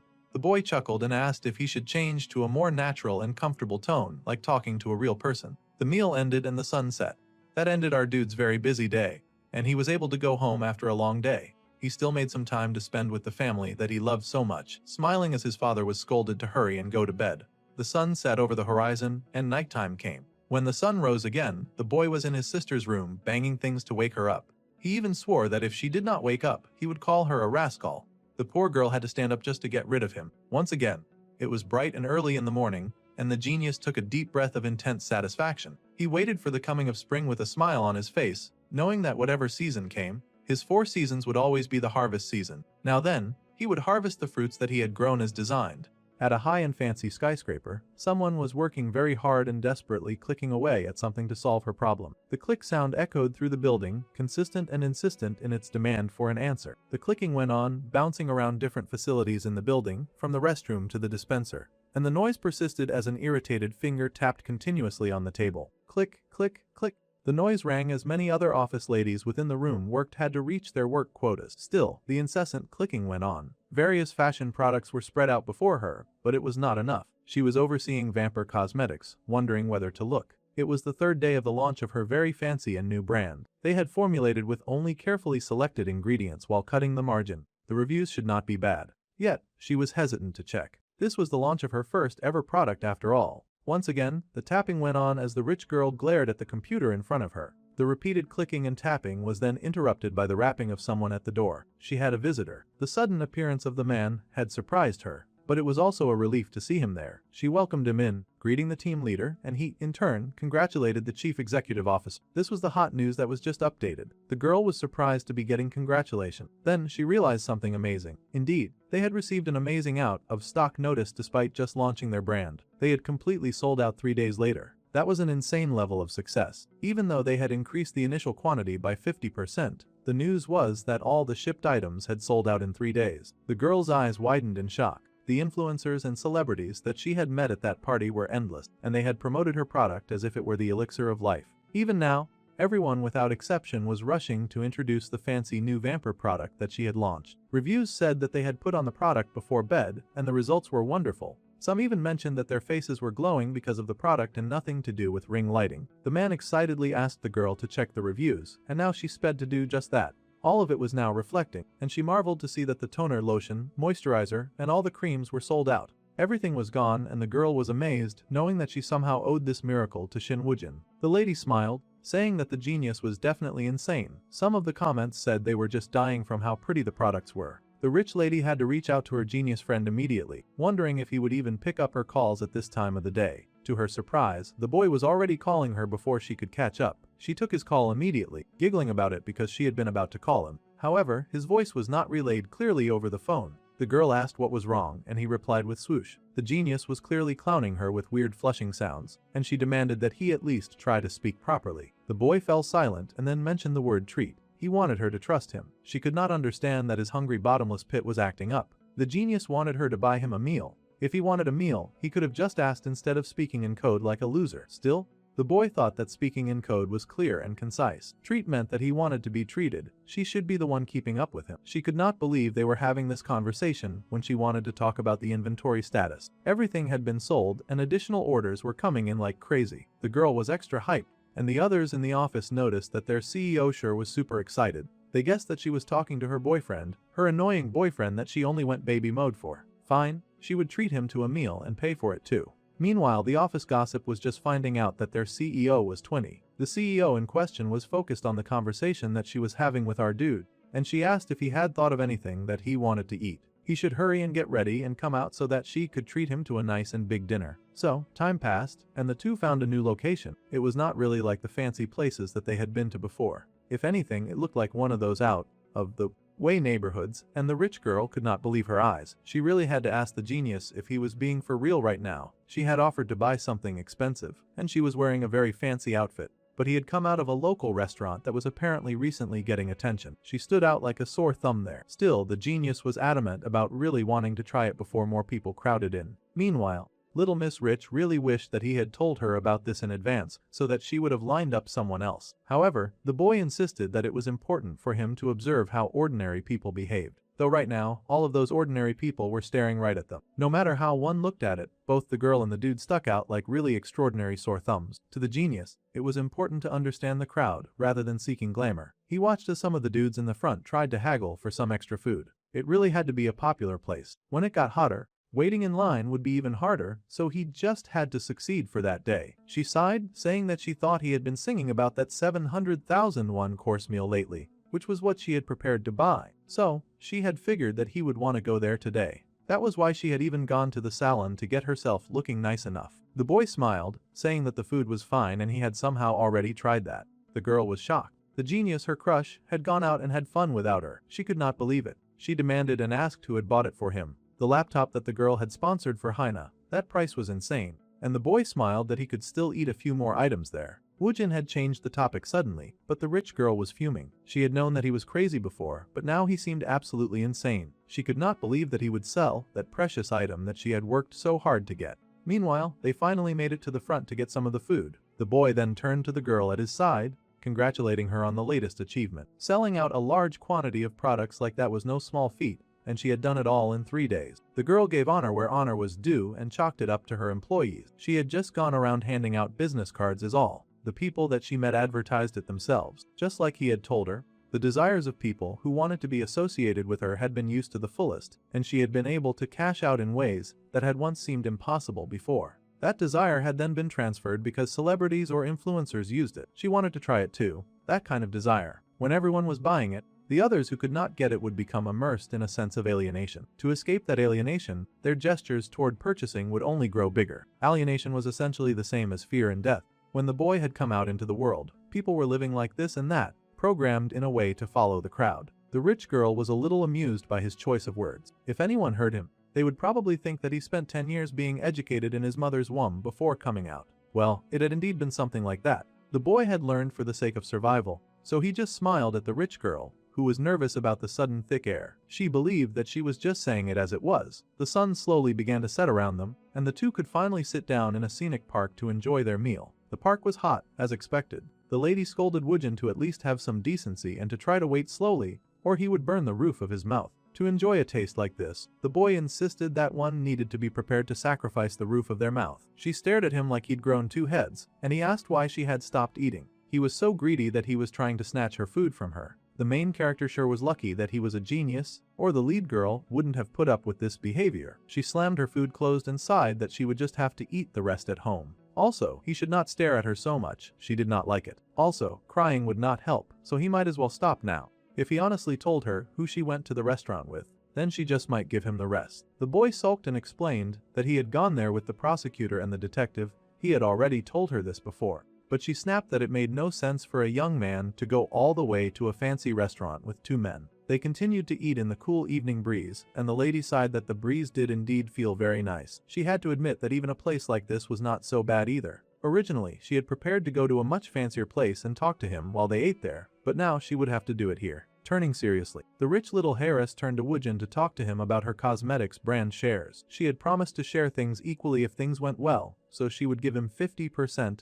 which was half. The boy called Hiram, but she immediately told him not to decline. She had not come all this way to accept charity from her business partner after all. She had gone everywhere that he wanted to go, and even ate everything that he wanted to eat. Now, it was his turn to listen and obey. She was insistent that he was not allowed to refuse. There was a saying that a single word could repay a debt of 1,000 nyan. The boy did not even owe her a debt, but he had done the opposite. He had helped her earn 1,000, no, tens of thousands in fortune. The boy kept calling her name, and she kept insisting that he should not dare refuse. It seemed she feared that he was going to talk his way out of their deal. Her adamant refusal to refuse his own possible refusal was kind of cute. However, the boy finally took her hands and stood, saying that he also had something important to say. Calling her name rather seriously while holding her hands in an almost romantic posture, the boy happily thanked her. He was going to turn on the recorder this time, so he would very much like for her to say it again with clear and precise diction. To say that Hiram was disappointed would be an immense understatement. She should have known that the genius would try to do something silly. The lady sighed, but this time she repeated herself.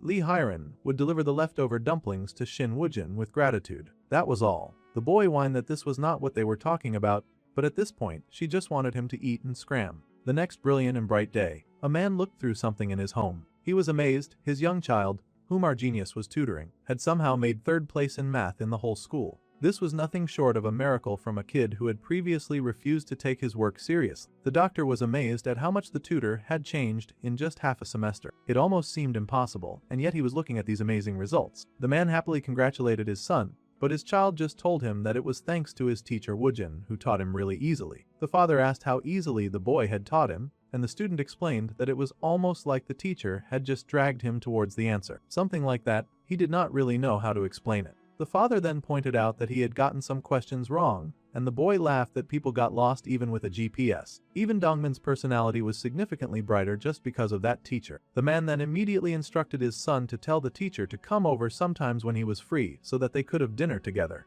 He had to talk to this miracle worker in person. The boy went ahead to ask the teacher, and Woojin accepted. In fact, the teacher was free that night. Even the parent was shocked at how quickly the young man had freed up his schedule. The food was really delicious. Fast forward to that evening, and all 3 were gathered around the dinner table. The man smiled and said that his wife had put a lot of effort into it. The boy went ahead with his shameless eating habits as usual, While the doctor thanked the teacher for improving his son's grades, he had just been hoping for the child to graduate, but getting near the top of the class was amazing. The doctor asked if the teacher had some sort of secret to raising grades in a short time. The teacher explained that Dongman was already capable of getting such high scores. The doctor called him modest, insisting this was clearly the teacher's handiwork. Then again, his son had also inherited his genius brain, so the doctor wanted to repay the teacher somehow. Wu Jin just kept winning thanks to his excellence, and now the doctor wanted to raise his tutoring fee. The boy thanked the man for his consideration, however. Instead of the tutoring fee, he wanted to ask for a different favor. Of course, the doctor was happy to grant whatever favor was within his ability. The boy then said that his parents had not had any health checkups for the past few years. He would like to ask the man to introduce them to a good place. This news was surprising to the doctor, who insisted that health checkups were essential.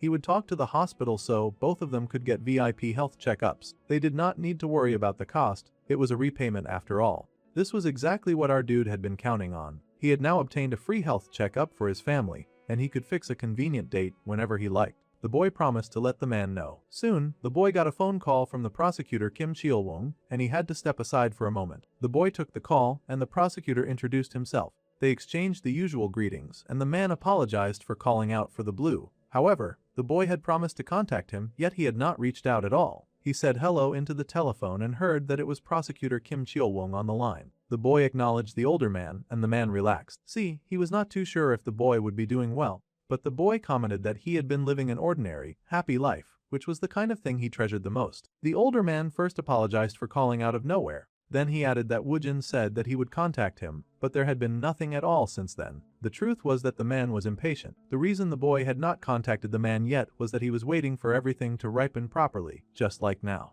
The boy understood the situation, and he agreed that he would come to the prosecutor's office the next day. The next morning, bright and early, the boy was up and moving. He took the elevator that slowly counted down as it rose, and he stepped into the office. The prosecutor greeted him and was acting like his office was nothing special. Whether it was outside or inside, it was just a place where people worked, so a prosecutor's office would not be much different from an ordinary workplace. Someone popped out to greet the prosecutor, asking how he had been. The man just smiled and said that he went to the lobby for a little while. Then, they wanted to know who the shiny boy beside him was, since he was really good looking, so he could not just be another average Joe. The boy said hello, and the prosecutor introduced the boy as the nephew of a close friend of his who also had dreams of being a prosecutor. So, he had brought the boy here to show him around quickly. Some people lied just to make things work. The other office easily bought that lie and started asking the boy if he was already studying for law school entrance exams. However, he also added that being a prosecutor was not all fun and games these days, and the pay was not that great either. It was also human nature for people to push their own opinions on others from time to time without caring about others' opinions. Graduating as a doctor and opening a dermatology clinic would probably be a better choice, according to the dude's opinion. People live their ordinary lives just like this, and it was important for the boy to take note of that since he would also prefer to live an ordinary life. That dude was even suggesting that Woojin would have better chances just by becoming a model, and the prosecutor hissed at him to mind his own business. The prosecutor muttered that the boy should just ignore them, but they should go inside. His office was just a bit messy, and he apologized in advance. The mess was almost non-existent, but the boy said that it was fine. If he were alone, it would not be this cluttered. The area by the window was the prosecutor's space, of course. A prosecutor's main job was to decide whether to indict someone or not, and it looked like the man had been doing a pretty great job. So, now that the boy had looked around, the man beamed and asked the boy what he thought. It was just a regular office after all. A prosecutor's desk was not all that spacious, and it was just like a regular office worker's desk. It seemed that the man was really trying to milk this ordinary thing so that he could convince the kid to take a prosecutor job and leave his business admin desire behind. The boy appreciated the prosecutor's tour, but he would also like to see the interrogation room if possible. The older man was surprised by the request, shocked that the boy was already done. The child had said that he wanted to look around, so the man had assumed that he meant his office. However, the boy just got here, and he was already leaving. The poor, diligent old man had stayed up late cleaning the place because Woojin was coming, and he had even gone out of his way to buy incense sticks to set out. The man sighed but agreed to the boy's demands. So, the two headed outside, and soon they were treating themselves to a nice meal. The man encouraged the boy to please eat up, and the boy, of course, happily became animated. This was beef bone congee, and he had always wanted to try some. There was an endless supply of things that Woojin wanted to eat. Meanwhile, the old man was wondering why on earth this child would be here just to eat congee. He also wondered if this kid planned to visit on purpose to come at lunchtime. It was also very likely that the boy had come just for that. The genius was a shameless glutton. Well, soon they were all done eating, and it was time to clear the table. Eating kanji inside an interrogation room really made it taste different in the boy's opinion. He had really infiltrated a serious situation just so that they could eat kanji.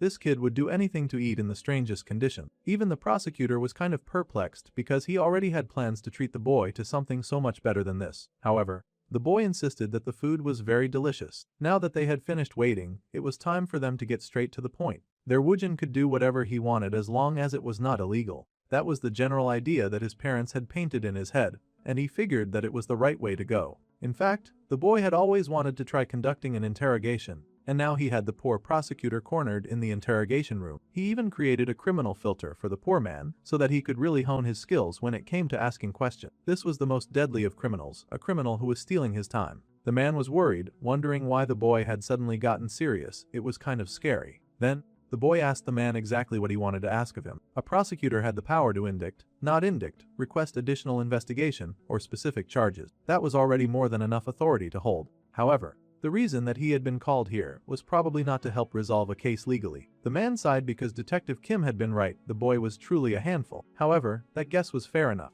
The man was originally going to suggest that they move somewhere to get coffee, but an interrogation room would also work just fine for this. Even though anyone could be watching this discussion, the man explained that he had a younger brother, and the brother's engagement was suddenly broken off before the wedding. For a woman to suddenly say that she does not want to get married anymore, it was something that could happen. Life was full of unexpected things. However, that was where things then started. The man's shop, which was doing quite well, suddenly became very quiet and hardly any customers came anymore. The man had thought that his brother was just upset about his broken engagement, and his negative emotions made the shop suffer. However, the shop across the street openly started a promotion to beat his brother's prices, and they kept up this action for a year and a half until his brother's shop went out of business. Then what happened next was that the man opened a pork belly restaurant somewhere else. The genius asked if that restaurant had failed as well, and sure enough, just like before, a similar shop opened across the street once again, like a planned madness. Those people also had a crazy grand opening for a year, and eventually, the brother could not keep it open and had to shut down.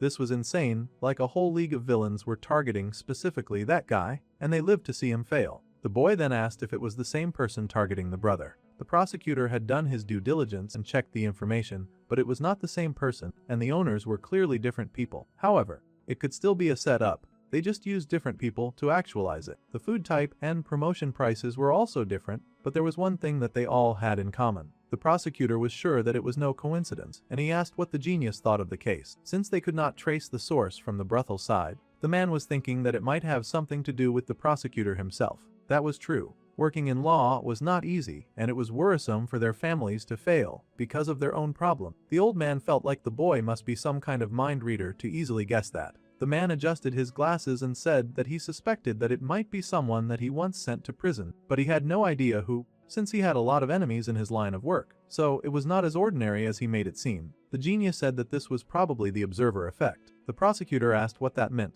The observer effect was a term from quantum mechanics, and it said that observation changes the properties of matter. Someone watching closely caused his brother's shop to fall into a state of ruin. The prosecutor was a bit dumbfounded and found it hard to believe that something like that had happened just because of observation. The genius went ahead to ask that the prosecutor cooperate with him fully if he wanted to catch the shadow behind all of this. The man had already narrowed down a list of people that he had sent to prison. If Woojin could find even a small clue, that would really help. The boy definitely would be looking through that list, and he would also need to speak to the prosecutor's brother. They needed to trace back to where the bad luck had started with the broken engagement. It was possible that his brother may have unknowingly offended someone without realizing it. The rains came down that evening, and the prosecutor was in his office, hard at work. Even after narrowing it down, there were still 46 people who could be responsible for this. These were individuals who got out of prison before his brother started getting targeted. As far as he was concerned, these people were not exactly human, so he pushed hard and asked the court for the maximum sentence. He did not know if they were holding a grudge over that and pulling these dirty tricks in his brother's life. The geniuses read the list, and the prosecutor asked the boy what he thought, and if he could find among these people someone to suspect. The boy admitted that they all looked pretty ordinary to him. There were people charged with assault, murder, and rape. The prosecutor had to laugh that the boy called that ordinary. They had multiple charges stacked up, and the moment they got released, they would go right back to causing trouble. For them, this was basically everyday life. Since the boy put it that way, it kind of made sense. They cast a pretty wide net just to be safe. The man insisted that his brother was not the type to make enemies anywhere, but it did not seem like any of the people here were involved in this case. These ones probably held grudges against whoever reported them, so they would not specifically target the prosecutor. Either way, they needed to meet the man's brother. The rains came down even more. They told him to just answer questions honestly, and so he was ready to ask a few questions. The brother explained all about how the engagement had been broken off. His wife to be had suddenly said that she had changed her mind, and saying this out loud made him feel exposed, but she was already seeing someone else. The boy asked if he knew who that man was. The brother admitted that he did not know, but the other guy was rich and good looking.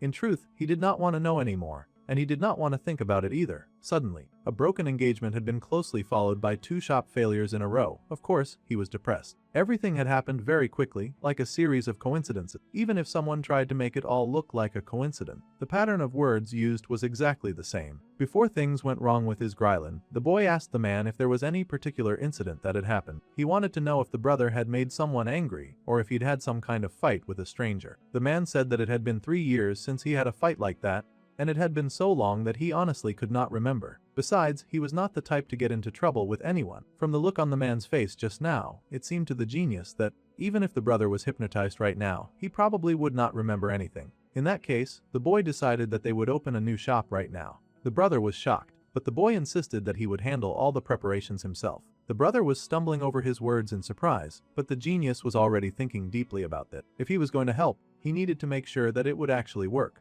Meanwhile, a lady walked around with a bag, and she got a call from Shin Woojin. Lee Hiram picked up the phone and even pretended like she was an all-purpose errand service, and asked what the boy needed this time. The boy played along and acted as if he had now made contact with the legendary Hiram errand service. It seemed that he had come to the right place. The lady laughed and asked the boy if he had eaten lunch yet. However, the boy said that he was calling because he would like to ask her errand service to help him find someone. She sighed and told him to drop the awkward roleplay now and asked what exactly he wanted. However, the boy insisted that he was not roleplaying. He needed to borrow some people, and the girl was surprised by this request. The boy needed people so that he could set a trap for a perverted stalker. The lady was surprised to hear this and asked what kind of pervert they were looking for. The boy chuckled and told her to just wait a bit and he would come and find her because he knew people like that better than anyone.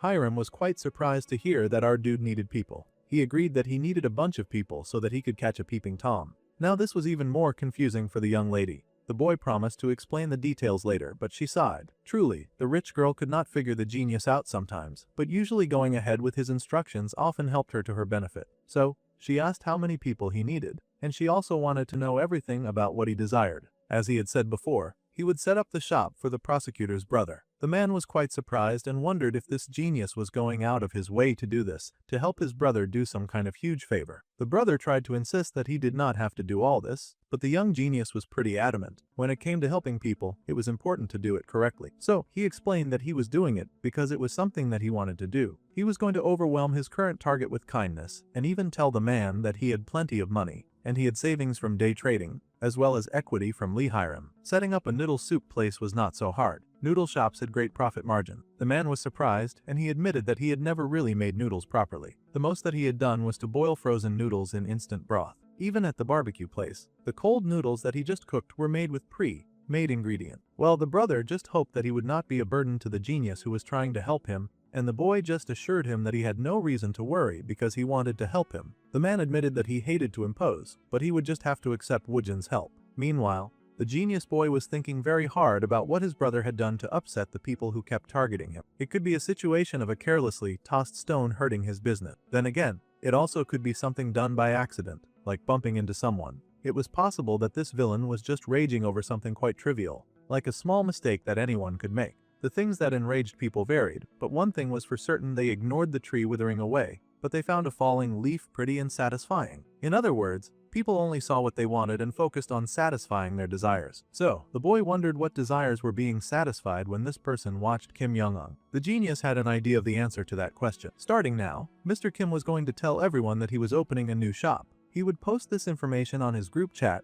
his social media profile, and every other place with everyone that he could reach. It was very important for the word to get back to whoever was messing him up. That was going to be the beginning of this trap that they set. The next day, cars commuted on their way to work, and buildings stood proud and beautiful. The genius glanced at the person who was standing by his side, just idly pressing at her phone. She was Kim Young-un's ex-girlfriend. The boy greeted the lady, asking if she had a boyfriend of any kind. It was not exactly the best opening line for any flirtation attempt, and the lady was quite surprised. She said that she did not, so the boy leapt ahead, saying that perhaps if she had a chance, then he would like to get her number. Happily, the girl obliged and allowed him to put his number on her phone. He then bowed and said something shady like hoping that she met someone great, and then told her to take care. The poor girl had been hit on, and now he was just leaving without even taking her number. She was left stupefied and wondering what on earth his problem was. Then she started looking around for cameras, wondering if it had been some kind of YouTube prank. So, the driving continued as normal, people went on with their daily lives, and our dude had now gathered another crucial piece of information. The lady had broken up with Kim Young-eung and dated someone else, then she had broken up again.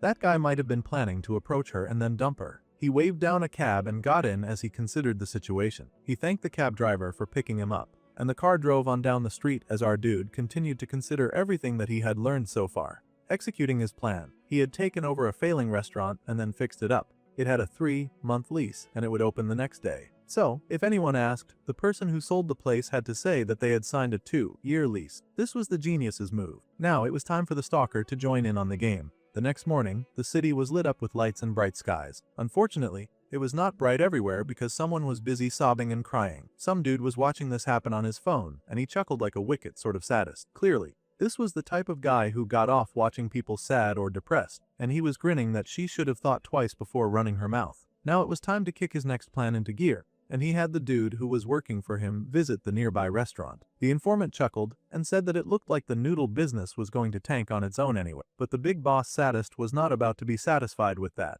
He told them to find Kim Young-eung's shop and send it to him. Just picturing the image of that man smiling brightly while serving customers was enough to send him into a rage. He much preferred it when that bright face would suddenly collapse from pain because that never got old. The informant understood the situation and promised to get right to the job. He would be sending the man Kim Young-eung's best moment. So, the peeping Tom in question entered the restaurant. It was already full of people happily eating and ordering food. The informant who stepped in was a bit surprised by the atmosphere as well as the prices for the food. Happily, Mr. Kim welcomed the man and asked if he wanted a table for one. Yes, the informant had come alone. He chuckled at the prices for the food, saying that it was way too cheap for a restaurant that had just opened. However, the man just smiled that in tough times like these, it was important to keep prices reasonable to some degree. Even if the food was cheap, it was also pretty delicious after all. They were the kind to simmer beef bones perfectly without straining them, and the flavor was incredible. Woojin had, of course, come up with the recipe. Their secret move was that while thawing the bones, they would control the water temperature. At this point, the man was just giving away all of their secrets for free,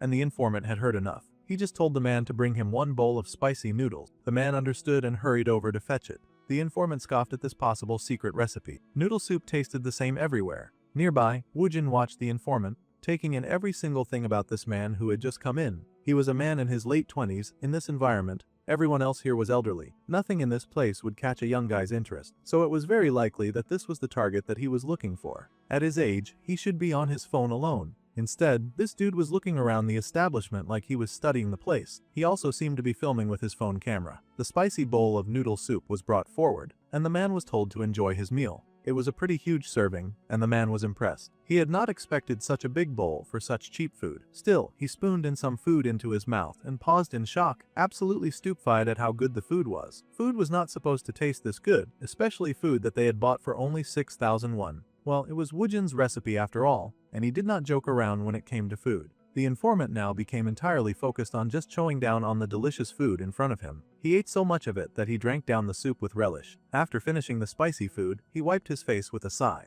realizing that it was getting pretty hot in this environment. The informant got up and asked for the bill. The total was just 6,000 won, and Mr. Kim asked if the food was any good. The man mumbled that it was decent since he did not really want to compliment his enemy. Still, the man was very glad that the peeping Tom liked it. The man even said that he would surely come back, and he left. The shop owner remained polite till the end as he watched that dude walk out. Now our genius stood up and also complimented the food, saying that he enjoyed it a lot. He offered to pay, but Mr. Kim turned him down at once. He could not take the genius's money when he had already done so much for him. In fact, he wanted the boy to put that card away immediately. Since the man insisted, our dude didn't mind eating for free. Instead, his gaze went back to the peeping Tom who had just left the restaurant, studying the guy. His eyes were locked on the target. If it was not the guy he was looking for, then he could just check the CCTV again for anyone else who acted suspiciously. The boy said that he would be back to tomorrow, and headed out as the shopkeeper wished him a safe journey home. The boy stood at the door of the restaurant, monitoring the dude in front of him. Then, He picked up his phone and made a very important call. There was a dude smoking while on his phone, whom he wanted them to track and follow. He had people dispatched around the area, and all they had to do was monitor the target and keep track of what happened next. If Woojin's suspicions were correct, then this dude was definitely the spy that he was looking for. The young man had eaten 3 bowls of free food, just waiting for that dude to show up, and he cleaned his mouth after a job well done. He had even turned down his mom's bulgogi, which she would make for dinner. That was such a huge sacrifice to make, and he was about to show this creepy stalker the kind of scary consequences that came when he made a sacrifice like that. Meanwhile, the man continued to walk down the road oblivious to anything happening around him. He casually strolled as he used his phone, a car very slowly crawling along behind him. It was not a very busy street, so it would not be easy to tail this guy. But the person inside the car did take note of the dude that they were supposed to follow. They were kind of hesitant since they still had him in their line of sight, and they asked if they should start the engine now. However, to start driving out of nowhere was not the most advisable tactic for a walking target. Quite fortunately, a mysterious white car showed up, and the dude waved to it. It was a cab that he had just hailed, and now their target was moving on wheels. This meant that the trailing plan could now proceed as expected. Now they could shamelessly follow their target and find out exactly what he was up to. The car followed after the very suspicious personality, driving carefully through the streets on this very important mission. The houses are all normal and large that afternoon day, and the cab continues on to a rather average and middle-class looking neighborhood. The car finally does pull to a stop, and the target man hops out, thanking the driver and whistling as he continues on his merry way into the building that he had just spotted. The dude disappeared up the stairs, and the black car went ahead to park the car a bit too obviously behind him. It was really a casual walk in this dude's life, because there had been little to no confrontation. This was where the boring part of the investigations really happened. The target strolled past some trash in the hallway, and then took the doorknob to enter and see what he would find inside. Casually, the little spy informed his boss that he was back. But before he could even complete his sentence, something went flying right at the poor man's head. The man leapt back, somehow managing to dodge the spinning, metal-looking, painful object that almost struck him. The boss screamed with rage at his spy, cursing him and asking him what on earth he was doing. The boss yelled that his spy had not been given permission to act on his own, and then he yelled for his goon to get over here now. Now the other man was frightened, trying to explain himself as much as he could. While he begged for mercy, he insisted that the situation was not at all what the boss thought, and that their boss had seemed so busy that he just had to take matters into his own hands. His boss was not having it, of course, and he yelled at that loser, telling him to shut up. Since that idiot had gone ahead to almost blow their cover, the boss then wanted to know if the spy had at least gotten his contact info. See, the boss's suspicions were that his spy was trying to cut some deals behind his back, and the poor spy tried to explain that he had done nothing of the sort. He insisted that it was not what his boss thought, but the bouncer was quite tired of this back and forth, and he'd prefer it if the spy just took the beating and got it over with. Really, the man begged that he was not into that. They were making such a ruckus that it really did not take too much time to cook after all, because of all the back and forth that had happened recently. The man in a suit stood outside the door, staring at the door in front of him as he tried to consider what his next step would be now. Glancing back, he noticed the thing that was tossed, which seemed to be an ashtray. The boss was still yelling that he had taken in it, followed by the fact that he had nowhere to go, and that he was trying to dare steal his client. The poor guy was not even getting a chance to try to explain himself. A man came walking out of the building with his hands in his pocket, saying that he was going to head down now. It was the dude who had stopped by the door, and he had heard all that he needed to. It seemed that their target was only beating the detective agency guy. The genius asked if it was just one person in the room, but the man in the suit reported that, besides the one who looked like the boss, there were probably 2 more. That was information that could really help them prepare. It seemed like someone had been using others to sabotage Kim Young-ung's business. Now that our dude knew who was responsible, there was no need to wait for another shop to open nearby. It was such a huge time saver, and the boy sighed in relief that there were some chess pieces that he did not even have to use. However, the man in the suit was sure to mention that the guy apparently got caught contacting the client behind his boss's back. That was why the boss was currently making a scene about stealing his rice bowl or something like that. The genius asked if the spy had been beaten by his boss. It sounded like that was exactly what was happening, and he was getting hit pretty badly. In that case, they were going to wait and watch when he came out. They would monitor how this dude would vent his frustration, and if he swore or muttered to himself, they needed to hear it. It was absolutely crucial that they gather that kind of information. So, time passed, and the sun faded a bit more into the evening. In the dark neighborhood, a man leaned against his truck, just tapping away at the device in his hand. There was a rough cough that drew the attention of the man in the suit, and he looked up as that dude stormed out of the office, finally free from his boss' torment. The man looked bruised up, and he cursed at his unlucky fate, hating how his boss had embarrassed him like that. It annoyed him that the man had the audacity to work him like a dog and pay him scraps while calling himself a boss. It was laughable and hurtful. The boss was acting as if he had nowhere to go, and the bitter man hoped that his boss would get stabbed in the back and then die. He truly did not like the guy, but that was fair considering how badly he got beaten. The man in the suit watched closely and realized that this sign showed that he wanted to cut ties. Woojin had said that if a divide was clear, then it was fine to approach. The opening line should be something calculated. So, while the bruised guy was making a call and telling everyone to gather together so they could go out drinking because he was in such a bad mood, the man in the suit approached. Spy guy was busy saying that he was going to buy, but then a hand tapped his back and the other dude turned. The man in the suit was now beside him, looming like he had come to attack him and steal his purse. The spy was, of course, intimidated, asking what on earth such an imposing-looking man even wanted. The man in the suit explained that he had been sent in by someone. This left the spy guy a bit confused, and he asked who on earth had sent him. Suit dude explained that there was a pig who seemed to have some small talent, so he gave him some odd jobs. The pig seemed obedient, so the suit guy had fed him well. However, that pig had very quickly become lazy and fat, and he started moving slowly these days. Now, the pig had a tendency to just lie around getting heavy, only thinking about how to get more food. The spy guy listened attentively, slowly putting the pieces together. He figured that this guy who approached him could possibly be from the sponsor. Now the suit guy focused on the spy guy, calling him the one who moved fast while that pig was busy slacking. The spy admitted that it was indeed him. He had taken the man's phone and handled the business while he was asleep. Accessing this guy means that they gained an inside guy, which worked well for our dude's plans. The spy guy now posed, taking up a stance to make himself appear a tad taller as he took in some praise. He was indeed the quick one after all, and he was ready to serve no matter what was asked of him. The man in the suit nodded, saying that he definitely liked the dude for his ability to catch on fast. The man laughed, saying that he was very good at reading the room after all, and he could figure out what the client wanted just by looking at it. Then, the man in the suit stretched out his hand and asked the spy guy to hand it over. Spy guy was confused for a moment since it was not exactly a full sentence. The man in the suit had to clarify, saying that he needed the dude's phone. That helped to speed things along, though the spy guy was a bit confused. The person at the other end of the line was still trying to contact him, and the spy dude explained that he was talking to his friend. However, the call got cut off by the man in the suit, and he pocketed the phone really nicely and smoothly, leaving the other guy looking rather speechless. Now that he had the phone seized, he reached inside his jacket and handed over an envelope to the spy guy. The man was confused and asked what he was being given.